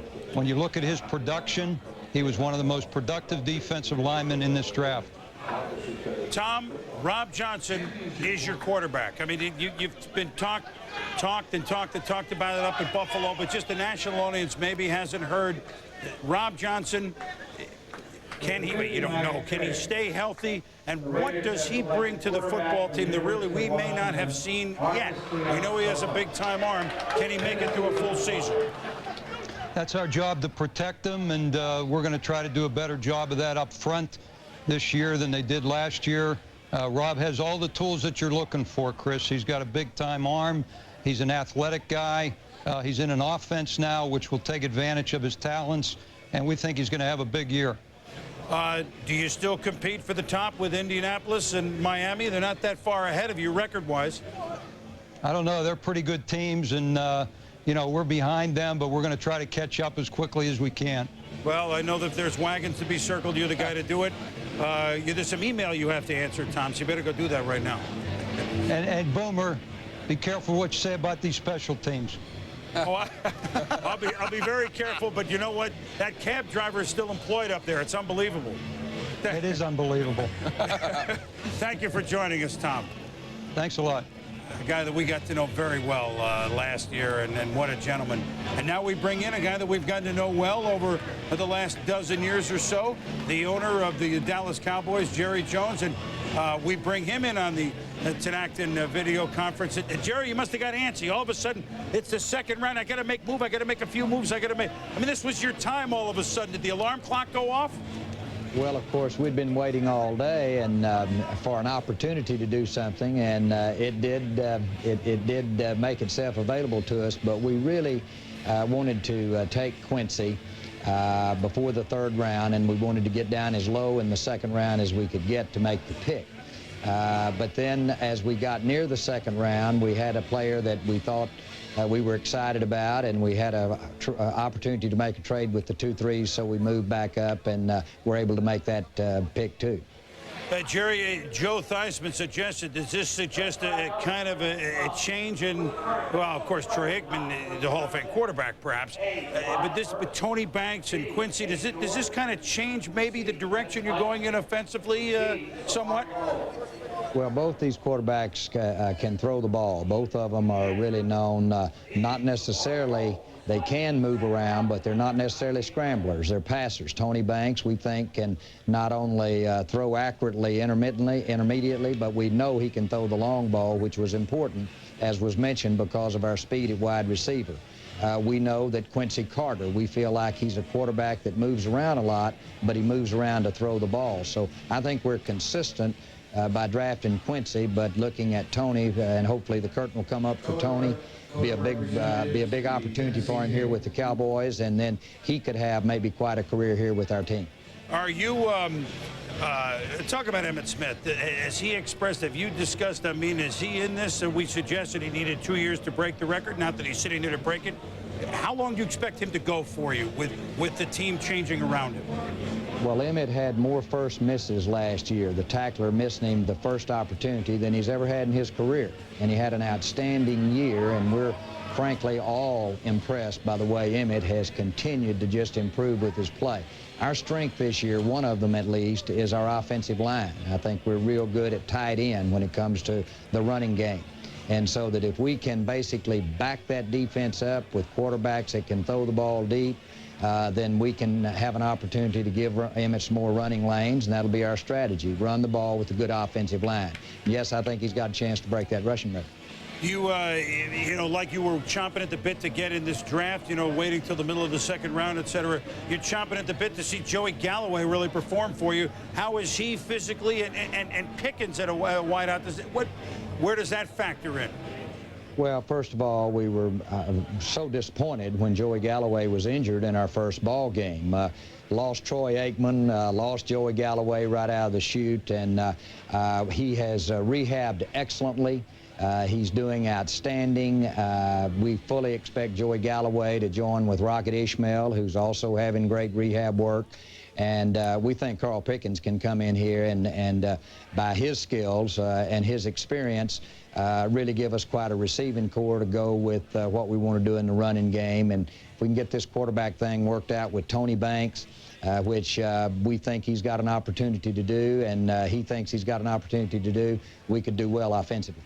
I know last year painful for you. You want to get back up to it. The only question I have here with Chris Mortensen, is his office still available there in your complex? I don't know.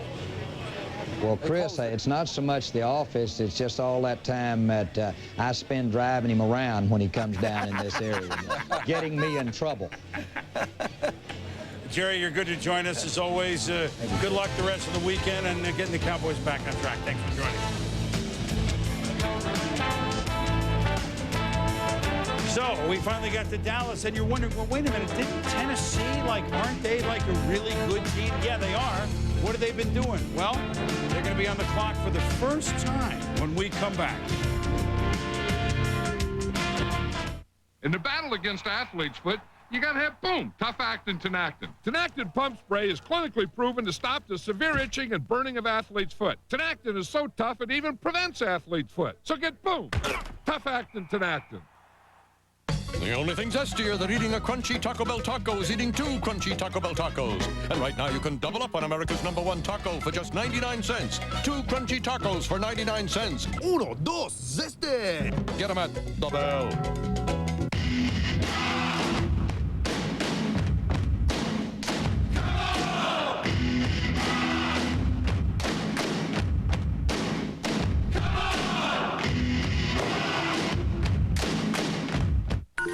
So how are we getting home? Good question. Hop on in, guys. File this under never. When you need a ride, save big bucks and dial 1-800-CALLATT for collect calls. Honey, did you get paper plates?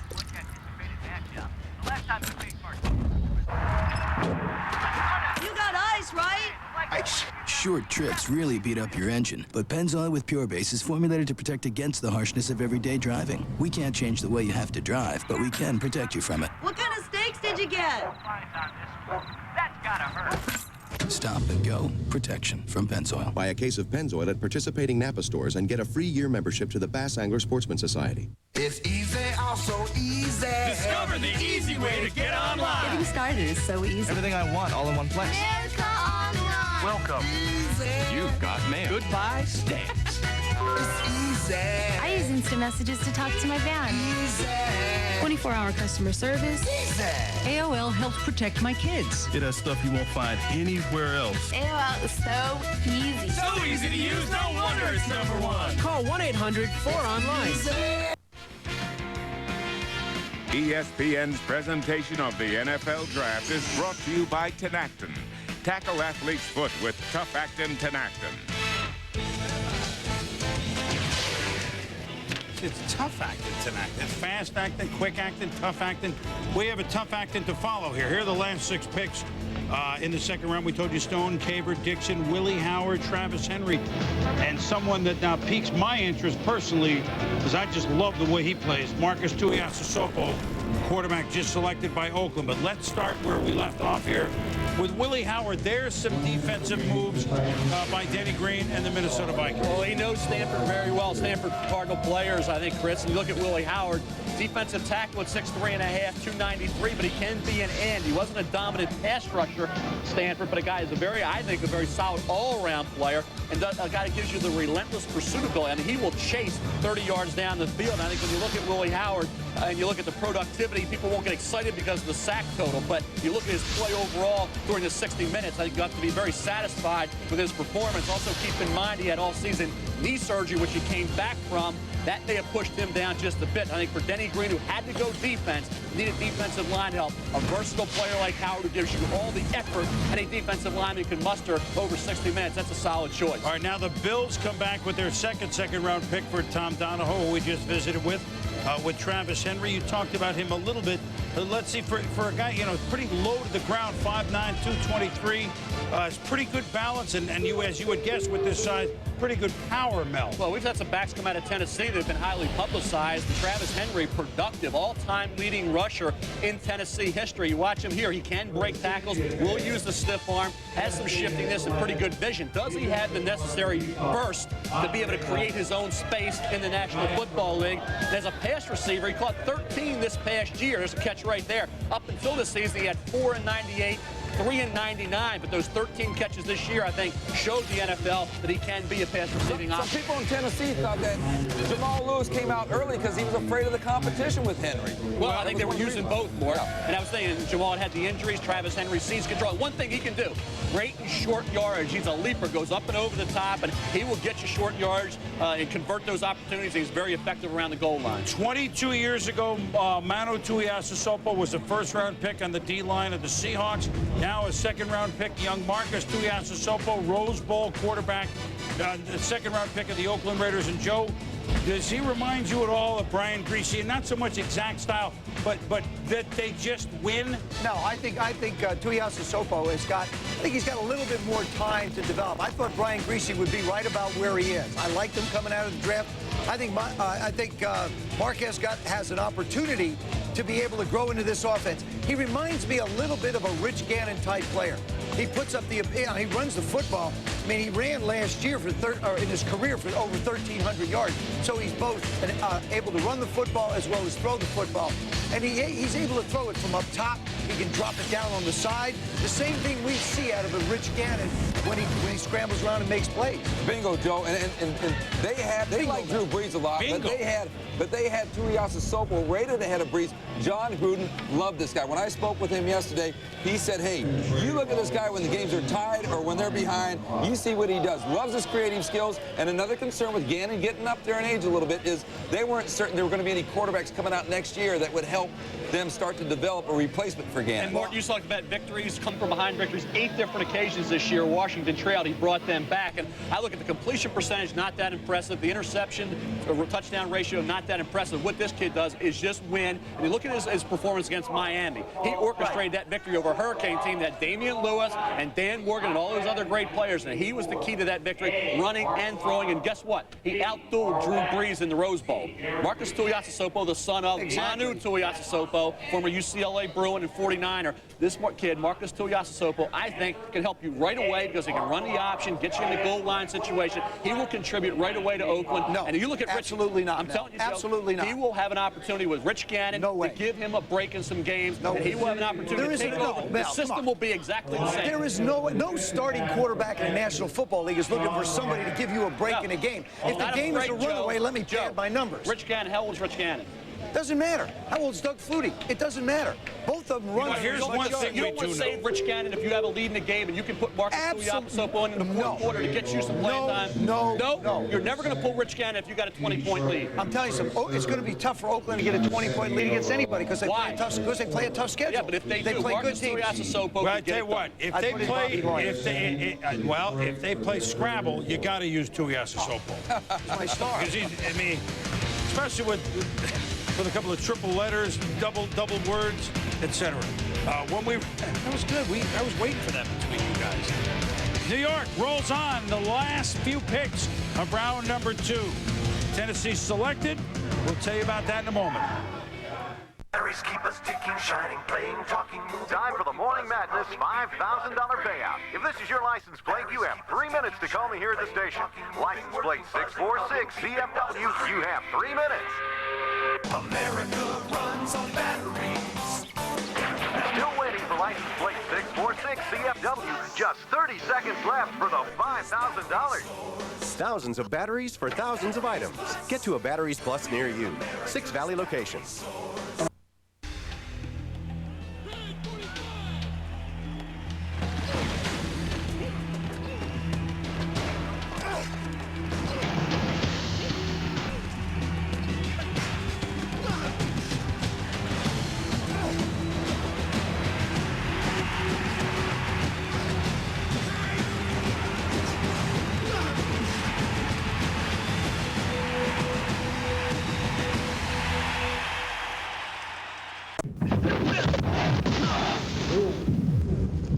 middleweight fight. Pernell Whitaker versus Carlos Bojorquez. Friday Night Fights, Friday at 9 on ESPN2.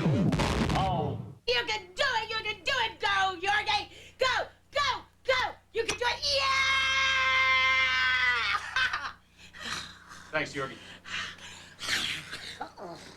I love you so much! From our studios in Bristol, Connecticut, keeping an eye on New York City, NFL Draft 2001. We're all assembled here for a roundtable. Sean Salisbury, Hank Goldberg, Mike Golick, Ron Jaworski. In the weeks leading up to the draft, when everybody thought Michael Vick would be going to the Chargers and have to deal with Doug Flutie, we addressed mentoring. And we polled several GMs, in fact, about 3/4 of the GMs in the league, about what they would think, how mentoring is going in the NFL right now. Here's what Mike Holmgren, the coach and GM in Seattle, had to say about that. They can be friends, and most often they get along. I mean, most all the time they get along, and they're good guys, and they're friendly, and they might even be, you know, friends off the field in a social atmosphere. But as far as the older quarterback getting the young guy ready to play through a mentoring thing, that doesn't happen. I mean, it sounds nice, but that doesn't happen. Right? In theory, it's a great idea. So now everything has changed for Michael Vick. He doesn't wind up with Doug Flutie there. Instead, he'll be under Chris Chandler in Atlanta. Jack Burns is the quarterback's coach. How does this work now for Michael Vick? First of all, you know, Mike Holmgren is absolutely correct. That doesn't exist. Now, guys want to keep their jobs. They're fighting for their jobs. They like the salary they make. They are not going to do a whole lot to help that guy take their job away from them. And as I look at right now, Michael Vick, you know, he's going to have to play sooner. I think Chris Chandler will do what he can to mentor well. He made a little smile in the corner of my smile there. But when you look at what he's going to do, he'll help him a little bit. But Michael Vick will get playing a lot sooner than he would behind Doug Flutie out in San Diego. The only way young guys will learn from older guys is if they go and ask them. They're going to have to ask for help. And Tim Brown said it best before. He said, you know what? Young guys don't do that much anymore. They come in like they know the game better than everybody. They have to seek out from the old guys. And even then, the old guys may not give it up to them. But old guys certainly aren't going to say, here, let me bring you along, young man, to take my job. Not happening. Sean, you've talked to those guys in San Diego a lot. Now you've got a competitive guy like Drew Brees. Now he is under Doug Flutie. And let's not forget, Doug's been through that controversy with Rob Johnson. He wants to play, and Doug wants to play 5 more years. Now, if you're Drew Brees, you don't want to wait till the 6th year because there's renegotiations, there's new contracts, all the things that come with it. The mentoring situation is a joke. I'll tell you where the mentoring comes from. Not the head coach, not the starting veteran quarterback. It comes from that quarterback coach you spend every day with, coming in the offseason, watching 4 hours of extra tape. Don't think for a minute. I mean, Drew and Doug may go out and have a meal, Hank, but I'm going to tell you right now, Doug isn't welcome with open arms saying, hey, buddy, come get yours. I don't want my $5 million. I've been working with you guys, and I'm disappointed to hear this. But I got to tell you, the biggest significant thing that happens in a favorable way for Drew Brees is he gets Norv. No question. Not that he gets to play behind Flutie and gets the benefit of his mentoring. He's going to learn their quarterback business from Norv, and he's probably going to learn it as well as anybody could learn it from him. But you know, Hank, and I like Norv a lot, and I respect what he's done. But, you know, he had opportunities with young quarterbacks in Washington. Heath Schuler, Gus Farad, John Freeze, you know, and other players, and he never developed those guys. So I think there's still a question mark.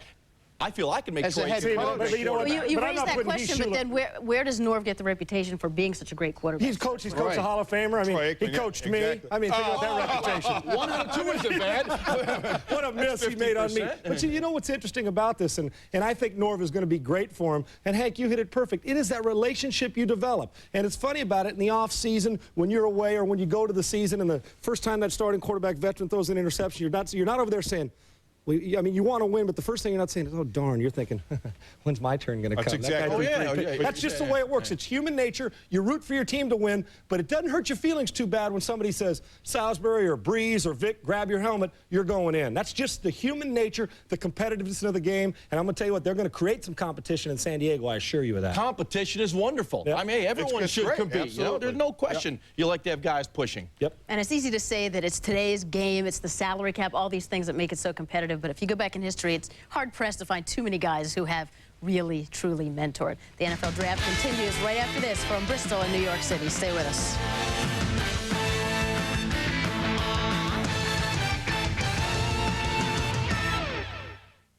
The The only thing zestier than eating a crunchy Taco Bell taco is eating 2 crunchy Taco Bell tacos. And right now you can double up on America's #1 taco for just 99 cents. 2 crunchy tacos for 99 cents. Uno, dos, zeste! Get them at the Bell. Hello from Husqvarna. You know, here in Sweden, we're famous for our beautiful supermodels. Well, put this Swedish supermodel in your hands. You won't believe it. It's so sleek, so light, and yet so powerful. Yes, you can recognize all our models by their beautiful professional features. I am telling you, you will fall in love. And now for the best part. Here's where you can get as many Swedish supermodels as you want. Husqvarna. You've got to experience the difference. We are classic car nuts. We love these cars, and we spend hours and hours talking about them. When this car needs tires, I take it to Walmart because they really do handle it with care. I stand there right outside the bay and watch. Everything one stop. You've got it right here. They have name brands. They have great prices. I need some carburetor cleaner. I like Michelin's on this car. Personally, I'm a Goodyear man. Brand name tires, oil changes, and more at Walmart Tire and Lube Express. Our wives really wonder who we're married to, these cars or them.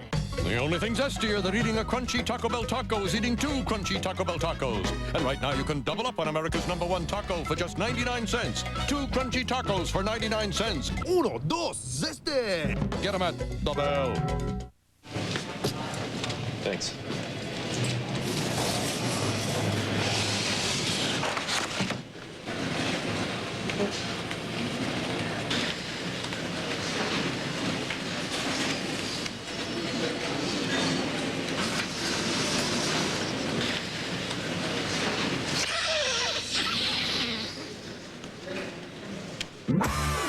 Post your resume now at Monster.com. You the monster.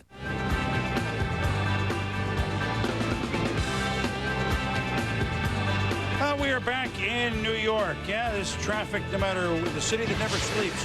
Last 6 selections. All right, we told you about Howard and Henry, and we talked Tuiasosopo.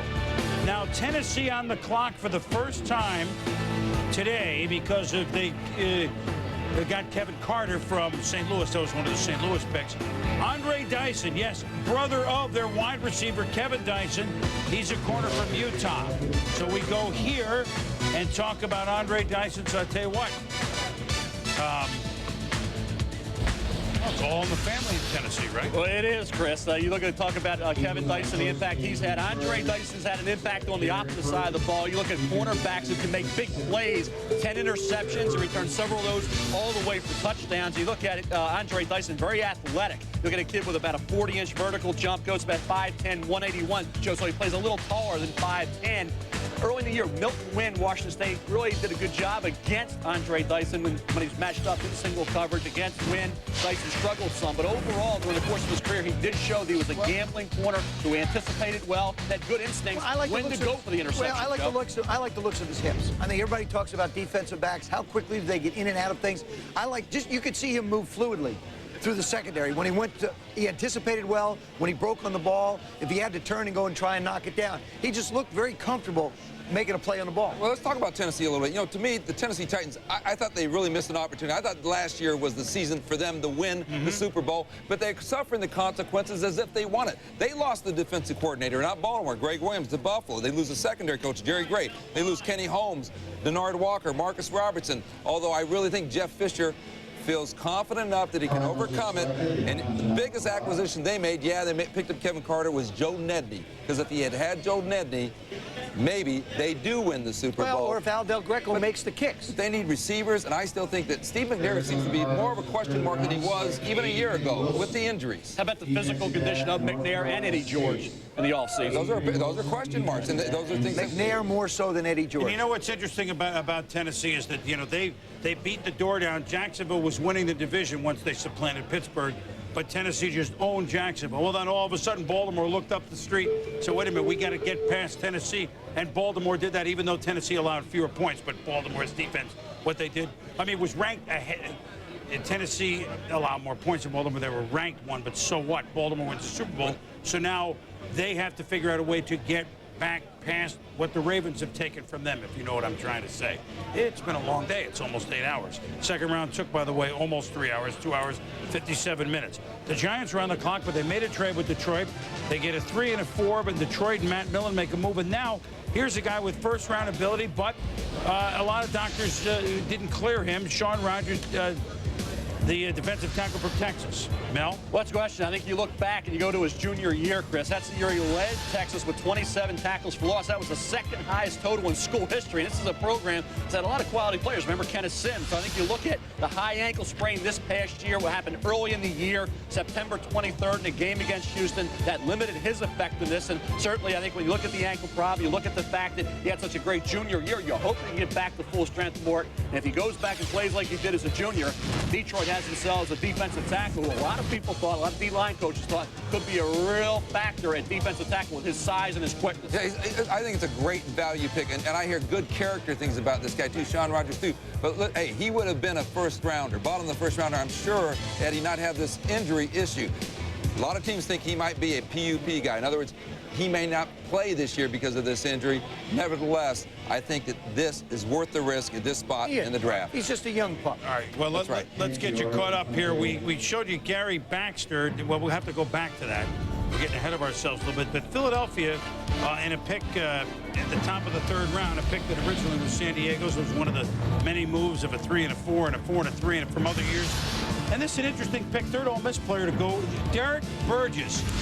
Maybe a pattern in size like Hugh Douglas, defensive end, Mel? Yeah, I'll tell you, you look at him, he's not as explosive, but it's 6'2 and a quarter, 263, similar. Plays a little bit more of a finesse game, but he had a lot of sacks and really throughout his career showed big playability off the edge. Remember, he was an outside linebacker at the prep level, so he had to grow into being a defensive end at Ole Miss and had his moments in the SEC. Wasn't as consistently dominant as maybe he needed to be a higher pick. So this is third, fourth round. He was either a late first day, early second day type projection. Yeah, what does it mean to Mike Mamula? It just means depth. That's all it means for Philadelphia. Again, you look at the rotation that defensive line coaches like to put in. It isn't necessarily one specific player. You find the guy, the big tackle inside, but you still need 3 to rotate through. You want that quick rushing outside defensive lineman, but you still need 3 or 4 to bring them in. So you're looking at 7 and 8 offensive linemen.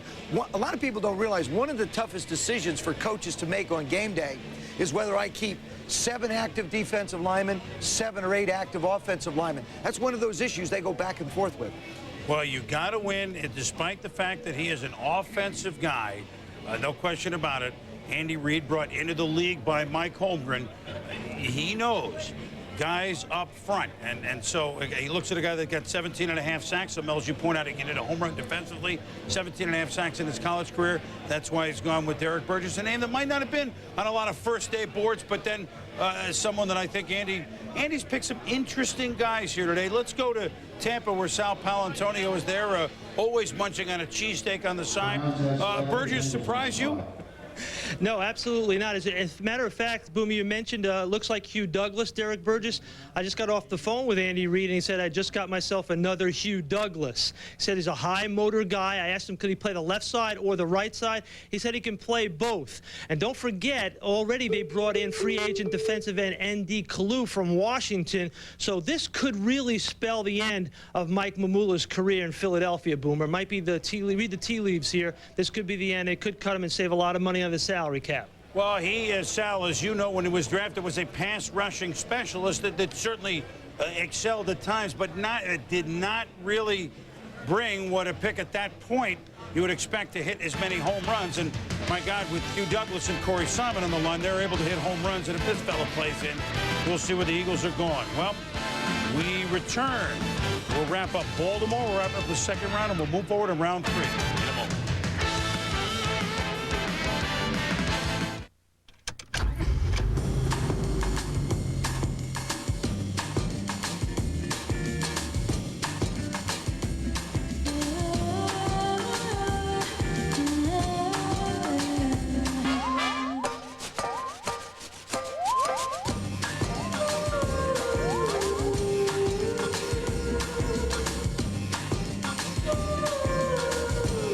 The 260 horsepower Acura CL Type S. I left my project at home. It is 80% of your final grade. Excuse me. think a friend deserves an A. You got that? This could happen. Emphasis on could. When you're in a jam, save big bucks and dial 1-800-CALLATT for collect calls. The only thing zestier than eating a crunchy Taco Bell taco is eating 2 crunchy Taco Bell tacos. And right now you can double up on America's #1 taco for just 99 cents. 2 crunchy tacos for 99 cents. Uno, dos, zeste! Get them at the Bell. Tomorrow on ESPN Classic, baseball was his life. He knows greatness. Academy Award winner Tommy Lee Jones in a real classic, Cobb. I'm the greatest baseball player of all time. And one man's search for the real story behind the legend. You have no friends. My book is about Cobb. Cobb is baseball. Cobb. Tomorrow at 9 Eastern, only on ESPN Classic. To get ESPN Classic, call 1-800-CLASSIC today.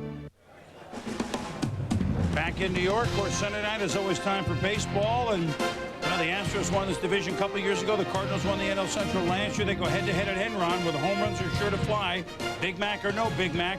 Jeff Brown, Paper Bagwell, Craig, Matinee at the Biggio, and all the killer bees of the Stros will be at home against the Cards. That's John and Joe at 8 Eastern, 5 on the West Coast on Sunday Night Baseball. We'll be back here in New York. We'll talk Ravens, and we'll wrap up the second round in a moment.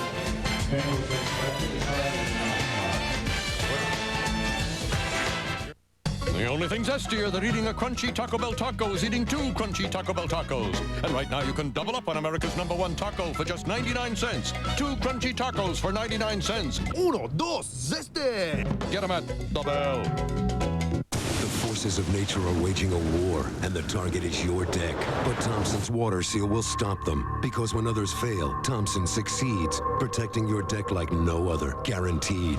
Thompson's Water Seal. It never takes a day off.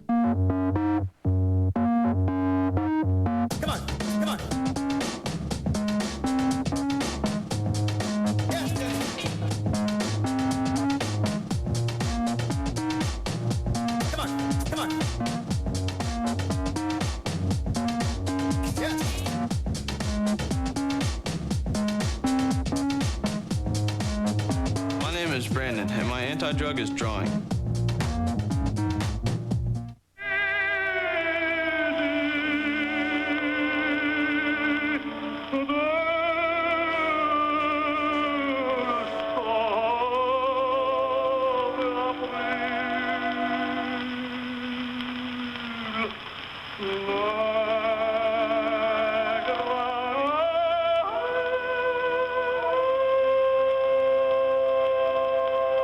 With over 400,000 jobs, one will make you happy.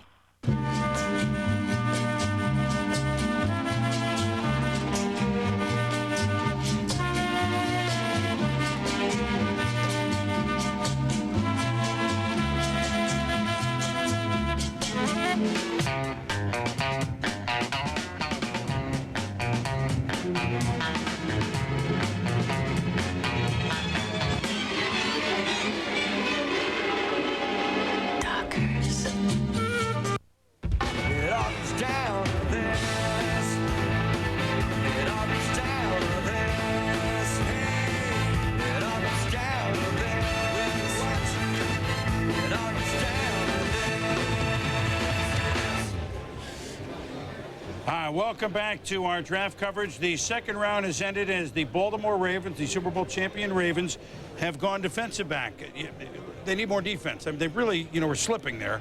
And they've taken Gary Baxter. He's rustled in at the end of the second round, defensive back Baylor, Mel. And I'll tell you, a kid who entered a year as one of the top 10 to 15 players in the country in terms of the board, the way I look at it from a senior standpoint. At 33 passes, he broke up as a sophomore and junior. This past year, remember, Baylor was outmanned in a lot of games. They gave up over 30 points in 7 games. But Baxter, he struggled some a little bit in coverage. And at the Senior Bowl, didn't show the hips, the turning motion, the fluidity. He needed to be a corner. But at Baylor, they used him some at free safety. But even at corner, one thing Gary Baxter did was support the run very effectively. Had 16 tackles against Nebraska, 14 tackles against Texas A&M. He's 6'1½". He's 205 pounds. He ran a 4.46 at the combine, Chris. And I think they're looking as a third corner for Chris Baxter to come right in and give them some productivity in those nickel packages. Well, and so we have finished the second round. We move on to the third in our Tough Acton video conference. We go down to Tennessee. Baltimore, Tennessee.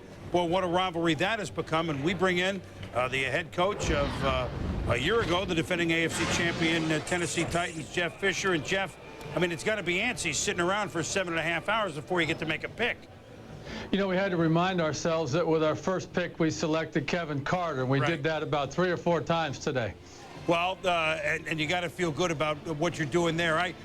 Was this a philosophy of picking the best Dyson available for the second time?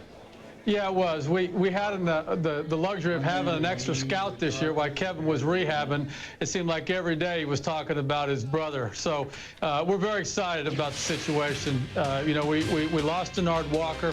We've got 3 corners on the roster, and we think that we'll be able to, with the addition of this young player, we'll be able to do some things at the corner spot. Well, Jeff, our viewers at home are seeing a graphic of a lot of players, either your decision or others, you know, things out of your control, that your roster will be quite changed next year. And I think it's especially at the wide receiver where Kevin also was injured, that really is an area where you got to be wondering, at least at this point, how does that stack up as we speak right now, Jeff?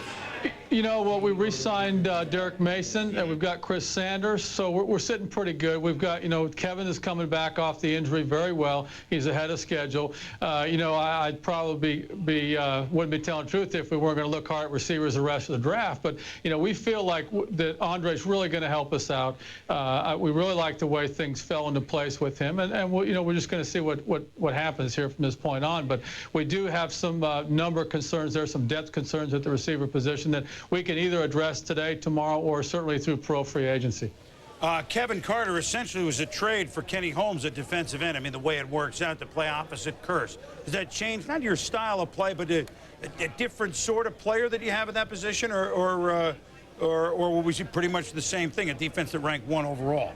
Well, you know, we think by lining Kevin up, we're going to create some problems there. We're probably going to move Javon over the other side. And, you know, we've got some good numbers at tackles and some production at the defensive tackle position. So we'll continue to put pressure on the quarterback. And, yeah, as we all know, you got to have a number of corners that allow you to cover for a while and make some plays. And so we feel pretty good about the defense right now.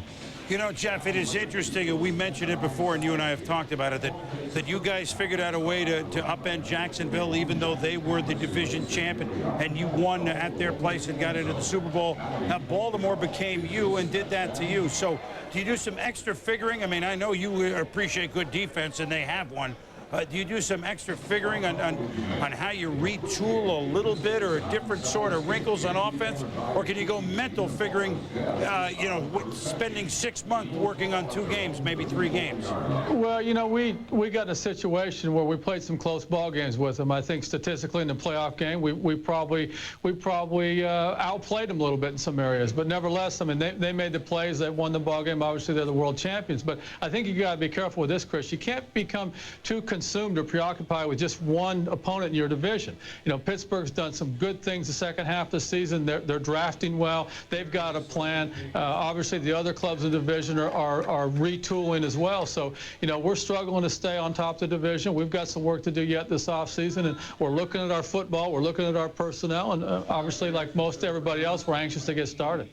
And, of course, in another month, you may find out that next year you're not even in the same division as some of the teams we're talking about. But we worry about this year first. I think you have more picks finally coming up, so you better get to work. Thanks for joining us, Jeff.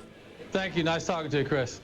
Jeff Fisher is personable and very forthcoming, as any coach is in the league.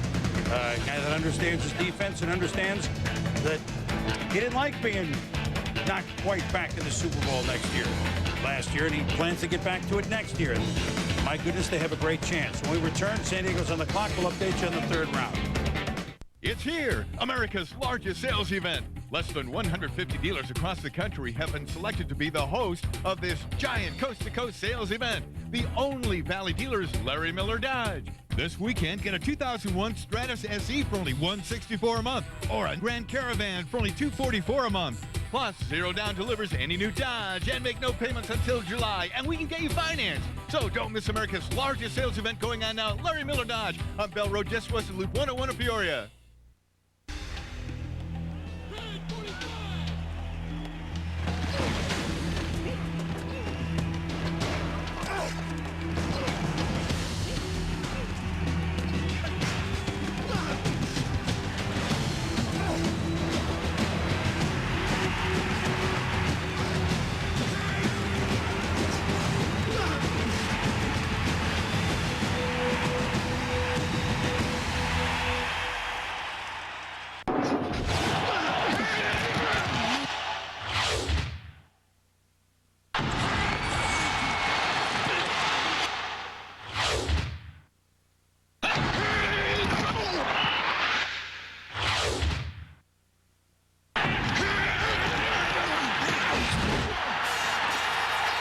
Exclusive coverage of the NFL Draft continues tomorrow at 11 a.m. on ESPN. Log on and make your own predictions. And we are back in New York. We're shuttling into the third round here. And quarterback selected. We knew Michael Vick. We thought Drew Brees might be a 1. He almost was. He's at the top of the 2. And then we weren't sure who the next one would be and if we would have second-round selections. Now, here's, as you've got, Mel, a couple million questions on .com, which is why I don't do email, because I'd never get out of my own way. Chris Wenke, 29 years of age, was the same age as the guy that won the Super Bowl, Trent Dilfer, and older than the other guy that played in the Super Bowl, Kerry Collins. Yet, would you make him a pick right here? But keep in mind, he was projected to be a third-round pick, Chris. I think that's what you have to realize. You still have Jesse Palmer from Florida on the board. You still have Mike McMahon from Rutgers on the board. Marcus Tuiasosopo, I thought, was a solid choice for the Oakland Raiders. Cleo Lemon from Arkansas State could be a very good second-day pick. Josh Booty from LSU is in the mix. Chris Wenke was in that group of quarterbacks that figured to be probably early to mid-third-round selections. And you look at the 29 years of age, I don't think that's a factor. You can't treat Chris Wenke any differently you would a 23-year-old. And I think by going back to school, he increased from a 5th to 7th rounder into that 3rd, 4th round area. So he should be a quarterback that comes off the board relatively quickly as we move into the latter portion of round 3. At worst, Chris, round 4. Well, you ask Mel, you know you're going to get a complete answer. I mean, we do know that. Now, could you write that fast on .com? No. See, you could. You just can't. At any rate, we'll be back. Third round coverage continues here in New York. You having fun at your party, honey? Yeah. All right. I gotta tell you, son, these last few years have been great. Oh, they sure have. But now that you're 6, we're gonna have to trade you in. What if you treated your kids No hard feelings, right? the way you treat your car? Let's have some cake. All right. Don't trade your car in when the warranty's expired. Come to Pep Boys for expert service and now free Gabriel Pro Rider shock installation. Happy birthday! All you need to know is where to go. Pep Boys. The only thing zestier than eating a crunchy Taco Bell taco is eating 2 crunchy Taco Bell tacos. And right now you can double up on America's #1 taco for just 99 cents. 2 crunchy tacos for 99 cents. Uno, dos, zeste! Get them at the Bell.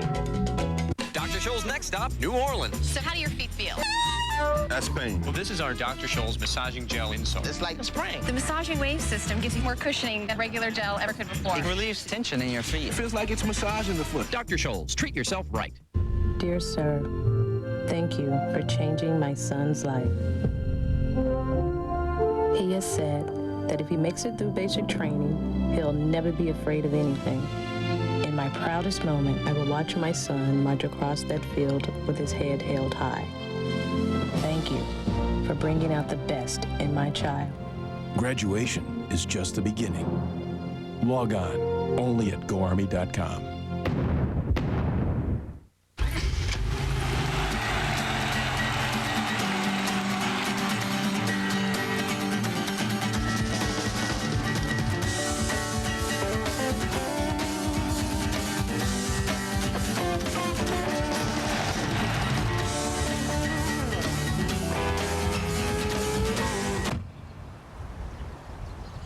The more powerful Acura 3.5 RL with satellite-linked navigation system. We are back at the draft, and to no one's surprise, Miami has the longest running, 7 years and counting, of first-round picks. And here are the first-rounders and second-rounders, and wow. I mean, you know they get football players down there, and actually there's a guy that probably knows a little bit more about how well they play football. He's now the head coach of the Cleveland Browns, first time as head coach in the NFL. Certainly almost as we rejoin Butch Davis in Cleveland on our Tenactin video conference. Butch, you see those guys and all the players that Miami has sent in since you've been there. Do you feel like a proud papa almost seeing them move on to the next level in the pros? Absolutely, Chris. You know, it was very intriguing to watch, and you really felt good for the guys that went in the first round. Reggie and Santana, and Dan Morgan, Damian Lewis. They're just great kids. They're outstanding football players, great character, and to a large extent, they're one of the reasons that I was fortunate enough to get the job in Cleveland, is that they played so well. So, yeah, I was very proud and happy for them. And there was much like the monkey business down to a minimum, a very class program, the Miami and the players that you turned out. Before we get to one you drafted, I know you hate to single out one of them because, I mean, boy, Santana and everything, but you're a defensive guy. Tell me about Dan Morgan. I mean, this is a guy you really love, right?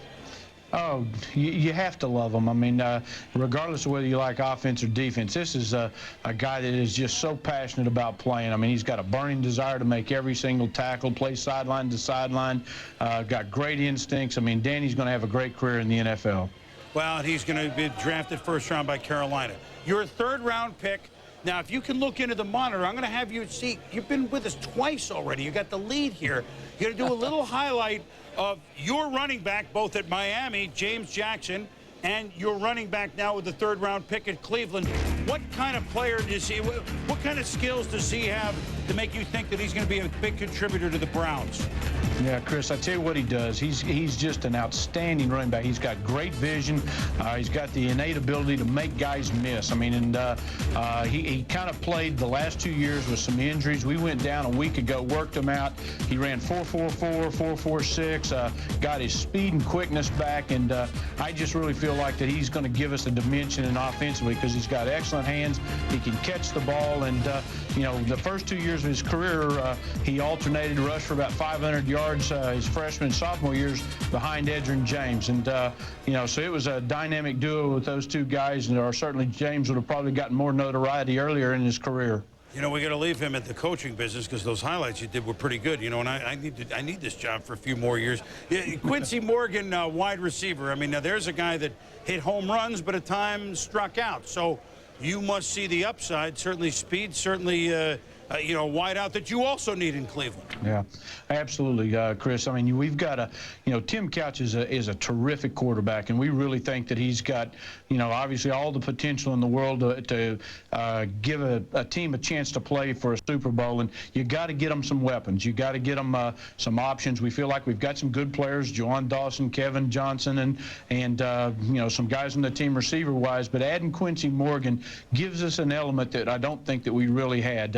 A guy that was in the sub-4.4s. Some people got him at 4.38, 4.39, but he's also a big guy, Chris. He's a 6 foot, 210-pound guy that, you know, you can't muscle him around, and he gives you that big play capability.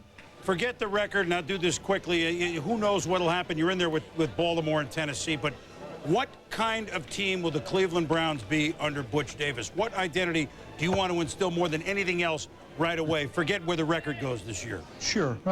You know, Chris, I mean, obviously what we're trying to do is, you know, build a team to put ourselves in a position in the very short foreseeable future to start working towards playing the playoffs. We've got a huge challenge. There's a lot of great teams in our division. It's documented. Everybody talks about them all the time. But, you know, hopefully today we've gained on some of them. But, you know, we want to be a dominating, smothering defense eventually, and, you know, and an offense that is just absolutely electrifying, one that can score points and control the line of scrimmage. You certainly have a crowd that'll be behind you 100% once you put that in place. Welcome back to the NFL, Butch, and good luck as the draft rolls on, and good luck this year. Thanks for joining us again. Thank you, Chris. All right, Butch Davis, head coach of the Browns, leading in the video conferences, so the early lead, Browns. Packers nice have man. a couple of picks back-to-back. Someone said that, back-to-back, but we'll be back. The only thing zestier than eating a crunchy Taco Bell taco is eating 2 crunchy Taco Bell tacos. And right now you can double up on America's #1 taco for just 99 cents. 2 crunchy tacos for 99 cents. Uno, dos, zeste! Get them at the Bell. She's in the black Bonneville. The Bonneville with Magnasteer. For handling so precise, it can even outmaneuver itself. Stop all black Bonnevilles.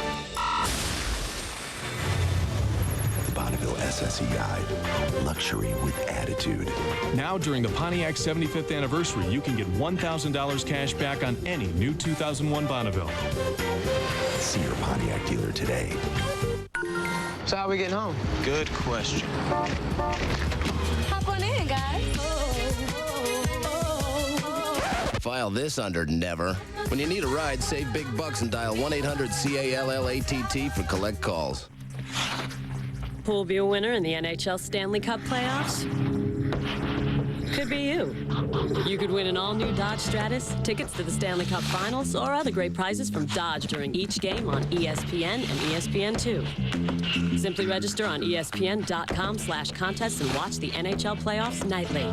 This all-new Dodge Stratus could be parked in your driveway. And unlike the Stanley Cup, keep it as long as you like. Enter on ESPN.com/contests. And welcome back to the NFL Draft. This is SportsCenter In Game. I'm Susie Colbert. SportsCenter In Draft today. And we haven't forgotten about the NBA or NHL playoffs. The Pens and Caps series tied at 2 going into today's game. Caps trying to keep home ice. First period, no score. Jaromir Jagr fires the wrister. Stopped by Olaf Kolzig, but Andrew Ference buries it, his first career playoff goal. 31 seconds later, Ference rips the slapper. Kolzig saves it. Jan Hrdina drops it to Mario Lemieux. It's 2-0.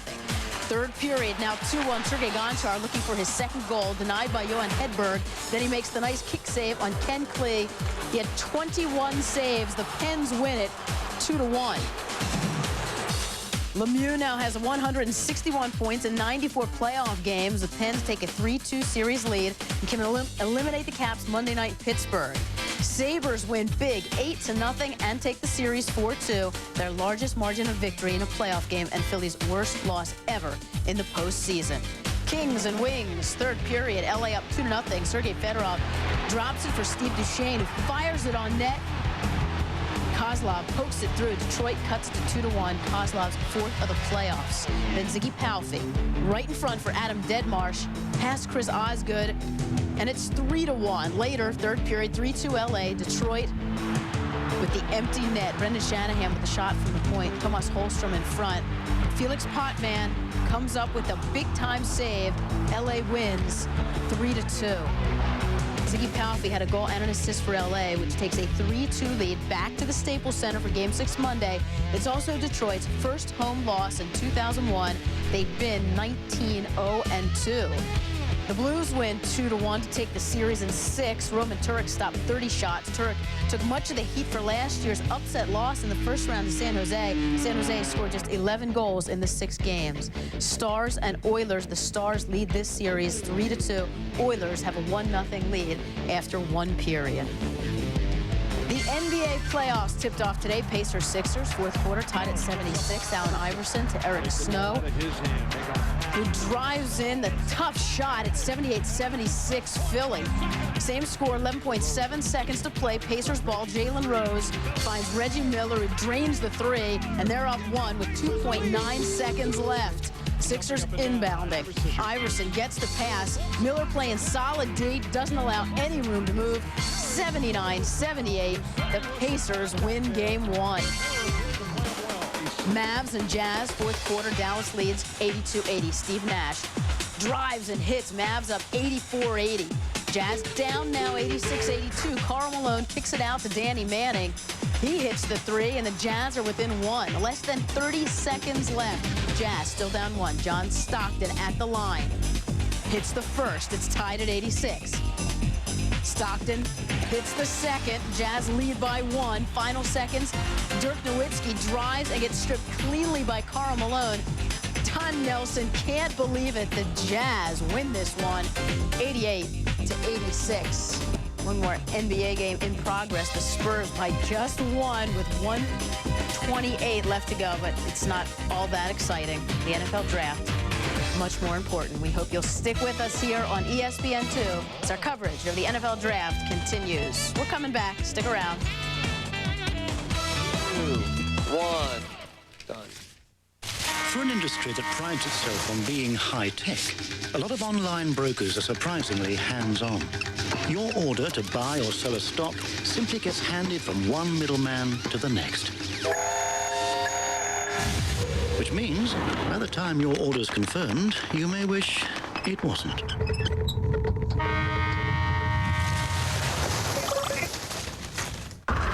Datech Online, built to trade.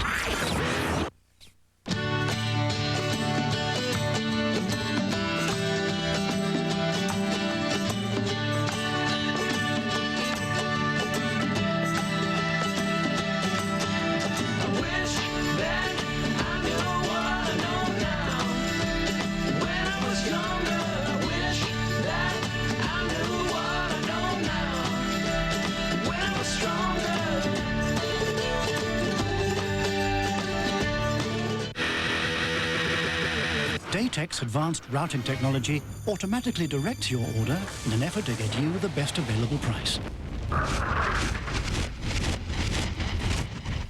Daytech Online, built to trade. Heartburn, acid indigestion, that burning sensation. Relief never tasted this good. The only thing zestier than eating a crunchy Taco Bell taco is eating 2 crunchy Taco Bell tacos. And right now you can double up on America's #1 taco for just 99 cents. 2 crunchy tacos for 99 cents. Uno, dos, zeste! Get them at the Bell. What would be a fair price to pay for a fast, efficient execution of your online trade? Find out more at Daytech.com. Daytech Online, built to trade. And welcome back to our third round coverage of the NFL Draft from New York City. These are the most recent 6 selections. Take Cody, the fine corner from Florida State, going to San Diego with pick 67. Mike Gandy, a guard out of Notre Dame, taken by the Bears, who have been sticking with players from the Midwest. Eric Kelly, corner from Kentucky to Minnesota. New Orleans taking Cedric Hodge, a Tar Heel linebacker. Green Bay selecting Blue-Eyed Jew from Penn State, the cornerback, and Torrance Marshall, who was the MVP of the national championship game, the Orange Bowl for Oklahoma, taken by Green Bay. Very talented linebacker. Here's a guy that had unconfirmed reports of a positive test for marijuana before the combine. That is an absolute red flag this day and age. But a guy on the field, Kirk, displayed amazing skills at linebacker. Chris, you and I had a chance to see Oklahoma and Torrance Marshall play. It seemed like 4 or 5 times throughout the year. One of the things that I think you love about him is his ability to come around and make plays, and he has that tenacious attitude. He's a playmaker, not only coming up and being able to on run support, but you also have the ability to rush a quarterback, the instinct to have a feel for the game. Here against Kansas State in the Big 12 championship game, that was a screen. He read it perfectly, makes the plays against pass defense as well. And also he's able to get back into pass coverage. Remember the big interception here against Florida State in the national championship game, early in that game, again coming up on the screen. The instincts that you look for in an inside linebacker, Torrance Marshall has all of those things, and he has that attitude, kind of a foxhole guy. He's a tough guy.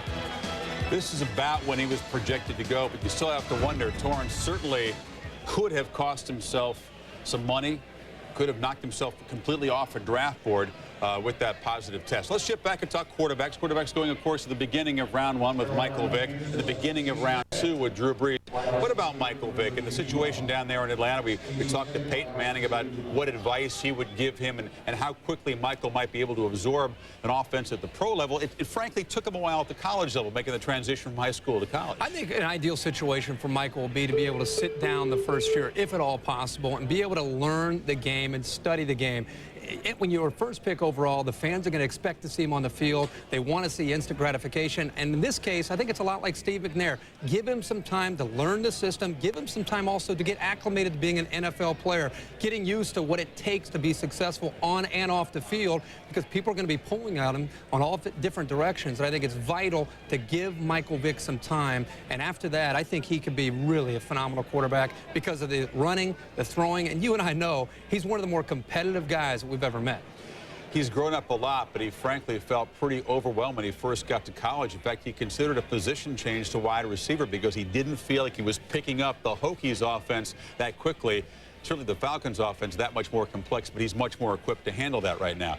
Drew Brees at the top of round 2, going to San Diego. There had been so much talk that Vick would end up there. The Chargers, of course, trade down, get Tomlinson in the first round, and then get their quarterback in Brees, a guy you've liked for a long time. Yeah, I think San Diego did a great job in this case and taking a little bit of a chance and moving down to number 5. They get LaDainian Tomlinson, and then they wait around and still to have a chance to get Drew Brees, competitive football player. I've heard about he's lacking size as far as the height. He doesn't have the big arm. Just turn on the game film and evaluate Drew Brees. You can see that he has everything you want. When you're evaluating a quarterback and you want him to take a step to the next level, you want him to have intelligence, make good decisions, and be accurate with the football. And I challenge anybody at the NFL level to look at Drew Brees and question those things. He has what it takes. I think he'll be successful.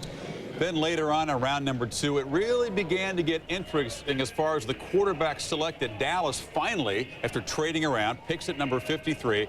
and takes Quincy Carter out of Georgia, a guy who was mobile, who was big and strong, but frankly, who was not as productive and did not have the kind of college career many had projected and came out early. Yeah, Quincy Carter, a little bit difficult to figure out when you go back to last year. It was a guy that I think had a lot of hope and a lot of expectations, but middle of the year, he had some injuries to deal with, and I think he lost his confidence. It's very important for him to get down right away, study the offense, get comfortable with it, and see if he can push next year. But he has to get his swagger back. 2 years ago, if you talk to people who follow college football, Quincy Carter was probably one of the top quarterbacks everybody would be talking about. Last year, he stepped down a little bit. He needs to be able to get his confidence back, and the way you do that is you work hard, study the film. If he can do that, I think he can be in good shape. And 6 picks later, the Raiders took Marcus Tuiasosopo, the athletic, mobile quarterback out of the University of Washington. Realize every quarterback who start for the Huskies since 1975, except one, has gone on to play in the NFL. That's been quarterback U.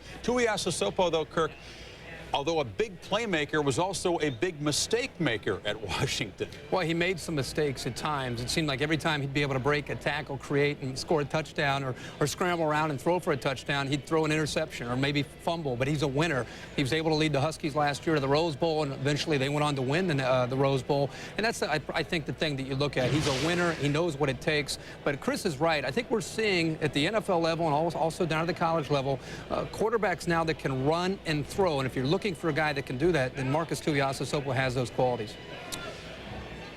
Let's talk about Drew Brees now. He's headed to San Diego. He's already on a plane there. Let's take a closer look now. Drew Brees in the crosshairs.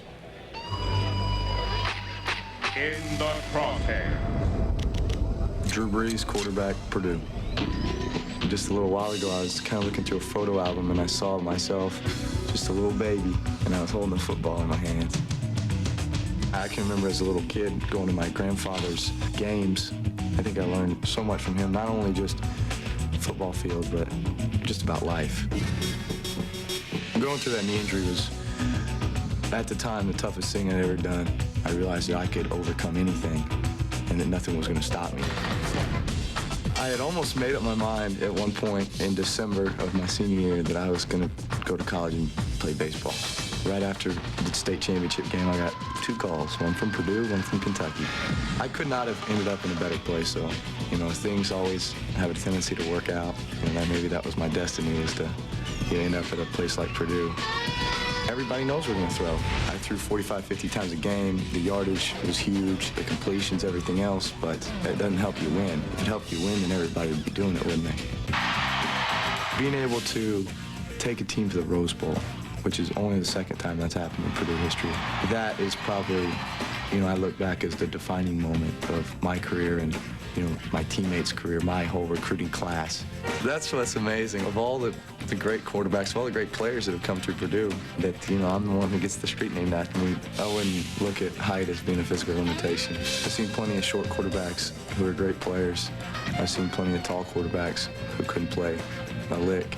I think up here is what's going to help me be a better player and how hard I work. Drew Brees.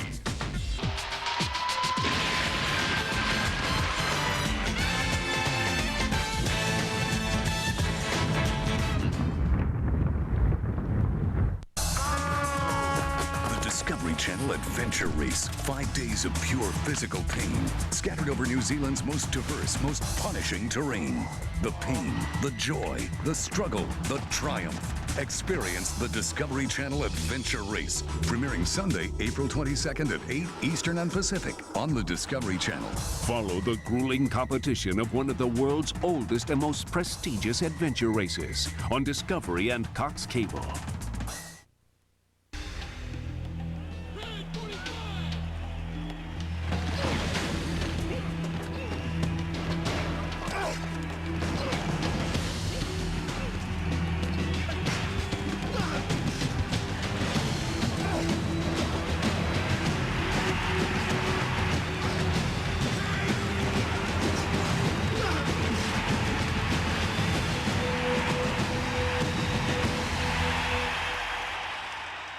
Era en televisión deportiva está aquí, ESPN Deportes. Ahora ESPN es en español. Los domingos por la noche no se pierda Major League Baseball y muy pronto la NFL y boxeo. los domingos por la noche. Cada palabra en español. Toda la acción de los deportes se encuentra en ESPN. Presentado por quienes mejor lo hacen. ESPN Deportes, los domingos a las 7:30. Today's the day it all comes down to this. Is this my time to hear my name? Will I make it to the Sunday game? Will it be agony or is it bliss? Let's go to war, it all comes down to this.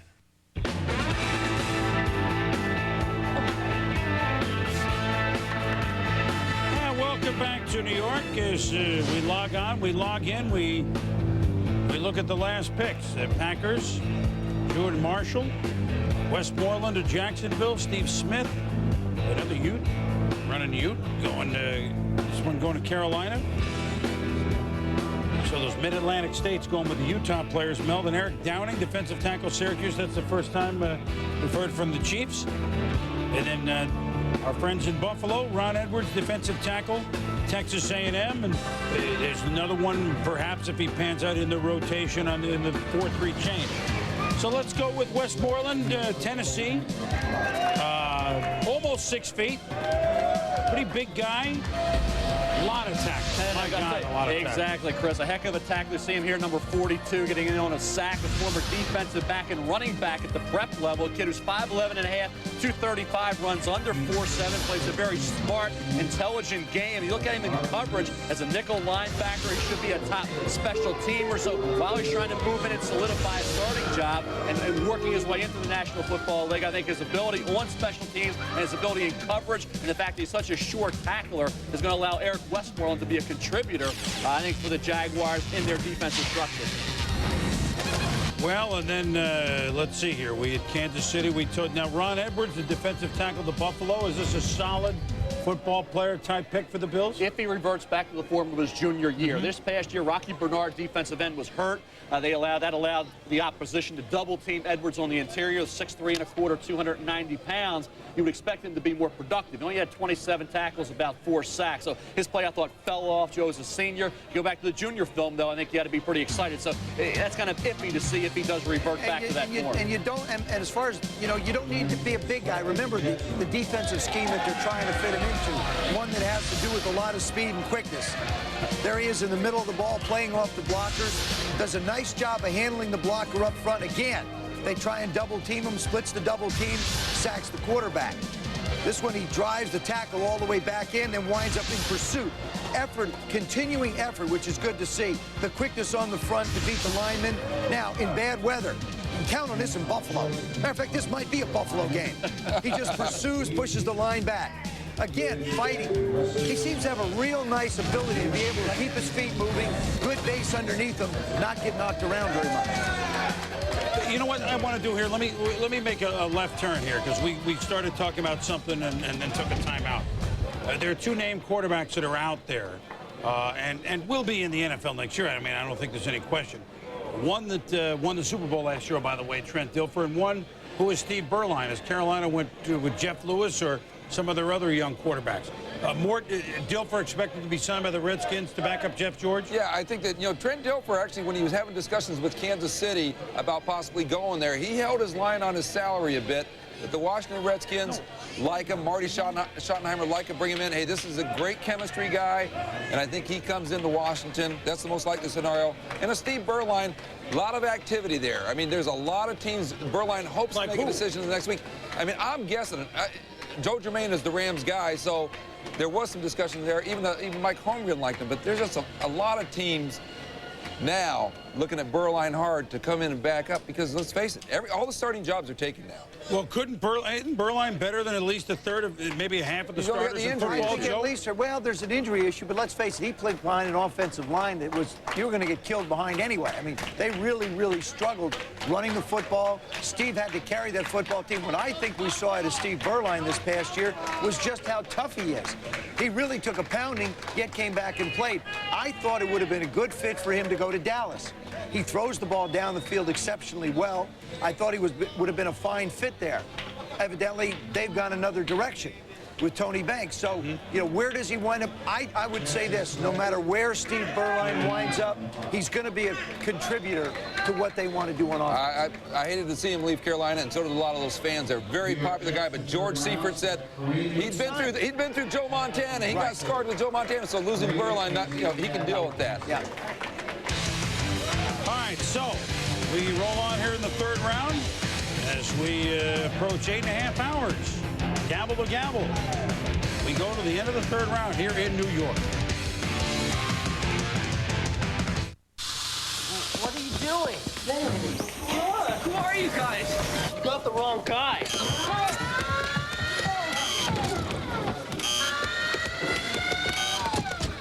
Think this is harsh? Well, it's what you do to your car every day. All that stop-and-go driving is torture on your engine. But Pennzoil with Pure Base is formulated to protect against the harshness of all that stopping and starting. Stop-and-go protection from Pennzoil. Buy a case of Pennzoil at participating Napa stores and get a free year membership to the Bass Angler Sportsman Society.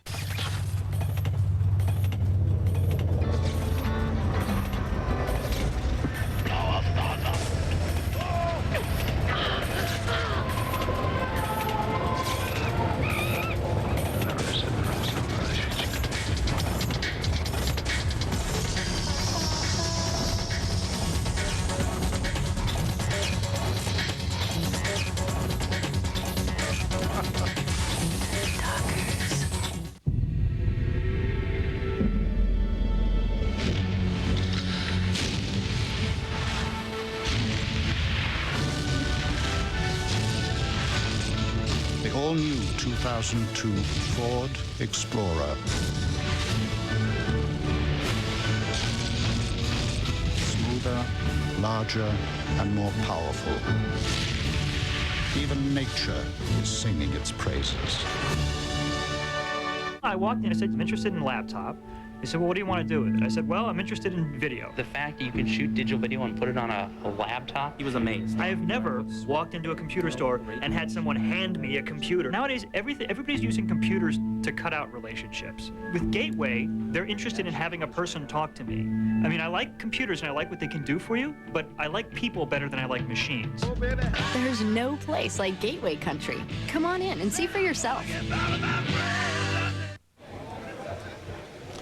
We're back in New York, and finally a flurry of activity in Kansas City. They had to wait the longest. Of course, they really did their draft yesterday with Trent Green and Bubby Brister and signing Horn and getting Priest Holmes, a running back.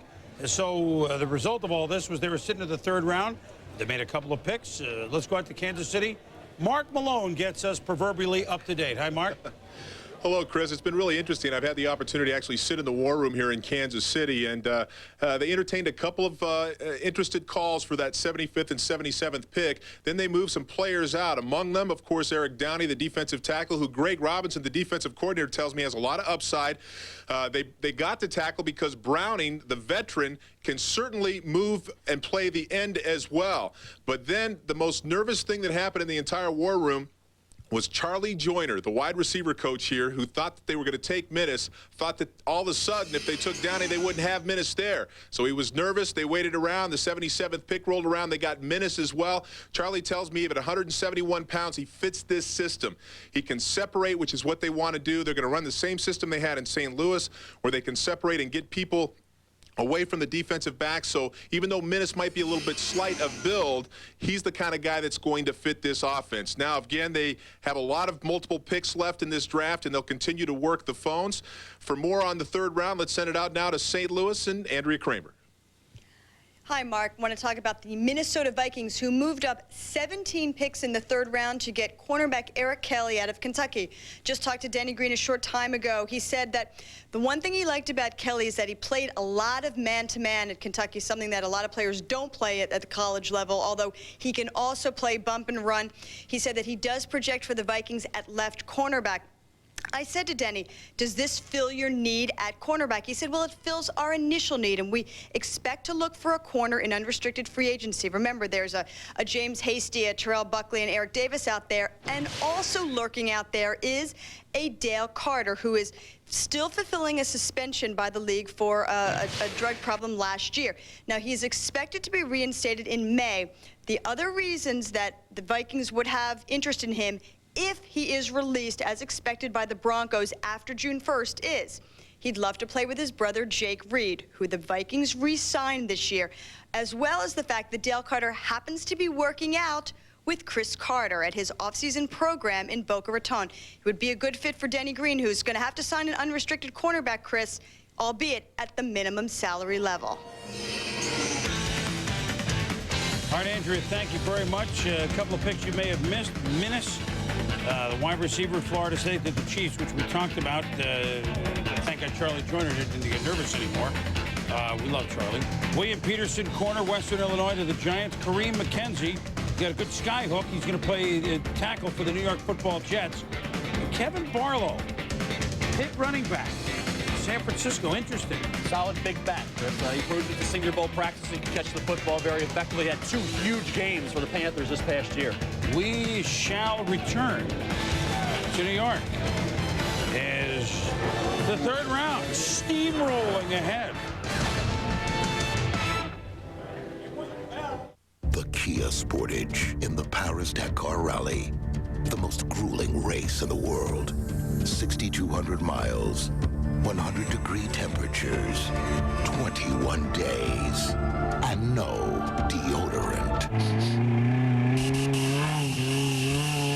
The 2001 Kia Sportage, thoroughly tested and backed by a 10-year, 100,000-mile warranty. Right now, get up to $2,000 cash back or 1.9 financing through April 30th.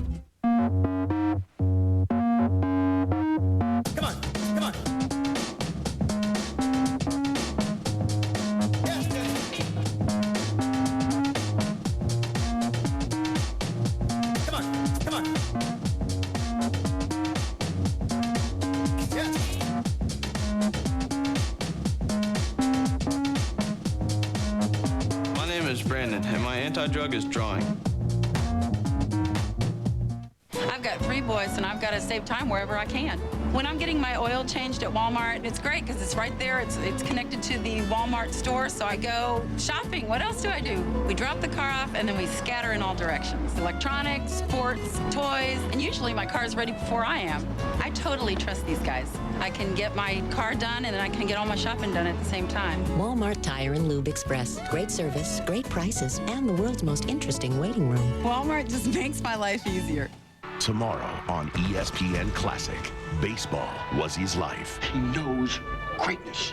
Academy Award winner Tommy Lee Jones in a real classic, Cobb. I'm the greatest baseball player of all time. And one man's search for the real story behind the legend. You have no friends. My book is about Cobb. Cobb is baseball. Cobb. Tomorrow at 9 Eastern, only on ESPN Classic. To get ESPN Classic, call 1-800-CLASSIC today. We're back in New York. It has been an NFL draft of defensive linemen to the minute here late in the third round. 18 defensive linemen chosen. So you want the home run on D? There you go. 12 wide receivers. Only 4 quarterbacks. Of course, Michael Vick, Drew Brees, Quincy Carter, Dallas, Marcus Tuiasosopo, Oakland. When we return, day 1 comes to a close. Third round rolling on, playoff teams on the board. I left my project at home. It is 80% of your final grade. Excuse me. I think a friend deserves an A. You got that? This could happen. Emphasis on could. When you're in a jam, save big bucks and dial 1-800-CALLATT for collect calls. In the battle against athlete's foot, you gotta have, boom, tough-acting Tinactin. Tinactin pump spray is clinically proven to stop the severe itching and burning of athlete's foot. Tinactin is so tough it even prevents athlete's foot. So get, boom, tough-acting Tinactin. The Germans are known for their meticulous approach to engineering, for their uncompromising attitude about performance, So why is it that the winner of a coveted German New Car Award isn't German?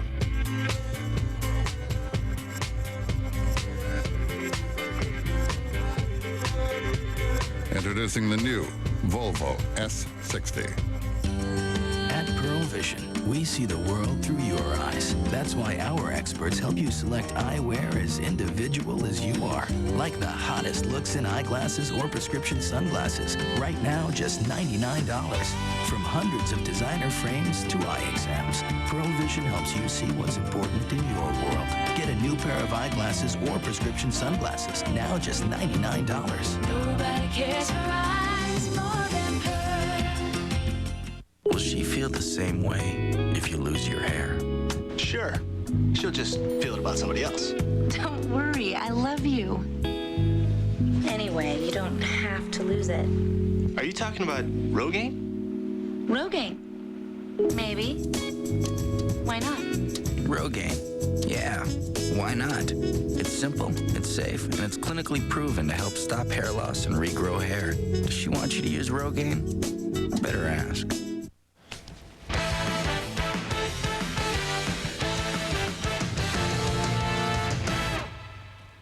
And welcome back to the NFL Draft. Susie Colby here leading the way in our roundtable format. Ron Jaworski, Mike Golick, Hank Goldberg, Sean Salisbury. The topic right now, who had the worst offseason in the NFL? What do you think, Sean? I think we all agree that there's a bunch of teams, but I'm going to go, and I can't believe I'm going to doubt Denny Green in this offseason again, but the Minnesota Vikings. You look at, they lost 5 starters.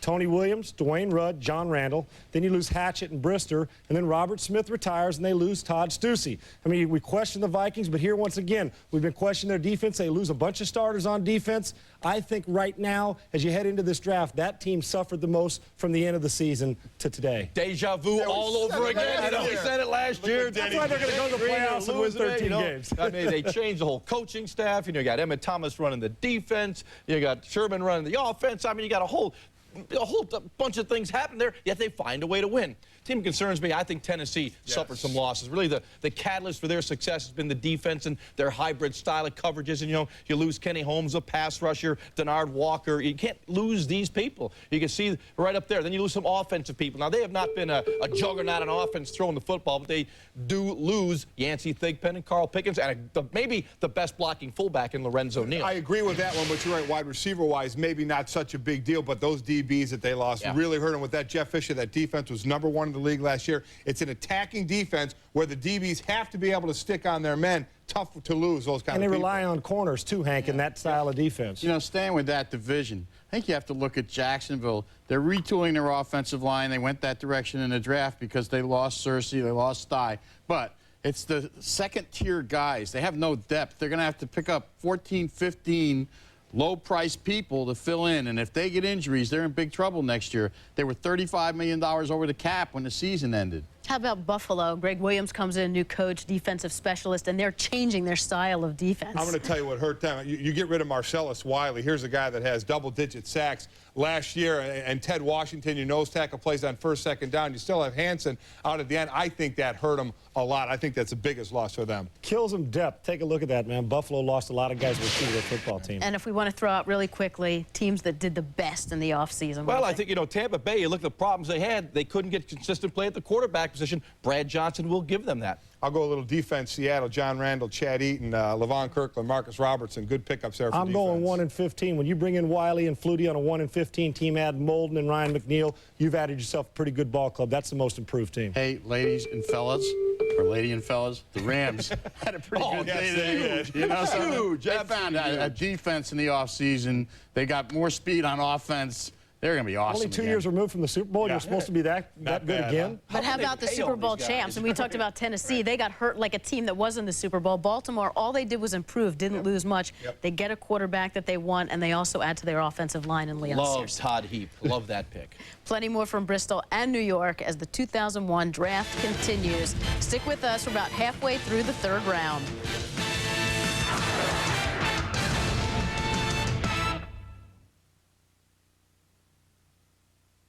It's here, America's largest sales event. Less than 150 dealers across the country have been selected to be the host of this giant coast-to-coast sales event. The only Valley dealer is Larry Miller Dodge. This weekend, get a 2001 Ram 1500 truck for only $179 a month. Or how about a 2001 Neon for only $179 a month? Plus, zero down delivers any new Dodge and make no payments until July. And we can get you financed. So don't miss America's largest sales event going on now. Larry Miller Dodge on Bell Road, just west of Loop 101 in Peoria. This is your opportunity to save thousands of dollars. Yates Pontiac GMC is disposing of hundreds of vehicles previously repossessed, off-lease, and H units to the public for 3 days only. A 2000 Jeep Wrangler 9,000 miles for $19,800, or a 2000 Celica moonroof like new, just $18,200, or how about a 98 Chevy Cavalier moonroof automatic for $8,900? 15 to pick from, 2,000 Grand Am starting at $10,900. Vehicles are first come, first served this Friday, Saturday, and Sunday only at Yates Pontiac GMC off I-10 Litchfield Road. Пришел за Стэнли Капом. Я не могу, я здесь волнуюсь. Всякие девчонки здесь пришел. Со Стэнли Капом. Что ты будешь делать? У тебя есть Стэнли Кап? А? Что ты будешь делать со Стэнли Капом здесь, а? Ну, что ты пользуешь? Что это? Сидеть где-то в квартире, что ты с ней делаешь? Везде идешь с ней? В голф играешь, что? Скажи мне. А? Что? Честно со мной, ну? Сергей Немчинов пришел с Стэнли Капом здесь. Of alcohol by a minor. You know what? These guys work. You see what we do, but I mean the preparation and the setup and the teardown, and our crew is amazing what they're able to do here for 7 rounds over a weekend every year, and we salute them. We really do. You know we appreciate it. They have the hardest job in television, making us look good. The Rams have made themselves look good, that's for sure. Wow. Oh, by the way, they signed cornerback Aeneas Williams, the perennial Pro Bowler for the downtrodden Arizona Cardinals, and so this is what they do, and to make the trade, Arizona gets a 2 and a 4, and Arizona very classily lets Aeneas go on to a place where he can perhaps finally taste the Super Bowl at the end of his career. And then, oh, by the way, 3 1s, 2 2s. Lewis, Archuleta, and then they didn't wait till the midnight hour to pick Ryan Pickett, the defensive end from Ohio State. That's Wilson Pickett, if you don't remember. And the linebacker Tommy Polley, and then Brian Allen, linebacker. Fast, D. Notice all major college players on the defensive side of the ball. And then they get Tommy Polley and Brian Allen. Brian Allen, you look at his productivity and consistency, 101 tackles in 99, 102 last season. Look at his ability against Miami with 10 tackles. He rose to the occasion in all their key games throughout the last 2 years. At 6 foot, 238 pounds. Question is that lack of ideal height. Whether play recognition will be a problem when you talk about projecting to the next level, but he can flat out run. One of the strongest linebackers you'll ever find. Bench presses over 500 pounds, runs in the 4.55 range. This kid is a tough football player. He's experienced, and as we talked about with St. Louis, he can run. He's got outstanding speed, and he's been productive in all their big games. And Lovie Smith, the defensive coordinator in Tampa Bay, he remembers Florida State linebacker Derek Brooks. Remembers these guys now. I hope he would remember him. They wanted speed. They're getting speed. Oh, my goodness gracious. Speaking of speed, we got to commend Mike Martz and Charlie Army and John Shaw. When St. Louis is a pick, I mean, it's up there in like 1 minute. I mean, I got to give them the nod. It's a long draft, and they seem to know exactly what they want to do. Defense, speed. Let's quickly go out and play some D with Andrea Kramer. When do you guys catch your breath out there, Andrea? Yeah, it's amazing. And let me just quickly paint this picture for you. The Rams had 7 players stacked, all that they wanted. 6 of them went right in a row. They were sweating out the last one. They tried to even trade up for him. It turned out to be Brian Allen. There was more excitement, defensive coordinator Lovie Smith, for Brian Allen than just about anybody else. Tell me why he's such a great addition to this team. Well, he's exactly what we're looking for as a linebacker. He's a guy with speed, he's smart, and he can make plays all over the field. Let's start from the beginning. Damon Lewis, who, you just went and picked him up from the airport? Yes, he just made it into St. Louis a little while ago. You got the playbook already working with him? We're starting. Bill Kohler is also out there with him right now, taking him out to dinner tonight. He and his family, they're just excited to be a part of the Rams organization. All right, everybody looks at Adam Archuleta and says he will be your John Lynch. How do you see Archuleta fitting in? We see him fitting in the same way John fit in Tampa. He has a linebacker mentality that could, with a guy that can also play the pass. So we're going to put him in the strong safety position and kind of let him go. Ryan Pickett, will he play the same role as Damon Lewis? How will that work? Well, no, we have two. We're bringing in two young inside players. Ryan will actually play our nose guard position, and Damon would be our tackle. Well, you wanted speed just like you had in Tampa. It looks like you're going to be able to get that here in St. Louis. Lovie Smith, thank you. Boomer, back to you in New York. All right, Andrea, thank you very much. Lovie Smith now finally getting a chance to show how good a coach that he is. And we have a draft with Jeff Backus, went in the first round. Lovie Smith that we see on. So if you're a Gilligan's Island fan, you know Thurston B. Howell, Lovie Howell, never mind. It gets to that time of the draft. But we bring in, and I know this guy's a Gilligan's Island fan. We can bring on in our tough acting, tenactin, a video conference we bring out from 4949 Centennial Boulevard. The always irrepressible Steve Mariucci, the head coach of the 49ers. And Mooch, good afternoon to you. You got a guy, you recruited Andre Carter to play for you at Cal, but you never were able to coach him there. So what's a 4-year wait, right? You know, we're happy to have Andre Carter. He's right from our backyard here. And as was mentioned earlier, he played high school football at Oak Grove, where Marty Morningweg played. Mike Holmgren coached there. You know, and we were lucky enough to land him at the University of California. He stayed in school for 4 years, will graduate. Great kid. And it's very seldom a guy gets to play high school, college, and pro football in his hometown. And Andre's going to have a chance to do that. Plus, you figure, Mooch, no moving expenses necessary. I mean, think of what a good job you did there.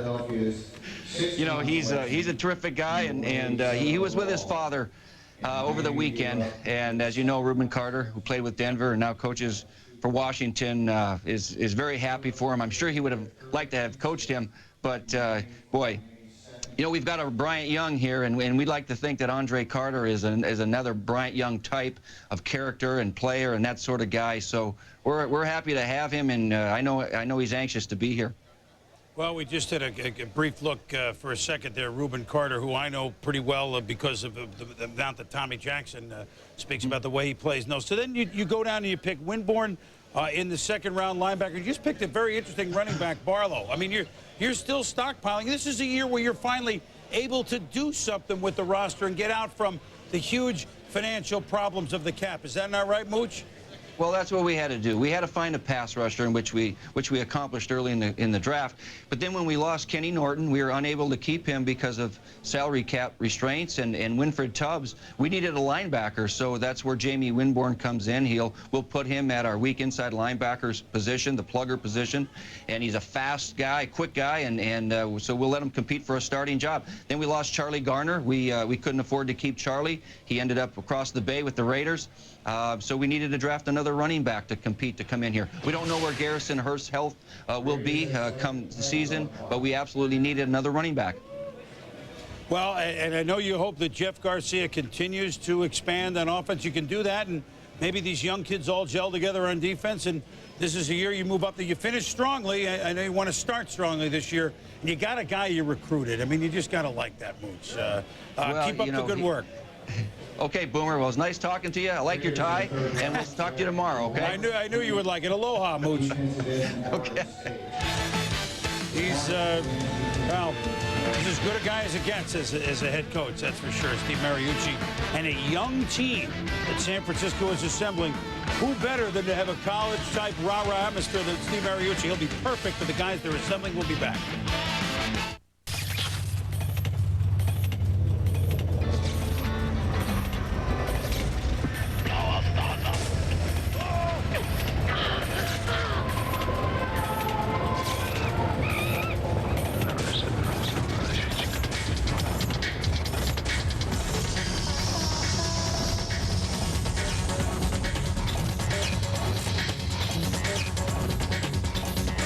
Talker.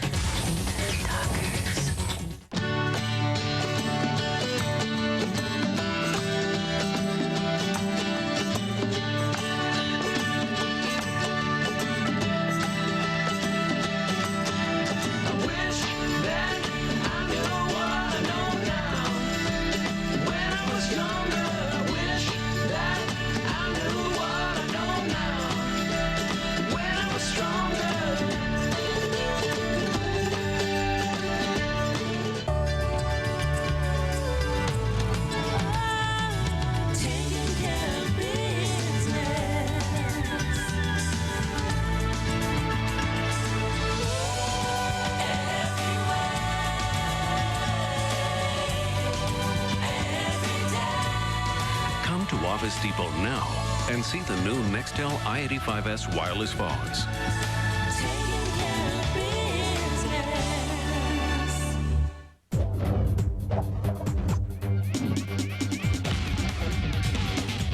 To play with the world's best, you have to train. And train. And train. K-Swiss trainers with shock spring technology for speed, strength, and endurance. Ready for all that? Get serious. K-Swiss. And welcome back to our third-round draft coverage. Just a few picks to go in round number 3. But Kirk, the second quarterback taken with the first pick of the second round by the Chargers, Drew Brees of Purdue, who is in his car on the way to the airport, on the way to San Diego, joining us via car phone right now. Drew, are you there? Yeah, I'm here. You have to be excited. You're headed out west. A little adjustment for you for the weather from West Lafayette, but I know you can handle it. Your feeling about playing for Norv Turner and perhaps being an understudy for a while of Doug Flutie? I feel great about it. Ever since I worked out for San Diego, I just had a good feeling about their coaches and the whole organization, and I was really hoping and praying that somehow, I'd wind up there. And kind of an interesting situation, how things, the turn of events with the trade and everything else, not knowing if it was going to happen, but it ended up happening.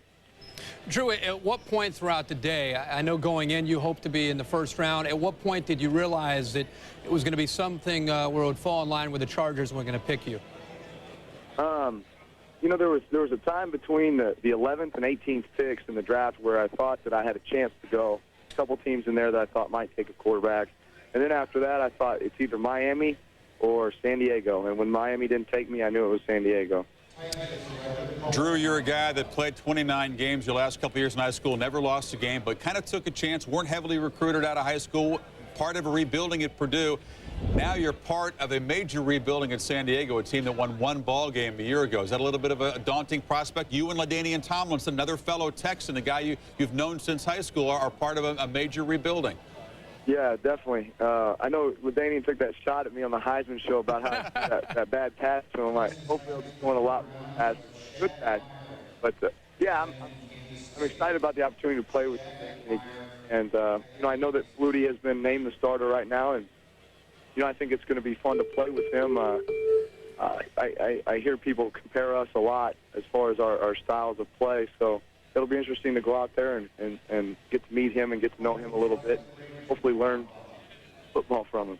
Drew, talk about Doug Flutie and having a chance to learn from him and also compete against him, because you're such a competitive guy. You probably want to get on the field as soon as possible. Have you had a chance to talk to Doug throughout this whole process before leading up to today?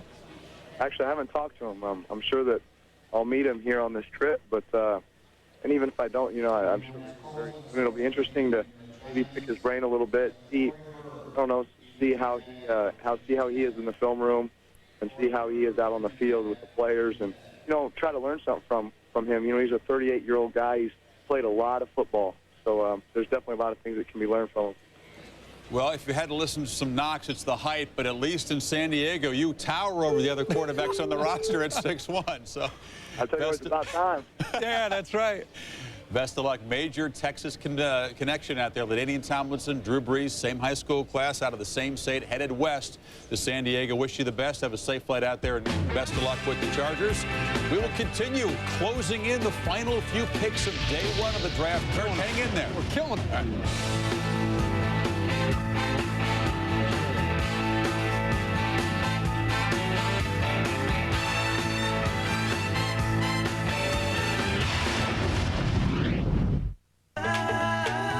European styling that boasts wind-caressing curves and a distinctive chrome grille, with an array of standard luxury features tucked comfortably inside. Your cost for a night out in style? Much less than you think. Affordable luxury. Take a look at Laganza. From Daewoo, the obvious alternative. So how are we getting home? Good question. Hop on in, guys. File this under never. When you need a ride, save big bucks and dial 1-800-CALLATT for collect calls. Dr. Scholl's next stop, the LA Marathon.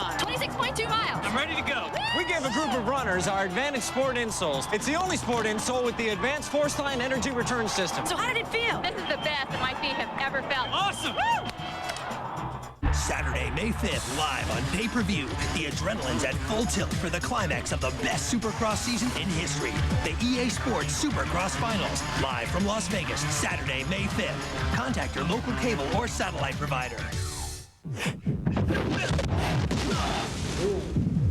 Junior middleweight fight, Burnell Whitaker versus Carlos Bojorquez. Friday night fights, Friday at 9 on ESPN2. There's the Hardy are hanging out here as we have a handful of picks left before we re-tee it up tomorrow with Mike Tirico and the gang at 11 a.m. And so here we go. Denver. Well, we have Reggie Hayward. We got that one. Right at 87, he goes to Denver. Miami made a trade to get up to this spot. They also got a 6 from Philadelphia. Philly gets a 2 next year from Miami. Miami took Syracuse linebacker Marlon Greenwood. DeLawrence Grant goes to Oakland, defensive end for the West Coast up the street in Oregon. The Ducks, Shad Meyer, as Joe points out, we've had an Algie, we have Shad, Haddock, Steve Trout. At any rate, Shad Meyer, tight end, Kansas State, goes to Tennessee.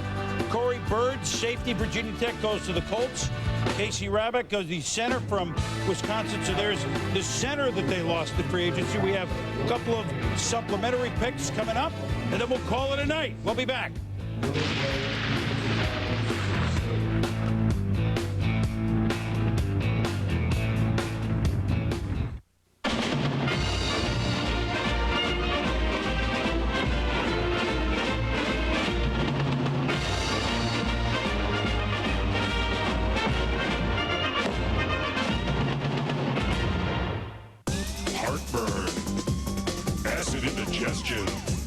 That burning sensation. Relief never tasted this good. I perform exploratory surgery. When there's been a car accident, every second counts. Clear! I'm Mitch Intinarelli, auto claims expert for Liberty Mutual Insurance. Our claims process begins before the accident at our collision training school. Severity of the damage. It teaches our experts to diagnose what's wrong, to help get you back on the road fast. Clamp. Liberty Mutual. It's more than insurance. It's insurance in action. If I can save just one car. Heard any good investment advice? Janice has some. Never stop asking questions. Janice had a stake in a fiber optic company. A competitor showed up and the market started selling, but Janice started listening. Interviewed engineers and scientists. Was it a threat? The experts said no. Janice held its position and so did the company. Invest and forget? Not Janice. Get there. Janice Mutual Funds.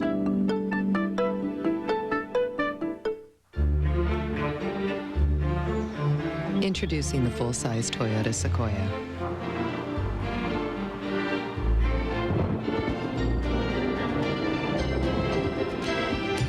Its I-Force V8 engine is capable of conquering almost anything in its path, and its 5-link rear suspension is remarkably smooth. Did you feel something? It's unlike anything you've experienced.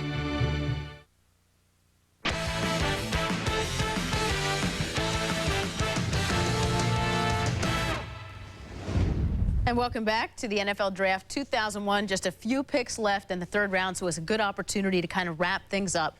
First pick in the draft, Michael Vick. What's his impact? Well, I think it'll be a quicker impact because he goes to Atlanta. And you look at the system that Atlanta runs, he will be able to play quicker. They like to run the football. George Sefcik is kind of an old-school type of coach. Run the football, base blocking, get after people, get the big plays out of the play-action pass game. Because of that, Vick's a good deep thrower. I think he fits nicely into their scheme. And you know the difference, too? I mean, obviously a lot of difference between him and Chris Chandler. But Chandler, when he drops back his 5 steps, you know where he's going to be. What Jack Burns will be able to do with that now is they're going to move the pocket, do a lot of that dash that they did in Washington and what they've done in Minnesota, and allow Michael Vick to use his skills. They're not going to try to ask him when he has to play to do something he's not real good at just yet. I'm a firm believer in learning by fire. Now, I don't mean in the regular season right away, but in preseason, I think they need to get him a lot of snaps with a lot of coverages. It's a fine line, though. They have to get ready for a season, but they also have to get him some experience against some defenses. You know, in measuring this draft today, the quarterbacks got shorter, the wide receivers got taller, the defensive linemen got smaller. Yeah, we all got fatter. And in terms of teams that really accomplished what they wanted, the Rams started before the draft even began. Let me tell you, the Rams, to me, did a number, getting Kim Herring and Aeneas Williams by a trade for the DBs, then going Damon Lewis, Adam Archuleta, Ryan Pinkett. Tommy Polly's a very athletic outside linebacker than Brian Allen. They knew their weakness was defense. They went right after it. They've got an incredibly high-scoring offense. They knew what to go after. They did a fantastic job today. You know a team I love also is Seattle. We talked about them with the offseason, but I think they got the two best players at the positions they wanted. Offensive guard, they get a guy in Steve Hutchinson, who we all agree is nasty, going to be playing for 12 or 14 years. And I love Corn Robinson, type of guy Mike Holmgren. They need him in there. They'll pencil him from day one, and he will make big plays. I love what Seattle did. Now they get Hasselbeck, somebody to go to and somebody to block and for. And you look at the AFC West. This is going to be exciting. You have quarterbacks, you have all teams that have upgraded themselves, and right now we haven't played a game yet, and John Butler might be the executive of the year. He's just retired. He's a job in San Diego. We knew this draft was going to be heavy on D linemen and wide receivers. Maybe a little bit surprising to go along with these wide receivers are the DBs, and that's a tough kind of position to judge too. Well, what you're seeing is teams want those impact offensive players, explosive kind of guys. You saw a run on wide receivers. Well, you know what that means? You got to cover those guys. So then you see the run on secondary people. It's just a natural progression you see during the draft. You start to draft, you draft for needs, and then you draft to stop those needs. Especially within division, you get tall wide receivers. You have to get DBs that can play some man, that can jam them and take it away And from you them. looked at the sizes of some of these guys at the corner, and Hank, you mentioned it, the guys getting bigger at wide receiver. If it's a 5'10" corner on a 6'4" wide receiver, Randy Moss takes over. You've got to balance that out, and I think in this draft they've done that. Got to see those receivers quick when you get rid of that ball quick, right, guys? And it's been a long time since the Chargers had a good draft, but man, even before the draft started and then today, they've pretty much gotten everything they wanted. Yep. That's about it from here in Bristol. For all the guys, I'm Susie Colbert. The draft continues from New York City. We'll see you in a bit.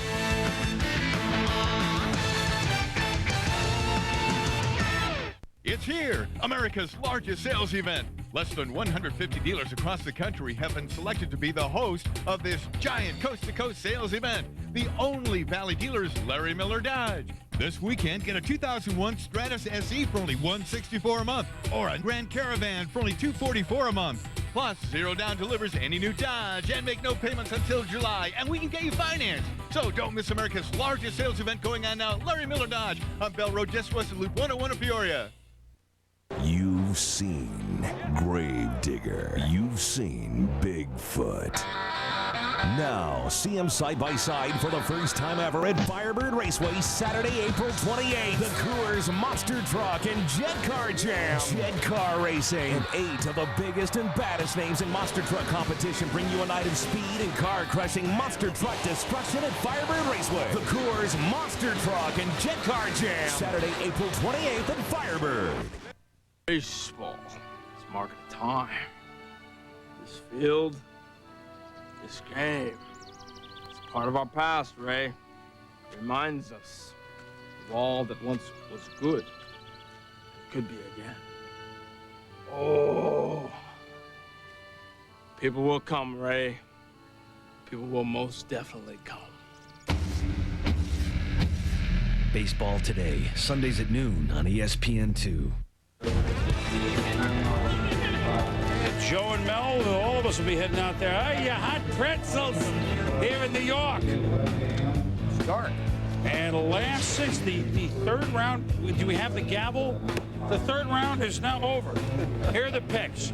We get Herring, we have Algie, we had Shadmeyer, we talked about him. Then we had a Bird, a Blade, and a Boyd go with 3 out of the 4 picks, along with Rayback, who makes great sneakers. Casey Rayback, he goes to Baltimore. Then Willie Blade, defensive tackle, Mississippi State, to Dallas. James Boyd, the safety of Penn State, goes to Jacksonville. And then the last compensatory pick, Jonas Jennings, looking for Moby Dick, the tackle from Georgia, goes to the Buffalo Bills. And that concludes today's activity here in New York. But it doesn't conclude our football talk. We get to stay and talk a little more about what we've seen here. So if you really want to dig in, have us analyze a little bit, hang around. First, we're going to go to our reporters who are stationed around the country. We will start with the Skywalker. Scott Walker in Atlanta, whose team got right off the gates with Michael Vick. Scott? Absolutely, Boomer. And the Atlanta Falcons will have 5 picks tomorrow to try to help out the team that Michael Vick will eventually inherit. But make no mistake, this draft began and ended with Michael Vick, as they'll try to get him on the field in the perimeter as soon as they can to test defenses around the league. Now to Ed Werder. Well, here in San Diego, head coach Mike Riley told me from the time they traded that pick that Atlanta turned into Michael Vick, things could not have worked out any better. They got the #1 player on their draft board, running back LaDainian Tomlinson. Then in the second round, they tried to trade up to get Drew Brees, but they stayed where they were and got him with the first second-round pick. And then they got John Butler, a favorite of his, a ball-hawking cornerback, in Ty Cody in the 3rd round with the pick they acquired for sending that #1 overall pick to Atlanta. Now, they didn't have the first overall pick today. They will tomorrow. Let's go to Andrea Kramer. This seemed summed everything up for the Rams. After the final pick of the day, Mike Martz sat back, took a deep breath, and just exhaled. What a day.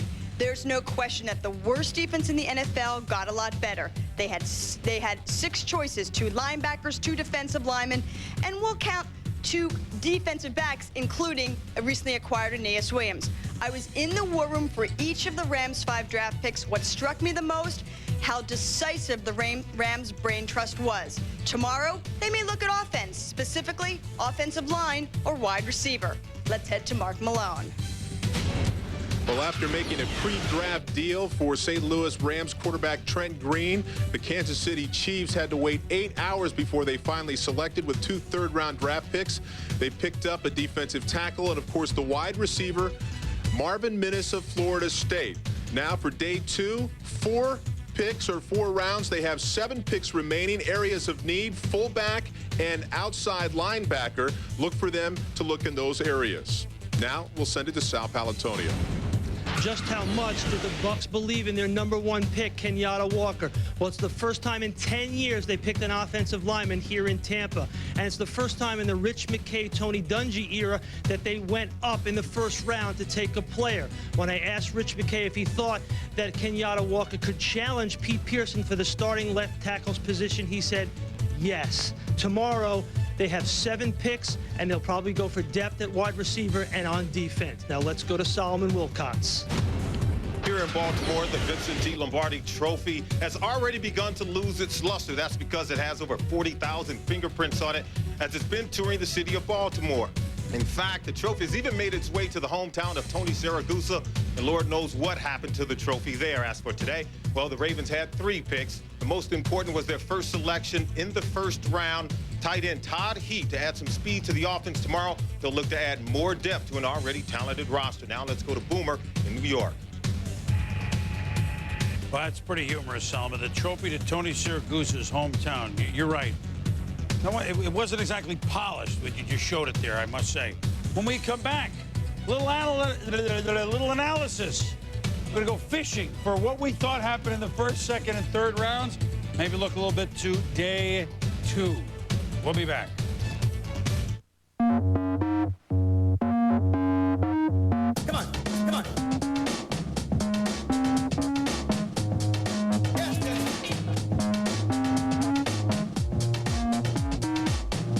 Come on, come on. Yes.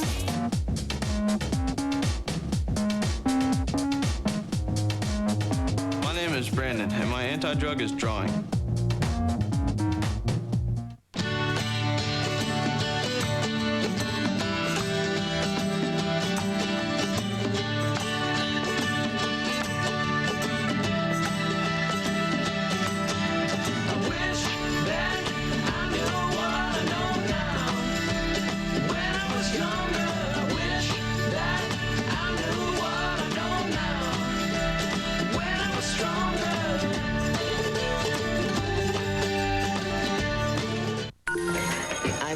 project at home.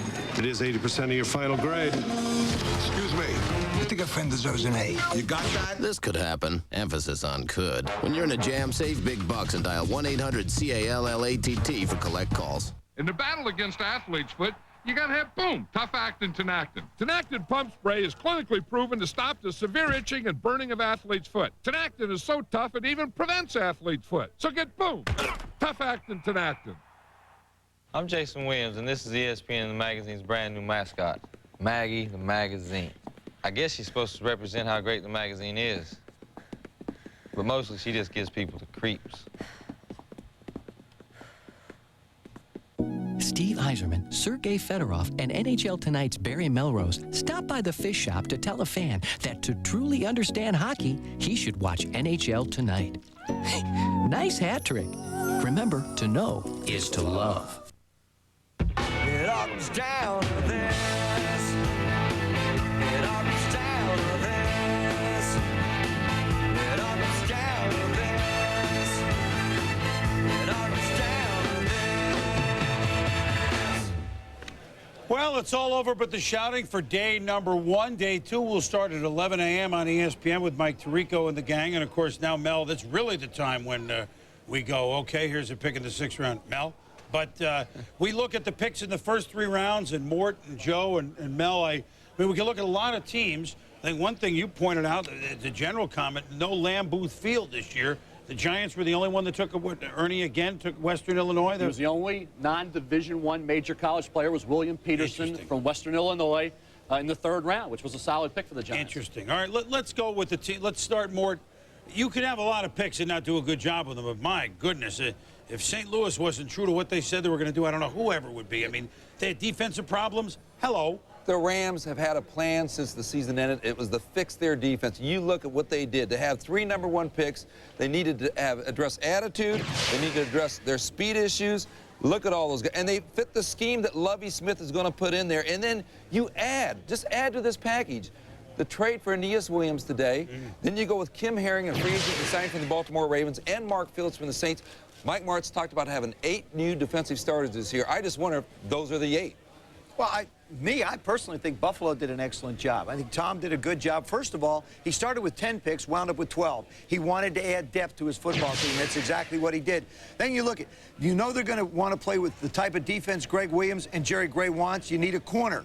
Aaron Sobel gives you a good outside end, as well as Edwards as a defensive tackle. Travis Henry, I don't think you can have enough running backs. You've got Sean Bryson and Sammy Morris up there. Antoine Smith, you're not certain of, so you wind up needing that type of a running back. And Jonas Jennings, a good offensive guard, offensive tackle type of an offensive lineman. The one thing that Greg Williams said when he looked at his offensive line, he said, you're all fat.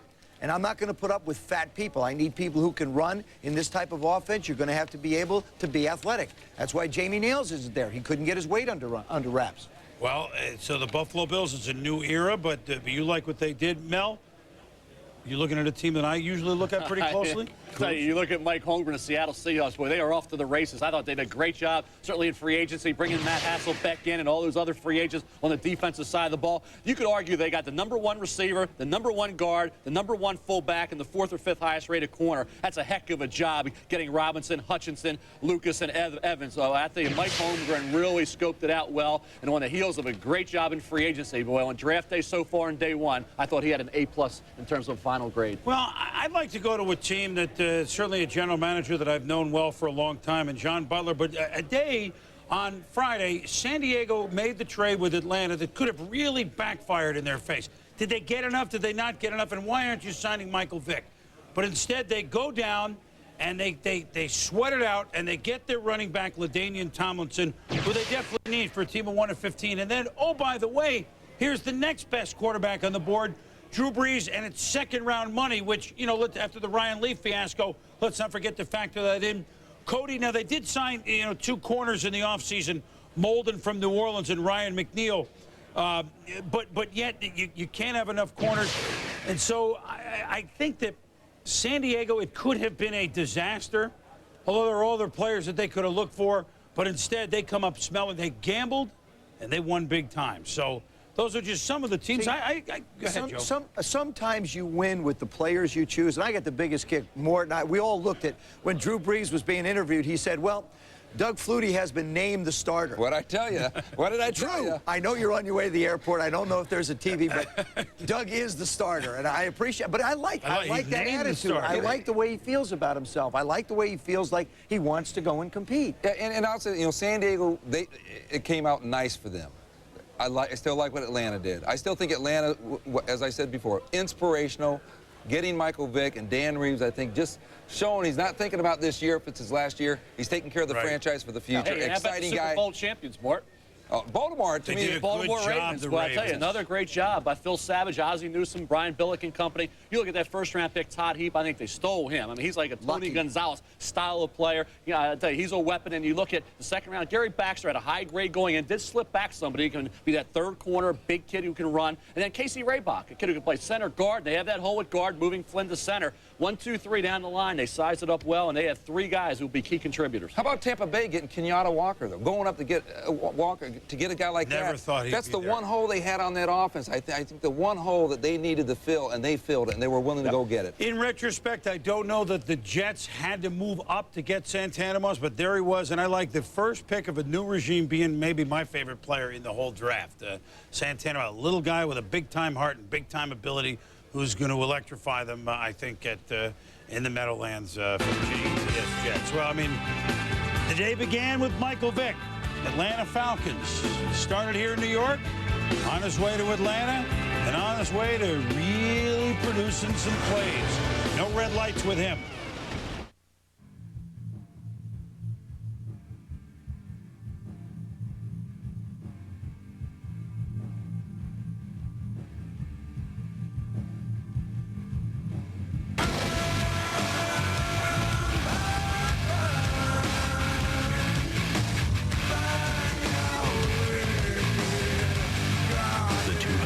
Horsepower. Supercharged. Nissan Frontier. Thanks.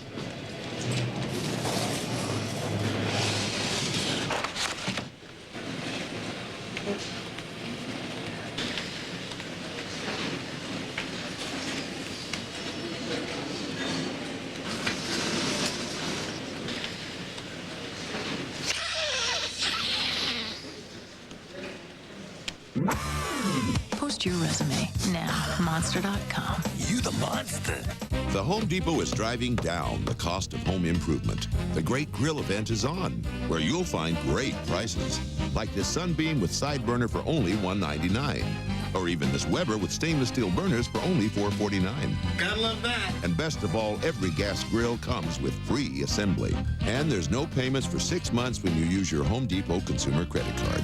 Yeah! So get them while they're hot this weekend at the Home Depot. First in home improvement. Rounds 4 through 7 on ESPN from 11 to 1, and on ESPN2 from 1 to conclusion. Mike Tirico, Mel, all the gang. Mark Brunell, Terrell Davis, these are the type of guys that went around on the second day before. Maybe there'll be more. We'll be back. After 6 weeks, how does the Dr. Scholl's Dynastep Sport insert feel? Before I tried the inserts, I had shin splint pain. Now I don't. It's clinically proven among athletes to provide immediate relief from lower body pain. When I play basketball, my lower back is much, much better. Treat yourself right at DrScholz.com. This month at Sonic, you'll need our Super Strength Straw to fully enjoy our thick, delicious cream pie shakes. Try chocolate, coconut, or banana. Together now with a juicy Sonic burger for just $2.99. Hey, no ordinary straw will do for this big taste. By being Blue Oval certified, we are showing our customers that we really, truly care. Oh, Manny Mejia. Yeah, he's a great guy. I think he's pretty happy with my service. I mean, he keeps coming back. I felt very comfortable with him because he showed that he cares about what he was going to do for me. What more can you ask? The Blue Oval thumbprint just means that we are certified and that we're here to make them feel good about their experience here at the dealership. For your Blue Oval certified Ford dealer, call or click Blue Oval. Who sleeps anymore? Markets do not sleep. Networks do not sleep. Websites do not sleep. Money does not sleep. And e-business is always awake. Millions of people connected to dozens of systems, connected to you, depending on you. You need software that doesn't sleep. so you can. It's a different kind of world. You need a different kind of software. ESPN Deportes está aquí. Ahora ESPN es en español. Los domingos por la noche no se pierda Major League Baseball y muy pronto la NFL y boxeo. ESPN Deportes, los domingos a las 7:30. You can do it! You can do it! Go, Jorge! Go! Go! Go! You can do it! Yeah! Thanks, Jorge. I love you so much! We're back in New York. Best players available other than Stephen Campbell, a Brown University wide receiver. Who do we look for in day two, Mel? Stephen Campbell, there's some good ones as well, Chris. Anthony Henry, cornerback, free safety out of South Florida, I really like. In addition, a couple teammates of his, Bill Gramatica, a kicker, and also Kenyatta Jones, an offensive lineman. And, of course, the high-profile quarterbacks, Chris Wenke, Jesse Palmer. Keep in mind, Rob Johnson, not too many years ago, was the first pick overall in round 4. You and Mort, Jaws, and Mike Tirico heading the head man. You know what, Joe? I smell trouble. You know, I didn't have that. I see a bad moon rising there. Yeah, you know, it's a new draft. All right, well, day two, again, is at 11 a.m. on ESPN, the original, and then at ESPN2 at 1 o'clock to conclusion rounds 4, 5, 6, 7. It all comes down to this, as we have had a fun day, an intriguing day.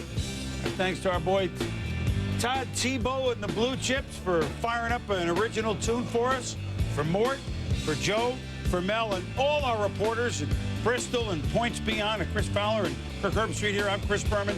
Thanks for watching. This has been a presentation of ESPN, the worldwide leader in sports. For more, log on to ESPN.com. Enjoy the draft tomorrow, everybody, and may all your field goals be good. I'm Chris Berman. Have a good evening.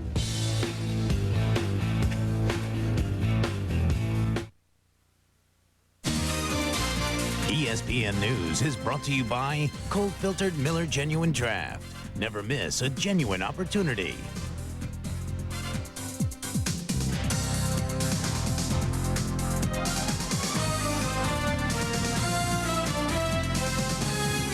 From ESPN, the worldwide leader in sports, this is ESPN News. This is ESPN News. I want to welcome those of you on ESPN2 who have been watching the NFL Draft. If you weren't watching for 9 hours and 15 minutes, we're going to go right back to the beginning of the draft. It was a long time ago. This man's Neil Everett. I'm David Lloyd. Why don't you start? Okay, well, the Chargers refused to go. Football reasons, contract reasons, or for both reasons. Regardless, the Falcons flew unabashedly. They take Michael Vick with the first pick in this year's draft. Falcons clearly see Vick as the heir apparent to 36-year-old Chris Chandler. Vick, who played just 2 collegiate seasons, is the 20th quarterback to be taken with the top pick and the second in 3 years.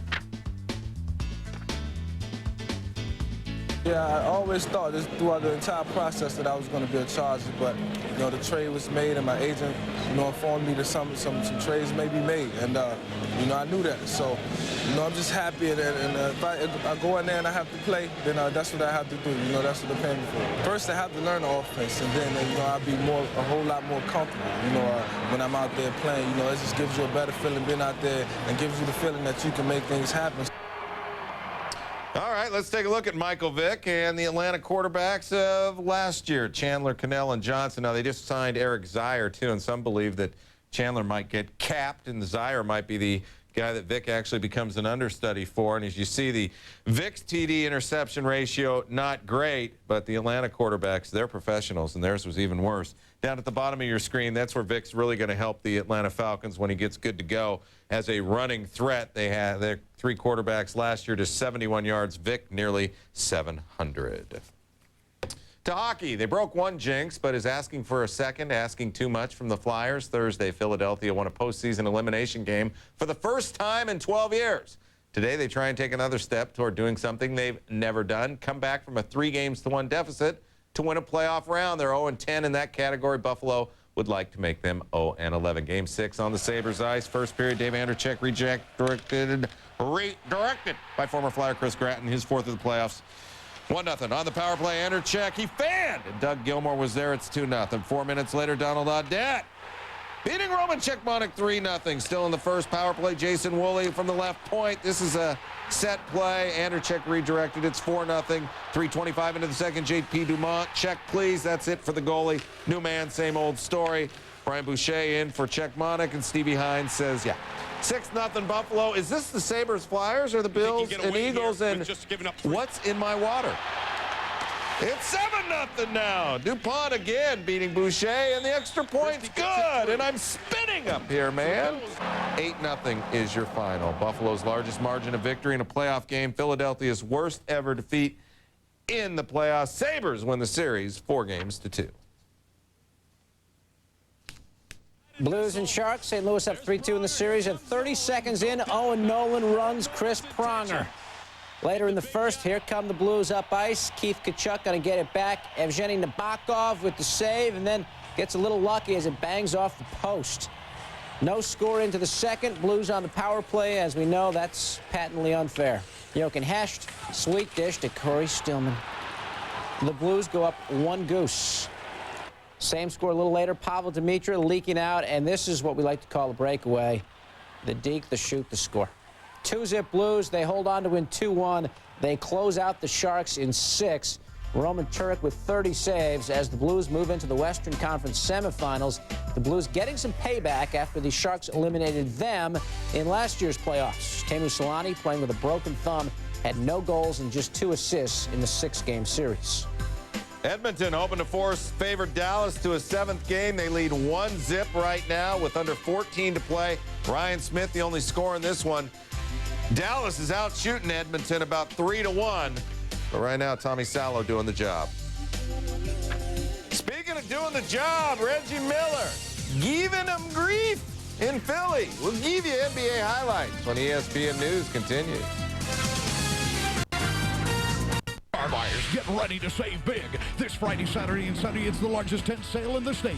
Superstition Toyota in Mesa has purchased over 1,000 new Toyotas and pre-owned vehicles of every make and model for this 3-day event. Hundreds of vehicles priced from only $39.95. You name the price and we'll make the deal. And for this special event, Superstition Toyota will guarantee up to $5,000 for your trade. Plus, no one will be turned down because of bad credit. Superstition Toyota. Take I-60X at Superstition Springs in Mesa or call 1-888-HOT-TOYOTA. You've seen Gravedigger. You've seen Bigfoot.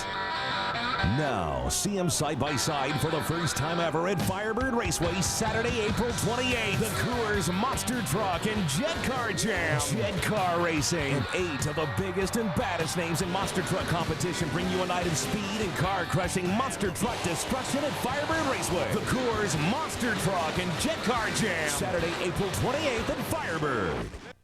On ESPN Classic, baseball was his life. He knows greatness. Academy Award winner Tommy Lee Jones in a real classic, Cobb. I'm the greatest baseball player of all time. And one man's search for the real story behind the legend. You have no friends. My book is about Cobb. Cobb is baseball. Cobb. Tomorrow at 9 Eastern, only on ESPN Classic. To get ESPN Classic, call 1-800-CLASSIC today. Sixers and Pacers isn't your run-of-the-mill 1-8 matchup. For one, the Sixers have struggled to incorporate Dikembe Mutombo into the flow. Some say Dikembe, who's maybe the defensive player of the year, has been able to stop the Sixers as well. And then there's the Pacers, a team that reached the finals last year and ended this season by winning 8 of their last 9. They also have a fellow named Reggie Miller. That's what your 8th grade English teacher would call foreshadowing. Game 1 in Philadelphia. Please dance like nobody's watching. Pick it up in the third. Pacers down 1. They work it around to Travis Best, who works the window. And the Pacers go up for the first time in the game. They rally from 18 down. Pacers back down 1, and Reggie. Rough shooting day, but he starts to find it in the 4th. Pacers by 2. With less than 2 minutes to go, Eric Snow. Penetration with the left hand. And the owner is joyful. 78-76 Philly. Less than 20 seconds to go. You got to burn some clock, Aaron McKee. He throws it up, an ill-advised shot with 7 seconds on the shot clock. That allows Reggie plenty of time. Just 4 of 20 before hoisting. The man keeps his confidence. He puts the Pacers up by 1 and then goes back down and plays defense on Iverson. Allen wants a foul. He would not get it. and he would be livid. Indiana rallies to win on the road, 79-78. Remember, the Pacers took the Sixers out of the playoffs the last 2 years. For his part, Iverson just 16 points. He was harried all day by hordes of Pacer defenders. Travis Best, Reggie Miller, Jalen Rose. I mean, I didn't see one man all night. Every time I got the ball, I seen another man running at me. You know, I knew that question was going to come up. On the road, I always go for 3. I don't try to go for a tie. Oh, I knew it was coming. You guys knew it was coming. Crowd knew it was coming. People at home knew it was coming. And I knew if I had space, I was going to be able to shoot over them. And I didn't want to go to overtime because I felt we were dead. We had done enough to get back into the ball game and take the lead, but we couldn't play against them another 5 minutes. They really would have wore us down. Mavs and Jazz equally as good in game 1. Steve Nash driving and dropping in a rainbow. He had 20. Mavs by 4. Danny Manning, just a 25% three-point shooter this season, but he puts that one home to cut the lead to 1. With less than 30 seconds left, John Stockton, 12 points, 18 assists, and 2 very large foul shots to give Utah the 1-point lead. So they got to go to Dirk Nowitzki. And Nowitzki gets stripped by Karl Malone. Don Nelson, the younger, can't believe it. The Jazz hold on 88-86.